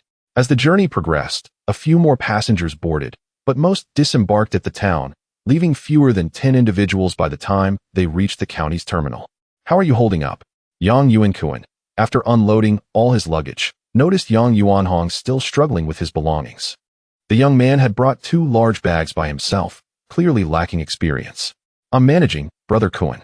I've practiced at home, Yang Yuanhong replied, lifting a big bag to demonstrate his efforts. Let us take a tricycle to the train station. A variety of bags like yours is reasonable, Yang Yuankun suggested, easily shouldering one large bag while carrying a smaller one in his other hand, with a backpack on his back. Although he appeared burdened, it was far less cumbersome than Yang Yuanhong's method of carrying one bag in each hand. Let us get going, Yang Yuanhong said, excitement bubbling within him as the emotions from parting with his family faded away. Our luggage is too much for one tricycle. We should take 2, Yang Yuankun remarked, turning to ask, do you have any change? Yes, I have some on me. After all, I've done quite a bit of farm work in the village and have a bit of strength, he replied, confident that they could manage the short walk. The journey from the drop-off point to the station was not a short one, and after 5 minutes, Yang Yuanhong was already slightly out of breath. We are not in a hurry. Let us take a moment to rest. The train arrives around 11, Yang Yuankun said. Upon reaching the entrance of the station, he smiled at a passerby, pulling out a pack of cigarettes to offer one. There are indeed many vehicles in the county, Yang Yuanhong observed, sitting atop his luggage. He took out a match from his pocket, lighting one for Yang Yuankun before igniting his own. Reflecting on his upbringing in the village, he lamented that he had only visited the county a handful of times. During peak hours, the influx of vehicles is expected, as they come from various villages, Yang Yuankun replied casually. After finishing a cigarette, the tension in Yang Yuanhong's arms began to dissipate. He moved to the roadside and waved for a tricycle, which soon came to a stop, though the driver frowned upon seeing their load. You have too much luggage. My vehicle cannot accommodate it, nor can I manage the weight, the driver said, clearly conflicted but eager for the fare. That's all right. We will waive for 2 tricycles, Yang Yuankun assured, signaling another vehicle that was preparing to leave. Driver, hold on a moment. We will each take one, he instructed, assisting Yang Yuanhong in loading his bags before addressing the driver. To the train station, please. Certainly. The driver replied cheerfully and sped off. Yang Yuankun then loaded his luggage onto the second tricycle, with the driver assisting and exclaiming, You are quite generous, taking 2 vehicles. It's not that it couldn't fit. I simply have no choice, Yang Yuankun replied with a grin, noting the lack of taxis in the county, or he would have taken one long ago. Are you also heading to the train station? The driver inquired as they both boarded their respective vehicles. Yes, just follow the other vehicle, Yang Yuankun instructed quickly. As they set off slowly, the roads in the county proved much smoother and more stable. The train station was not particularly close to the bus station, and after a 20-minute ride, they arrived at their destination. After unloading their luggage, Yang Yuankun spotted Yang Yuanhong waiting nearby. After settling the fare with the driver, he walked over to Yang Yuanhong, saying, Let us go inside. Sure. Yang Yuanhong, feeling refreshed from the brief rest, followed closely behind as they entered the train station. The station was a far cry from the modern ones of the future, merely a rudimentary stop where trains paused briefly for passengers, lacking the amenities expected of a starting point. The hall contained only 3 or 4 rows of benches for resting. Sit and watch the bags. I will go buy the tickets, Yang Yuankun instructed, making his way to the ticket window. The hall was not crowded, with few people in line, as the peak travel season had long since passed. Having swiftly purchased 2 tickets, he glanced at the clock, noting it was 11:30, then checked his watch to see it was only 9:30, leaving them with 2 hours to spare. We arrived too early. The train won't arrive for another 2 hours, he said, handing one ticket to Yang Yuanhong with a smile. Have you secured your money properly? The train can be quite unsafe. It's all tucked away, Brother Cohen. My elder brother gave me some to keep in my coat pocket, and last night, my father had my mother sew my money into my trousers for safekeeping, Yang Yuanhong assured him confidently. All right, just keep an eye on it. There shouldn't be many people on the train now. It won't be as crowded as during the new year, so there's less to fear from pickpockets, Yang Yuankun reassured him. Brother Cohen, do we start working tomorrow after we arrive? It seems there isn't much to do here, Yang Yuanhong continued, seeking to maintain the conversation. That's entirely up to you. Resting for a few days is fine, Yang Yuankun replied, observing others in the waiting area casually smoking. He found it amusing, as he thought they wouldn't allow even lighters inside in the future. Feeling justified, he lit up himself, finding the wait somewhat tedious. That won't do. I plan to start work tomorrow, Yang Yuankun asserted promptly. That's unnecessary. By the time we arrive, it will be late. Tomorrow, I will take you to buy some essentials and help you acclimatize before you start working the day after, he added, chuckling at his younger cousin. All right, I will follow your lead, Brother Kun. When we get there, would you prefer to stay with me or with the other workers? Yang Yuankun directly inquired, leaving the decision to Yang Yuanhong. He himself had his own room, and Zhao Quan had previously mentioned that Yang Yuanhong would be more comfortable staying with him, though it might create some distance from the other workers, impacting their relationships as he was merely going there to work as a laborer. Huh, is there a difference? Yang Yuanhong asked, confused. Residing with me would bring a significant degree of comfort. I have a private room. Whereas living with other workers means enduring a rather poor environment, with at least 6 individuals sharing a single room. Such a crowd can indeed feel quite cramped. Do you believe that working on a construction site is a leisurely experience? By living among those laborers, one might forge some semblance of camaraderie, but dwelling with me would result in minimal interaction. After work, it is merely a return to rest. Yang Yuankun still hopes that this cousin can cultivate connections outside, rather than relying solely on him for work opportunities. He could earn enough with just one project a year, yet this type of labor necessitates a steady stream of employment. Without acquaintances, one will find it challenging to receive recommendations. In that case, I shall reside with those workers, Yang Yuanhong said with difficulty. Do not worry, I will find you a suitable companion, Yang Yuankun jested. There are numerous couples residing in such dormitories. If you hear any unusual noises at night, do not be overly startled. What noises? Yang Yuanhong initially failed to comprehend, but after a moment of contemplation, he shyly responded, how could that be possible? With so many people, I imagine there are female dormitories, or something of the sort, on television. Those are typically schools. How many women do you think there are on our construction site? The accommodations are mixed. Generally, couples occupy 2 beds, perfectly filling the bunk beds, and they can drape a small curtain for privacy. It's not overly exposed, as everyone is exhausted and falls asleep as soon as they lie down. Over the course of 2 hours, the two engaged in continuous conversation, with Yang Yuanhong expressing curiosity about various matters on the construction site. As their vehicle approached the station, ticket inspections commenced, and both retrieved their large luggage and settled into their respective seats.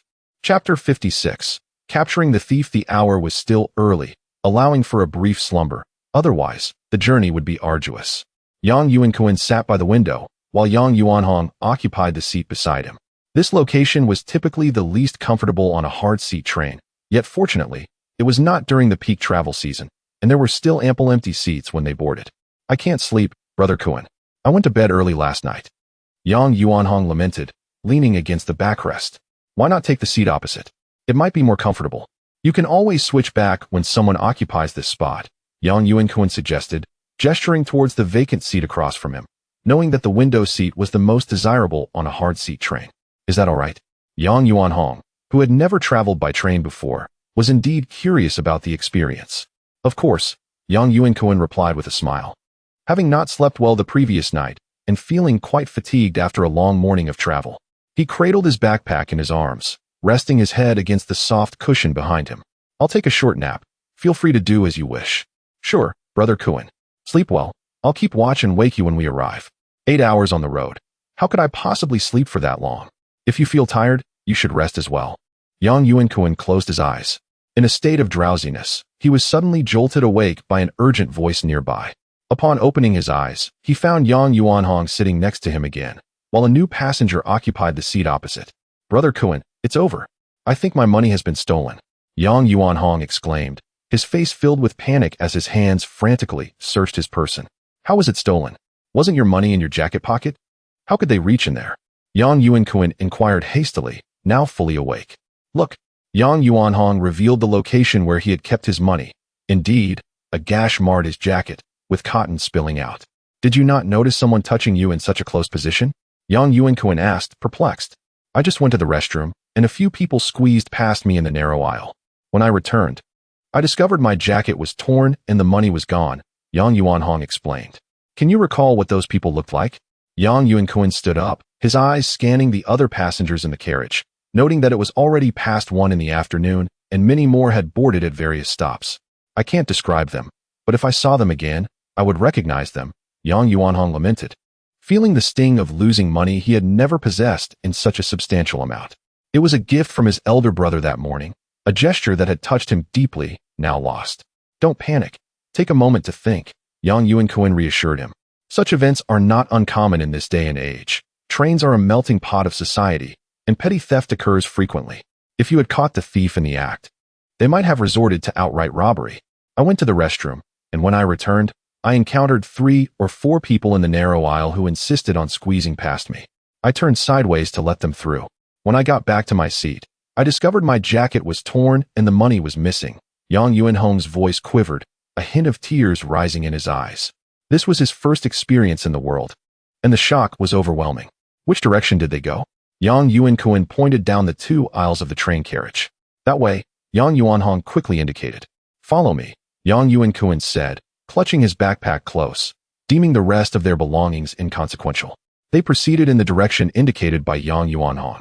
Upon reaching the restroom area, Yang Yuankun called out, "This is where I turned sideways to let them pass. I thought the aisle was too narrow, and they insisted on squeezing past me. They headed in that direction, right?" Yang Yuankun continued to inquire.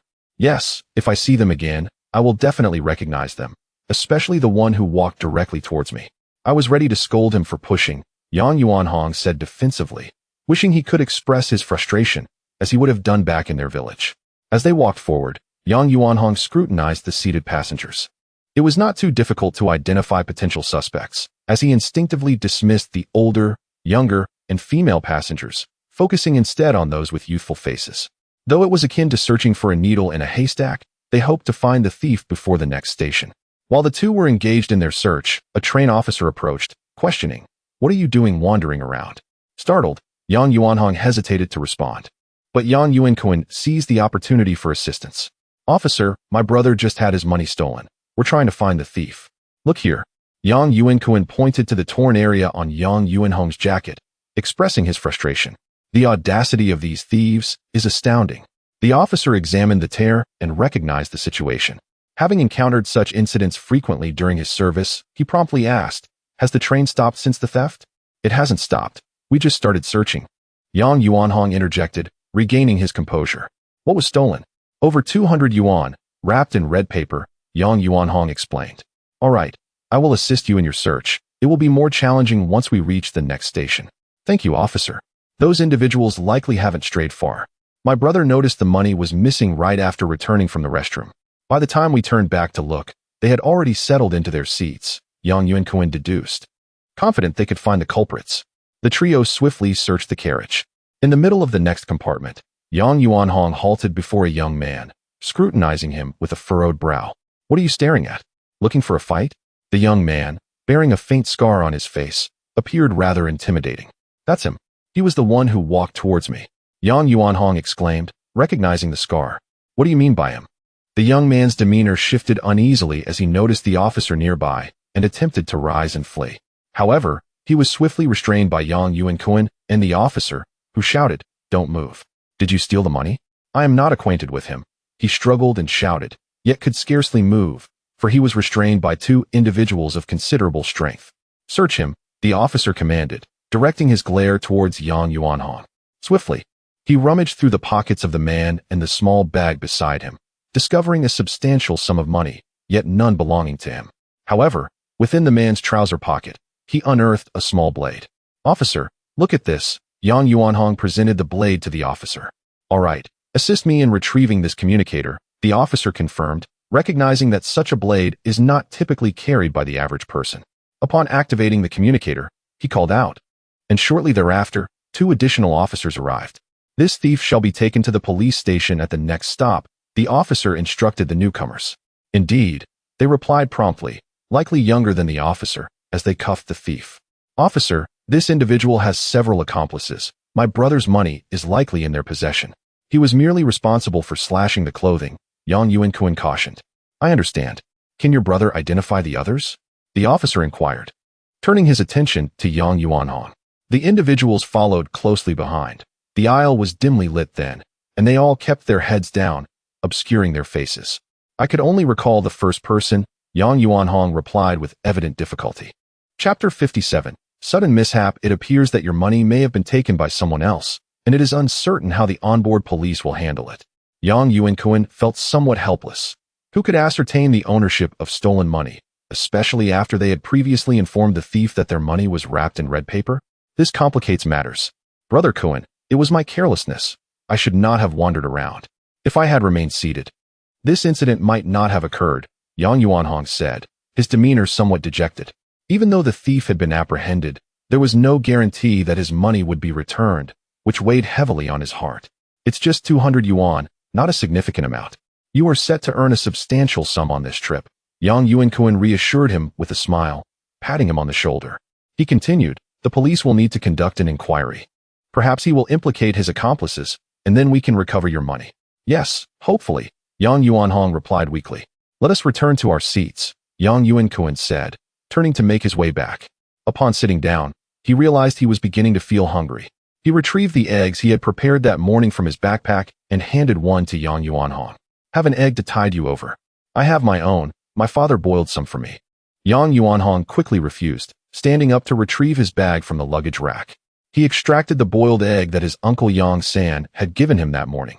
You need not dwell on that 200 yuan. Consider it a lesson learned, Yang Yuankun remarked as he peeled the shell off his egg. That money was given to me by my brother. It was just handed to me and then lost. It is indeed unfortunate, Yang Yuanhong said, placing his bag back on the rack before sitting down again. It was my carelessness, and it was my brother who gave it to me this morning. I did not keep it close, while my parents had sewn their money into my underwear last night, so it could not have been stolen. As long as you received his goodwill, that is what matters. Yang Yuankun understood his sentiments. This younger cousin was the youngest in their family. Although it is often said that the youngest son is spoiled, their family had little money, and Uncle Yang and his wife were aging. Primarily, it was his elder brother who made the decisions. His elder brother's gesture of giving him money as he departed deeply touched Yang Yuanhong. I understand, Brother Kun, Yang Yuanhong replied, hastily devouring the egg, which, though cold, did not diminish his appetite. Rest easy. You are destined to earn a great fortune on this trip. When you return for the new year, you can buy gifts for your little nephew and family, and you will surely earn their admiration. Yang Yuankun was about to elaborate further when the onboard police officer who had previously assisted in apprehending the thief approached. Officer, is there anything else? Yang Yuankun asked, rising quickly. Indeed, the thief has implicated 3 others, and we have recovered your stolen money from them. Please accompany me to the front carriage to sign a document, and you will be able to retrieve your money, the officer said, leading the way as Yang Yuankun and Yang Yuanhong hastily followed. It's truly remarkable that we could recover it, Brother Kun. Yang Yuanhong expressed his delight. Primarily, we acted swiftly. If the train had stopped at the next station, the thief could have escaped, and we would not have caught him. Yang Yuankun also felt a sense of relief as they followed closely behind. Upon arriving at the front carriage, they found a group of officers busy at work, including the thief handcuffed in the aisle. Under the guidance of the officer, they approached a table where they signed a document and received the money wrapped in red paper. Yang Yuankun expressed his gratitude, genuinely surprised that he could retrieve it. After all, who could verify the ownership of such money? It is often challenging to reclaim stolen funds. That will suffice. We have other matters to attend to.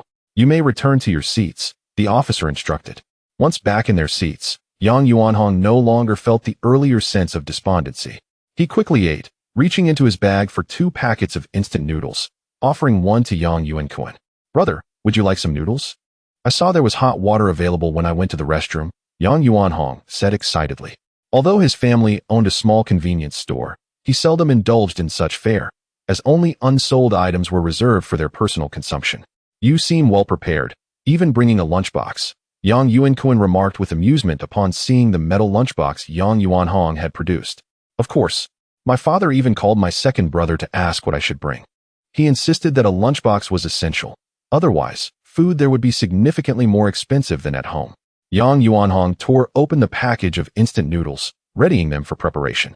Go ahead and eat. I do not have an appetite for that, Yang Yuankun replied, having already consumed 4 boiled eggs and feeling satisfied. He saw no need to retrieve his own lunchbox from the larger bag. As the train sped along its route, the passengers moved about with ease, and the sky gradually darkened. When it was nearly 8 o'clock, the train's intercom finally announced their destination. Yuankun took out his pager from his pocket to message Yuankun, who quickly replied, indicating that the driver would meet them at the station. Yuankun recognized Yuankun's vehicle and felt reassured. He stood up to retrieve his luggage from the rack, while Yuanhong did the same. As the train gradually came to a stop, the two of them struggled to navigate their way out with their large bags. "Stay close behind me. We are almost there," Yuankun instructed Yuanhong, who was following closely behind. "I can keep up, brother. Just lead the way," Yuanhong responded loudly from behind, carrying a sizable bag, feeling inexperienced as his arms grew weary. This station was significantly larger than their counties, and it took them quite some time to reach the exit. Upon stepping outside and scanning for Zhao Quan's vehicle, two individuals suddenly grasped his shoulders, one on each side.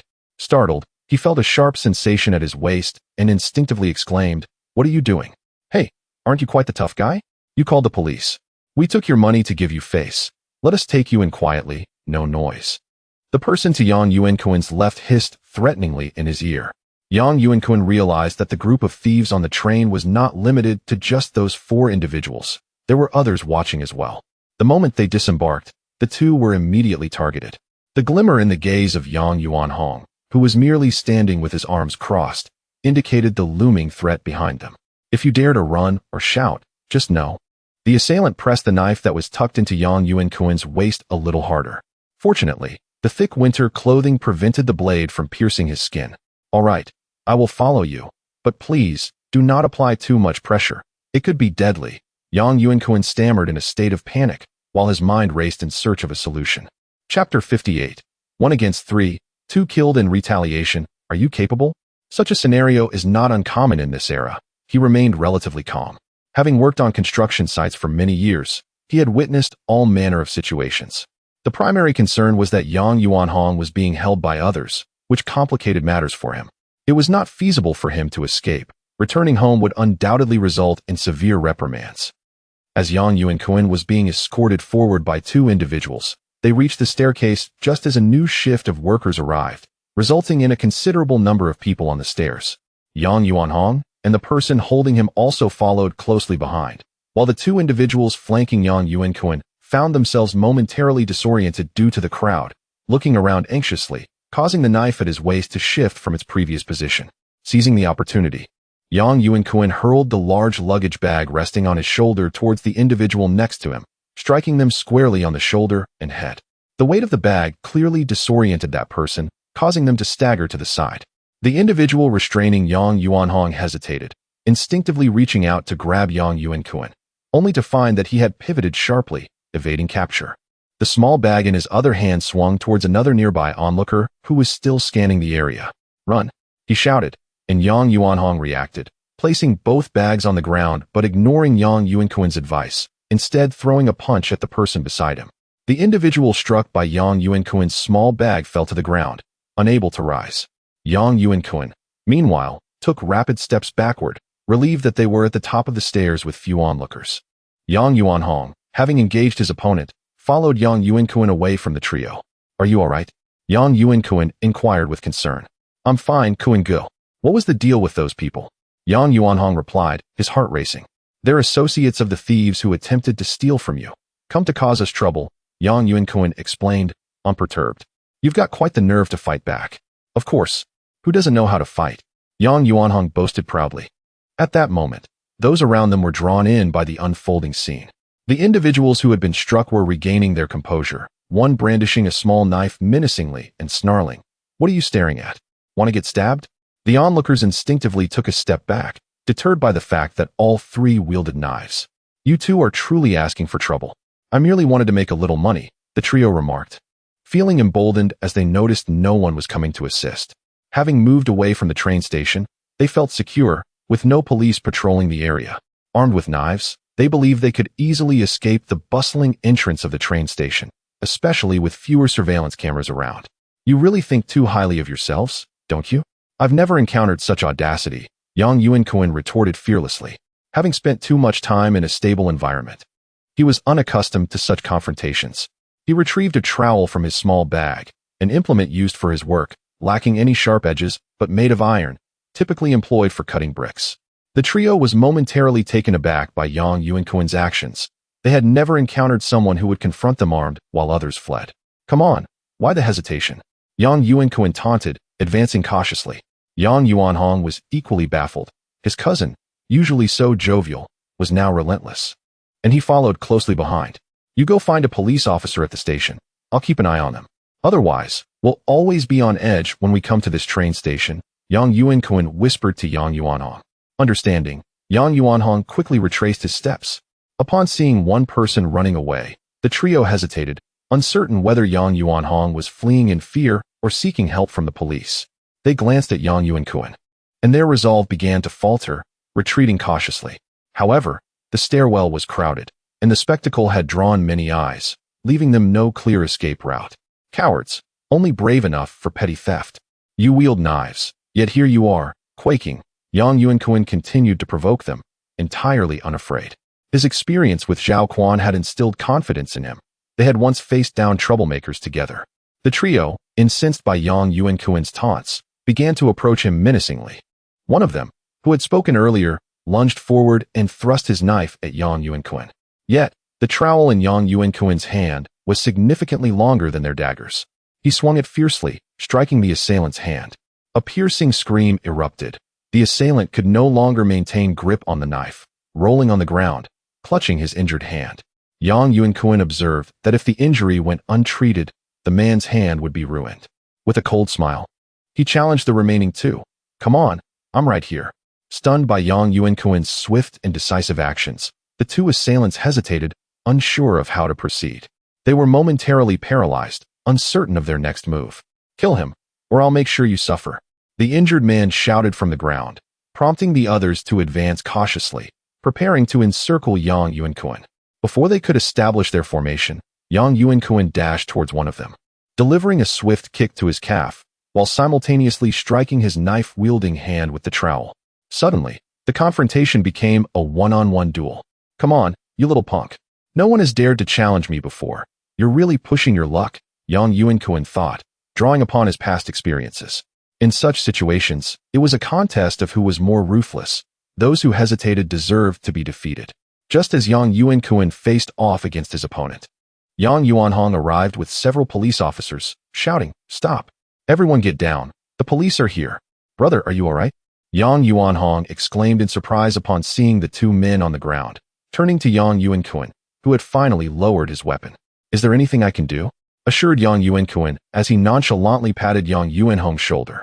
The approaching police escorted the two individuals lying on the ground, along with another person and Yang Yuankun, to the police station at the train station. Yang Yuanhong had no choice but to accompany them to the precinct. Officer, may I take our luggage with us? Yang Yuankun inquired, glancing at the belongings still on the ground beside him. Yes, you may take it, replied the officer. The police were somewhat taken aback to see that Yang Yuanhong's first instinct was to seek out Yang Yuankun. After all, he had managed to take down two opponents while facing three. Together, Yang Yuankun and Yang Yuanhong collected their belongings and proceeded to the police station, with Yang Yuankun not forgetting to send a message to Zhao Quan over there.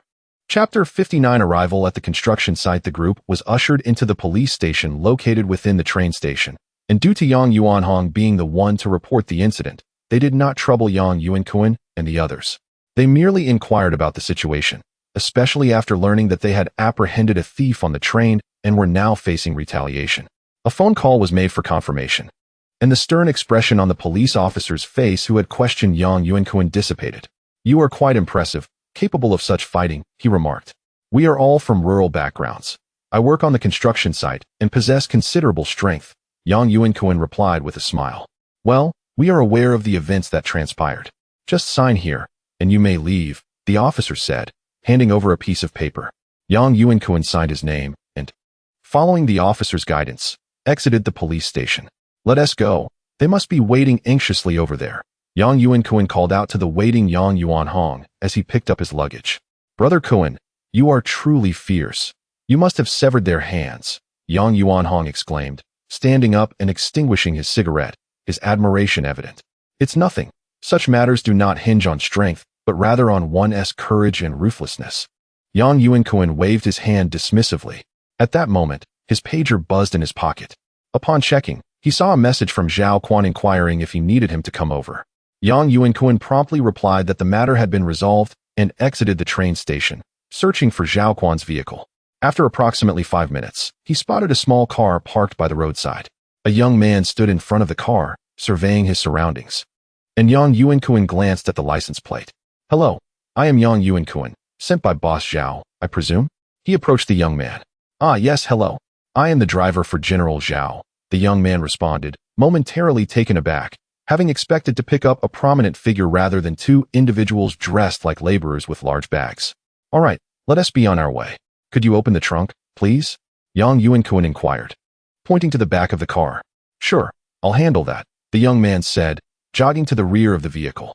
He unlocked the trunk and assisted Yang Yuankun in placing his luggage inside, while Yang Yuanhong's larger bag could not fit and was placed in the back seat. "You can sit in the back. I'll take the front," Yang Yuankun instructed the somewhat bewildered Yang Yuanhong. "Oh, okay," Yang Yuanhong replied. Having never been in a sedan before, he had thought they would be picked up in a tricycle like those in the county. He was unsure how to open the car door. Yang Yuankun helped him open the door, and after he settled in, Yang Yuankun shut it with a firm motion. Nowadays, cars are designed this way, lacking electric door locks, and the sound of the door closing was a necessary condition. Once seated in the front passenger seat, the car started and sped along the city roads. "Mr. Yang, General Zhao asked me to take you to a restaurant, knowing you likely haven't eaten yet," the driver spoke as the car navigated the streets. "Oh, I feel a bit awkward about that," Yang Yuankun replied casually, yet did not decline, adding, "We have too much luggage. Let us drop it off at our accommodation first. I need to ask General Zhao about that. I'm not aware of your lodging, or do you have an address?" The driver continued to inquire, as this decision was not solely his to make. "It's at the dormitory of your construction site. You must know it," Yang Yuankun replied, pulling out his pager to send a brief message. He thought to himself that he truly needed a mobile phone, having grown accustomed to life with one in modern times. Life without it felt quite strange. "I know the place. Let us head there first," the driver reassured, feeling relieved as he turned the car towards the construction site. In this era, there were not many vehicles on the road, and traffic jams were virtually non-existent. After about 20 minutes, they arrived at the entrance of the construction site. The gate was simple, lacking any security measures. The driver leaned out to speak with the guard, and the large iron gate swung open. They made their way through the site, turning left and right until they reached the dormitory area. Yang Yuankun observed the construction progress. The framework was already up, and the roof was sealed, indicating swift advancement. At this hour, there were no workers on site, as it was already past 8 o'clock. Upon arriving at the iron sheet dormitory, the car came to a halt, and Yang Yuankun noticed Zhao Quan waiting for him there. "Xiao Yang, I was quite worried about you earlier. If anything had happened, it would have been my responsibility," Zhao Quan expressed with concern, scrutinizing Yang Yuankun before relaxing upon realizing he was unharmed. "What could possibly happen? I am unperturbed by such trivial matters," Yang Yuankun replied as he shook Zhao Quan's hand and greeted several others following Zhao Quan. "Indeed, I understand you well. Who could dare act brazenly before you?" Zhao Quan chuckled, then turned to the driver, instructing, "Please take my brother's luggage to the room upstairs that was prepared a few days ago." "Of course, General Zhao," the driver responded promptly, opening the trunk and carrying Yang Yuankun's belongings upstairs to the iron sheet building. "General Zhao, this is my younger brother. He has come here to find food, and I hope you can treat him to a meal," Yang Yuankun introduced the somewhat uncertain Yang Yuanhong, pulling him forward. "Your brother is like my brother. There's no need for a special invitation. He is here to help me." Zhao Quan warmly shook Yang Yuanhong's hand and said to Yang Yuankun, "Xiao Yang, let us go to the restaurant. It's just outside the construction site, and your brother can join us." "General Zhao, I haven't even unpacked my luggage yet," Yang Yuankun remarked as he pulled out cigarettes from his pocket, offering one to everyone present. "These are special Chinese cigarettes I brought from home," he added with a smile. "However, I certainly won't hold back when it comes to dining with you, Zhao Go. I have something to discuss with you. Let us go." "I'll have Xiao Wang take care of your luggage," Yang Yuankun said, preparing to head to the restaurant. However, noticing Yang Yuanhong's awkward demeanor, he paused for a moment and said to Zhao Quan, "Zhao Go, my younger brother is experiencing motion sickness from this long journey. Perhaps he should rest for a while." I see very well. Xiao Wang, please escort this gentleman to a room to rest, and kindly procure some food for him. Zhao Quan also comprehended Yang Yuankun's intentions, yet still considerately instructed his driver to fetch some sustenance, demonstrating a commendable understanding of social etiquette. Yuanhong, you may take a rest in my room, Yang Yuankun remarked to Yang Yuanhong, before proceeding to follow Zhao Quan as they made their way outside the construction site. Chapter 60. The first night at the construction site after finishing dinner, it was already past 10 o'clock. The primary purpose was to introduce Yang Yuankun to the current management personnel and minor contractors at the site, facilitating his future role as a foreman. The meal was accompanied by a fair amount of alcohol, as dining and drinking at a venue is a standard protocol for receptions in such environments. Should we go out for some entertainment?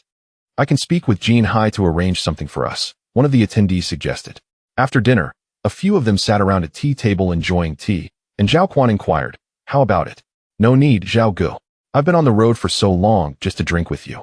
I have matters to attend to tomorrow and need to get some rest, Yang Yuankun quickly replied. Very well, I won't insist.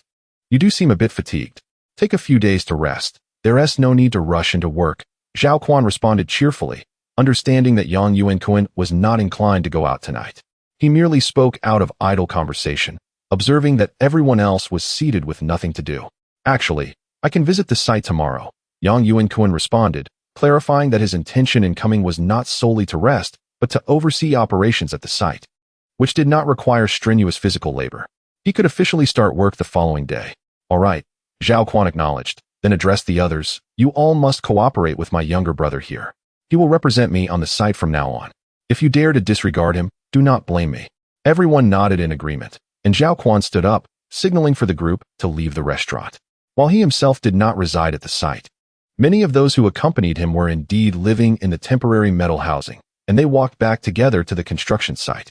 Brother Yang, I look forward to your guidance in the future, said Zhou Xing, a small contractor who had taken on carpentry and rebar work for 4 buildings under Zhao Quan's supervision. You are older than I am. Just call me Xiao Yang from now on. How could that be? You are far more accomplished. I ask for your continued support, Zhou Xing replied, pulling a pack of cigarettes from his pocket and offering one to Yang Yuankun. After lighting one for himself, he continued, I must head in now. There is much work to be done tomorrow. All right, I shall return as well. I am quite exhausted, Yang Yuankun said after exchanging pleasantries, turning back toward where he had come from. The metal housing was indeed quite numerous, comprising 3 buildings, each 2 stories high, capable of accommodating a significant number of workers, as each room could host 8 individuals. Different crews did not move in simultaneously. For instance, the crew contracted for internal plastering would not be present yet, allowing for a rotation of accommodations. Zhao Quan had arranged for Yang Yuankun to stay on the 2nd floor. The stairs were located on either side of the building, and the sound of footsteps was quite loud as he ascended. Upon reaching the 2nd floor, he discovered Yang Yuanhong still awake, preparing his bedding. How was dinner? Have you eaten yet? Yang Yuankun inquired with concern. What did you have? Are you getting used to it here? I've eaten, Kuan Gu, but they serve steamed buns here. There's no rice. Yang Yuanhong paused in his task of putting on a duvet cover, expressing a hint of exasperation. There is, but primarily they serve buns. You can definitely find rice if you need it, Yang Yuankun reassured him, understanding his discomfort, as he too was not accustomed to steamed buns. This region, belonging to Subei, favored wheat-based foods. That's good, Yang Yuanhong sighed in relief, quickly explaining, I just feel that buns don't fill me up. Nothing beats a bowl of rice. Yang Yuankun recognized this as a reflection of the North-South culinary differences, which would become a popular topic of discussion later on. Those accustomed to buns found rice insufficient, while rice eaters regarded buns merely as snacks. You should stay here. You can take that bed, and I will take this one. There's no need to change rooms, Yang Yuankun suggested, noting that the metal housing was indeed somewhat cramped. He felt uneasy about sending Yang Yuanhong to a crowded dormitory, and their shared accommodation wouldn't be an issue. That won't do, Kuan Gu. We agreed I would stay over there to avoid disturbing you, Yang Yuanhong insisted, rising and waving his hands. I'll just stay here for one night. You can find me a room tomorrow. I was concerned you might feel isolated while working here, but then I thought better of it. In a month, you'll be working under me on my project, and there won't be much interaction with others. You just need to build good relationships with my crew, Yang Yuankun advised. Consider the rooms downstairs. Those can house 8 people at a time, and some are shared by couples. You might even hear sounds at night. Yang Yuankun chuckled after finishing his cigarette and offered one to Yang Yuanhong. This reasoning made sense to Yang Yuanhong. Although their rural upbringing was modest, they were not lacking in housing. He had always had his own room. But the idea of sharing with 8 others was somewhat daunting. However, he worried whether staying with Yang Yuankun would cause any inconvenience. Rest easy. It will save you from relocating tomorrow. If necessary, I can just hang a curtain, Yang Yuankun said as he noticed a thermos under the table and inquired. Did you prepare this hot water? No, Kuan-gu. It seems that Xiao Wang brought it over from the office water kettle. He mentioned that the water from the site's facilities is only suitable for washing and bathing. They drink only the water they boil themselves, Yang Yuanhong explained hurriedly. Understood. Tomorrow we should go out and buy some essentials. We need to be well prepared, Yang Yuankun acknowledged. He was aware of this tradition, knowing it was quite unsafe, but there was little he could do since everyone preferred the water they boiled themselves, using the hot water from the facilities solely for washing. After their conversation, Yang Yuankun opened his luggage and laid out his bedding on the bunk. His bed was also a bunk, but the upper bunk was unoccupied, providing ample space for his belongings. The room contained 2 beds, a table, and 2 chairs, all clearly arranged by Zhao Quan. The workers at the construction site rise early. At this time of year, the workday begins at 7 o'clock. The morning shift lasts 5 hours, followed by a 5-hour afternoon session, with a 1-hour break for lunch. In the summer, the day starts even earlier at 6 o'clock, and the lunch break is extended by an additional hour. It is advisable to retire early for the night. After Yang Yuankun tidied up his belongings, he splashed his face with water from the thermos, considering it sufficient for his morning ablutions. Soon, the lights in the room were extinguished. Yang Yuankun did not harbor any thoughts of restlessness. Having endured many years, he found himself sleeping soundly at the construction site, despite the audible snoring from the neighboring workers. In contrast, Yang Yuanhong, lying beside him, tossed and turned, struggling to find slumber. Chapter 61 attendants call the extensive years of experience that Yang Yuankun accumulated from his previous and current construction careers allowed him to instinctively adjust his routine upon arriving at the site. As dawn's early light began to filter in, he opened his eyes and glanced at his watch, noting that it was already 6:30 in the morning. Turning his head, he observed that Yang Yuanhong was still asleep. He refrained from waking him, allowing him to enjoy a day of rest. Yang Yuankun threw off the covers, dressed himself, and took his washing basin filled with a towel, toothbrush, and toothpaste before stepping outside. The dormitory area was already bustling with activity, and several doors on the second floor had opened. Descending the stairs, he arrived at the washing area, which consisted of a long row of faucets and cement wash basins.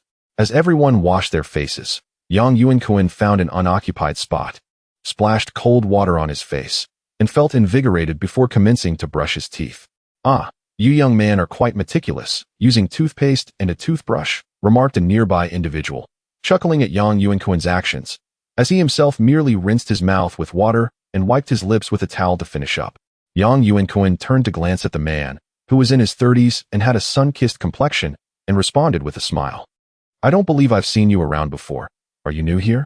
The man spoke with a distinct Shaanxi accent, and Yang Yuankun, having encountered people from various regions on the construction site, recognized it immediately. After quickly completing his morning routine, Yang Yuankun replied cheerfully, I just arrived last night. May I ask your name? You have a pleasant way of speaking, the man responded warmly. No need to be so formal. I am Zhao Lakun. You can call me Lao Zhao.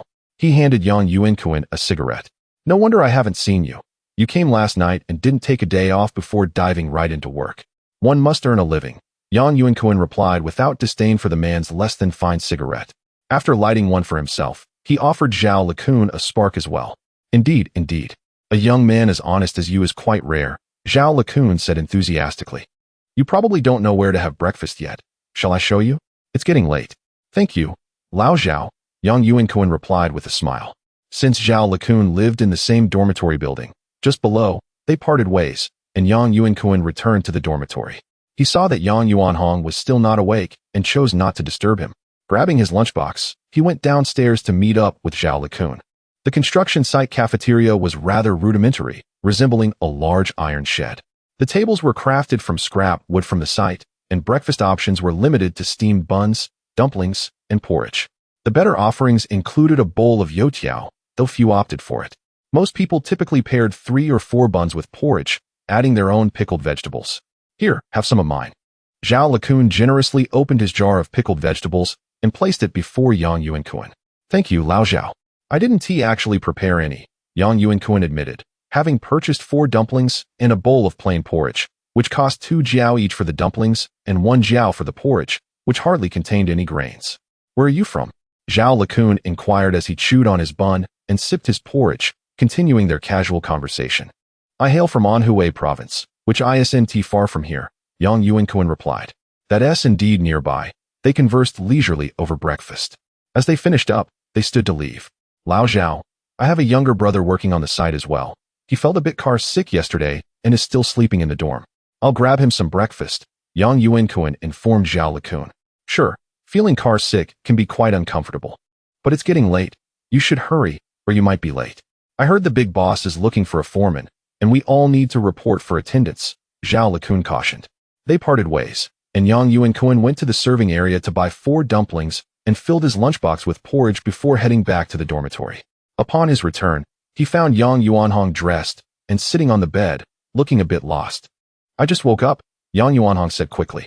Did I sleep too late? It's all right, you can take the day off. Here is your breakfast. Go wash up and eat. Then I'll head to work. Yang Yuankun set the food on the table and continued. After you finish, feel free to explore the site, but be cautious and familiarize yourself with the surroundings. I'd rather go with you. Gidge, Yang Yuanhong said, standing up to join him. Why the hurry? Just enjoy your meal, and remember to clean my lunchbox afterward. I'll need it for lunch. I'll take you to the cafeteria then. Yang Yuankun glanced at his watch, realizing it was nearly 7, and quickly opened the door to leave. Upon reaching the ground floor, he found a considerable number of individuals gathering. These were the laborers and subcontractors requiring his attention as the foreman for attendance. While other groups were under their own contractors, his crew worked directly under Zhao Quan, the big boss. Zhao Quan had also arrived and would be leading the morning briefing. Spotting Yang Yuankun, he smiled and beckoned him over. How did you sleep last night? Absolutely well. Returning to the construction site, I slept soundly, Yang Yuankun jested. Youth certainly has its advantages. After a long day of travel, followed by drinks with us, you've recovered quickly, Zhao Quan replied, glancing at the time and signaling for silence among the gathering. This is the foreman I've brought in. He will be responsible for attendance and supervision from now on, Zhao Quan announced, stepping aside for Yang Yuankun. I have little to say. Just do your jobs, arrive and depart on time, and avoid laziness. Should any issues arise, feel free to approach me, Yang Yuankun stated with a serious demeanor. Of course, if I catch anyone congregating to play cards or chat during work hours, don't blame me for the consequences. We are all here to earn a living, and I prefer not to impose penalties. The assembly of workers has exceeded 100, predominantly seasoned veterans of the construction site. Upon hearing Yang Yuankun's remarks, there was little surprise among them. However, Zhao Likun, who had dined with Yang Yuankun previously, was taken aback. This young man was, in fact, the newly appointed foreman. Very well, let us commence with the roll call, Yang Yuankun stated as he took the list from Zhao Quan. He did not rush to call the names, but instead remarked, those whose names are called may proceed directly to work. There is no need to linger here. Should anyone arrive late and miss the roll call, they are to seek me out. Chapter 62. Zhao Quan's anger. Although there were over 100 individuals standing below, awaiting their names to be called, the process proceeded with remarkable swiftness. Within 10 minutes, the roll call was completed. 5 individuals were absent during the naming, which Yang Yuankun noted meticulously. 2 of them arrived later, leaving 3 individuals unaccounted for in the end. Your efficiency is commendable. I have been utterly vexed by the roll calls during this period, with frequent instances of impersonation. Your method of calling one name and having one leave is refreshingly clear, Zhao Quan remarked with a sigh, his face adorned with a smile, feeling that summoning Yang Yuankun was indeed a wise choice. It is no trouble at all. Such trivial matters can be managed by anyone. There is no need for you to attend personally, Yang Yuankun replied with a smile as he stood before the dormitory building. Let us proceed. Our office lies in that direction. Zhao Quan gestured towards another part of the dormitory, leading the way. I did not realize that as a foreman, I would have an office. Aren't those meant for administrative staff? I believe I shall explore the construction site instead, Yang Yuankun hesitantly suggested. Though he had been told that he wielded significant authority on site, his responsibilities primarily encompassed overseeing the attendance and daily tasks of the workers. The intricate aspects of construction were managed by specialized personnel. Certainly, there must be one. If they require labor, they will need to seek you out. Without your office, it would be challenging for them to locate workers, Yuankun explained. Very well, let us see what lies in your office, Zhao Go. Yuankun agreed as he followed Yuankun to the construction site office, a structure made of corrugated metal, consisting of several rooms. They halted in front of one room, where a sign denoted the foreman's position. Upon entering the office, they discovered a desk and chair, along with 2 sofas and a coffee table, presenting a rather legitimate office ambience. Zhao Ge, this place is surprisingly well equipped, Yuankun remarked with astonishment. Indeed, it was my office before. Now that I need not visit daily, it is perfect for your use, Yuankun replied joyfully. What do you think? I possess a good eye for such matters, do I not? Far superior to those nouveau riches. Haha, indeed, your taste is commendable, Yuankun flattered. The two conversed in the office for some time, with Yuankun briefing Yuankun on the progress of the site and the timelines to be met. He also introduced Yuankun to the 3 individuals who would assist him, necessary for managing the extensive area of the construction site. These 3 have previously worked under me. Should you require anything, feel free to address them. If they fail to perform, hold them accountable, Yuankun instructed. How can that be? I am but a newcomer, Yuankun expressed concern, feeling that these individuals were Yuankun's trusted aides, and he feared his role as foreman might be merely superficial. They may be older, but their capabilities are lacking. They are too familiar with the site, making it difficult to manage them. The responsibility truly lies with you, the newcomer. Do not hesitate, do not spare my feelings, Yuankun urged, recognizing the significance of the current project he had undertaken. The individuals previously under his guidance were inadequate, and it was clear that only Yuankun, with his youth and vigor, could manage effectively. Then I look forward to your guidance, Yuankun said, shaking hands with the 3 men before him. You may call me Xiaoyang from now on. That will not do, foreman. From now on, you are our superior. One of the men quickly bowed and introduced himself. I, too, share the surname Yang. We are kin. My name is Yang Guoli. Indeed, well said, Guoli. You shall be the foreman. How could we address you as Xiaoyang? Yuankun chimed in, feeling satisfied that his prior introductions had not been in vain. The remaining 2 introduced themselves as Su Hu and Li Qing, both middle-aged men in their 30s or 40s, bearing the marks of a laborious life on the construction site. Please step outside for now. I wish to continue my discussion with Xiaoyang. Yuankun waved for the 3 to leave, turning to Yuankun seated on the sofa. The key focus is to maintain our progress. Time is of the essence for this project, and the interior plastering has yet to commence. Understood, Zhao Ge. If necessary, we can work overtime, Yuankun replied nonchalantly. Yes, I am not concerned about the other subcontractors. They will manage their timelines. My main worry is with our laborers and helpers, who are paid by the day. I genuinely fear they may slack off, Yuankun expressed his concerns. That is unavoidable. However, I have heard that many construction sites have adopted subcontracting, which promotes fair labor distribution, Yuankun reminded him, recalling his own experiences managing smaller projects without hiring additional help, significantly enhancing efficiency. I am aware. We are pressed for time. However, for such a large project, we still require laborers for tasks such as transporting cement and bricks, as well as the occasional assistance for smaller jobs. Subcontracting is more suited for larger projects, while the intricate details still necessitate manpower, Yuankun clarified. Indeed, I will ensure everything runs smoothly. Rest assured, Yuankun assured him promptly. Part of the urgency in bringing you here is my inability to remain on-site for extended periods. The headquarters expects me to maintain relationships with various suppliers, which can be quite a hassle. I find myself weary of seeing alcohol lately, Yuankun lamented with a wry smile. Indeed, Zhao Ge, your responsibilities have grown with your expanding endeavors. However, it is wise to moderate your drinking, Yuankun advised with a chuckle.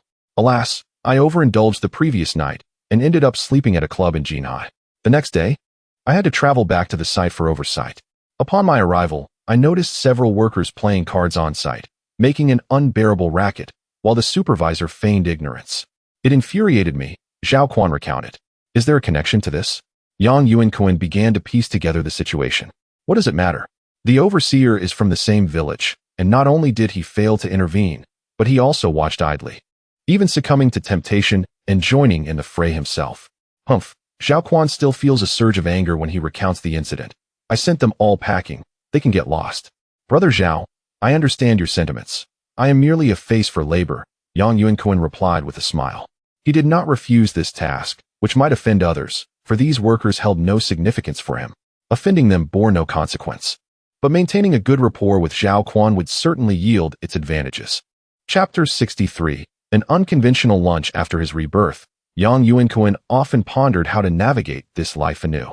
He was acutely aware that laboring on a construction site was arduous and fraught with risks, in addition to the prolonged separations from his family.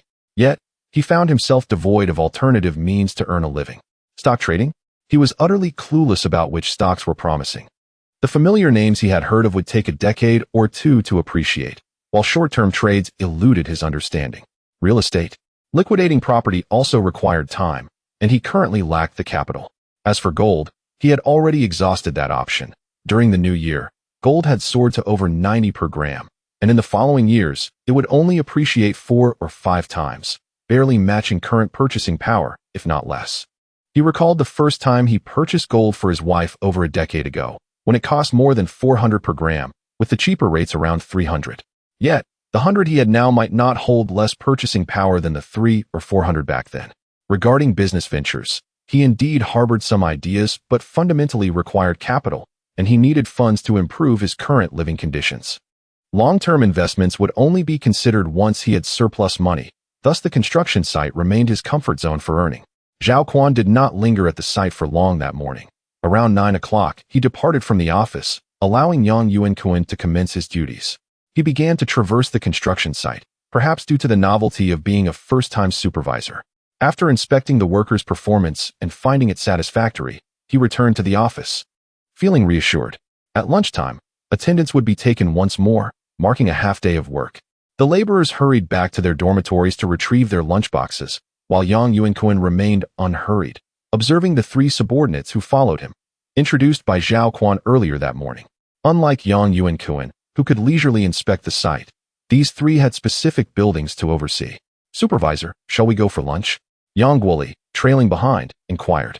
As it was their supervisor's first day, they were cautious and felt somewhat fatigued from the morning's labor, their stomachs rumbling with hunger. All right, let us head to lunch, Yang Yuankun replied without hesitation, preparing to retrieve his lunchbox and calling for Yang Yuanhong to join them. Supervisor, the canteen is over there, Yang Guoli remarked upon seeing Yang Yuankun divert towards the dormitory, mistakenly believing he was unfamiliar with the canteen. Aren't we supposed to go back for lunchboxes? I left mine in the dormitory, Yang Yuankun asked, puzzled. What lunchboxes do we need? Everything is prepared for us over there. We can go directly to eat, Yang Guoli chuckled, realizing the new supervisor was quite naive and harboring a bit of condescension. Indeed, supervisor, we can just go.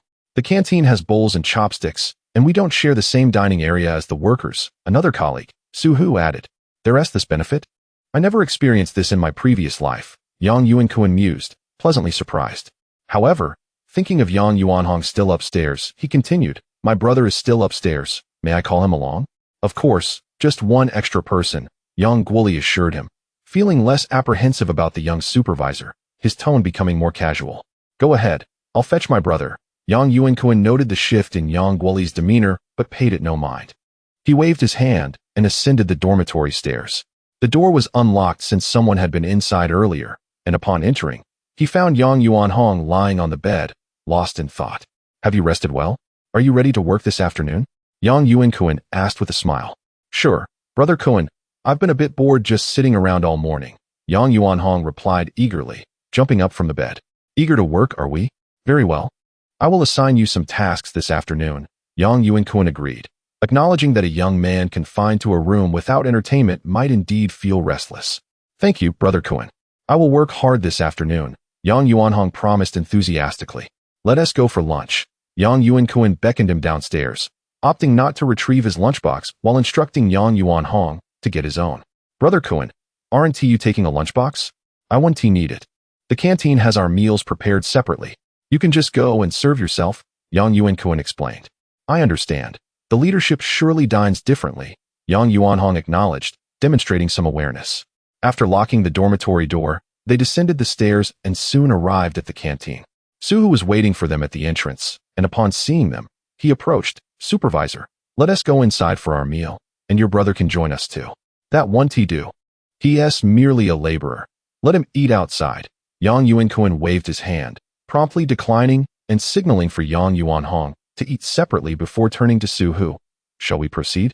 He had not noticed that the canteen housed a small dining area during breakfast. Led by Su Hu, they entered this smaller canteen, where several individuals were already dining. Some of the office staff and construction technicians dispatched from the company whom he had encountered earlier. However, the dining experience remained self-service, with designated iron trays and utensils available on nearby tables. Supervisor, the meals here are considerably cheaper and tastier than those outside, Su Hu remarked, filling his tray as he conversed with Yang Yuankun. The variety of dishes here was modest, yet superior to the main canteen, which typically offered only 2 meat and 2 vegetable dishes at lunchtime. This smaller one boasted a selection of 8 dishes. This food is quite delectable, Yang Yuankun said as he sat down at a small table with Yang Guoli and the others, savoring a bite of the braised pork with a smile. The dishes outside can't compare, Yang Guoli replied, eating rapidly and laughing, though inwardly he felt the young supervisor lacked experience. The meal proceeded swiftly, as is customary on construction sites, and Yang Yuankun was not required to return his tray for washing.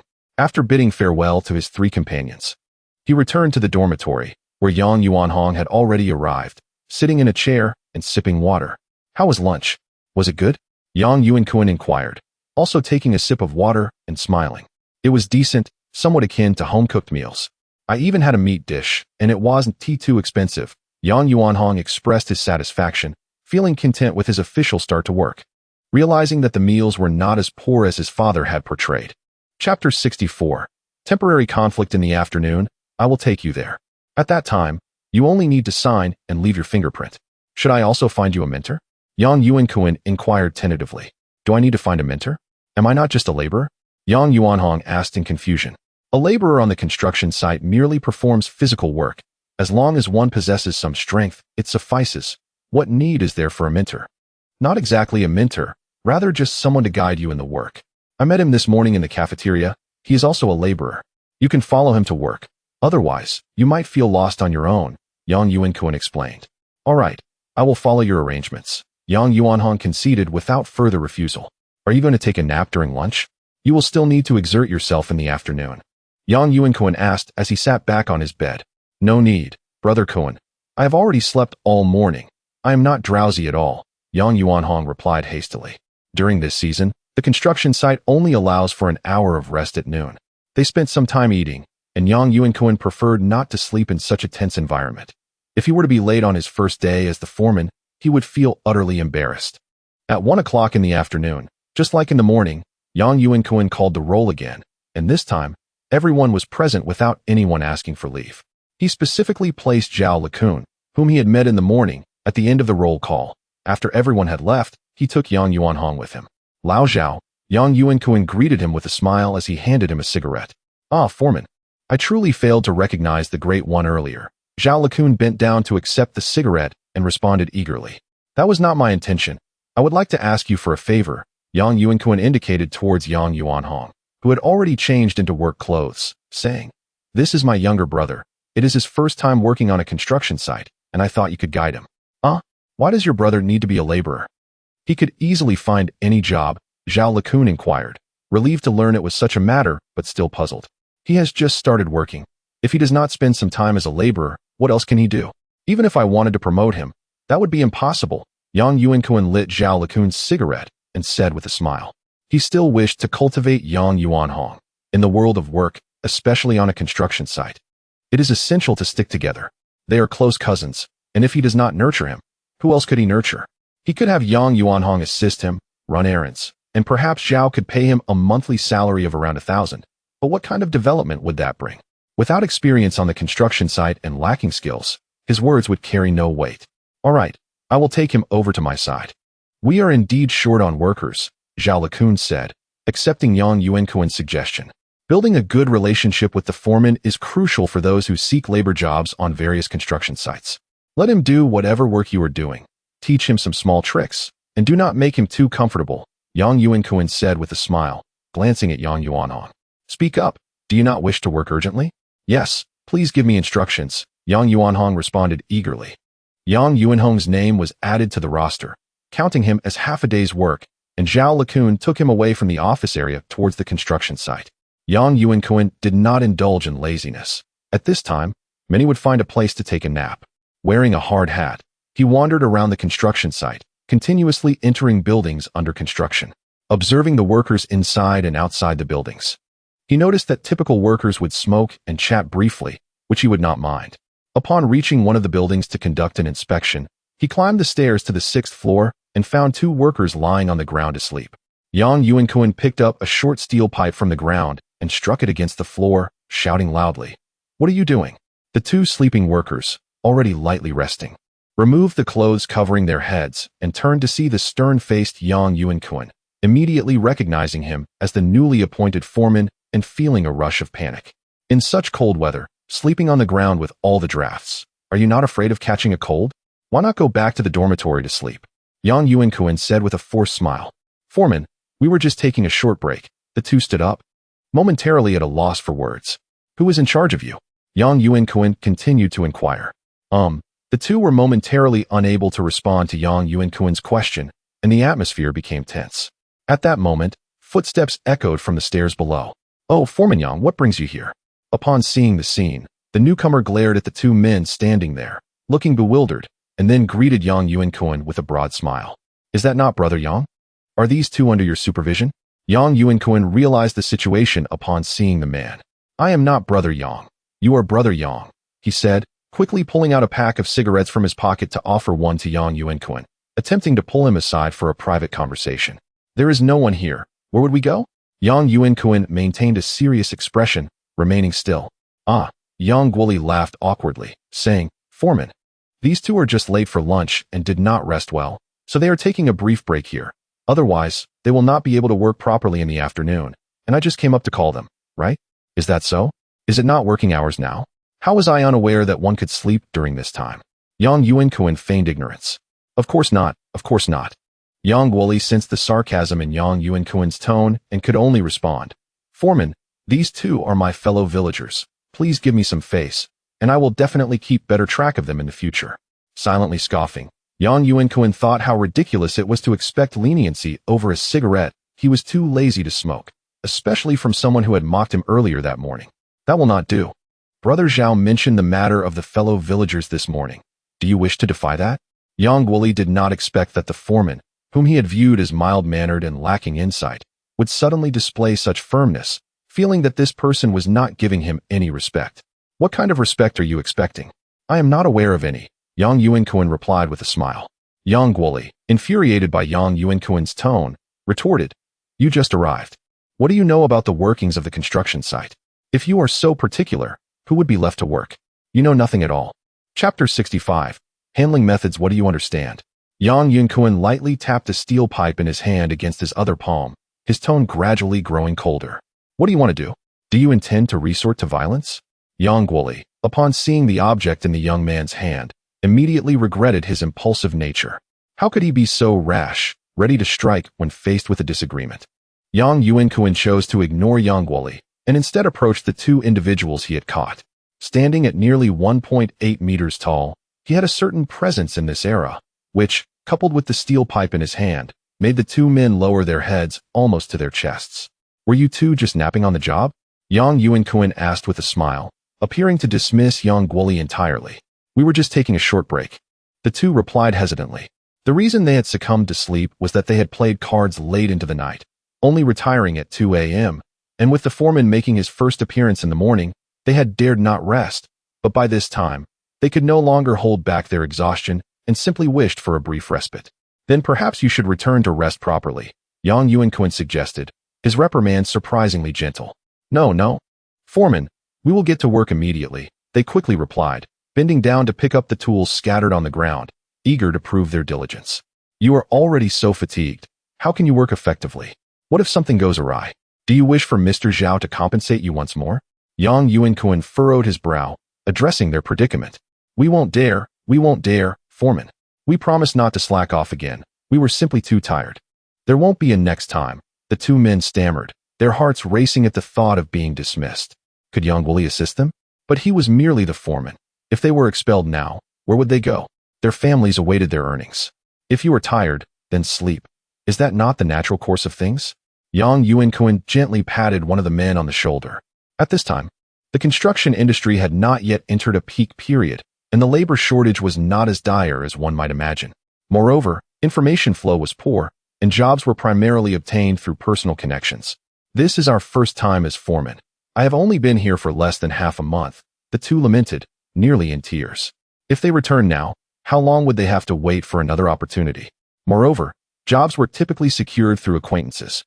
If they were dismissed for laziness, their reputations would be irreparably tarnished. What are you thinking? If you are tired, just return to sleep. Consider this afternoon as if you had not come. It will only cost you half a day's wages for the morning as a warning. Yuankun continued to smile as he spoke, patting the other man's shoulder. In the future, if you feel fatigued, simply take a leave. Our site does not prohibit that. It is far more troublesome if an accident occurs. Do you understand? The two men looked up in surprise at Yuankun's words. Is it truly that simple? However, they glanced back at the stern-faced Yuangwuli and found themselves at a loss for what to do. What? Do you wish to uphold loyalty? He is Mr. Zhao's confidant. He can do as he pleases. If I wish to dismiss you, it is not a trivial matter. Yuankun cast a sidelong glance at Yuangwuli, his tone deliberate. We will return immediately, they agreed, sensing the rationale in Yuankun's words. Their departure could also be seen as providing Yuangwuli with an exit, thus indirectly assisting themselves. The two hastily gathered their tools and made their way down the stairs, glancing back at Yuangwuli, whose face had turned crimson. Brother Yang, how do you think I handled that? I didn't undermine your authority. Did I? Yuankun returned to Yuangwuli, speaking with a hint of sarcasm. Yuangwuli felt exasperated by this young man. How could they leave so casually after all his efforts to assist them? After their departure, what had his argument with Yuankun amounted to? What is it, Brother Yang? Was my handling inadequate? We must consider the progress of the project, right? I offered them a chance. This afternoon, they will not be counted. And I will deduct only half a day's wages for the morning as a warning. We are all here to work hard from the countryside. It is not easy. As he spoke, Yuankun jabbed the steel pipe under Yuangwuli's shoulder, his tone growing increasingly icy. Why the silence, Brother Yang? Am I not being considerate? Yuankun continued to nudge Yuangwuli backward until he found himself against the wall, at which point he finally lowered the pipe and restored his smile. Brother Yang, please continue your inspection. I hope I do not encounter such a situation again. With that, Yuankun departed from that level, making his way towards the staircase, where he noticed workers gathering both upstairs and downstairs, listening intently. He immediately shouted, "What are you staring at? Do you all wish to work for free today? Should I send you back to your homes for a nap?" The onlookers quickly dispersed, and Yuankun did not descend immediately, but continued his inspection of the building. Left behind, Yuangwuli stood in silence for a long time, first feeling furious and contemplating delivering a severe thrashing to this newcomer. Who would assist him? Then, as Yuankun walked away, he felt a sense of shame, realizing he was over a decade older yet had been so easily manipulated by this young man. Finally, dread washed over him, especially recalling Zhao Quan's earlier words. If this reached Zhao Quan's ears, what would become of him? After all, he had finally escaped the grueling labor on the construction site, only to have it all slip away. After a lengthy pause, Yuangwuli regained his composure, refraining from leaving directly. Instead, he began to sternly supervise the laborers, venting his pent-up frustration.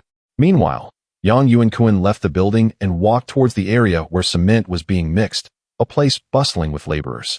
Given that it was outdoors, few dared to slack off. Upon seeing Yuankun in his safety helmet and identification badge, they immediately quickened their pace.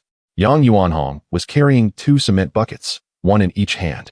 Despite the cold weather, beads of sweat trickled down his forehead. The buckets were not overly large, but anyone who had lifted them knew just how heavy they were. Fortunately, this construction site was a high-rise, equipped with freight elevators, which alleviated much of the strain. Old Zhao, what do you think? Is my younger brother doing well? Yuankun approached Zhao Lakun, who was waiting to receive cement, and offered him a cigarette with a smile. Oh, Foreman, Yang is quite industrious. He hasn't taken a break yet, Zhao Lakun replied, bending to take the cigarette but not smoking it, instead tucking it behind his ear. Chapter 66. Anxiety. Very well, do not concern yourself for him. Simply proceed as you have been doing. Yang Yuankun extracted a cigarette from his pack and stuffed the remainder into the pocket of his companion's coat, stating, "I have no fresh ones on me, so please do not disdain them." "Not at all, not at all," replied the older Zhao, clearly devoid of any disdain. This single pack of cigarettes could easily surpass several he typically consumed. A moment ago, he had merely taken one, leaving a substantial quantity remaining. "All right, you carry on." Yang Yuankun refrained from further conversation, continuing his inspection of this modest worksite. His vigilance extended beyond merely ensuring no one was shirking their duties. He was also attentive to safety concerns. The workers exhibited a woefully inadequate awareness of safety, making the site prone to accidents. Drawing upon his experiences from a past life, he was adept at identifying potential hazards. Upon returning, he found Yang Yuanhong had already returned, awaiting the next batch of cement. Yang Yuankun called out to him, gesturing for him to approach. "How's it going? You've been at it for about an hour. Can you continue?" he inquired with a smile. "Not bad, not bad," Yang Yuanhong replied, his exhaustion evident as he struggled to articulate much. The labor on the construction site felt far more taxing than tilling the land at home. Moreover, there was no opportunity for rest. Even breaks had to be taken cautiously to avoid drawing attention. It was certainly less liberating than farming one's own fields. "Well, keep at it," Yang Yuankun chuckled. "It's nearly 3 o'clock. If you work for another 3 hours, you'll have half a day's pay, which amounts to 15 yuan. Yang Yuanhong recognized his brother's jest, but found himself at a loss for words. Today had indeed broadened his horizons. Those who appeared thinner, shorter, and older than him were far more capable. "All right, get back to work. It's not all about labor. Make sure to learn from others and allow yourself occasional respite to endure," Yang Yuankun advised before concluding the conversation and departing. His role as foreman was relatively relaxed. After returning to the office and taking a brief reprieve, he only had to coordinate with personnel dispatched from the main office regarding worker arrangements. As 5 o'clock approached, he planned to make another round of the construction site, thereby concluding the day's tasks. With the afternoon roll call complete, the workers did not swarm the cafeteria as they had at noon. Some opted for a shower, while others hurried to fetch hot water, knowing they would face long queues otherwise. A few even dragged companions to dine outside the site. Yang Guoli observed that Yang Yuankun did not dare lift his head, fearful that he might bring up the afternoon as events. He pondered whether his absence would prevent the report from reaching Zhao Quan, thus preserving his position. The evening cafeteria offerings were far less sumptuous than at noon, featuring only 6 dishes, although the addition of noodles provided a new staple. Many chose to prepare a stew with available ingredients. Everyone had a modest dinner. Yang Yuankun simply served himself a bowl of noodles topped with tomatoes and eggs, joining Yang Guoli and the others at the table. They appeared to be in high spirits, seemingly unperturbed by the afternoon's events. "Oh, Foreman Yang, we can still have a few more bowls later. This is hardly enough." Su Hu was the first to respond, clearly unaware that Yang Guoli had not yet mentioned the earlier incident. "Very well, I shall find a time to treat you to a meal, as a means of fostering good relations with you all," Yang Yuankun remarked between bites. "That cannot be. We should treat Brother Yang," interjected Li Qing, who did not overthink the matter, viewing such gestures as commonplace. "I shall host the gathering. Let us find a suitable time," Yang Yuankun concluded, finishing his noodles quickly. "I must return to shower before the crowd grows." "Go ahead.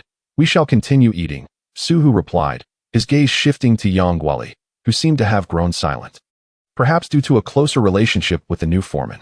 Once Yang Yuankun departed, Su Hu scrutinized Yang Guoli, inquiring curiously, "What's wrong?" Yu Haven T said a word. "Not at all. I'm merely eating and have no time for conversation," Yang Guoli replied, startled by Su Hu's question. "You seem off. Your reaction is quite pronounced," Li Qing remarked, equally perplexed. Although the three were not particularly close, they had shared many meals together. After a moment of silence, Yang Guoli recounted the events of the afternoon. His heart raced, and he was unsure whom to confide in. These two were fortuitously present, sharing his position. "What were you thinking?" Su Hu asked, astonished. "Didn't Ti Zhao mention this matter this morning? Why would you oppose it? The issue was addressed, and that should suffice. What's your concern, fellow villager? Those 2-1T have any regard for you now. They will merely see the new foreman as someone with compassion." Li Qing nodded, perplexed. Yang Guoli had not previously been this way. It was as if he had walked into a trap. Yang Guoli paused, sipping from his bowl, before continuing. "I thought he was new and lacked experience, having never even seen the cafeteria. Why should he oversee us? Ah, Lao Yang, you are overthinking this. He was specifically chosen by Zhao. Suhu responded with exasperation. Why did Zhao not promote one of us three? He is well aware of our work ethic. He was brought in to manage us. What should I do? Yang Guoli felt increasingly anxious. This job was indispensable to him, and if Xiao Quan became aware, he would no longer be employed. Perhaps you should plead your case? Offer a small gift. Didn't he mention wanting to dine together? You could host the meal and apologize at the table, while we both intercede on your behalf, Suhu suggested. What if he informs Zhao today? Yang Guoli's anxiety only intensified. Then it will be beyond your control. You must leave it to fate, Suhu sighed, rising to fetch another bowl of noodles. You are far too concerned with appearances, Li Qing lamented, quietly awakening to the gravity of the situation. Chapter 67. Frightening on the other side. Yang Yuankun arrived at the dining hall, standing nearby to search carefully until he spotted Yang Yuanhong. The dining hall was now more crowded than before, as many who had returned to their dormitories to fetch hot water and change their clothes were back for dinner. Yang Yuanhong was seated at a table, enjoying his meal.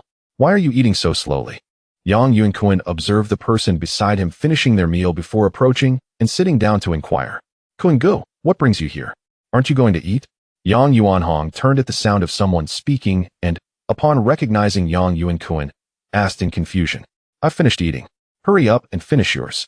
After that, we'll go take a shower, Yang Yuankun replied, noticing that the food in his iron lunchbox was nearly gone. He could vaguely discern that the dish consisted of cabbage stewed with tofu, albeit heavily seasoned with soy sauce, giving it a dark appearance. All right, I'm done, Yang Yuanhong declared as he scooped the remaining rice into his mouth with his chopsticks and stood up to address Yang Yuankun. Okay, let us head back, Lao Zhao, Yang Yuankun said to Zhao Likun, who was still munching on his steamed bun, before leaving the dining hall. Are you exhausted from the afternoon? Yang Yuankun asked as they walked alongside Yang Yuanhong. I want to exaggerate. I am a bit tired, Kuan-gu. I feel like my arms can hardly lift anymore. My legs are fine though, Yang Yuanhong replied, shaking his sore arms and reflecting. I couldn't work for the last hour, but that Master Zhao still has so much energy. He doesn't seem stronger than I am. You'll adapt after a week. Make sure to rest well tonight, Yang Yuankun reassured him. He wouldn't let Yang Yuanhong toil endlessly. Once his own project commenced, he would have Yang Yuanhong assist him, observing the workers just to help him acclimate to life on the construction site. Yes, I had a bit of trouble sleeping last night. I'll definitely crash early tonight. Haha, Yang Yuanhong responded with a laugh. Upon returning to the dormitory, they took their wash basins and a change of clothes and headed toward the bathhouse. The so-called bathhouse was a large structure adjacent to the restroom, featuring 20 faucets with water outlets positioned high to dispense hot water supplied from the hot water room. Though the weather was quite chilly, being young, they simply changed into their inner garments, leaving their outer jackets and trousers from earlier in the dormitory, as they would need to wear them again the next day. Yang Yuankun's work clothes were second-hand items bought from outside the construction site, and he had previously worn his son's school uniform and military training attire. He casually grabbed some laundry detergent by the sink, scrubbed his clothes a little, and considered them clean. After hanging them up in the dormitory, Yang Yuanhong felt the fatigue weighing on him and wanted to lie down. Did you call home last night? Didn't your father ask you to call as soon as you arrived? Yang Yuankun inquired, frowning. No, I didn't. Yang Yuanhong replied upon hearing Yang Yuankun's question, scrambling up from his bed. Where can I make a call here? Let us go. I'll take you. We can also buy some necessities. You're a young lad, yet you don't even have a toothbrush or toothpaste, Yang Yuankun chided, casting Yang Yuanhong a disapproving glance. Aren't you worried about having bad breath and not being able to find a wife? Hee, Kuan-gu, who in our village uses those things? We just wipe our teeth with a towel. They cost quite a bit. You know, Yang Yuanhong scratched his head, feeling a bit embarrassed. Come on, now that you can earn your own money, you should pay attention to personal hygiene, Yang Yuankun sighed. He had developed this habit because his father worked at a water transport company in the county, which often provided such items, and being the youngest son, he received some preferential treatment. Dressing in a relatively thin jacket, the two of them were unbothered by the cold. During the day, Yang Yuankun had noticed a small shop within the construction site, located in their dormitory area, where a wooden shelter had been constructed, indicating it was run by someone with strong connections. Make your call to your family. I'll go buy some things, Yang Yuankun instructed Yang Yuanhong before turning toward the shop. He purchased some personal hygiene items for Yang Yuanhong, as well as a few things for himself, including an electric kettle that was lacking in their dormitory. After collecting the items, he placed them on the counter and asked the shopkeeper for a cigarette. "I'll pay for everything together after you finish your call," Yang Yuankun said, lighting a cigarette and leaning against the wooden counter, gazing outside. To his surprise, he saw Yang Guoli and his companions approaching. Unperturbed, Yang Yuankun waved at the three and greeted them enthusiastically. "Hey, Lao Su, Lao Li, Yang Go, are you here to buy something too?" Initially, the three did not notice Yang Yuankun. After hearing his voice, they turned to see him, startled. Especially Yang Guoli, who pondered whom Yang Yuankun intended to call, considering he had just arrived the previous night. He hesitated to approach, fearing he might be recognized, and was pulled along by the others. "Boss, what brings you here?" Su Hu and Li Qing inquired. "Just picking up a few things and making a call," Yang Yuankun replied with a smile, glancing at Yang Guoli. "Oh, we were thinking of taking a stroll, so we'll leave you be," Su Hu said, uncertain of how to respond, feeling uneasy about being too close to Yang Guoli, fearing he might attract unwanted attention from the younger man. "Come, have a smoke." Yang Yuankun offered each of them a cigarette before waving goodbye and heading toward Yang Yuanhong, who was still on the phone. "What does he mean by that?" Yang Guoli murmured, holding the cigarette given to him by Yang Yuankun. "He is probably just calling home. After all, he just arrived last night," Su Hu speculated. Yes, the one on the phone is his younger brother. I saw him this morning. He is working with us," Yang Guoli quickly confirmed.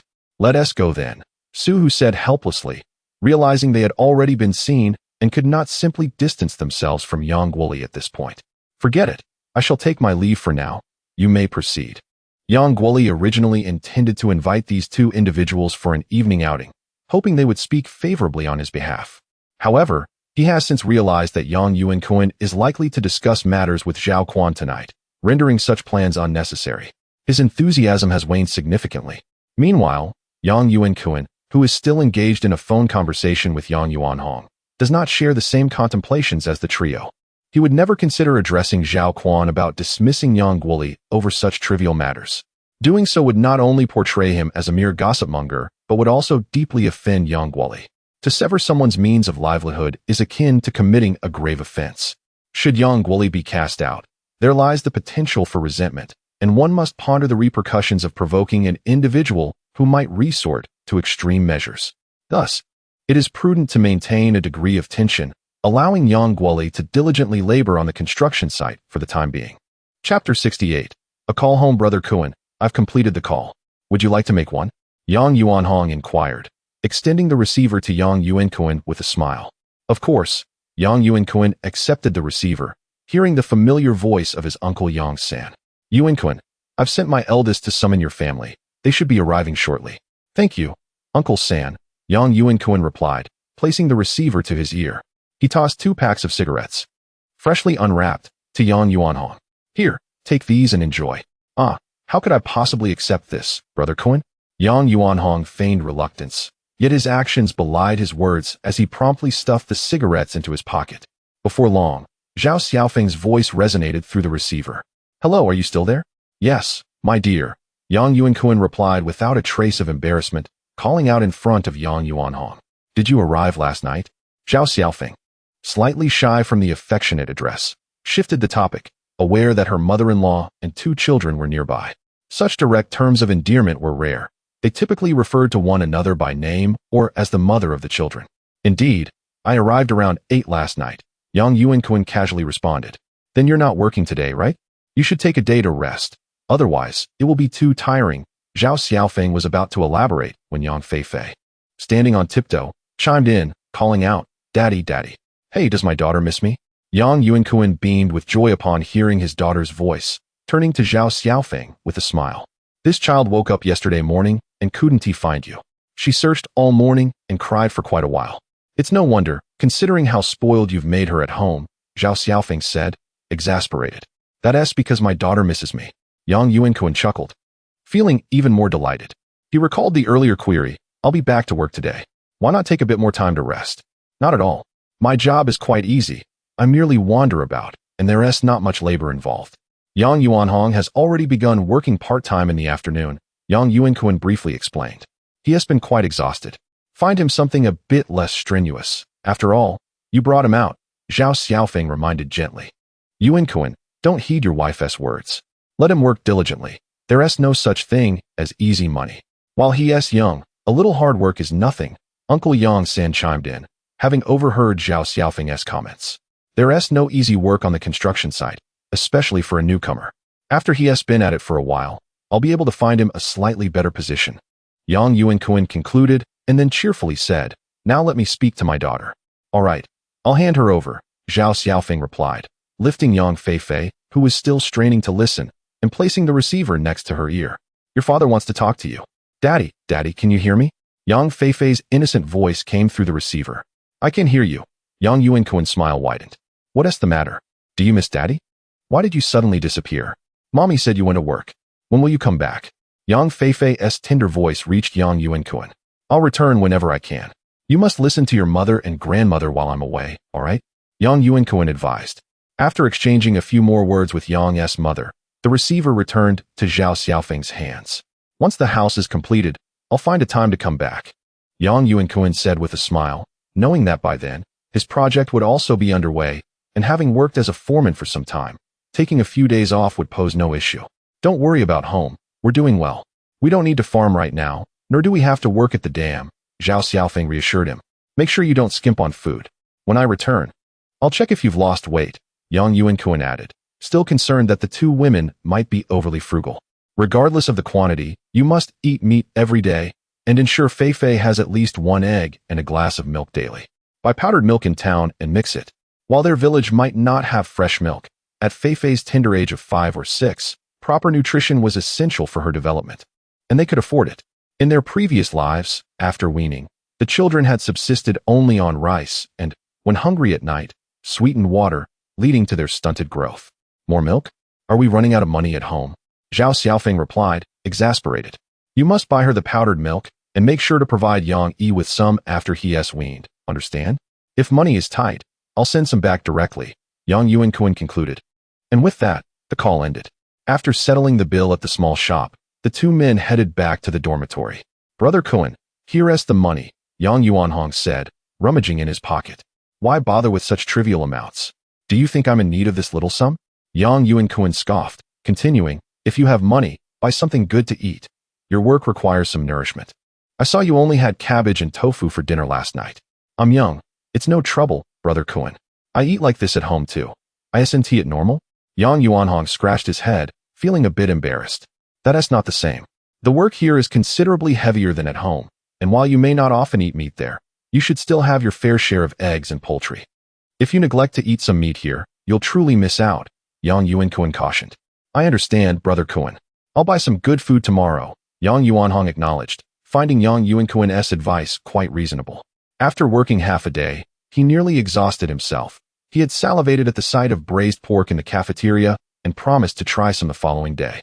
Just know, if you run out of money for meals, you can ask me for an advance.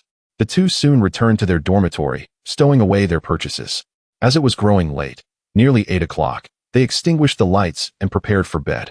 The next morning, as per routine, roll call was conducted, and remarkably, no one was late. Even the usual chatter was subdued. The authoritative impact of Yang Yuankun from the previous afternoon had been significant. Many had witnessed and heard it. And after spending the night together, everyone was aware of what had transpired, eager to avoid becoming the next target of his admonition. Please keep an eye on things. I shall also take a look around shortly, Yang Yuankun said with a beaming smile as he glanced at Yang Guoli and the other two. As the foreman, we shall head over immediately, the three responded hastily. This morning, Yang Guoli noticed that Zhao Quan was absent, and a weight lifted slightly from his heart. Yet, considering that it was still early, Zhao Quan's absence seemed quite normal, prompting him to continue navigating through his anxieties. The other two were equally intimidated by Yang Yuankun's authoritative display from yesterday. Among those they supervised, there undoubtedly existed individuals who were prone to slacking off. If they were caught, would it spell doom for both of them? They had already resolved to remain vigilant today. Chapter 69. Procrastination. However, Yang Yuankun did not intend to disclose this matter to Zhao Quan. Upon returning to the office, he did not simply recline in his chair. Each day, he needed to adjust the number of workers in various sections to ensure the project's progress. Of course, the specifics of how to adjust were not his concern. Specialized personnel were responsible for that. He merely coordinated the workforce. In the late morning, Yang Yuankun finally had the opportunity to step out of the office. Wearing a safety helmet, a rare sight on the construction site, he made his way toward the work area. Upon seeing him, the workers immediately increased their pace, and even those who were standing idly smoking hastily extinguished their cigarettes to resume work. "How is it? Has anyone been slacking off this morning?" Yang Yuankun inquired after handing a cigarette to Su-hu, who stood before him. "No, foreman. Everyone has been quite diligent," Su-hu quickly replied. "Why the tension? I won't bite." Yang Yuankun chuckled, giving the other man a light pat on the shoulder. "Do you think I've told Zhao Gu about Yang Guoli's situation? Is that fellow worried he might be out of a job after a night of contemplation?" "Huh." Su-hu initially looked puzzled at Yang Yuankun before quickly realizing that the new foreman had not informed General Zhao. "Let him work diligently for a few days. You must not rush to tell him, understand? If he continues this way, I will have no choice but to let him go," Yang Yuankun advised Su-hu, reassuring him. "Thank you, foreman. I understand. I will not say a word." "Rest assured," Su-hu acknowledged, grasping Yang Yuankun's intent. Since Yang Guoli's situation did not concern him, it was merely a matter of empathy. They had never truly been on good terms, especially before Yang Yuankun was firmly established as the new foreman, when they were indeed rivals. "Yes, you also need to keep an eye on these workers. Zhao Gu has made it clear that the project's timeline is tight. Delays will truly cause trouble," Yang Yuankun stated, settling onto a brick and gesturing for Su-hu to join him. "Rest assured, I have been monitoring closely. Progress will not be delayed." Su-hu assured him promptly. "Of course, my expectation for you to keep a close watch is not overly rigid. It is normal for workers to take a brief break, smoke a cigarette, or visit the restroom. They cannot be treated as if they were machines. However, those who gather to chat, play cards, or find a place to nap during work hours must be dealt with. Report to me if you catch anyone," Yang Yuankun clarified.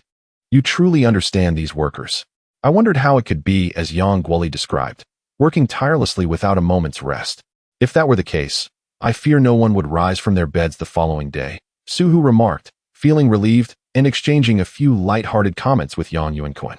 "As long as you comprehend, maintain the proper balance." Yang Yuankun finished his cigarette and prepared to depart. "Hey, foreman. Yang Guoli was hoping to invite you to dinner yesterday. He wanted us to help plead his case, supposedly scheduled for today. He was quite anxious and barely slept last night." Su-hu called out to Yang Yuankun. "Let us postpone for a few days. Wait until you can no longer delay before informing me. Consider it a lesson for him." Yang Yuankun waved his hand dismissively. "Take care, foreman," Su-hu said, watching Yang Yuankun leave with a demeanor akin to that of a waiter, softly muttering, "No wonder they chose such a young man." On the other side, Yang Yuankun relayed similar sentiments to Li Qing, receiving a response akin to Su-hu's. This reassured both men. Otherwise, excessive strictness over the workers could indeed lead to problems. As for Yang Guoli's workers, it seemed they had previously enjoyed their share of leisure. So a few days of oversight was hardly a burden. Time passed, and 3 days went by. That afternoon, as usual, Yang Yuankun conducted his inspection. During this period, no one had dared to slack off, all fearful of the consequences. He wondered how long this level of compliance would last. "Foreman, I can no longer stall with Yang Guoli. He is growing impatient. He hasn't slept well for several nights," Su-hu said hastily upon seeing Yang Yuankun. On the first day, he claimed he was busy. The next, he said Li Qing was unavailable. Yesterday, he mentioned they needed to go into the city for supplies, but today, the delay can no longer continue. "All right, the timing is suitable. Let us have dinner tonight. We have yet to dine together. We all share the same pot. I will treat tonight. How about that restaurant outside the site?" Yang Yuankun suggested with a smile, gesturing in the direction. "That won't do. It should be Yang Guoli treating us, as he is at fault for not recognizing the foreman's difficulties. He should be the one to spend," Su-hu quickly countered. "That is truly unnecessary. I am not looking to extract a meal from him. Just communicate to Yang Guoli and Li Qing that we will meet at the restaurant after work. By the way, is it crowded over there? Will there be space for us after we finish?" Yang Yuankun inquired again. "How could that be? There are many workers here, but few are willing to dine there. They mostly conduct business on the other side of the residential building.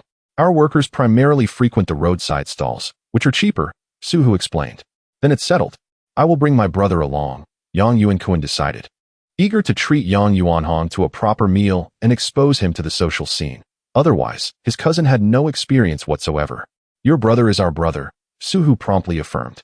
After Yang Yuankun departed, Su-hu hurried to inform Li Qing and Yang Guoli. After work, The three hurriedly returned to their dorms, changed their clothes, and set off toward the restaurant. No need to eat in the cafeteria tonight. I will take you for a nice meal, Yang Yuankun declared, noticing Yang Yuanhong returning with a lunchbox and gently pressing his hand down. What nice meal. Brother, are you taking me to your little cafeteria? Yang Yuanhong paused, smiling as he said, I've heard the dishes there are excellent and inexpensive. Not that exaggerated. It's just a bit more variety. Now change your clothes, and we will dine at an outside restaurant. Dining out? Indeed, the three supervisors under my command have yet to dine together. As their superior, it is only fitting that I host a meal. Would you accompany me? Yang Yuankun has already mentioned the reasons for dining out. Do you think my presence would be appropriate? Yang Yuanhong is quite adept at gauging the situation.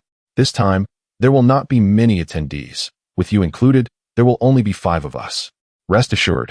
Hurry and change your attire, Yang Yuankun urged eagerly. Very well, I shall go. I have yet to experience dining at a restaurant.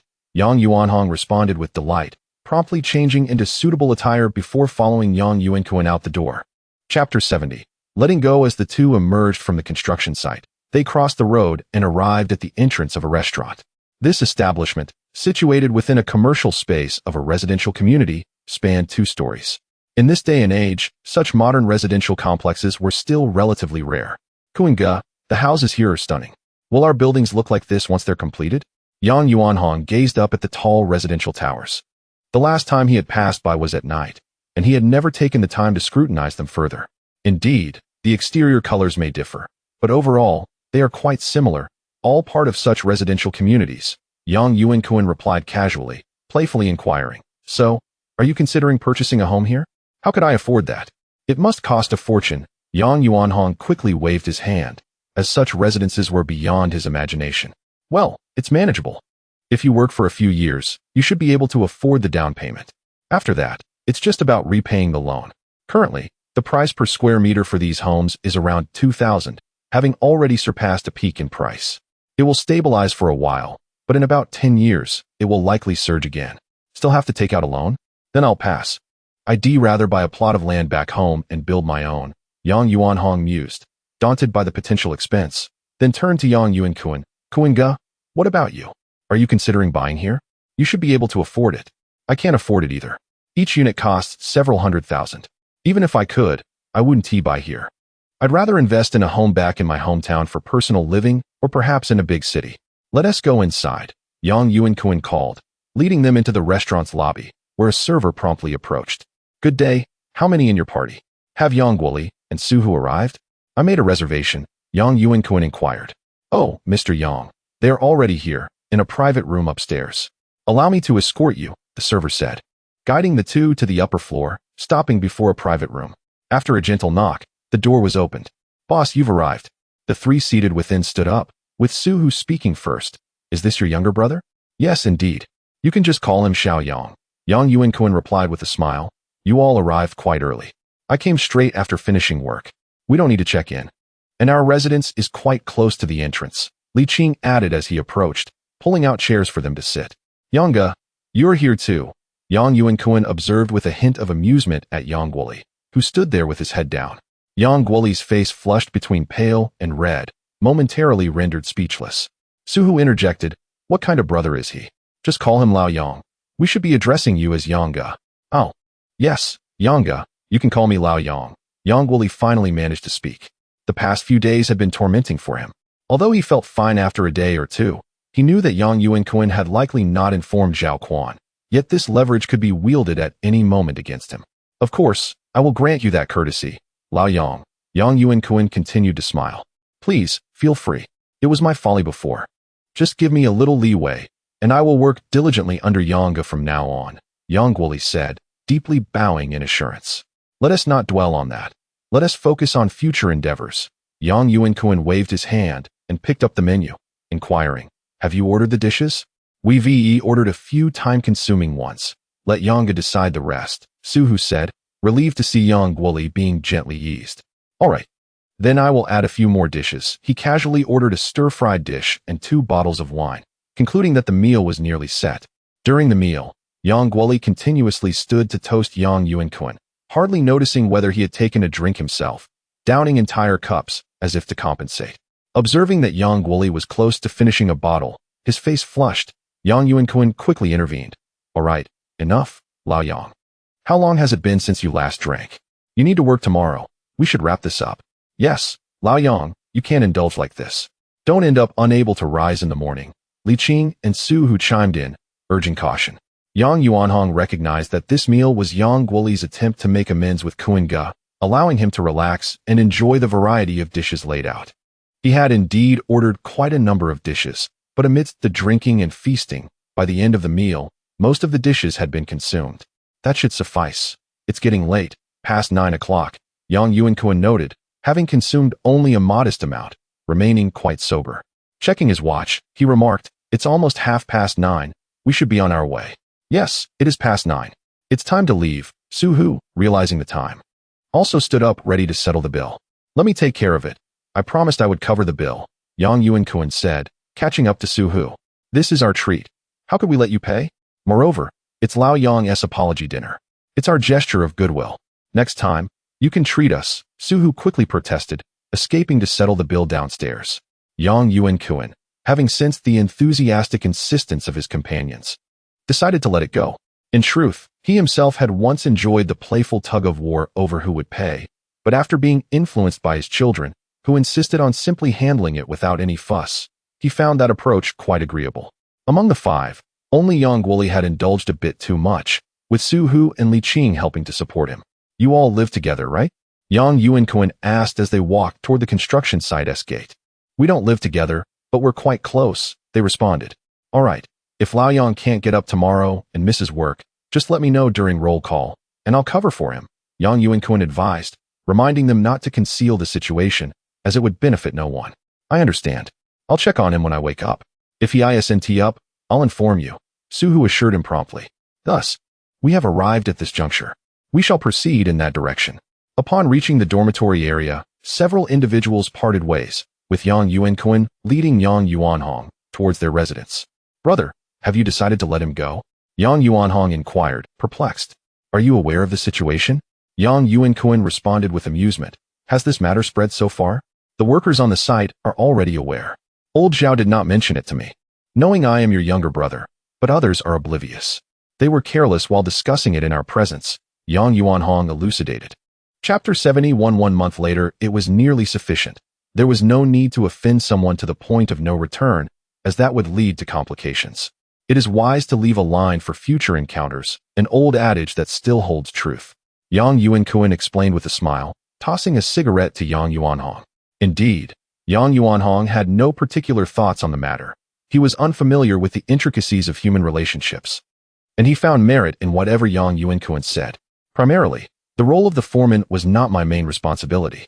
In another month, my project will commence, and that is where my true focus lies. This matter is nearly settled, and it serves as a way to repay Boss Zhao for his care.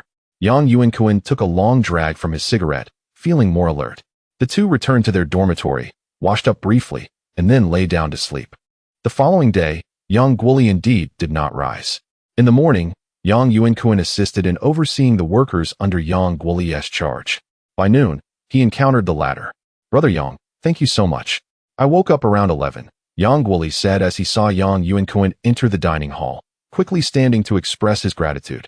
Isn't that to be expected? We all had drinks together last night. Helping you out is only natural. Yang Yuankun waved off the thanks nonchalantly, picking up a tray from a nearby table, serving himself 2 dishes, and sitting down to eat. Time flew by swiftly.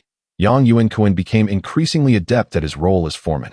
Zhao Quan did not completely relinquish oversight, visiting the site every 3 or 4 days and expressing satisfaction. Thus, a month passed. Xiaoyang, your project is ready to commence. The building has been erected, and the stairwell and walls are complete. Now, it's just the interior and exterior plastering, Zhao Quan said as he settled on the sofa in the site office, advising Yang Yuankun, who was sipping tea across from him. Brother Zhao, I've noticed as well. The 10 buildings I'm responsible for are indeed ready, and I see that other buildings are also preparing to start, Yang Yuankun replied, naturally aware of the progress of his small project while serving as foreman. Do you have enough manpower? Do you need me to introduce some workers? This is no small project, Zhao Quan inquired with concern, wary of Yang Yuankun's youth and relative inexperience in the field, which might hinder his ability to find sufficient labor. It's nearly sufficient. I can bring back my old colleagues from last year. They can introduce each other as well. Yang Yuankun paused before continuing. I plan to let them try subcontracting. That works. It will significantly enhance efficiency. I can certainly relate. Zhao Quan nodded affirmatively, reflecting, one subcontractor's work can equate to that of 3 or 4 hourly workers. Isn't that a given? Why should hourly workers rush? If they slow down, they might even earn a bit more. Yang Yuankun responded with a smile, sipping from his now cold cup of tea before continuing. With subcontracting, they will get paid based on the work completed. And we won't have to worry about daily roll calls and supervision. Yes, that's good as well. You won't need to maintain an excessive workforce, Zhao Quan reminded. But you must oversee the quality of the work. Don't let them rush too much as it could compromise standards. The final inspection will be conducted by the headquarters, and I can't say much about it. You understand? I will certainly take care of my responsibilities, Brother Zhao. Yang Yuankun replied with a smile, somewhat shyly adding, perhaps you should find another foreman, as my focus will inevitably shift from here. No worries, just keep doing what you're doing. This work isn't overly demanding, and you've been doing quite well. Our progress has accelerated significantly, and the workers have not complained, Zhao Quan said with satisfaction. He had conducted surprise inspections at the site and was aware of the previous incident involving Yang Guoli. However, since Yang Yuankun did not mention it, he chose not to intervene, as long as the overall condition of the site remained good. I'll head back now. Remember to visit Jinhai later. It's been quite a while since we gathered. Others from the site will also come, Zhao Quan stated, having come for just these two matters. Building relationships at the site usually involve drinking together or visiting clubs. What else could there be? Sure. I will definitely go, Yang Yuankun replied, unwilling to refuse, as such gatherings were unavoidable, especially since he continued to make a living on the site. He just needed to maintain a sense of propriety. After seeing Zhao Quan off from the office, Yang Yuankun returned once the latter was out of sight. It was already past 10 in the morning, and feeling that the time was right, he strolled around the site before arriving at the small shop to make a phone call. Hello, is this Senshu? Yang Yuankun inquired once the call connected. Yes, this is Yuankun, right? Why are you calling at this hour? Is something the matter? Yang Senshu asked anxiously, fearing it might involve his son. It's nothing serious. Could you please find my wife? I have something to discuss, Yang Yuankun replied with a smile to reassure him. All right. I'll have my grandson fetch her. Please hold on, Yang Senshu said before putting down the receiver and calling out loudly. Hello, Yuankun. Is my third child doing well over there? Since you have some free time now, I thought I'd check in. Yang Senshu began to chat. He's doing quite well. He seems to be adjusting nicely and has made many acquaintances, Yang Yuankun chuckled.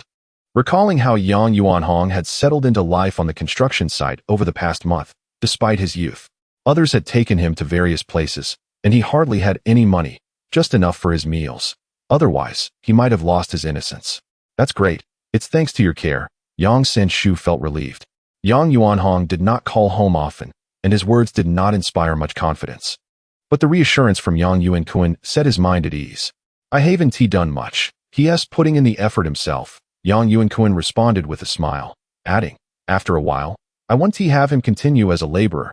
I'll have him assist me directly with errands, relaying messages, and helping to monitor the workers.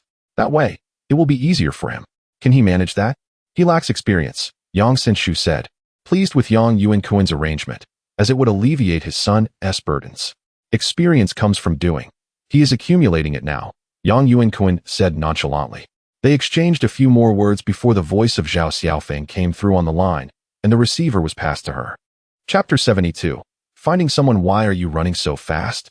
There's no rush, Yang Yuankun said somewhat irritably. It's fine, the distance isn't far. Is there something you need when you called at this hour? Zhao Xiaofeng inquired directly, noting that few people call at this time.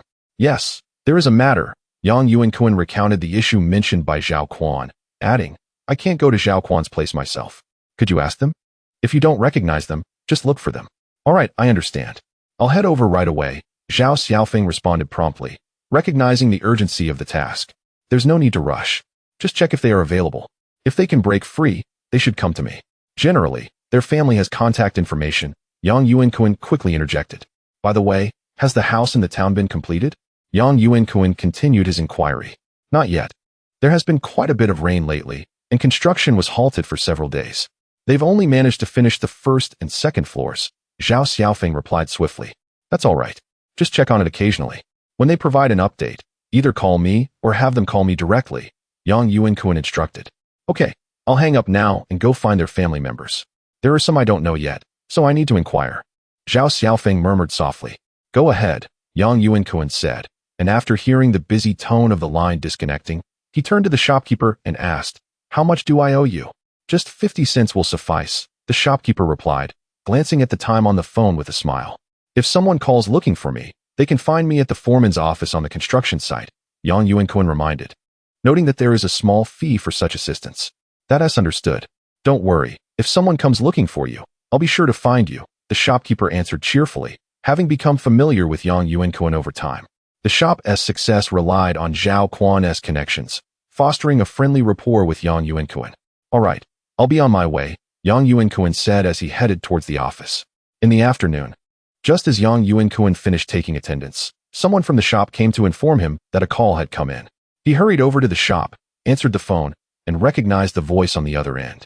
Brother Yang, it's me, Wang Hu, the voice greeted him, and Yang Yuankun felt a sense of familiarity, as Wang Hu was among those he was closest to. Ah, little Hu, you called back quite quickly. Yang Yuankun replied with a smile. Well, I was at home. When my sister-in-law came looking for me at noon, I was prepared to call you directly, thinking you might be busy with lunch, so I waited until after you all started work in the afternoon, Wang Hu explained happily. Why are you at home? Yang Yuankun asked, puzzled, as he thought Wang Hu had left already.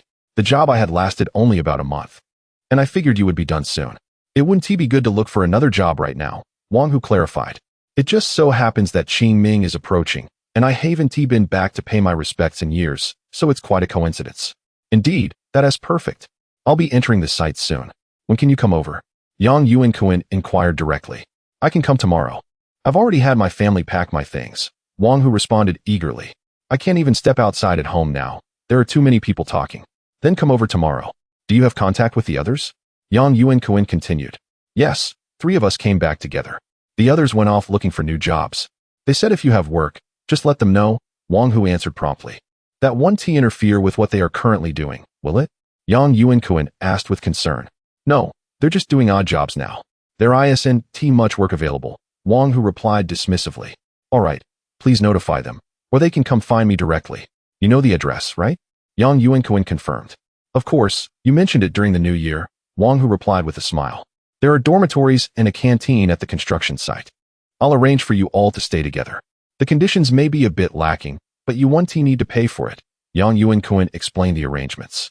The conditions don't matter as long as it's free, that's the best part. Wang Hu expressed satisfaction, noting that the canteen prices are significantly lower than outside. Making money is what matters. Then you all come over tomorrow. I'll make the necessary arrangements. Yang Yuankun concluded as he hung up the phone, relieved that they were in contact, and he wouldn't need to reach out to each one individually. Boss, please notify me if any more calls come in, Yang Yuankun cheerfully said, pulling out 2 yuan from his pocket for the shopkeeper. This was considered a small fee for the assistance, as one must be generous to ensure future cooperation. Sure thing, Yang, the shopkeeper replied happily, accepting the money and promptly making a call that lasted about a minute, eager for more such opportunities. In the afternoon, several more calls came in, mostly from former workers who had been under his supervision last year, some inquiring if they could bring others along. Yang Yuankun approved, as he was currently in need of more hands, and he could evaluate their skills later. However, none of the individuals who were at home with Wang Hu called, likely having been informed by him. Hey, Old Li, are there any vacant rooms left in the dormitory? Yang Yuankun asked as he approached the office next door. Let me check. I'm not quite sure, Old Li responded, glancing at his cousin. After a moment, he looked up and said, there are a few empty rooms. Some people just left, and several teams have finished their work. All right, arrange for 2 rooms for me. My people will be coming tomorrow, Yang Yuankun said, slipping 2 packs of cigarettes to Old Li with a smile. Your people? What is going on? Workers at the construction site are supposed to get rooms as soon as they report, right? Old Li asked, puzzled. I have also secured a small project with Zhao Go, and I am about to commence work. I have personally sourced the laborers. Just treat it like any other contractor, Yang Yuankun explained. The individuals he brought along were not residing in this house without purpose. They were to compensate Zhao Quan later on. However, the cost would certainly be significantly lower than renting a house, and he would cover this expense himself. I see, so this is the situation. No problem, It's 2 rooms, right? Laoli remarked as he made a note, indicating that these 2 rooms would indeed be allocated to Yang Yuankun and his team. Chapter 73. Adjusting living arrangements. After settling the housing matters, Yang Yuankun decided to inspect the 2 dormitories. They were conveniently located just downstairs in the same building where he resided. Upon unlocking the door with the key he had obtained from Laoli, he was met with a rather untidy sight. Naturally, Yang Yuankun had no intention of cleaning it himself at that moment. The dormitory was a standard 8-person room, featuring 4 sets of bunk beds and a long table placed in the center. He merely tested the iron beds and table to ensure they were sturdy enough. The cleanliness could wait until tomorrow when he and Yang Yuanhong would tidy up a bit. After dinner and freshening up that evening, Yang Yuankun lay on his bed, observing Yang Yuanhong. Tomorrow, you need not go to work, he expressed his thoughts. What? Not going to work? Why? Yang Yuanhong inquired, perplexed, as he set aside what he was holding. You won't be working as a laborer at this site anymore. You will follow me from now on, Yang Yuankun replied, sitting up with a smile. You currently earn only 30 yuan a day as a laborer, which totals less than 1,000 yuan a month even if you work every single day. But back then, 30 yuan was a lot, Kun Go. At the end of the year, it could amount to over 10,000 yuan. My family cultivates so much land, yet we don't earn that much in a year, Yang Yuanhong remarked, seemingly satisfied. What are you thinking? Working 12 months a year is not guaranteed. Forget about whether there are any jobs available. You would exhaust yourself, Yang Yuankun retorted with an eye roll before continuing. I only had you do this labor for a while to familiarize you with the site and the local customs. I'm fine with that. I was always planning to follow Kun Go, Yang Yuanhong responded nonchalantly. My project can commence now. Today, I contacted the group of workers I worked with last year, and they will arrive tomorrow. Yang Yuankun relayed the day's developments. You will work with me, and I can offer you a monthly salary of 1,500 yuan. How does that sound? Is that much, Kun Go? Isn't that the same rate as those temporary workers? Yang Yuanhong calculated, feeling a bit embarrassed. There's no need for so much, Kun Go. I noticed those temporary workers typically work about 28 days a month, which is already higher than what they earn. Just accept the amount I'm offering you, Yang Yuankun insisted, waving his hand. I will still be the foreman, and you'll help me keep an eye on things over there. Of course, you'll have to do some work as well. I'll pay you according to this arrangement. Hey, that's great, Yang Yuanhong exclaimed with joy. Although he was pleased about earning more, he had indeed been exhausted over the past month. He had only taken 2 days off due to rain and was already pondering when the next rainfall would occur. However, we must clarify that the salary will not be paid monthly like those workers. Instead, you will receive 500 yuan for living expenses each month, and the remainder will be given once I receive payment, Yang Yuankun explained. This method of salary payment was quite common on construction sites nowadays, with many sites not even providing living expenses. Only during the autumn, when children returned to school, would the bosses distribute a small amount for school fees. This was why it was particularly challenging for migrant workers to receive their wages, often leading to significant disputes. That's understandable, Kun Go. I know, Yang Yuanhong affirmed. All right, it's settled then. I will ensure your work is arranged once mine is completed, Yang Yuankun reminded him. I'll just follow Kun Go, Yang Yuanhong replied nonchalantly, picking up the item he had set on the table. Did you buy this or rent it? When did you develop an interest in such things? Yang Yuankun asked, puzzled, as his younger brother had never shown such a hobby before. I saw it at a street stall while shopping with a few others last time. I flipped through a few pages and thought it was quite good. But it's pretty expensive. This one costs 2 yuan, Yang Yuanhong said, reluctant to part with the book. Yang Yuankun glanced at the book under the dim light and immediately recognized it as a pirated copy, a second-hand one at that. Who would charge that much for a book? Only someone like Yang Yuanhong would buy this, he mused. The next morning, Yang Yuankun instructed Yang Yuanhong not to go to work. After marking attendance at the office, the two headed to the rooms prepared the previous day. Please tidy up these 2 rooms a bit. They will arrive tonight. It will be dark by then, and cleaning will waste time. If not cleaned, they won't be able to stay, Yang Yuankun instructed Yang Yuanhong, who was curiously observing. Not a problem. This is much easier than carrying cement. You can count on me, Kun Go, Yang Yuanhong replied, taking the key from Yang Yuankun and rushing upstairs. Soon, Yang Yuankun noticed him carrying a bucket for bathing and laundry, along with a broom for their dormitory, displaying commendable enthusiasm. Kun Go, can I stay downstairs with them?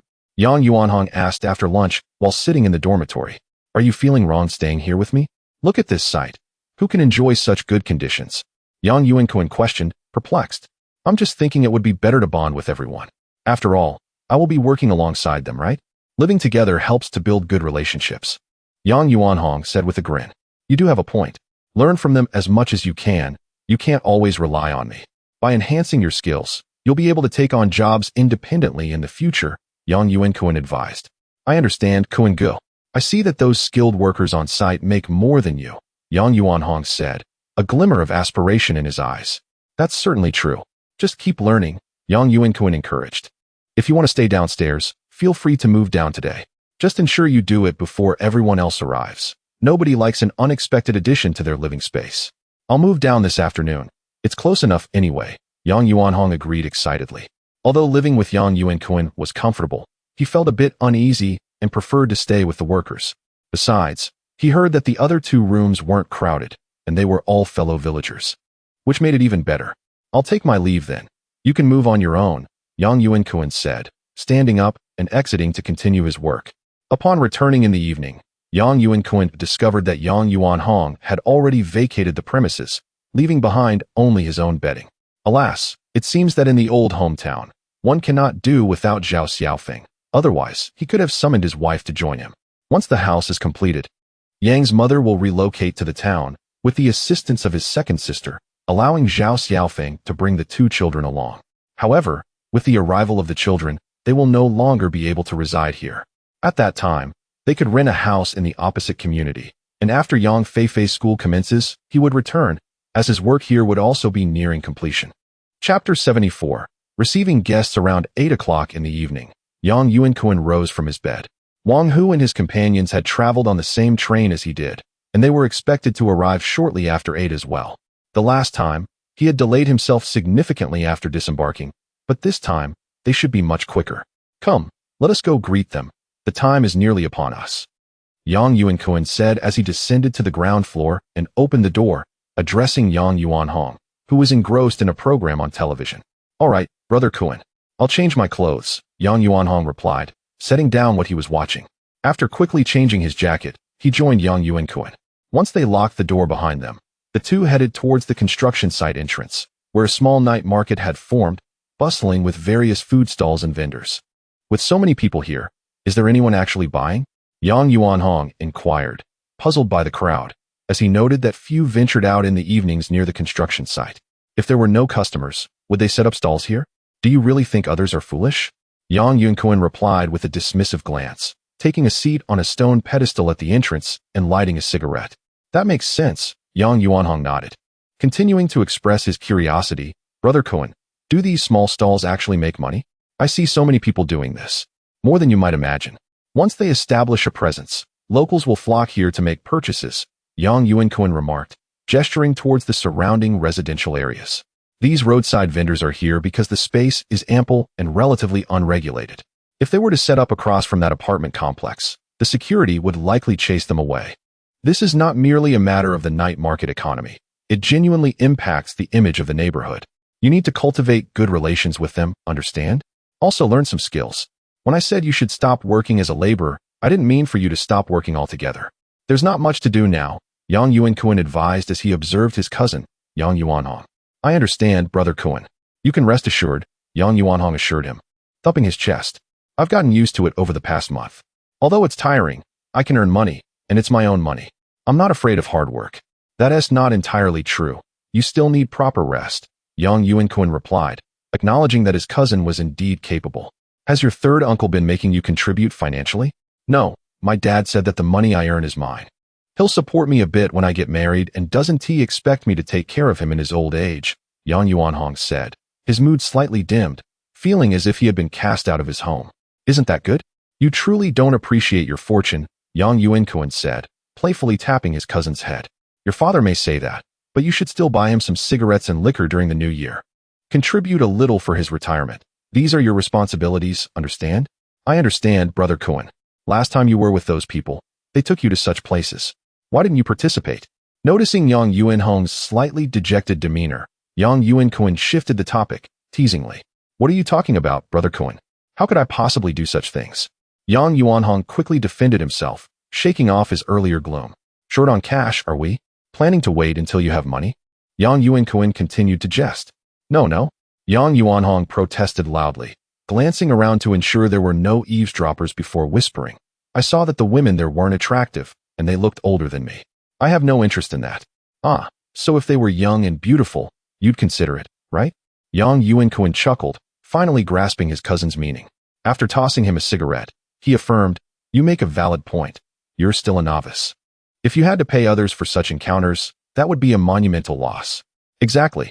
Yang Yuanhong lit the cigarette he received, nodding vigorously. The two laughed and conversed about various topics, and time flew by. After more than half an hour, Yang Yuankun spotted a tricycle pulling up to the construction site entrance, soon joined by several others. From the first tricycle, Wang Hu and Zhou Xing disembarked. Why are you so late? Yang Yuankun called out as he approached them. Brother Yang, you're still here waiting for us? Wang Hu expressed surprise and delight. There weren't many vehicles at the station. It was this brother who arranged for someone he knew to bring us over. All right, let me pay, Yang Yuankun said, retrieving his wallet. After inquiring about the fare, he paid for both tricycles. Acknowledging the effort of the drivers who had transported two passengers with a considerable amount of luggage at such a late hour. This time, four familiar faces had arrived from their hometown. Wang Hu, Zhou Xing, Su Yang, and Qian Xiong, all of whom had grown up together and worked alongside one another, with Su Yang being the youngest among them. Allow me to help you with your bags. We still have a bit of a journey ahead. Yang Yuankun offered, taking a larger bag from Wang Hu and a smaller one from Zhou Xing. Yang Yuanhong, displaying good sense, also assisted by carrying two bags. Brother Yang, we can manage. We've been traveling all day and haven't exerted much effort, Wang Hu promptly replied, attempting to snatch the bag from Yang Yuankun. I'm fine. Sitting in a vehicle is what truly tires one out. Yang Yuankun firmly declined, nodding towards Yang Yuanhong. Let me introduce you.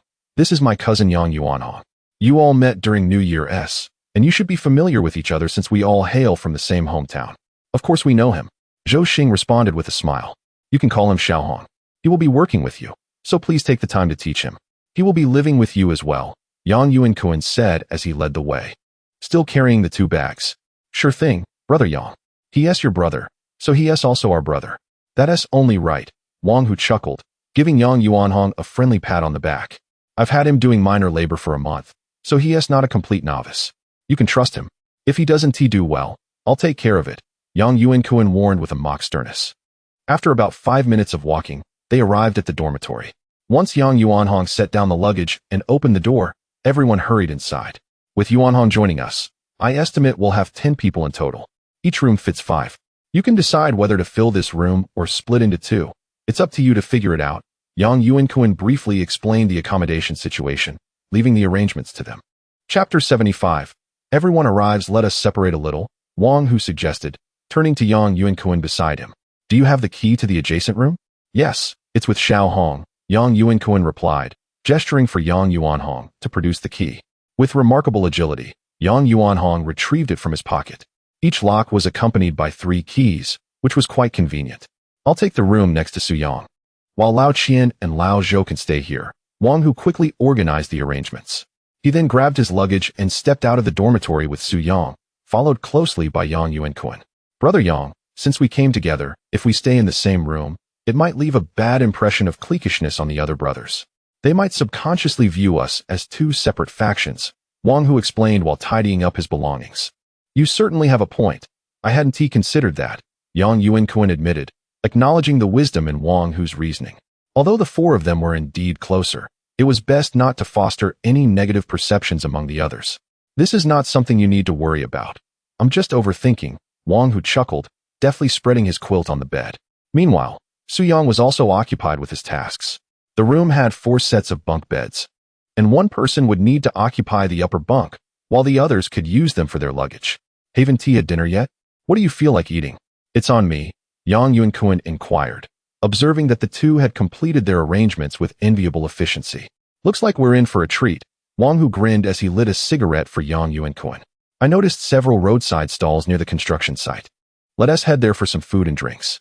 All right, lock the door, and let us call the others from next door. Yang Yuankun waved his hand, leading the two to the adjacent room, where they gathered everyone before securing the door and retracing their steps to the construction site. They found a modest eatery, where they pushed 2 small tables together, just enough for 6 people. The folding stools beneath them were quite suitable. "What can I get for you, gentlemen?" "We have everything here." The proprietress greeted the group with enthusiasm, presenting them with a pot of hot water. "Order what you like. I'll cover the bill." Yang Yuankun gestured, using the hot water to rinse the bowls and utensils before pouring the remnants on the ground. "Then I want tea. Hold back, Brother Yang. Just don't let me eat you out of house and home." Wang Hu, being the closest to Yang Yuankun, eagerly grabbed the menu and began to peruse. He ordered 6 dishes in one go, 2 meat and 4 vegetable dishes, along with 2 bottles of inexpensive baijiu, before placing the menu down. The proprietress, seeing the order, prepared to leave. "Wait, let me add a few more dishes." Noticing Wang Hu's order was a bit sparse and lacking in meat, Yang Yuankun took it upon himself to enhance the selection. "Let us add braised chicken, a grilled fish, and braised pork with potatoes. Make sure there's plenty of meat. Otherwise, I won't be returning to your establishment. Rest assured, we've been in business here for years. We wouldn't dare offend you," the proprietress promptly assured, recognizing the significance of the large order, which was sure to bring her a good profit. "That will do for now. If we need more, I'll order again," Yang Yuankun concluded.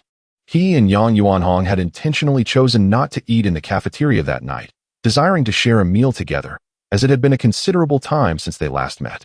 As a future employer, it was crucial to strengthen their bonds.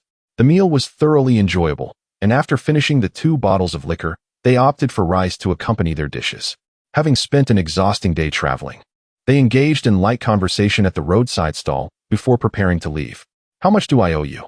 Yang Yuankun inquired as the proprietress approached with a smile. "Let me calculate that for you. The total for the dishes is 60 yuan. I'll consider the 6 servings of rice as complimentary. The 2 bottles of liquor are 6 yuan, bringing the total to 66. "Quite a lucky number, I assent it," she stated, presenting the bill for Yang Yuankun's review. "Sounds good to me. That's quite reasonable," he remarked, swiftly extracting the money from his wallet and handing it over. After receiving the change, the group returned to the dormitory, while Yang Yuankun opted for solitude, retreating to his single room on the upper floor. Lying on his bed, he glanced at the opposite bunk. Tomorrow, he would ask Lao Li to dispose of the iron-framed bed. It seemed rather out of place. Enjoying his solitude, he anticipated the arrival of the 5 others who would join him the next day. 2 had worked with him last year, while the other 3 were referred through introductions. If he continued to have them perform tasks, he would need to recruit additional help to ensure everything was completed efficiently. Yang Yuankun pondered this in silence. Once everyone had arrived, he intended to gauge their opinions. If they felt confident in their skills and believed they could earn more than 50 yuan a day, they would surely prefer contracted work, allowing them greater flexibility. However, he would need to carefully monitor the quality of their work to prevent any compromises in standards. As these thoughts drifted through his mind, the combination of a hearty meal and the effects of alcohol gradually lulled Yang Yuankun into a peaceful slumber. The following morning, Yang Yuankun resumed his duties as the foreman, seizing moments throughout the day to greet the newcomers and directing them to the site entrance to welcome additional arrivals, covering their transportation costs from the station. After work that evening, Yang Yuankun returned to the dormitory, where all 10 individuals, including Yang Yuanhong, had gathered. Their bedding was already arranged, and although 5 people were sharing a room, it was evidently more spacious than the other 8-person accommodations, providing ample room for their belongings without feeling cramped. "Be careful when climbing down from the upper bunk," Yang Yuankun cautioned the individual above, who had been introduced by Wang Hu, though he was unaware of the person's name. Chapter 76 Allocation. This height is not particularly daunting. I used to leap down directly at other construction sites, Wang Hu remarked nonchalantly. Yang Yuankun, upon hearing this, recalled that everyone here was relatively young, so this height posed no challenge. Nodding, he turned to Yang Yuanhong and said, "Please call over everyone still resting next door. We need to discuss the details of this project." "Certainly, I shall go at once." Yang Yuanhong promptly ran to the adjacent room.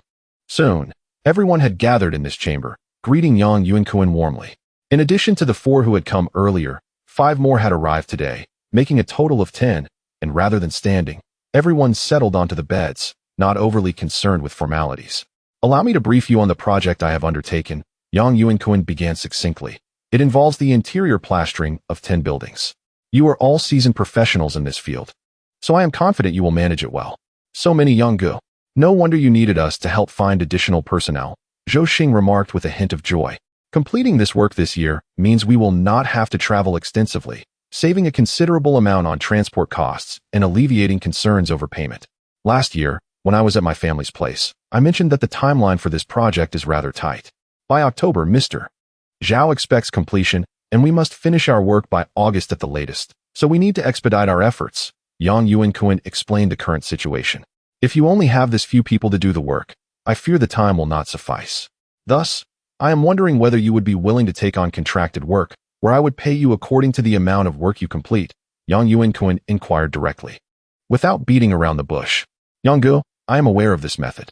It is evident that those who take on contracted work earn more than we do as hourly workers. After all, one receives payment commensurate with their efforts. Wang Hu chimed in, as he had the closest rapport with Yang Yuankun, while Yang Yuanhong struggled to comprehend these matters. I will not conceal anything from you. If your pace is insufficient and you tend to slack off, requiring supervision to get the work done, then it may not necessarily yield more than hourly work. It ultimately depends on your own diligence. You are not obligated to take on contracted work, Yang Yuankun stated, surveying the faces of the group. How could that be? We are all here to earn money. Who would slack off? We are not like you, Yanggu, who has already made enough. Zhou Xing laughed, lightening the mood. However, he spoke the truth. Those willing to work at construction sites are certainly not lazy individuals. Previously, when paid by the hour, some might have slacked off since the pay was fixed, naturally leading to such behavior. All right, that is settled. If you wish to take on contracted work, please inform me by noon tomorrow. I will calculate the price tonight. For us plasterers, payment is based on area covered. You can easily figure it out. I assure you, my pricing will be fair. And it is not feasible to make a decision right now, Yang Yuankun continued. Those who prefer hourly work can still do so, but if the numbers are high, I will need to seek additional help as time is of the essence. The group unanimously agreed, and seeing that the discussion was nearing its conclusion, Yang Yuankun waved his hand grandly. Let us go. Since you did not come yesterday, I shall treat you all today. We will dine outside. And tomorrow you can take a day off, allowing for a bit of revelry tonight. The following morning, Yang Yuankun awoke, clutching his head, having indulged in too much drink the previous night with far too many companions.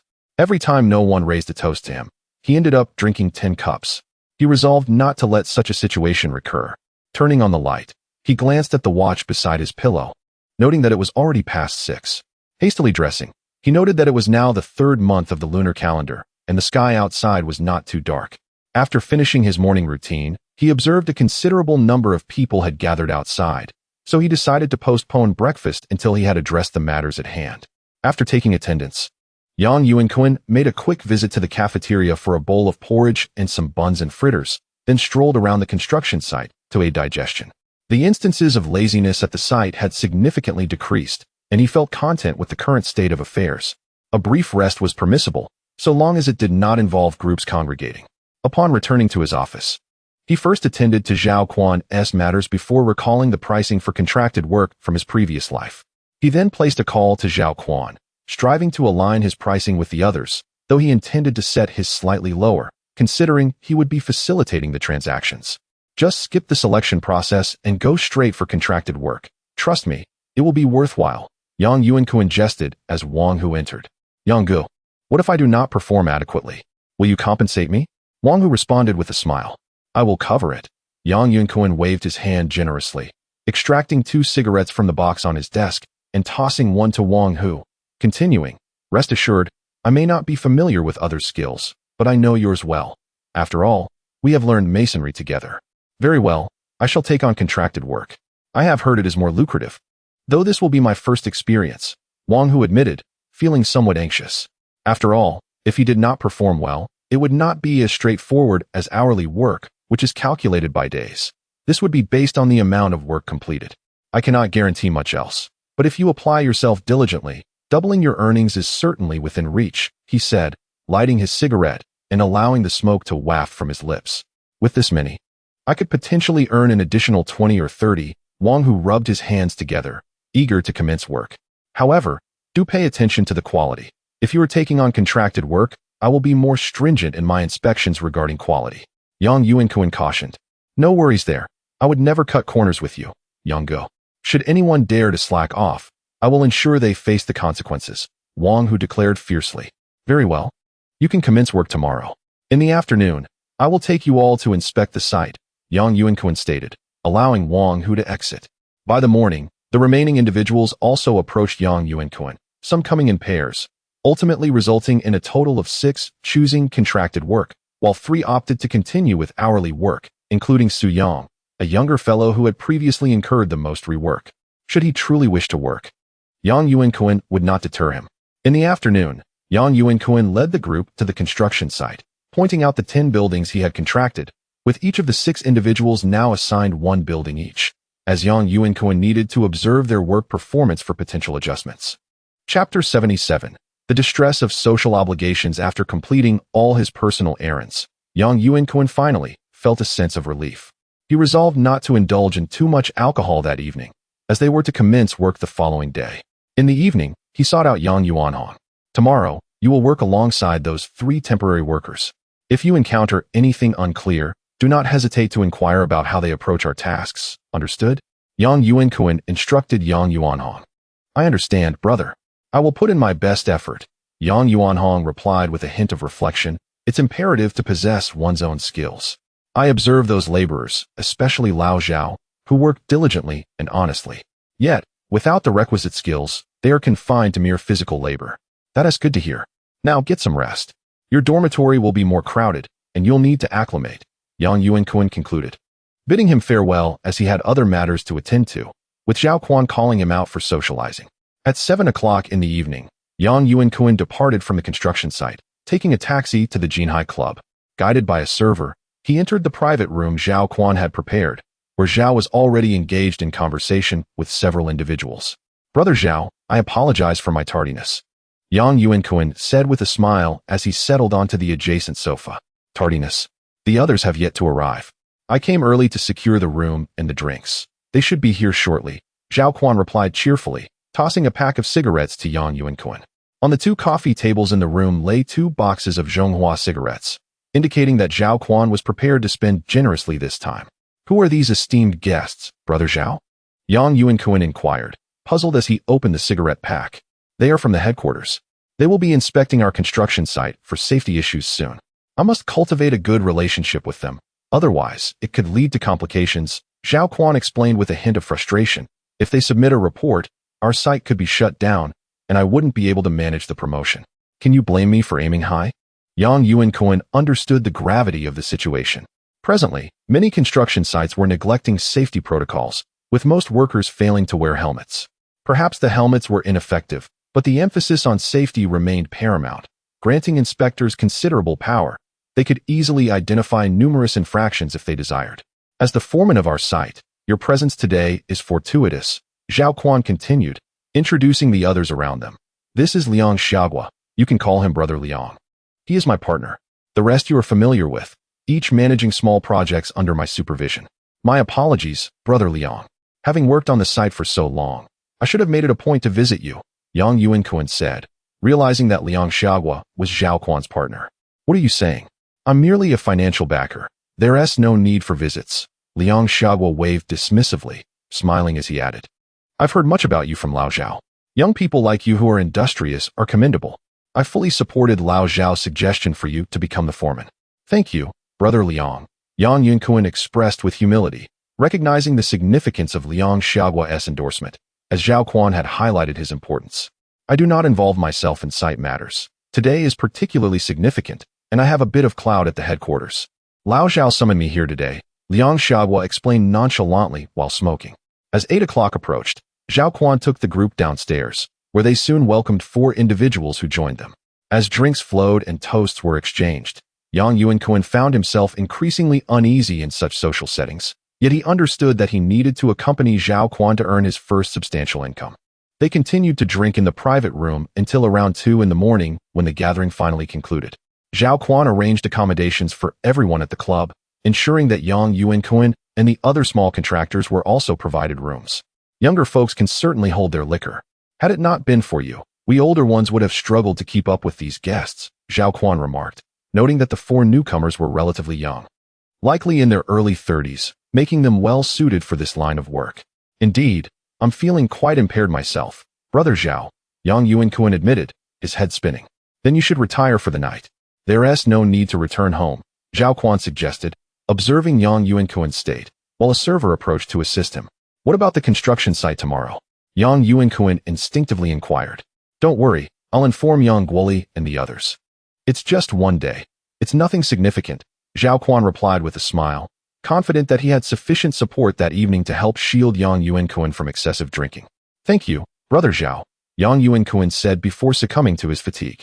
The server assisted him into the elevator, and when the doors opened, they guided him into a room. As Yang Yuankun drifted into a hazy sleep, he was suddenly startled by someone attempting to remove his clothing. Forcing his eyes open, he beheld a woman clad only in undergarments, kneeling beside his bed. Who are you? Why are you undressing me? Yang Yuankun exclaimed, fully alert now. Boss, please lie still. It was arranged by Boss Zhao. You needn't worry, the woman replied, momentarily startled but quickly regaining her composure with a bright smile. No, that's unnecessary. Please leave, Yang Yuankun insisted, rising with seriousness, and promptly pushed her out the door, locking it behind her. Ignoring her knocks as he returned to bed. That was a close call. I almost compromised my integrity, Yang Yuankun thought, realizing the chaotic nature of such social engagements. He had anticipated some disorder, but never did he expect such blatant advances in this day and age. Thankfully, he had awoken in time. Otherwise, it could have ended poorly. He was particularly cautious, considering his young wife at home. Lost in these thoughts, Yang Yuankun soon fell asleep again, only to awaken when the morning light streamed through the window. Glancing at his watch, he noted it was already past 10 o'clock, prompting him to rise, dress, and freshen up. Upon descending the stairs, he spotted Zhao Quan waiting in the lobby. Upon seeing Yang Yuankun, a broad smile spread across his face. So how was last night? Well, I slept quite well, Yang Yuankun responded with a hint of embarrassment. Slept well? Zhao Quan inquired with some confusion. Brother Zhao, are you referring to that woman? I sent her away, Yang Yuankun replied candidly, not concealing his feelings. I prefer familiarity. It's better with someone I know. Haha, I didn't expect you to be so virtuous, favoring your own wife, Zhao Quan remarked, laughing heartily. Chapter 78 Coping with Inspections. Yang Yuankun merely chuckled softly, glancing outside as he said, Zhao Gu, I shall return to the construction site now. Let us have lunch together later. Some of them have yet to rise, Zhao Quan replied with a wink and a smile. Never mind. Today is the first time my workers are entering the site, so I must go check on them. Besides, the construction site cannot do without personnel. Yang Yuankun shook his head and hastily added, All right, then you may head back. We will call you next time. Zhao Quan considered Yang Yuankun's words and agreed, calling over the driver who was standing outside the hotel, smoking. Take Yang Gu to the construction site. Certainly, boss, the driver exclaimed, promptly extinguishing his cigarette and jogging over with a beaming smile. I appreciate your help, Yang Yuankun, who had met this driver numerous times, courteously remarked. It's my duty. Yang Gu, let us go. The driver led the way ahead, with Yang Yuankun following closely behind. At that moment, there were no designated parking areas outside, as private cars were indeed few. Vehicles were parked directly at the entrance of the clubhouse. Around 11 o'clock, Yang Yuankun arrived at the construction site entrance. After greeting the driver, he entered through the large gate, not immediately heading to the office. With an hour left in the morning shift, he decided to first conduct a round of inspection on the site, knowing that he hadn't personally called the roll that morning. Many workers were aware of this, and it was possible that some might take advantage of the situation to slack off. Old Yang, how is it going this morning? Yang Yuankun made his way to the area managed by Yang Guoli, waving for him to approach as he observed the workers at their tasks. It's going well, Yang Gu. The workers here are quite diligent. There are a few lazy ones whom I've already warned and noted down. Yang Guoli handed over his notebook to Yang Yuankun. All right, did everyone show up for the roll call this morning? Yang Yuankun opened the notebook and glanced at it. Only 4 names were recorded, all of which he recognized, for it was always the same few who slacked off. 2 took leave and didn't come today, Yang Guoli said, flipping through the notebook and pointing at the 2 names marked. I'll be on my way then. I need to check on Su Hu and Li Qing. Yang Yuankun patted his shoulder and reached into his pocket for a box of cigarettes, those he had brought from Zhao Quan.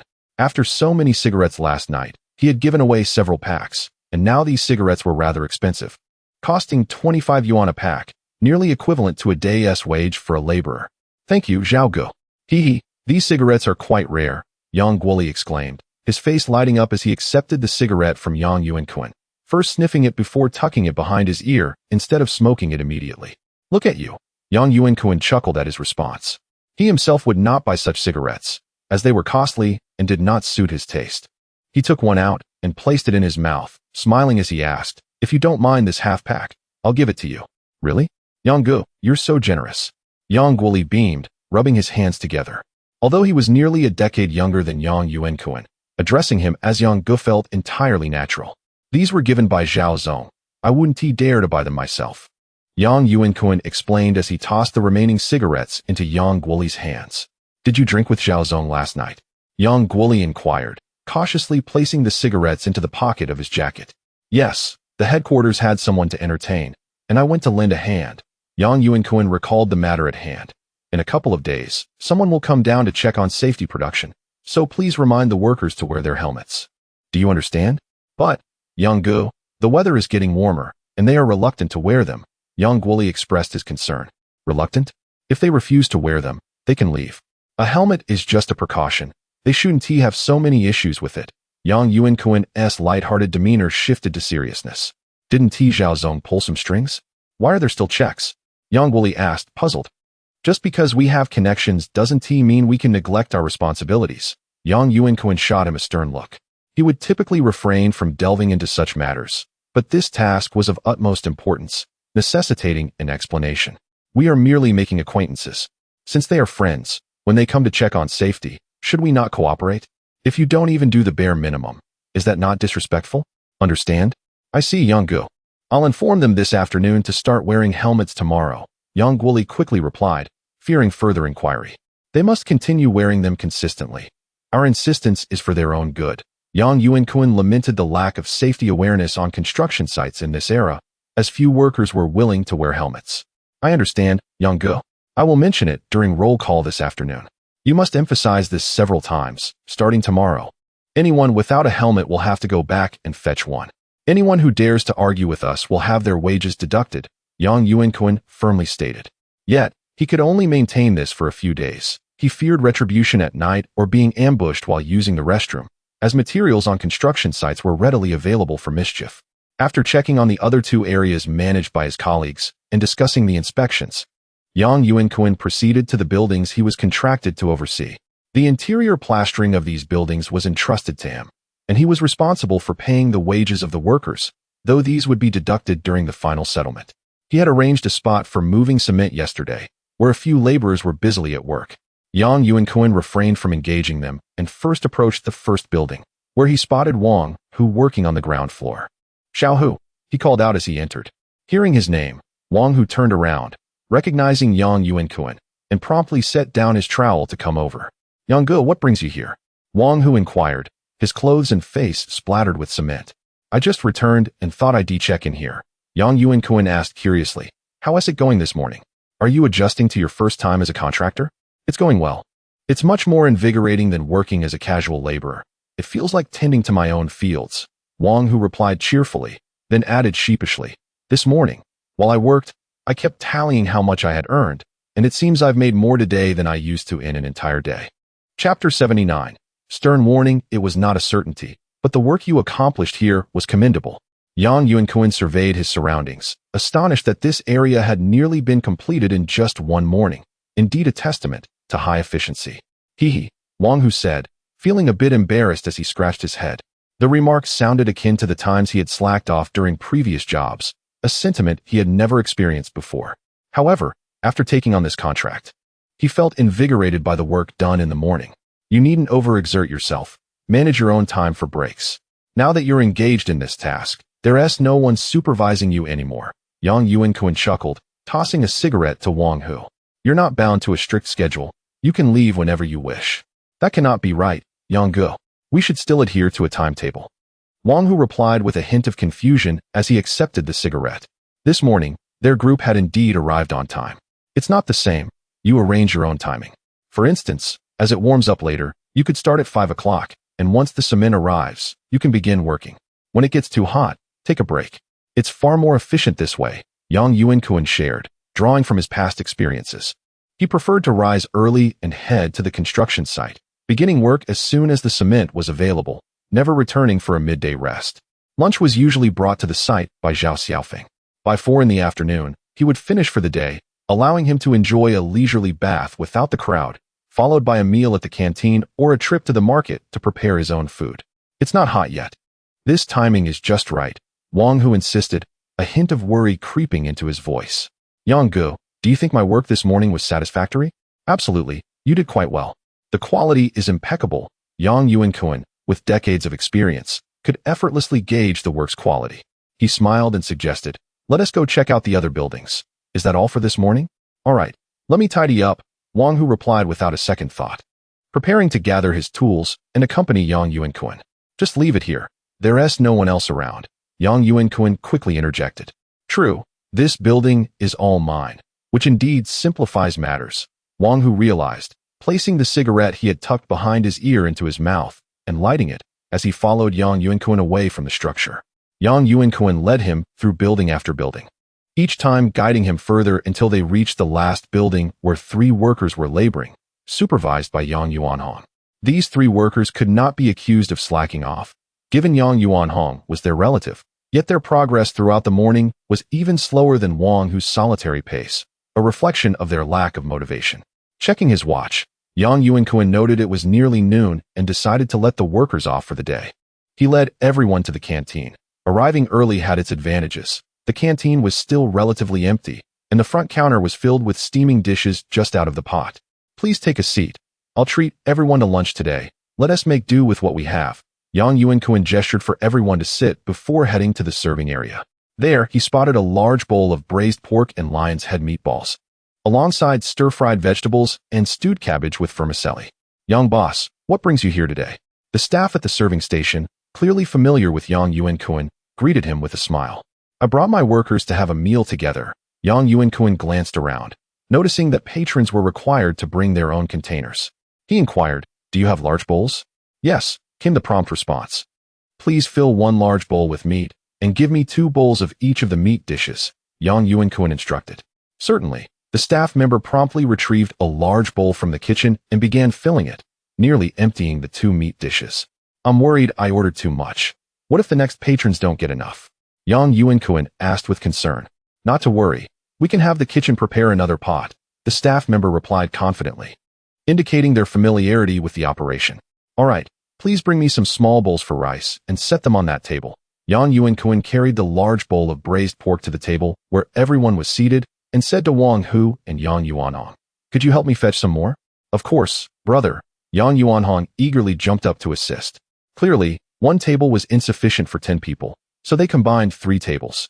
When the food arrived, everyone dug in heartily. The atmosphere quieted as they enjoyed a well-deserved meal after a busy morning, satisfaction evident on their faces. How is it? Is there enough food? Yuankun asked, observing their contentment. Plenty, Yuankun. I'm stuffed. We still have work to do this afternoon, Zhou Xing replied, patting his stomach with satisfaction, admitting that the morning had indeed been tiring. That's fine. Just take a short rest after lunch, and then we can head back. Yuankun stood up, leading everyone out of the canteen. This meal was quite economical, certainly more so than what they had spent at the club the previous night. Naturally, as it was only the first day, he would treat them, but he could not afford to cover meals on a regular basis, perhaps only occasionally indulging in such a feast. Everyone chose to return for a brief rest. Regardless of whether they would actually fall asleep, simply lying down and closing their eyes was beneficial. When it was time for roll call in the afternoon, Yuankun announced that everyone would need to wear hard hats for the next few days. As expected, the workers voiced their dissatisfaction. The hats were uncomfortable, lacking the soft padding found in motorcycle helmets. Furthermore, the workers did not believe that the hats would offer any real protection in the event of an accident. I'll be keeping a close eye on those without hats. The first offense will cost you half a day's pay, the second will be 3 days' pay, and the third, Yuankun shouted into the loudspeaker, if you don't care about safety, you can just leave. The workers dared not protest further. As they dispersed in small groups on their way back to work, they discussed the necessity of purchasing hats that evening, uncertain of the cost or whether there were any affordable options available. Yuankun listened to their discussions with a sense of helplessness. In this era, no one seemed to care about such matters. Whether young or elderly, everyone was primarily focused on their work, highlighting the sorrowful plight of migrant workers in this age. All of you, put on your safety helmets. If others find out that my workers below are not wearing them, do not blame me, Yang Yuankun remarked as he turned to his subordinates. Brother Yang, rest assured, anyone who dares to neglect this will face my wrath. Wang Hu quickly concurred from the side. You all may return to your tasks now. Make haste and work diligently, Yang Yuankun gestured, allowing the others to disperse before he retreated to his office for a respite. Chapter 80. Aspiring for greater earnings. Why else would one aspire to leadership? Despite indulging in copious libations the previous night and having had scant rest at noon, he found solace in the office chair during work hours, able to doze peacefully without fear of interruption, as visitors typically adhered to the courtesy of knocking before entering. After languishing at his desk for over half an hour, he awoke to a stiff body, suffering from aches and discomfort. Glancing at his watch, he realized it was still not yet 2 o'clock. He rose and exited his office, making his way to the restroom located in the living quarters behind the metal structure, splashing cold water on his face.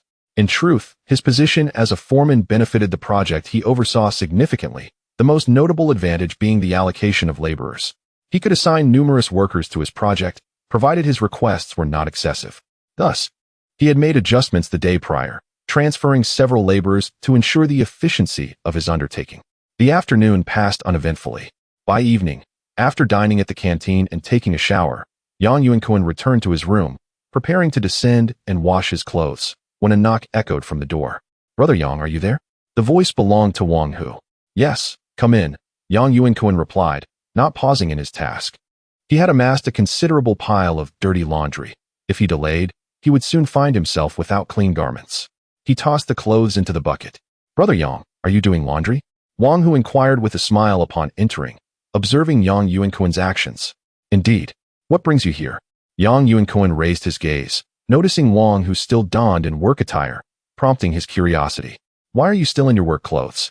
I just returned from the construction site, Wang Hu replied, surveying the room.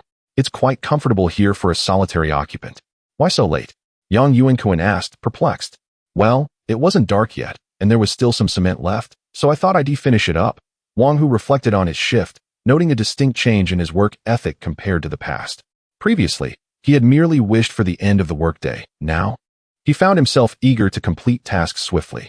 After hours, without laborers to deliver cement, he contemplated the leftover supply and, driven by an inexplicable urge, ventured out to the site himself. Why the rush? If you overexert yourself today, you'll be fatigued tomorrow, and your pace will inevitably slow, Yang Yuankun advised earnestly. Yes, I understand, Brother Yang, Wang Hu replied casually, though his thoughts diverged. Earning more for each task completed justified his efforts. Having traveled such a distance for work, he saw no reason to shy away from exertion. After all, he could just as easily cultivate 3 mu of land at home and not starve. You haven't mentioned your reason for coming, Yang Yuankun remarked, choosing to remain concise. His curiosity piqued, he inquired further.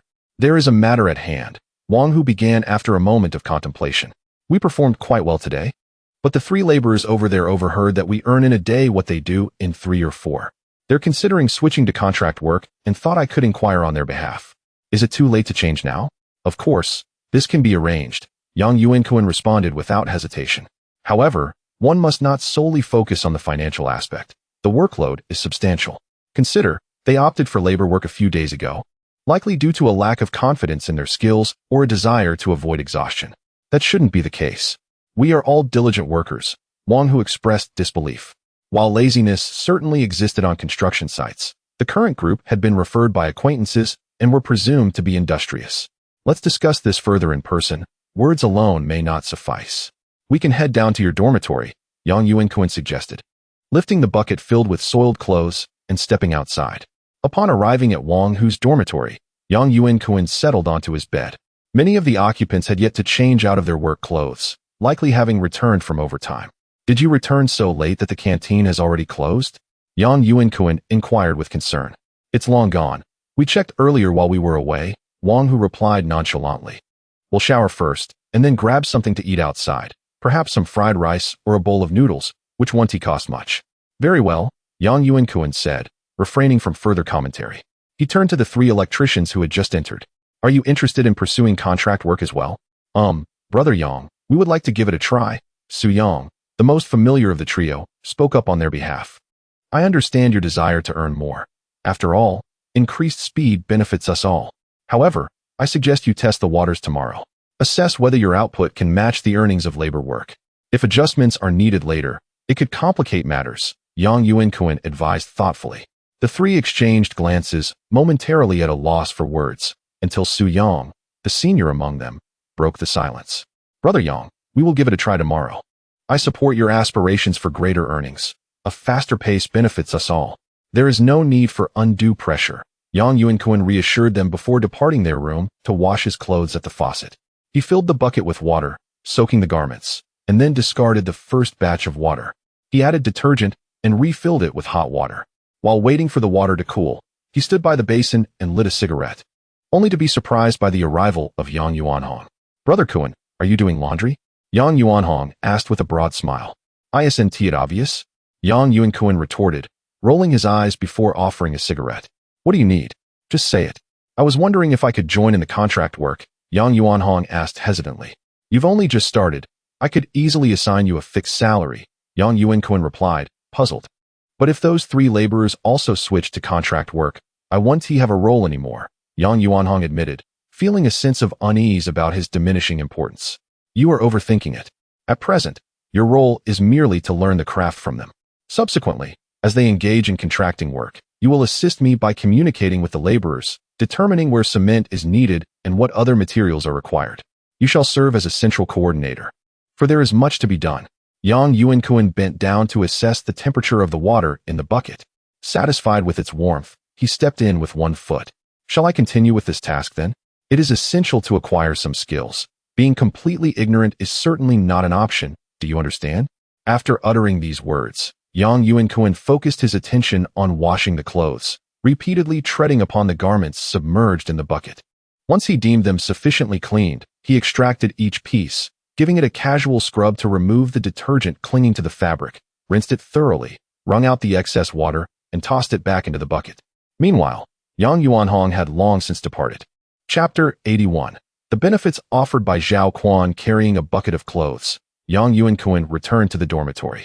There was no designated area for drying clothes on the construction site, so he hung them directly on the second-floor corridor, allowing them to dry a bit before bringing them inside, ensuring they did not obstruct anyone's passage. A piece of iron wire stretched from one end of the corridor to the other, a makeshift solution devised by the workers themselves.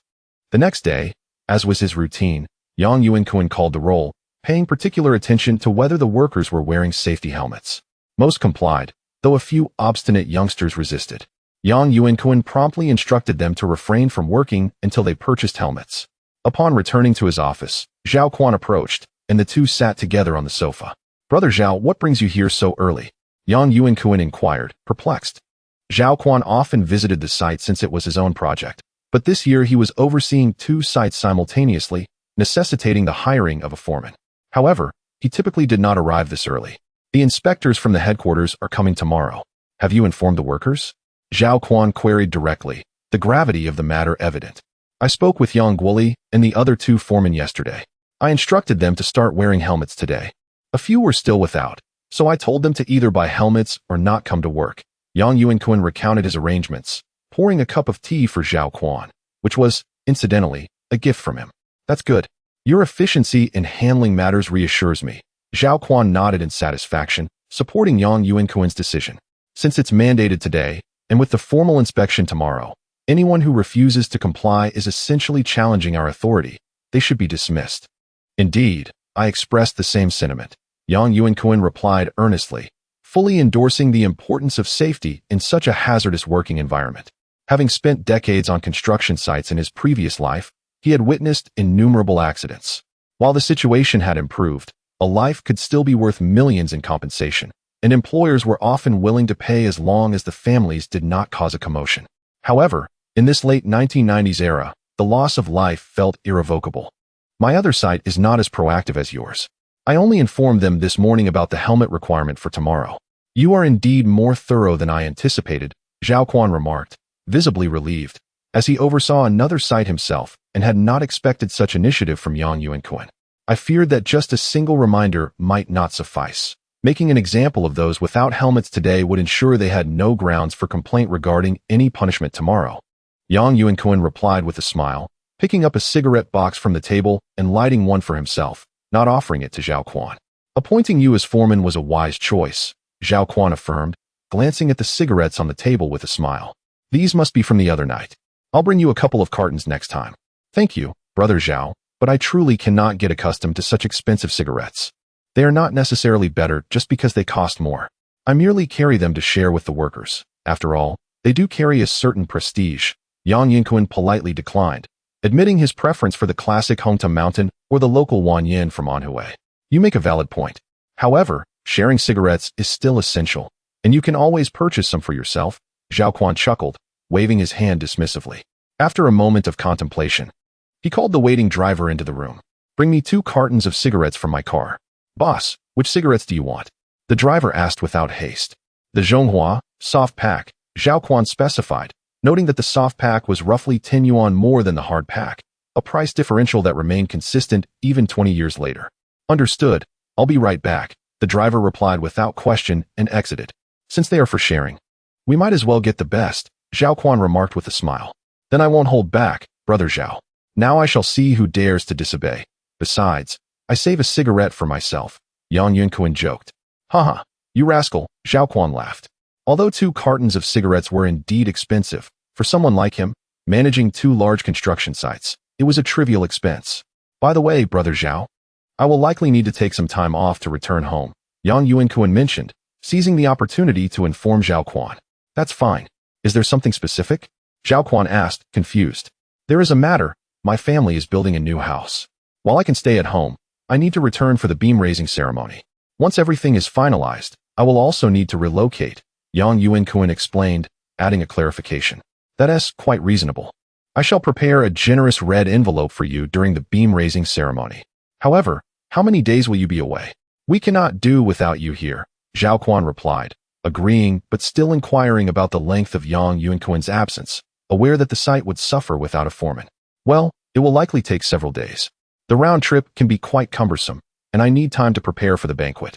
I estimate at least 4 or 5 days, Yuankun responded, wishing to spend more time at home.